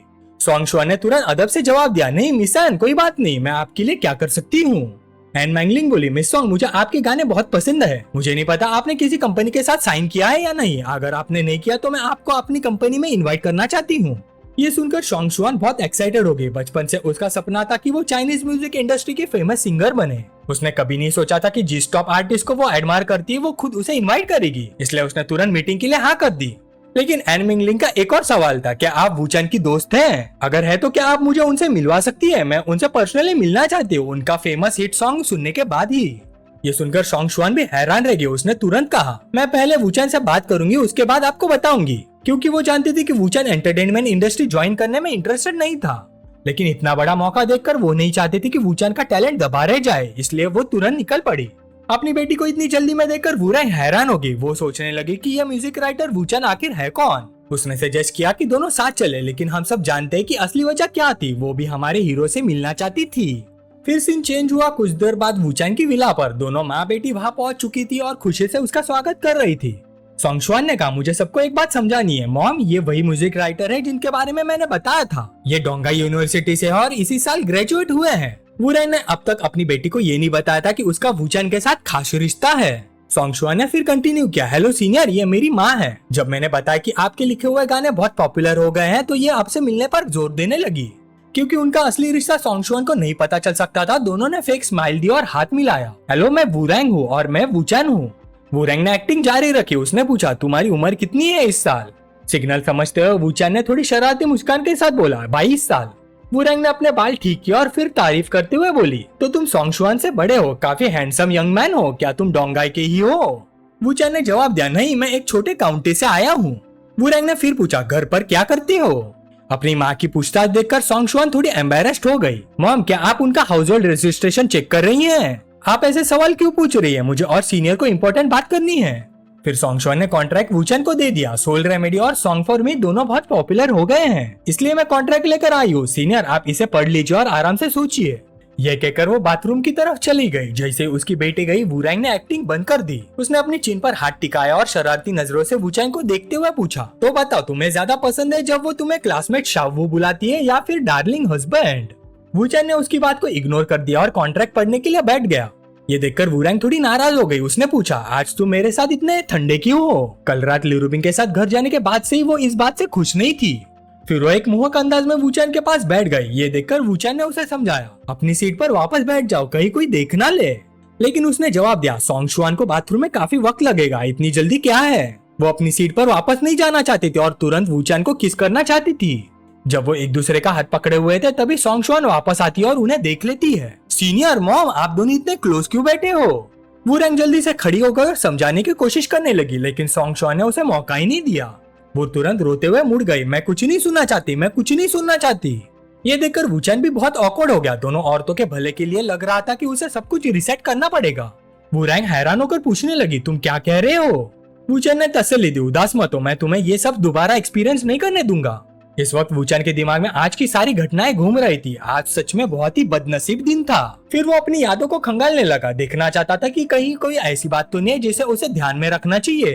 कुछ घंटों बाद जब उसने कंफर्म कर लिया कि आज सिर्फ वूरैंग और सोंग शुआन वाली घटना ही नहीं बल्कि और भी कई परेशानी हुई थी, तो उसने टाइम रिवर्सल सिस्टम एक्टिवेट कर दिया। जैसे ही वूरैंग उसके पास आई, वूचैन ने गंभीर नजरों से उसकी तरफ देखा और कहा, सिर्फ 3 सेकंड्स बैठ जाओ, मुझ पर भरोसा करो वरना तुम पछताओगी। वूरैंग को समझ ही नहीं आया कि अचानक क्या हो गया। तभी सोंग शुआन वापस आ गई। इस बार उसके चेहरे पर एक चमकदार मुस्कान थी। मुझे याद आया कि मुझे सीनियर से एक इम्पोर्टेंट बात करनी थी और मुझे वॉशरूम भी नहीं जाना। वूरैंग हैरान रही। उसकी नजर सीधे वूचैन पर टिक गई। उसकी बेटी लगभग एक ऑकवर्ड सीन देख लेती, पर वूचैन ने पहले सब कुछ प्रेडिक्ट कर लिया था। ये सच में अनबिलीवेबल था। वो अपने पति के फ्यूचर देखने वाली एबिलिटी से पूरी तरह मोहित हो गई। वूचैन ने पूछा, अच्छा बताओ क्या बात है? सोंग शुआन ने जवाब दिया, सीनियर, पता नहीं आपने एन मैंगलिंग का नाम सुना है या नहीं। वो चाइनीज म्यूजिक इंडस्ट्री की टॉप सेलिब्रिटीज में से एक है। वो मुझे कॉन्ट्रैक्ट ऑफर करना चाहती है और वो आपसे मिलने में भी बहुत इंटरेस्टेड है। ये सुनकर वूचैन सोच में पड़ गया। अपनी हजारों सालों की रीइंकार्नेशन वाली यादों में उसका एन मैंगलांग के साथ काफी कॉम्प्लिकेटेड रिश्ता था, लेकिन जो आना था वो आना ही था। लगता था किस्मत उसे फिर उसकी तरफ ले जा रही थी। सोंगशुआन की आंखें एक्साइटमेंट से चमक रही थी। वो वूचैन को एन मैंगलांग का कॉन्ट्रैक्ट देना चाहती थी और उम्मीद कर रही थी कि दोनों साथ में कॉन्ट्रैक्ट साइन कर ले। पास बैठी वूरैंग ने पूछा, सोंगशुआन क्या तुम्हें इस कॉन्ट्रैक्ट के बारे में अपनी माँ की राय लेनी नहीं चाहिए? सोंगशुआन तुरंत प्यार से बोली, मॉम मैं कमर्शियल एक्टिविटीज में ज्यादा इन्वॉल्व नहीं होंगी और मेरी स्टडीज भी इफेक्ट नहीं होंगी। मैं अपने म्यूजिक करियर को सीरियसली परस्यू करूंगी। वूरैंग अपनी बेटी के सामने ज्यादा देर तक सख्त नहीं रह सकी। आखिर उसने हाँ कर दी, लेकिन पूरी प्रोसेस में मेरी अप्रूवल जरूर लगेगी। ये सुनते ही सोंगशुआन खुशी से उछल पड़ी। मॉम मान गई, अब बस वूचैन की डिसीजन का इंतजार है। वूचैन के पास एन मैंगलांग को अपना नंबर देने के अलावा कोई ऑप्शन नहीं था, लेकिन खुद एंटरटेनमेंट इंडस्ट्री ज्वाइन करने का उसका कोई इरादा नहीं था। सोंगशुआन खुशी खुशी वहाँ से चले गई। ठीक है, मैं पहले एन मैंगलांग को फोन कर लेती हूँ, आप लोग थोड़ी देर बैठ जाइए। दूसरी तरफ वूरैंग थोड़ी बेचैन थी। कल रात से वूचैन उसके साथ काफी ठंडा व्यवहार कर रहा था, इसलिए वो चाहती थी कि वो उसकी तरफ थोड़ा ध्यान दे, लेकिन वूचैन ने उसे मना कर दिया। तुम चुपचाप अपनी सीट पर बैठी रहो, कहीं सोंगशुआन कोई गलत सीन ना देख ले। वूरैंग ने मीठी आवाज में पूछा, वैसे तुमने फ्यूचर कैसे देख लिया, मुझे भी बताओगे? वूचैन बस मुस्कुराया। उसे समझ ही नहीं आ रहा था कि इसका क्या जवाब दे, लेकिन वूरैंग की आंखों में शर्म साफ दिख रही थी। वो उसकी नजरों से बचने लगी। पता नहीं ये बड़ी बहन अपने दिमाग में क्या क्या सोच रही थी। शर्म से उसका चेहरा लाल हो गया था। कुछ देर बाद वूचैन तुरंत वहाँ से निकल गया। उसके पास कुछ जरूरी काम था। उसने कहा, अगर सोंगशुआन को किसी चीज की जरूरत हो तो मुझे मैसेज कर देना, मैं आ जाऊंगा। वूरैंग उसकी जाती हुई पीठ को देखती रह गई, जैसे किसी सपने में खो गई हो। उसे लग रहा था कि उसका पति वाकई बहुत इंटरेस्टिंग आदमी है। फिर सीन चेंज हुआ एक सुनसान अपार्टमेंट कॉम्प्लेक्स पर। इस वक्त वूचैन वहाँ मौजूद था। उसका आदमी इज्जत से उसके सामने झुककर बोला, सर वो आदमी अंदर है। अंदर घुसते उसने देखा कि एक आदमी मजबूती से बंधा हुआ वूचैन के पैरों के पास घुटनों पर बैठा था। वूचैन ने ठंडी आवाज में कहा, जब तक मैं यहाँ हूँ तुम ना भाग सकते हो ना मर सकते हो, इसलिए अपने अजीब इरादों को छोड़ देना ही बेहतर होगा। ये सुनकर आदमी गुस्से से दांत पीसने लगा और वूचैन को घूरने लगा। टाइम रिवर्सल से पहले जब जैंग चुआन पकड़ा गया था तब वूचैन ने उसे इतना उकसाया था कि वो खून उगलकर खुद को खत्म कर बैठा था। लेकिन इस बार वूरैंग और उसकी बेटी की वजह से वूचैन ने एक तीर से 2 निशाने लगाने का फैसला किया। ये लापरवाह जैंग चुआन असल में डिंगलोंग का भेजा हुआ अससीन था। बदकिस्मती से वो एक ऐसे शातिर आदमी के हाथ लग गया था जो उसकी हर प्लानिंग पहले ही से जानता था। वो खुद को खत्म करके डिंगलोंग को मुसीबत से बचाना चाहता था, लेकिन यहाँ तो वो खुद को भी नुकसान नहीं पहुँचा पा रहा था। वूचैन ने फिर उसे समझाया, मेरे साथ कॉपरेट करो, ये तुम्हारे बचने का रास्ता है। अगर असैसिनेशन फेल करके तुम डिंगलोंग के पास वापस गए तो वो तुम्हारे साथ बहुत बुरा करेगा। जैंग चुआन सोच में पड़ गया, लेकिन डिंगलोंग को धोखा देना भी आसान नहीं था। कौन गारंटी दे सकता था कि वूचैन के पास डिंग फैमिली से लड़ने की ताकत है। अगर उससे नहीं हुआ तो उसका पूरा परिवार बर्बाद हो जाएगा। तब वूचैन की आंखें खूनी इरादे से भर गई। उसने धीरे से कहा, चाहे जो हो तुम्हारी वाइफ और बच्चे अमेरिका में भी सुरक्षित नहीं रहेंगे। मैं अभी एक फोन करूँ तो उसके साथ एक्सीडेंट हो सकता है, या फिर तुम चाहोगे कि वो डिंगलोंग के हाथ लग जाए। ये सुनकर उसका चेहरा सफेद पड़ गया। उसे यकीन ही नहीं हुआ कि ये यंग मास्टर इतना बेरहम और चालाक हो सकता है। डिंगलोंग तक को उसकी वाइफ और बच्चों का अमेरिका वाला एड्रेस पता नहीं था, लेकिन वूचैन ने सब निकाल लिया था। अगर वो डिंगलोंग को धोखा नहीं देता तो उसका परिवार वूचैन के निशाने पर था, और अगर देता तो डिंग फैमिली उसे ढूंढ निकालेगी। सच में ना जीने का रास्ता था ना मरने का। तब वूचैन ने उसके कंधे पर हाथ रखा, तुम्हें मुझे चूज करना चाहिए। मेरे और डिंगलोंग के बीच एक दिन किसी एक की मौत जरूर होगी, और तुम बस इतना मान लो, मरने वाला मैं नहीं हूँगा। वूचैन की पुरानी एबिलिटीज देखकर जियांग चुआन का दिल हिल गया। अब उसके मन में सच में बदलाव आने लगा था और उसने खुद को खत्म करने का ख्याल भी छोड़ दिया था। वूचैन ने अपने 2 आदमियों को हुक्म दिया, इसके बंधन खोल दो, फिलहाल ये यही रहेगा, बाद में मैं नई लोकेशन बताऊंगा। दोनों तुरंत बोले, जी सर, आप हम पर भरोसा कर सकते हैं, हम आपको निराश नहीं करेंगे। वूचैन ने फोन देखा, अभी 4:15 बज रहे थे और 20 मिनट में उसे जियांगयांग रोड के कैफे में पहुंचना था। तुम दोनों फिलहाल यही रहो, आगे के ऑर्डर्स का इंतजार करो। 20 मिनट बाद कैफे में वूचैन पहले से वहाँ बैठा हुआ था। एक मिडिल एज आदमी अंदर आया, उसके साथ एक खूबसूरत और अट्रैक्टिव औरत भी थी। वूचैन ने सोचा, टाइम पर आया है, ये लड़की भी बुरी नहीं है।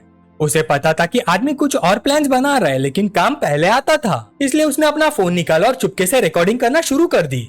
आदमी ने प्यार से उस औरत का हाथ पकड़ा और पूछा, आज रात फिर मिलना है? औरत ने सिर हिला दिया, नहीं, मुझे आज रात घर जाना पड़ेगा। ओलू पिछले कुछ दिनों से घर पर ही है, अगर मैं वापस नहीं गई तो उसे शक हो जाएगा। पिछली बार भी उसने कई सवाल पूछे थे। आदमी हंस पड़ा, क्या उसने तुम्हें सस्पेक्ट किया? औरत ने जवाब दिया, बात वो नहीं है, उसने तो बस यूं ही पूछ लिया। तुम्हारी पत्नी का क्या हालचाल है? क्या वो अब भी तुम्हारा हालचाल पूछती रहती है? उसने उसके गाल को छुआ और बोला, तुम इमेजिन कर सकती हो कि पिछली बार जब उसने झगड़ा किया था तो मैंने उसके चेहरे पर थप्पड़ मारा था और अब वो ठीक से व्यवहार कर रही है। औरत ने पूछा, उसे मुझ पर शक नहीं था, है ना? आदमी बोला, नहीं, तुमको इसके बारे में चिंता करने की जरूरत नहीं है। फिर उसने कहीं से एक बड़ा केला निकाला और उसको दिखाते हुए बोला, उसके बारे में बात करना बंद करो, चलो एक केला खा लो और बाद में होटल चलते हैं। उस केले को हाथ में पकड़े हुए वो औरत बोली, तुम एक बार भी डिसेंट क्यों नहीं बन सकते? बूढ़ा आदमी चीप सी स्माइल देकर बोला, क्या तुमको मेरी ये बेशर्मी पसंद नहीं आई? ही ही ही ही ही। वूचैन ने पूरी रिकॉर्डिंग कर ली, अब उसे सिर्फ ओल्ड ले से मिलना था। इस वक्त वूचैन ने जावड़े को फोन किया। वो चाहता था कि जावड़े उसके साथ ली मैनर चले, थोड़ा सा बिजनेस डिस्कस करने। फिर सीन चेंज हुआ ली फैमिली विला में। एक खूबसूरत और जोशीली औरत ने उनका स्वागत किया। मिस्टर वू, कृपया थोड़ा इंतजार कीजिए, मेरे गॉडफादर ऊपर फोन पर बात कर रहे हैं, वो अभी नीचे आ जाएंगे। जावड़े भी उसकी खूबसूरती देखकर हैरान रह गई। ले फैमिली की औरतें वाकई अमीर और नोबल लगती है। वूचैन के करीबी लोगों में से हर कोई या तो अमीर है या तो नोबल। तब ओल्ड ले सीढ़ियों से नीचे उतर कर आया। वूचैन को देखते ही वो खुशी से मुस्कुराया और गर्मजोशी से मिला। ओल्ड ले ने जावड़े को देखा और पूछा, ये खूबसूरत लड़की कौन है मिस्टर वू? वूचैन ने तुरंत इंट्रोड्यूस कर दिया, ये मेरी औरत जुआंग जावड़े है। ओल्ड ले जोर से हंस पड़ा, वाह, इसलिए तो हम भाई हैं। एक वाइफ से काम नहीं चलता, पूरा हारेम होना चाहिए। फिर उसने दोनों औरतों से कहा कि वो बाहर बैठकर बातें करें और वो वूचैन को स्टडी रूम में ले गया। अंदर आते ही वूचैन सीधा मुद्दे पर आ गया। डिंगलोंग तुम्हारे ले फैमिली ब्रदर्स के पावर का फायदा उठाना चाहता है। वो लुई से कांटेक्ट करेगा और तुमसे भी मिलेगा। मुझे पता है तुम दोनों तरफ दाव लगाना पसंद करते हो, आखिर तुम हमेशा जीतने वाले आदमी हो। फिर वूचैन ने फोन निकाला, मेरे पास एक वीडियो है, मुझे लगता है ये तुम्हारी प्रॉब्लम सॉल्व कर देगा। ओल्ड ले हैरान हो गया, उसने उत्सुकता से फोन की तरफ देखा। वीडियो देखते ही वो जोर जोर से हंसने लगा, वो तुमने तो मेरी सबसे बड़ी प्रॉब्लम ही सॉल्व कर दी। ओल्ड ले अपनी खुशी छुपा ही नहीं पा रहा था। इस क्लिप में जो आदमी है वो मेरा डिप्टी जनरल मैनेजर जुहा है। जब मैं सस्पेंड हो जाऊंगा तब कंपनी चलाने की जिम्मेदारी उसके पास होगी और जो औरत बनाना खा रही थी वो यूशिन की वाइफ है। फिर ले मुड़कर बोला, तुम शायद जानते हो कि ओल्ड यूशिन होंगफ्राई कॉर्पोरेशन का एक लॉन्ग टर्म सप्लायर है और डोंगाई इलेक्ट्रॉनिक टेक्नोलॉजी का चेयरमैन भी है। वो ली फैमिली का दोस्त है, लेकिन जब मैं डोंगाई में एक बेकार आदमी बनकर गया था तब उसने मुझे नीचा नहीं समझा। वो बहुत एंथुजियास्टिक था, इसलिए हम दोस्त बन गए। जब तुम घर में एंटर हुए थे तब मुझे उसी का फोन आया था। वो कह रहा था कि मैनिंग का ली रूबिंग की कंपनी के फैशन को रिप्रेजेंट करना प्रॉब्लम क्रिएट कर रहा है और वो कॉन्ट्रैक्ट तोड़ना चाहता था। लेकिन मुझे पता था कि ओल्ड यू को सुलह करने और सस्पेंड करने के लिए कहना असल में लीयर्स का प्रेशर था। एक और बात, डिंगलोंग ने कहा था कि वो डोंगाई आएगा और कॉन्ट्रैक्ट ब्रीच की वजह से हुए लॉसेस के कॉम्पनसेशन पर बात करेगा। ये सभी इंफॉर्मेशन समझने के बाद वूचैन को डिंगलोंग का असली इंटेंशन भी समझ आ गया। उसने अभी तक हार नहीं मानी थी, वो बस कॉस्मेटिक का अच्छा काम बर्बाद करना चाहता था। अगर एंडोर्समेंट खराब हो जाता और परफॉर्मेंस गिर जाती तो ली रूबिंग को हरा सकता था। ब्रदर ले, तुम्हारी चाल कमाल की थी, पहले विलन बनो और फिर हीरो बनकर वापस आ जाओ। इस वक्त ओल्ड ले गुस्से में वूचैन को प्रॉमिस कर रहा था कि वो उन लोगों को बिल्कुल फेस नहीं देगा। कोई भी वूचैन की वाइफ की कंपनी की रिप्रेजेंटेशन को बर्बाद नहीं कर सकता। ओल्ड ले की आंखें सख्त हो गई। वो मुझे बंदर की तरह नचाना चाहता है, लेकिन मैं उनकी साइड पर खड़ा नहीं होने वाला। दूसरी तरफ दोनों औरतें बात कर रही थी। टाओ मैनिंग ने पूछा, शाउडे तो लगता है वूचैन से अलग ही नहीं होती, मुझे क्यूरियोसिटी है, तुम उसके साथ कितने टाइम से हो? ये सुनकर शाउडे ने सीधा जवाब दिया, बस कुछ दिन। मैनिंग मुस्कुराई। वूचैन की गर्लफ्रेंड ली रूबिंग सिंपल नहीं है और उसके साथ रहना भी इजी नहीं है, शाउडे को थोड़ा केयरफुल रहना चाहिए। शाउडे ने जल्दी से समझाया, मिस ली बहुत अच्छी इंसान है, उनका दिल बहुत बड़ा और खुला हुआ है और वो मेरे साथ बहुत अच्छा बिहेव करती हैं। टाओ मैनिंग ने फ्रूट प्लेट की तरफ हाथ बढ़ाया और बोली, शाउडे तुम्हें देखकर मुझे वो दिन याद आ जाता है जब मैं पहली बार अपने गॉडफादर के साथ थी। बोलते हुए उसने एक केला उठाया और उसका छिलका उतारा। तुम्हें ऐसा नहीं करना चाहिए, हमेशा कॉम्प्रोमाइज करना और हम्बल रहना जरूरी नहीं होता, बस उसका दिल मजबूती से पकड़ो, ये किसी भी और चीज से ज्यादा इफेक्टिव होता है। फिर टाओ मैनिंग ने उस केले को लेकर एक सजेस्टिव जेस्चर दिया। फिर वो शाउडे की तरफ मुड़कर बोली, किसी आदमी का दिल कैसे जीतना है, इंटरनेट की बकवास मत सुनो, ये रेसिपी फॉलो करके कुकिंग करने जैसा नहीं है, ये एक गेम है जिसमें काउंटलेस की पॉइंट्स होते हैं। ये कहने के बाद वो शाउडे के पास गई और बोली, तुम्हें स्ट्रगल करते देखकर लगता है कि मुझे बाद में तुम्हें ये स्किल सिखानी पड़ेगी। ये देखकर शाउडे ने ऑकवर्डली सिर हिलाया, सिर्फ अपने भाई वूचैन की वजह से। उसके बाद टाओ मैनिंग स्टडी रूम में गई और ओल्ड ले को बताया कि कोई डोरबेल बजा रहा है। ओल्ड ले ने तुरंत कैमरा चेक किया और देखा कि दरवाजे पर ओल्ड हूज खड़ा था। ओल्ड ले बोला, उसे बस मुझसे मिलना है, मेरे पास टाइम नहीं था तो यहाँ तक आ गया। वूचैन ने ओल्ड ले को शांत रहने की सलाह दी और कहा कि उसे ये वीडियो दिखा देना चाहिए। ओल्ड ले ने वूचैन की तरफ देखा और पूछा, सीधा दिखा दूं, ये क्या ठीक रहेगा? वूचैन ने शांति से जवाब दिया, ओल्ड हू खुद भी साफ नहीं है। ओल्ड ले, तुम उसके दोस्त 10 साल से भी ज्यादा टाइम से हो, फिर भी तुम्हें नहीं पता कि उसकी बाहर भी औरतें हैं। वूचैन उसके कान के पास झुककर धीरे से बोला, चाहे उसके कितनी भी लोगों के साथ रिलेशन हो, लेकिन वो और उसकी वाइफ लीगली मैरिड है। जो भी शादी के बाद चीट करता है, डिवोर्स के वक्त घर और एसेट्स का बड़ा हिस्सा खोना पड़ सकता है। ये सुनकर ओल्डे थोड़ा स्टन रह गया। उससे वूचैन का मतलब समझ आ गया। उसकी कंपनी की वैल्यू 3 बिलियन से ज्यादा थी। ये दो दोस्तों की मेहनत का रिजल्ट था और ये वीडियो उसके अफेयर का एविडेंस बन सकता था। ओल्डे जोर से हंस पड़ा क्योंकि ये ओल्ड हु के लिए एक बहुत बड़ा गिफ्ट था। वूचैन बस ठंडी मुस्कान के साथ बोला, ये गिफ्ट मैंने नहीं दिया, ब्रदर ले ने दिया है। इसलिए बाद में अगर हम उससे कुछ छोटे फेवर्स मांग ले तो वो भी ज्यादा नहीं होगा।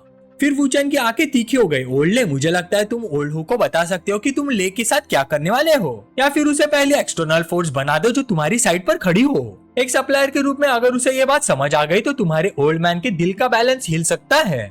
ओल्डे ये सुनकर गहरी सोच में पड़ गया। वूचैन ने आगे कहा, जब वो ओल्ड लू की वाइफ के साथ उलझेगा तब लुई जरूर उसके खिलाफ एक्शन लेगा और फिर लुई के हाथ का इस्तेमाल करके कछुए को मार दिया जाएगा, उसका फायदा उठाया जाएगा। ये प्लान्स में से सिर्फ एक प्लान है। दूसरी बात ये है कि ओल्ड लू अफेयर कर रहा है। अगर उसके अफेयर का एविडेंस उसकी वाइफ को दे दिया गया तो फिर ये पक्का नहीं है कि घर छोड़कर किसको जाना पड़ेगा।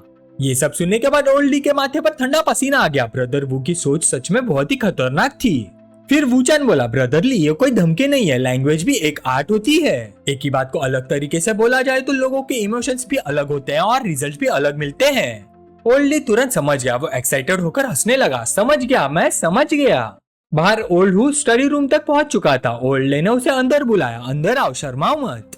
फिर उसने दोनों का इंट्रोडक्शन करवाया, ये मेरा भाई वूचैन है और ये बॉस ह्यू है। दोनों ने गर्मजोशी के साथ हाथ मिलाया और बैठकर बात करने लगे। ओल्ड हु ने सीधा पूछा, पिछले कुछ सालों में तुम्हारे अपने बड़े भाई के साथ सब ठीक नहीं चल रहा है क्या?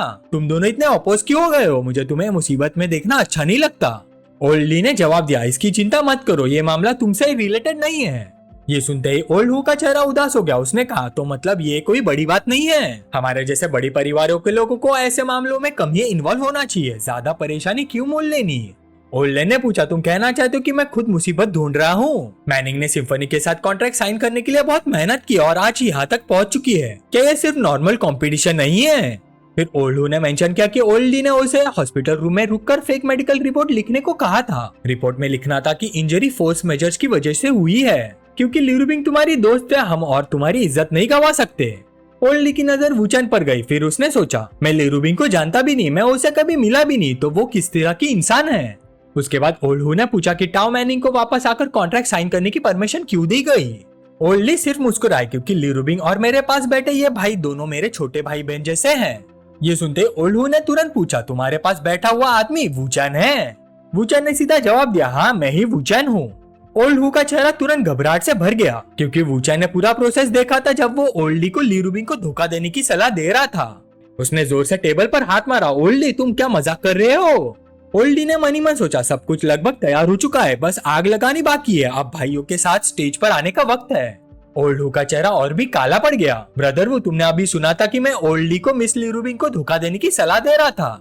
वूचैन शांति से बोला, मुझे पता है बॉस, वो आप ब्रदर लेक के बारे में सोच रहे थे, लेकिन आप सिचुएशन को पूरी तरह नहीं जानते। मैं आपको साफ बता सकता हूँ कि कार एक्सीडेंट का मास्टरमाइंड ल्यू था। जिस ड्राइवर ने एक्सीडेंट करवाया था वो जल्दी पकड़ा जाएगा। ब्रदर ली और मैं मिलकर लुई को जेल भेजेंगे, बस थोड़ा वेट लगेगा। ओल्ड हु को इस बात पर बहुत शक हुआ। तब वूचैन ने एक फुल एचडी क्लिप निकाली और कहा, जाओ युबो लेयून का सबसे करीबी आदमी है, इसलिए मैंने उसकी इन्वेस्टिगेशन की और किस्मत से ये प्राइवेट क्लिप रिकॉर्ड हो गई। ओल्ड हु, मैं आपको याद दिलाना चाहता हूँ कि आप जाओ युबो का कैरेक्टर को भी जानते हैं। किसी के एसेट्स हड़पने के लिए भड़काना उसके लिए सिर्फ वक्त की बात है। ये सुनते ओल्ड ली ने तुरंत वूचैन का सपोर्ट कर दिया। तुम लोगों को बहुत केयरफुल रहना चाहिए, इस बात को पब्लिक मत होने देना और फ्यूचर में अपनी वाइफ के साथ कोई प्रॉब्लम मत क्रिएट करना। सबसे पहले अपनी औरत को कुछ टाइम के लिए फॉरेन भेज दो, डिवोर्स के बाद एसेट्स तुम्हारे पास आ जाएंगे, फिर उसे बुला लेना। वूचैन ने कहा, मास्टरमाइंड कौन है ये अभी वेरीफाई करना बाकी है, लेकिन ब्रदरली और मैं पहले लुई से डील करेंगे। ये सुनकर ओल्ड हु ने जोर से टेबल पर हाथ मारा, अब मुझे सब समझ आ गया, दोनों का शुक्रिया। अच्छा हुआ तुमने वक्त पर ये सब डिस्कवर कर लिया। वूचैन ने विनम्रता से कहा, थैंक यू बोलने की कोई जरूरत नहीं, हम सब भाई हैं। अब ओल्ड अपने भाई वूचैन की और भी ज्यादा तारीफ करने लगा। सच में बात करना भी एक आर्ट होती है। आज उसकी सोच का दायरा और भी बड़ा हो गया था। अचानक ओल्ड के पास एक कॉल आई। कॉलर देखकर वो हैरान रह गया। फोन डिंगलोंग का था।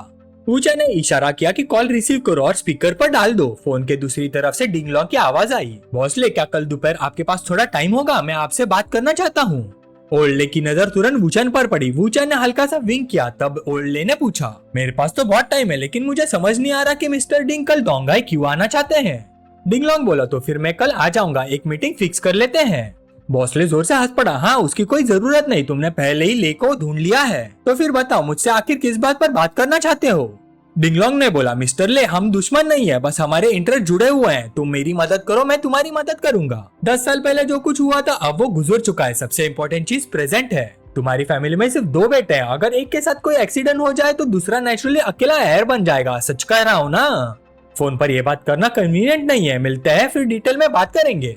लिए सुनते ही समझ गया कि कुछ तो गड़बड़ है। अगर उसने ये ऑफर रिजेक्ट किया तो डिंगलोंग पक्का पलटकर लुई की मदद करेगा इनहेरिटेंस जीतने में। ली तुरंत गुस्से में आ गया। डिंगलोंग की धमकी भरी टोन सुनकर उसने सोचा, यह आदमी कितना एरोगेंट है।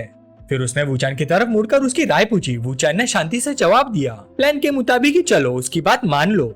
ब्रदर ली ने तुरंत हाँ कर दी, मुझे एड्रेस भेज दो। डिंगलोंग बोला, टाइम और प्लेस बॉस ले खुद अरेंज करेंगे, बस इस बात को सीक्रेट रखना। नीचे एक 2 पीच वाली भाभी उसके बगल में घुटनों के बल बैठी थी। जब डिंगलोंग का छोटा भाई कुछ फूक रहा था तो उसके चेहरे पर थप्पड़ मारा गया चिल्लाते हुए, डैम इट, तुम्हारी परफॉर्मेंस इतनी बेकार क्यों है? काम ढंग से नहीं किया तो तुम्हें म्यांमार भेज दूंगा कॉर्न पील करने। सामने वाली लड़की तुरंत रो पड़ी, प्लीज मुझे माफ कर दीजिए, मुझसे गलती हो गई, मैं हार मान गई। डिंगलोंग फिर सामने वाली बिल्डिंग की तरफ देखने लगा। बिल्डिंग पर बिजनेस वुमन ली रूबिंग की बड़ी सी तस्वीर लगी हुई थी। वो सोचने लगा कि काश वो टाओ मैनिंग की प्रेजेंस भूल जाए और होंगटाई के साथ कॉन्ट्रैक्ट साइन करने के बजाय उसका साथ चुन ले। लेकिन उस बेचारे को क्या पता था, जिस ड्रीम गर्ल के बारे में वो दिन रात सोचता था उसकी उम्मीदें कब की टूट चुकी थी। सीन फिर ब्रदर ले और वूचान की तरफ शिफ्ट हुआ। ब्रदर ले ने पूछा, मेरा भाई कल हम क्या करेंगे? वूचान ने मुस्कुराकर जवाब दिया, ब्रदर ले टेंशन मत लो, हम प्लान के मुताबिक ही चलेंगे। काफी रात हो गई है, अब मैं चलता हूँ। उसने तुरंत शाउडे को आवाज लगाई। उसकी आवाज सुनकर वो ओबीडियंटली बोली, जी हनी। तब टाओ मैनिंग आ गया और शाउडे से बोली, जो मैंने तुम्हें सिखाया उसे याद रखना, अगर कुछ समझ ना आए तो व्हाट्सएप पे मैसेज कर देना। ब्रदर ली ने दोनों को इतना क्लोज देखकर हैरानी से पूछा, तुम दोनों आखिर क्या सीक्रेट डिस्कस कर रही हो? टाओ मैनिंग हल्की सी मुस्कुराई, ये सिर्फ लड़कियों का छोटा सा सीक्रेट है। फिर उसने शाउडे का हाथ पकड़कर कहा, मुझे तुम पर भरोसा है। शाउडे बस शर्म से लाल हो गए। उसे समझ नहीं आ रहा था कि क्या बोले। कुछ देर बाद फुक्सिंग रोड के एक क्लब के बाहर फरारी के अंदर बैठे शाउडे ने हैरानी से पूछा, मिस्टर वू, क्या हम क्लब जा रहे हैं? क्या तुम्हारे दोस्त वहाँ वेट कर रहे हैं? वूचन हंस पड़ा, मेरा कोई दोस्त नहीं है, लेकिन कल यहाँ बहुत बड़ा ड्रामा हुआ था, चलो थोड़ा तमाशा देखते हैं। सीन फिर अचानक बदल गया। बचाओ, कोई है क्या? एक औरत की चीख गूंज रही थी। कुछ गुंडे लॉलीपॉप पकड़े हुए सफेद लैम्बोर्गिनी पर जोर जोर से वार कर रहे थे। बाहर निकलो सालो, जल्दी गाड़ी से बाहर आओ। फ्लोरल शर्ट पहना हुआ एक आदमी इम्पेशेंट हो गया। वो गाड़ी के पास आया और धमकी देते हुए बोला, खुद बाहर आओगे या मैं खींचकर निकालूं? 2 पार्ट हेयर स्टाइल वाला लड़का और उसकी छोटी बहन डरते डरते गाड़ी से बाहर निकले। उनके सामने एक फ्लैशी शर्ट पहना हुआ आदमी खड़ा था। उसका हेयर स्टाइल भी बहुत अजीब था। हाथ में वेपन घुमाते हुए वो एरोगेंट टोन में बोला, अब कहाँ गई तुम्हारी अकड़? अब समझ आया ना डर क्या होता है? 2 पार्ट हेयर स्टाइल वाले लड़के को तुरंत वेपन से मुंह पर जोर से वार लगा। वो बस भीख मांग सकता था। बेनिफैक्टर प्लीज रुक जाइए, प्लीज मत मारिए। उसकी छोटी सिस्टर रोने लगी, प्लीज मेरे बॉयफ्रेंड को मत मारिए। तभी बैकग्राउंड में एक जाना पहचाना हुआ इंसान आता हुआ देखा। उसे देखते ही वो लड़की भागकर बोली, भैया हमें बचाइए, मेरी बॉयफ्रेंड की मदद कीजिए। वूचैन ने आगे बढ़कर शांति से कहा, अपने छोटे चमचों को साइड में करो, बहुत शोर मचा रहे हैं। एक गुंडा अभी भी अकड़ के साथ खड़ा था। वो वूचैन को देखकर सोच रहा था कि ये गोरा चिट्टा हीरो टाइप लड़का कहाँ से आ गया। वूचैन ठंडी आवाज में बोला, मुझे पसंद नहीं है जब कोई मेरे सामने बकवास करता है। ग्रुप का एक आदमी दौड़ता हुआ आया, बच्चा हमारे सामने हीरो बन रहा है, तेरा ये सुंदर सा चेहरा अभी तोड़ देते हैं। उसने मुक्का चलाया लेकिन वूचैन ने आसानी से डॉज कर लिया। एक कदम पीछे हटकर मोमेंटम लिया और फिर एक जबरदस्त ड्रैगन किक सीधा मोटे आदमी के चेहरे पर मारी। अगली पल वो हवा में उड़ता हुआ दूर जा गिरा। उन लोगों को बिल्कुल अंदाजा नहीं था कि उन्होंने गलत इंसान को छेड़ दिया है। सिर्फ एक किक में एक आदमी डाउन, बाकी सब शॉक में रह गए। एचकेटी हेयर स्टाइल वाला आदमी गुस्से से चिल्लाया, क्या देख रहे हो सब? गेम खेल रहे हो क्या? सबके सब उस पर टूट पड़ो। पूरा ग्रुप एक साथ वूचैन पर झपटा, लेकिन अगले कुछ मिनट सिर्फ उनकी दर्द भरी चीखें सुनाई देती रही और वूचैन के मुक्कों और किक्स की आवाजें लगातार गूंजती रही। ये सब देखकर वो लवबर्ड कपल पूरी तरह शॉक हो गए। वूचैन ने अकेले 10 लोगों को संभाल लिया था। एचकेटी हेयर स्टाइल वाला आदमी शक भरी नजरों से वूचैन को देखने लगा। ये आदमी आखिर है क्या? इतना जबरदस्त लड़ता है और इसका चेहरा भी हमारे बॉस के ब्रदर इन लॉ से मिलता है, वही लेजेंडरी वूचैन। अचानक उसकी आंखें फट गई। अरे साला, ये सच में ब्रदर वू है, बॉस का ब्रदर इन लॉ। छोटा गुंडा तुरंत घुटनों पर गिर गया। वो बार बार सिर झुकाकर माफी मांगने लगा। ब्रदर वू, मेरा बड़ा भाई ब्रदर झाओ के नीचे काम करता है, मतलब आप मेरे बॉस के भी बॉस हुए। मैंने पहले आपकी फोटो देखी थी लेकिन अभी पहचान नहीं पाया। मेरी आंखें होते हुए भी मैं माउटाए देख नहीं पाया, प्लीज मुझे माफ कर दीजिए। वूचैन बस मुस्कुरा दिया, मुझे तुम लोगों के एक्सक्यूजेस सुनने में इंटरेस्ट नहीं है, जाकर अपने बड़ी भाई को बुलाओ। ये सुनकर छोटा गुंडा खुशी से बार बार शुक्रिया अदा करने लगा। Thank you brother Wu, thank you brother Wu, मैं अभी ब्रदर जाओ और बाकी लोगों को बुला लेता हूँ। उसके बाद वूचन लव बर्ड कपल के पास गया। सब ठीक हो? अभी भी नाइट क्लब के लिए एनर्जी बची है? 2 पार्ट हेयर स्टाइल वाले लड़के के चेहरे पर गहरी ग्रेटिट्यूड नजर आई। बहुत बहुत शुक्रिया, अगर आप नहीं होते तो आज मैं और चीची बुरी तरह फंस जाते। वूचन ने हल्का सा मुस्कुरा कर पूछा, कोई बात नहीं, तुमने अपने सेकंड अंकल को कॉल क्यों नहीं किया? ये सुनकर लड़का हैरान रह गया। उसे समझ नहीं आया कि वूचन को उसके फैमिली बैकग्राउंड के बारे में कैसे पता था।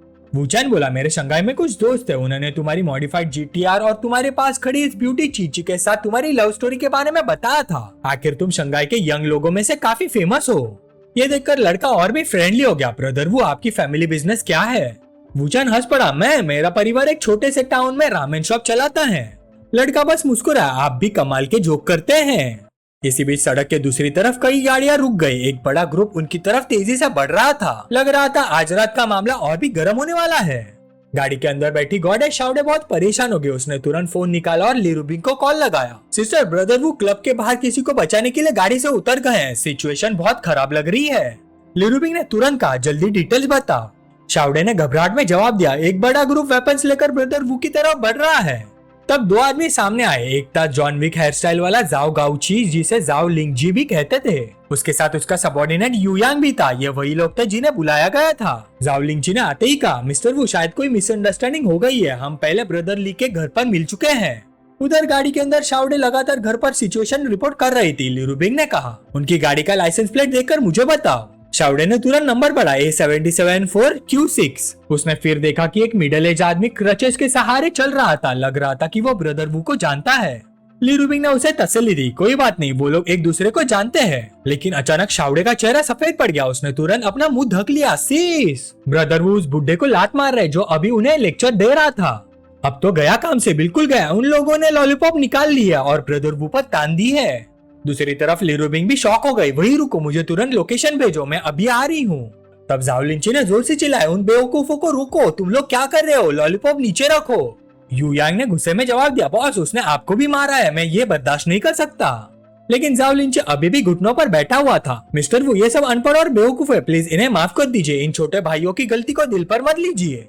वूचन धीरे से जाओ लिंची के पास गया और बोला, जो लड़के को अभी मारा गया था वो टोंग फैमिली का यंग मास्टर है और शंघाई वाली चीची एक पावरफुल और वेल्दी फैमिली की डायरेक्ट 3rd जनरेशन डिसेंडेंट है। इनके पीछे इतनी बड़ी ताकत खड़ी है तो फिर सिर उठाकर देखो कि तुम किससे पंगा ले रहे हो।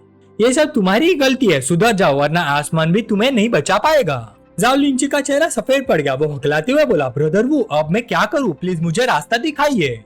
तभी अचानक सटैक वूचन ने एक जोर का थप्पड़ मारा। जाओ लिंची सीधा पलट कर गिर गया। यूयांग ने देखा कि उसके बॉस को थप्पड़ पड़ा है, लेकिन वो कुछ कर भी नहीं सकता था, बस चीख पड़ा, बॉस।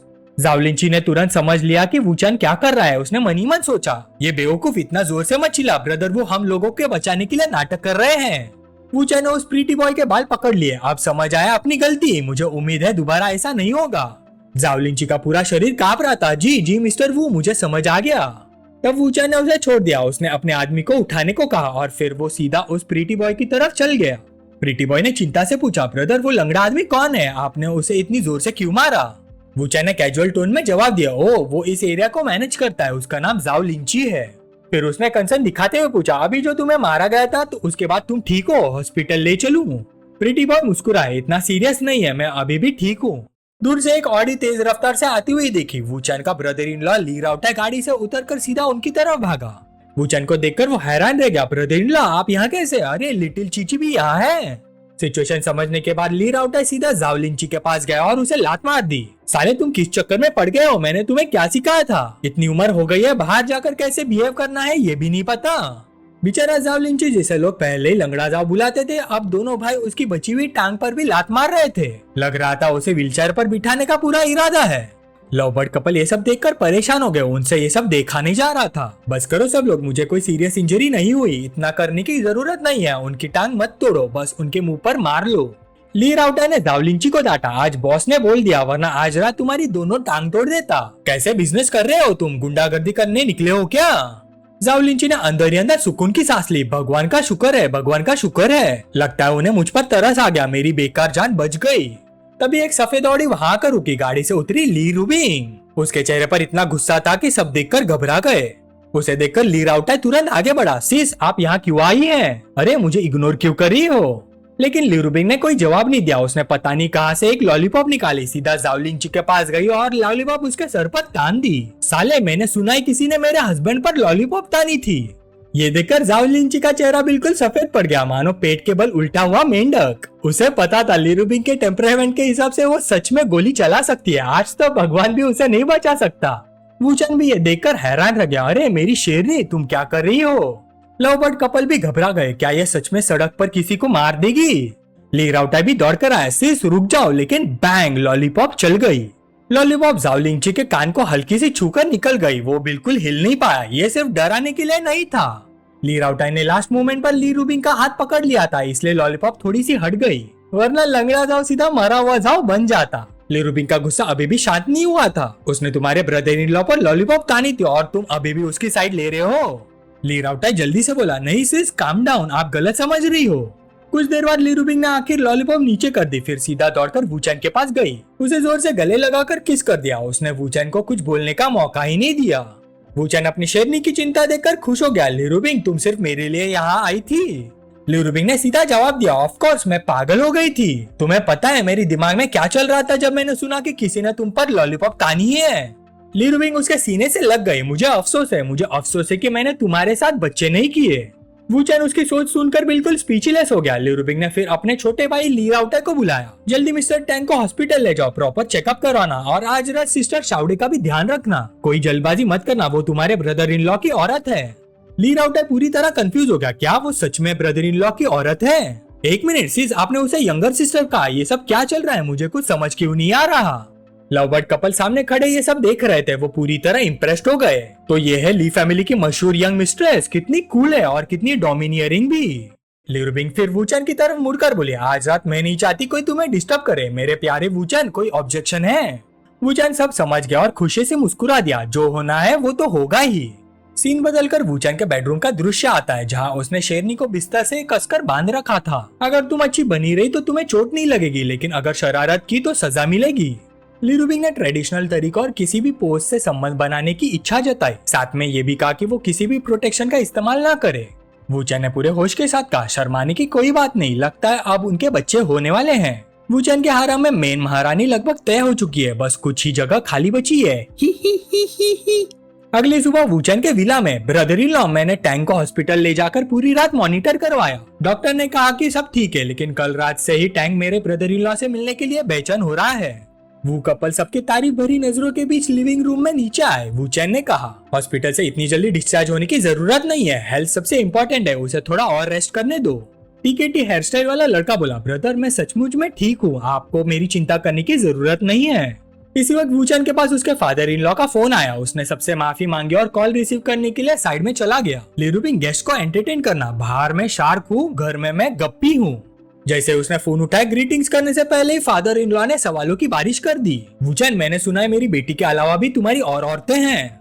वूचन ने शांति से जवाब दिया, ओ अंकल, आपकी इन्फॉर्मेशन काफी फास्ट है, मुझे कुछ डिनाई नहीं करना। ये सुनकर बूढ़ा और गुस्से में आ गया। डिनाई भी नहीं कर रहे, लगता है बाहर काफी बिजी रहते हो, कितनी है?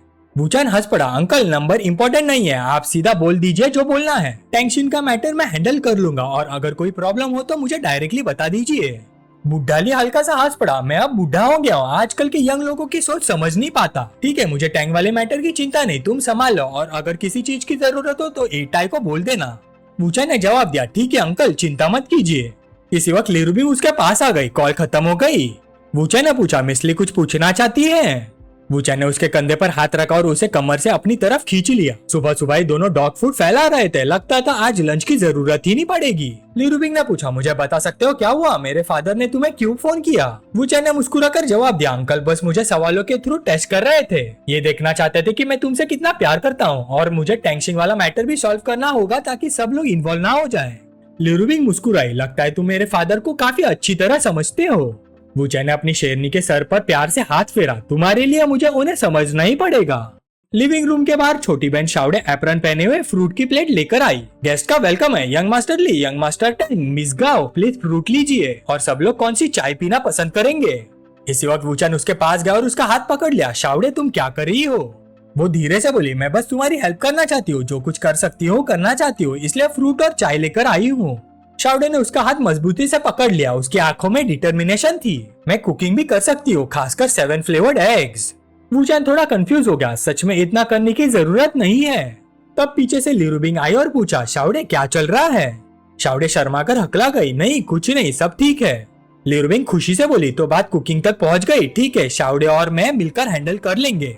वूचैन दोनों सिस्टर्स को देखकर हंस पड़ा। डियर ली रुबिंग, क्या तुम श्योर हो कि तुम खुद कुकिंग करना चाहती हो? शाओडे ने तुरंत हाथ हिलाया। सिस्टर ली, मुझे करने दीजिए, आप और ब्रदर वो गेस्ट को एंटरटेन कीजिए। शेरनी ने थोड़े नखरे से कहा, ठीक है, लेकिन अगली बार जब मैं पूरी तरह से रेडी हो जाऊंगी तब तुम सबको एक जबरदस्त मील बनाकर दिखाऊंगी। वूचैन बस मुस्कुराता रहा। तभी लिविंग रूम के बाहर से छोटा भाई दौड़ता हुआ आया। बिग ब्रदर, तुम्हारा काम हो गया? वूचैन हैरान हुआ, है क्या हुआ? छोटे भाई टैंग ने दोनों हाथ जोड़कर गहरा सलाम किया। बिग ब्रदर, क्या आप मुझे मार्शल आर्ट सिखा सकते हैं? मैं आपके डिसाइपल बनना चाहता हूँ। वूचैन शॉक गया, है मुझसे तुम मार्शल आर्ट सीखना चाहते हो? छोटा भाई टैंग एक्साइटेड होकर बोला, बिग ब्रो, वुल्फ वॉरियर देखने से पहले मुझे लगता था कि मार्शल आर्ट बस मूवी की फेक चीज होती है, लेकिन कल जब मैंने असली वुल्फ वॉरियर देखा तब मुझे समझ आया कि मैं कुएं का मेंढक था। अगर आप मुझे सिखाओगे तो मैं बहुत मेहनत करूंगा, कभी क्लास मिस नहीं करूंगा। वूचैन थोड़ा हिचकिचाया। तभी छोटे भाई टैंग ने अपना सीना ठोक कर कहा, चिंता मत कीजिए, मैं ट्यूशन फी भी दे सकता हूँ, बस मुझे थोड़ा टाइम दे दीजिए। और मेरी फाउंडेशन भी स्ट्रांग है, मैं बहुत हेल्दी हूँ। कल मुझे इतना मारा गया, मेरा चेहरा भी तोड़ दिया गया, लेकिन देखिए मैं अभी भी बिल्कुल ठीक हूँ। वूचैन उसकी सिंसियर रिक्वेस्ट को मना नहीं कर पाया। ठीक है, लेकिन पहले मैं तुम्हारी करंट कंडीशन देखना चाहता हूँ, तुम क्या कर सकते हो? छोटा भाई टैंक थोड़ा घबरा गया, सर खुजाते हुए हंस पड़ा। शायद कुछ दिन बाद, अगर अभी आपने मुझे 2-4 पंचेस मार दिए तो शायद मैं सीधा किसी और दुनिया में ट्रांसमाइग्रेट हो जाऊंगा। वूचैन जोर से हंस पड़ा और उसके कंधे पर हाथ मारा। पहले अपनी इंजरी से पूरी तरह रिकवर हो जाओ, फिर कुछ दिन बाद इस बारे में बात करेंगे। इसी बीच एयरपोर्ट पर एक जाना पहचाना चेहरा नजर आया और एक आवाज गूंजी। आखिरकार ली रुबिंग डोंगाई की जमीन पर कदम रख चुका था। डिंगलोंग ने पूछा, कल लंच साथ में करे जब तुम फ्री हो? ली रुबिंग बोली, गेट लॉस्ट। डिंगलोंग बोला, ऐसा मत करो, अगर तुम मुझसे मिलना नहीं चाहती तो मैं खुद तुम्हारी कंपनी आकर तुमसे मिल लूंगा। फोन की दूसरी तरफ से ली रुबिंग ने ठंडी आवाज में कहा, हिम्मत है तो आ जाओ, मैं तुम्हारी पिटाई कर दूंगी। डिंगलोंग हंस पड़ा। ली रुबिंग, मैं सच में तुमसे माफी मांगना चाहता हूँ, कम से कम मुझे एक मौका तो दो। ली रुबिंग ने सिर्फ एक ही लाइन बोली, मरना है क्या? और फोन काट दिया। ये डिंगलोंग भी कमाल का आदमी है, क्या उसके पास भालू का जिगर और चीते की हिम्मत है? डोंगाई में कदम रखते ही वूचैन की औरत पर लाइन मार रहा है। एयरपोर्ट पर उतरने के बाद थके हुए डिंगलोंग ने अपने कपड़े उतारने का इरादा किया ताकि अपनी सेक्रेटरी के साथ कुछ पल बिताकर अपनी एनर्जी वापस पा सके। शंघाई से लंबी फ्लाइट के बाद वो एक सिनिस्टर मुस्कान के साथ बोला, तुम ज्यादा दिन तक चैन से नहीं रह पाओगी। दूसरी तरफ ली राउटे बोल उठा, सिस वो कमीना कल आ रहा है, मैं अभी से तैयारी करता हूँ, कल उसकी हड्डियां तोड़ दूंगा। अगर डोंगाई में कदम रखने की हिम्मत की है तो वापस जाने का सपना भी ना देखे। वूचैन ने शांति से कहा, ली राउटे बिना परमिशन के कुछ मत करना, हर काम शांति से करो, मैंने सब अरेंजमेंट्स पहले से ही कर ली है। ली राउटे ने तुरंत हाँ में सिर हिला दिया, ठीक है, मैं ब्रदर इन लॉ की अरेंजमेंट फॉलो करूंगा। वूचैन खड़ा हुआ और बोला, मैं निकल रहा हूँ, मुझे कुछ काम निपटाने हैं। आज दोपहर ली रुबिंग और ली राउटे कंपनी जाएंगे और शाओडे घर पर रहेगी। अगर लिटिल ब्रो टैंक को कोई प्रॉब्लम है तो शाओडे को बता देना। गाड़ी में बैठते ही वूचैन ने मनी मन सोचा, डिंगलोंग अब तुम्हारा गेम खत्म है, मासूम बनने की एक्टिंग मत करो, मुझे पता है तुम डोंगाई आ चुके हो, अब हमारा गेम शुरू होता है। उसने तुरंत अपना प्लान एग्जीक्यूट करना शुरू कर दिया। मेरी औरत पर नजर डालने की हिम्मत की है, डोंगाई में कदम रखा है, अब बचकर नहीं जा पाओगे। दूसरी तरफ एक मिस्टीरियस आदमी कई कंप्यूटर स्क्रीन के सामने बैठा था। मैकेनिकल कीबोर्ड की लगातार क्लिकिंग सुनाई दे रही थी। वो खुद से बोल रहा था। मास्टर डिंग ने डायरेक्टली कांटेक्ट नहीं किया, लेकिन अगर उसे डोंगाई में कार यूज करनी है तो आखिर उसे इन्हीं लोगों के पास आना पड़ेगा। उधर वूचैन गाड़ी में बैठा हुआ था। उसके फोन पर एक मैसेज आया, मिस्टर वू कार मिल गई है, डिटेल्स व्हाट्सएप पर भेज दी है। वूचैन मुस्कुराया, एक्सीलेंट मेरे भाई। उसने तुरंत कॉल लगाया, सिस्टर वूरेंग मैंने अभी आपको व्हाट्सएप पर कुछ भेजा है। वूरेंग ने शरारती अंदाज में कहा, मुझे मिस कर रहे हो? सीधा मेरे पास आ सकते थे, व्हाट्सएप भेजने की क्या जरूरत थी? वूचैन उसकी बात समझ गया लेकिन अनजान बन गया। सिस्टर वूरेंग प्लीज इन गाड़ियों को ट्रैक करवा दीजिए, मुझे इनका फाइनल डेस्टिनेशन जानना है और ये काम जल्दी और सीक्रेट होना चाहिए। वूरेंग नखरे से बोली, ठीक है हनी, मेरी खबर का इंतजार करो। कुछ देर बाद जवाब आ गया, मिल गया, गाड़ियां नॉर्थ कैंगन रोड एरिया में रुक गई हैं और काम खत्म होने के बाद मुझसे मिलना मत भूलना, मुझे तुम्हारी याद आ रही है लिटिल बॉय। वूचैन ने जवाब दिया, ठीक है कोई प्रॉब्लम नहीं, अब मैं मेन टास्क पर फोकस करता हूँ। नॉर्थ कंगन रोड एरिया में सिर्फ एक ही होटल था जो डिंगलोंग की रिक्वायरमेंट्स को मैच करता था, युआ होटल। वूचैन ने अपनी पुरानी हैकिंग स्किल्स का इस्तेमाल किया और जल्दी उसे पता चल गया रूम 606 बिल्कुल यही है, चलो पहले कुछ छोटे गिफ्ट देते हैं। कुछ देर बाद डिंगलोंग गुस्से से फट पड़ा, ये क्या बकवास है, 5 स्टार होटल में भी पावर आउटेज होता है क्या? उसकी सेक्रेटरी भी कंप्लेन करने लगी, पानी भी बंद हो गया। इसी वक्त होटल मैनेजर दौड़ता हुआ अंदर आया। उसने झुककर कहा, सर सिटी से टेम्परेरी मेंटेनेंस नोटिस आया है। इस अनएक्सपेक्टेड इनकन्वीनियंस के लिए हम माफी चाहते हैं। डिंगलोंग ने नाराज नजरों से मैनेजर को देखा। उसने सोचा कि ले चैंग के साथ मीटिंग में अभी 1 घंटे से ज्यादा टाइम था, लेकिन निकलने का वक्त भी पास आ रहा था। उसने पूछा, डिनर कब तक ठीक हो जाएगा? मैनेजर ने तुरंत जवाब दिया, बिल्कुल सर, मेंटेनेंस सिर्फ 2 या 3 घंटे चलेगा, प्लीज चिंता मत कीजिए। डिंगलोंग ने हल्की सी आवाज निकाली, ठीक है। इसी वक्त वूचन ने देखा कि गाड़ियों का एक बड़ा कॉन्वॉय आ रहा है। वो मुस्कुराया। डिंगलोंग का बड़ा कॉन्वॉय पूरी ताकत के साथ पहुंच गया। अब मेरी बारी है। कुछ देर बाद एक कमरे में वूचन ने कपड़े बदले, ग्लोव्स और सॉक्स पहने, फिर हल्का सा हंस पड़ा, देखते हैं वो चीज कहाँ है। उसने दरवाजे, कैबिनेट्स और सोफा सब चेक करना शुरू कर दिया। हर जगह कुछ ढूंढ रहा था। आखिर उसकी नजर एक कुर्सी के नीचे गई। मिल ही गया। उसने धीरे से एक काला सूटकेस बाहर निकाला। मनी मन बोला, ये बेवकूफ डिंगलोंग बस कुछ ही पासवर्ड यूज करता है, बस उन्हें बार बार बदलता रहता है। वूचन ने धीरे से यूएसबी ड्राइव इंसर्ट की। यहाँ बहुत सारे डॉक्यूमेंट्स थे। चाहे उसने पहले भी काफी डॉक्यूमेंट्स पढ़े थे, फिर भी सब कुछ याद रखना मुमकिन नहीं था, इसलिए कॉपी करना ही सबसे बेहतर ऑप्शन था। उसने एक ऐसा लॉलीपॉप निकाला जिस पर अभी पेंट भी नहीं हुआ था और साथ ही बोला, वैसे जब तुम लॉलीपॉप यूज करो मेरी एडवाइस है कि इसे रिचार्ज करके और पेंट करके यूज करो। इससे डैमेज और बढ़ जाएगा, लेकिन बेस्ट यही होगा कि इसे कभी यूज ही ना करना पड़े। आखिरकार डिंगलोंग का सारा डेटा कॉपी हो गया और इंट्रूजन के सारे निशान भी पूरी तरह मिटा दिए गए। वूचन के चेहरे पर एक शैतानी मुस्कान आ गई। फिर वो शांति से वहाँ से निकल गया। चलते हुए धीरे से बोला, डिंगलोंग, मैं काफी टाइम से तुमसे मिलने का इंतजार कर रहा था। मुझे यकीन है ये मुलाकात बहुत इंटरेस्टिंग होगी। सीन शिफ्ट हुआ वूरैंग के विला में। वूचैंग ने आवाज लगाई, सिस्टर वूरैंग, मैं तुम्हारे लिए कुछ लाया हूँ। लेकिन उसका हाथ दरवाजे तक पहुंचता उससे पहले उसकी आवाज सुनते ही वूरैंग दौड़कर आई। उसने वूचैंग का हाथ पकड़ा और सीधा उसकी भाव में आ गिर गई। वूरैंग ने प्यार भरी आवाज में कहा, मुझे अब किसी चीज की जरूरत नहीं है, जब तक तुम मेरे पास हो बस तुम ही काफी हो। वूचैंग हंस पड़ा, हम यही एंट्रेंस में शुरू हो गए क्या सिस्टर वूरैंग? चलो अंदर चलते हैं। नरम हाथों और शरीर के ट्विन टावर्स का धीरे धीरे उसके शरीर से स्पर्श हुआ और वो धीरे धीरे हिलने लगे। उसके चेहरे का भाव कह रहे थे, अब कितने दिन बाकी है, मैं एक एक पल का बेसब्री से इंतजार कर रही हूँ। फिर जैसा कि कई भाइयों ने अंदाजा लगाया था, वो दोनों खुद को रोक नहीं पाए और घर के अंदर भाग गए, दरवाजा बंद किया और अस्त व्यस्त हो गए। वूचैंग वूरैंग को एबीसीडी की स्पेलिंग सिखा रहा था। थोड़ी देर पढ़ने के बाद वूरैंग थकी हुई लग रही थी। अंदर जाते ही उसने कहा, तुमने कहा था मेरे लिए कुछ लाए हो, क्या है वो? वूचैंग हल्का सा मुस्कुराया, नहीं, सब कुछ तो तुम्हारे पास ट्रांसफर हो चुका है ना। वूरैंग ने उसे हल्का सा घूरा, कितने गंदे हो तुम, सीरियसली बताओ। तब वूचैंग उठा और एक यूएसबी ड्राइव उसके हाथ में दे दी। इसे देखना, सब समझ आ जाएगा, अपनी चीजें संभाल लो सिस्टर वूरैंग। अब मैं चलता हूँ और अगले 2 घंटे मुझे कॉल मत करना, मुझे कुछ इंपॉर्टेंट काम करना है, मुझे डिस्टर्ब नहीं होना चाहिए। वूरैंग ने उसे देखकर मुस्कुराते हुए कहा, जाओ अपना काम करो, अभी जो वक्त तुमने मेरे साथ बिताया है वही मेरे लिए अगले 2 घंटे या उससे भी ज्यादा याद रखने के लिए काफी है। ऐसे ही होमवर्क देते रहे तो घर वाली शेरने के लिए कुछ बचेगा ही नहीं। कुछ देर बाद वूचैंग रोड पर था। उसने अपने फादर इन लॉ को फोन लगाया। बुड्ढे ने फोन उठाया, वूचैंग कोई इमरजेंसी है क्या? वूचैंग बोला, अंकल मैंने अभी आपके पर्सनल ईमेल पर एक डॉक्यूमेंट भेजा है, प्लीज उसे देख लीजिए। डॉक्यूमेंट्स देखते बुड्ढे का चेहरा बदल गया। वूचैंग तुम्हें ये सब कहाँ से मिला? ये सब फोटोज और वीडियोस भी। शॉक में उसके हाथ से फोन तक गिर गया। फोन उठाते हुए उसने मनी मन सोचा, ये सब इतनी आसानी से कैसे मिल गया? कहीं वूचैंग ने डिंगलोंग को खत्म तो नहीं कर दिया? उसने तुरंत पूछा, वूचैंग तुमने उसके साथ क्या किया? हमने पहले ही डिसाइड किया था कि वो डोंगाई में नहीं मरेगा। वूचैंग हंस पड़ा, अंकल आप क्या सोच रहे हैं, वो बिल्कुल जिंदा है, बस थोड़ा सा कमजोर है। बुड्ढे ने गहरी सांस ली, ठीक है, बस याद रखना वो डोंगाई में नहीं मरना चाहिए, बाकी तुम जो करना चाहो कर सकते हो। वूचैंग ने तसल्ली दी, चिंता मत कीजिए अंकल, मैंने सब अरेंज कर रखा है, और हाँ ली राउटर को इस बारे में मत बताना। बुड्ढे ने जवाब दिया, ठीक है मैं फोन रखता हूँ, अब तुम्हें डिस्टर्ब नहीं करूंगा। कॉल खत्म होने के बाद वूचैंग की आंखें गहरी सोच में डूब गए। उसने धीरे से मुस्कुराते हुए सोचा, अब अगला शो देखता है, ब्रदरले और डिंगलोंग के बीच जो होने वाला है वही असली तमाशा होगा। अगर आपको वीडियो पसंद आई तो लाइक और शेयर जरूर करना और सब्सक्राइब करो पिकमी को, ताकि आपको मिलती रहे डेली मानवा की कहानियां हिंदी में। अगला पार्ट और भी इंटरेस्टिंग होगा, तो मिलते हैं नेक्स्ट वीडियो में।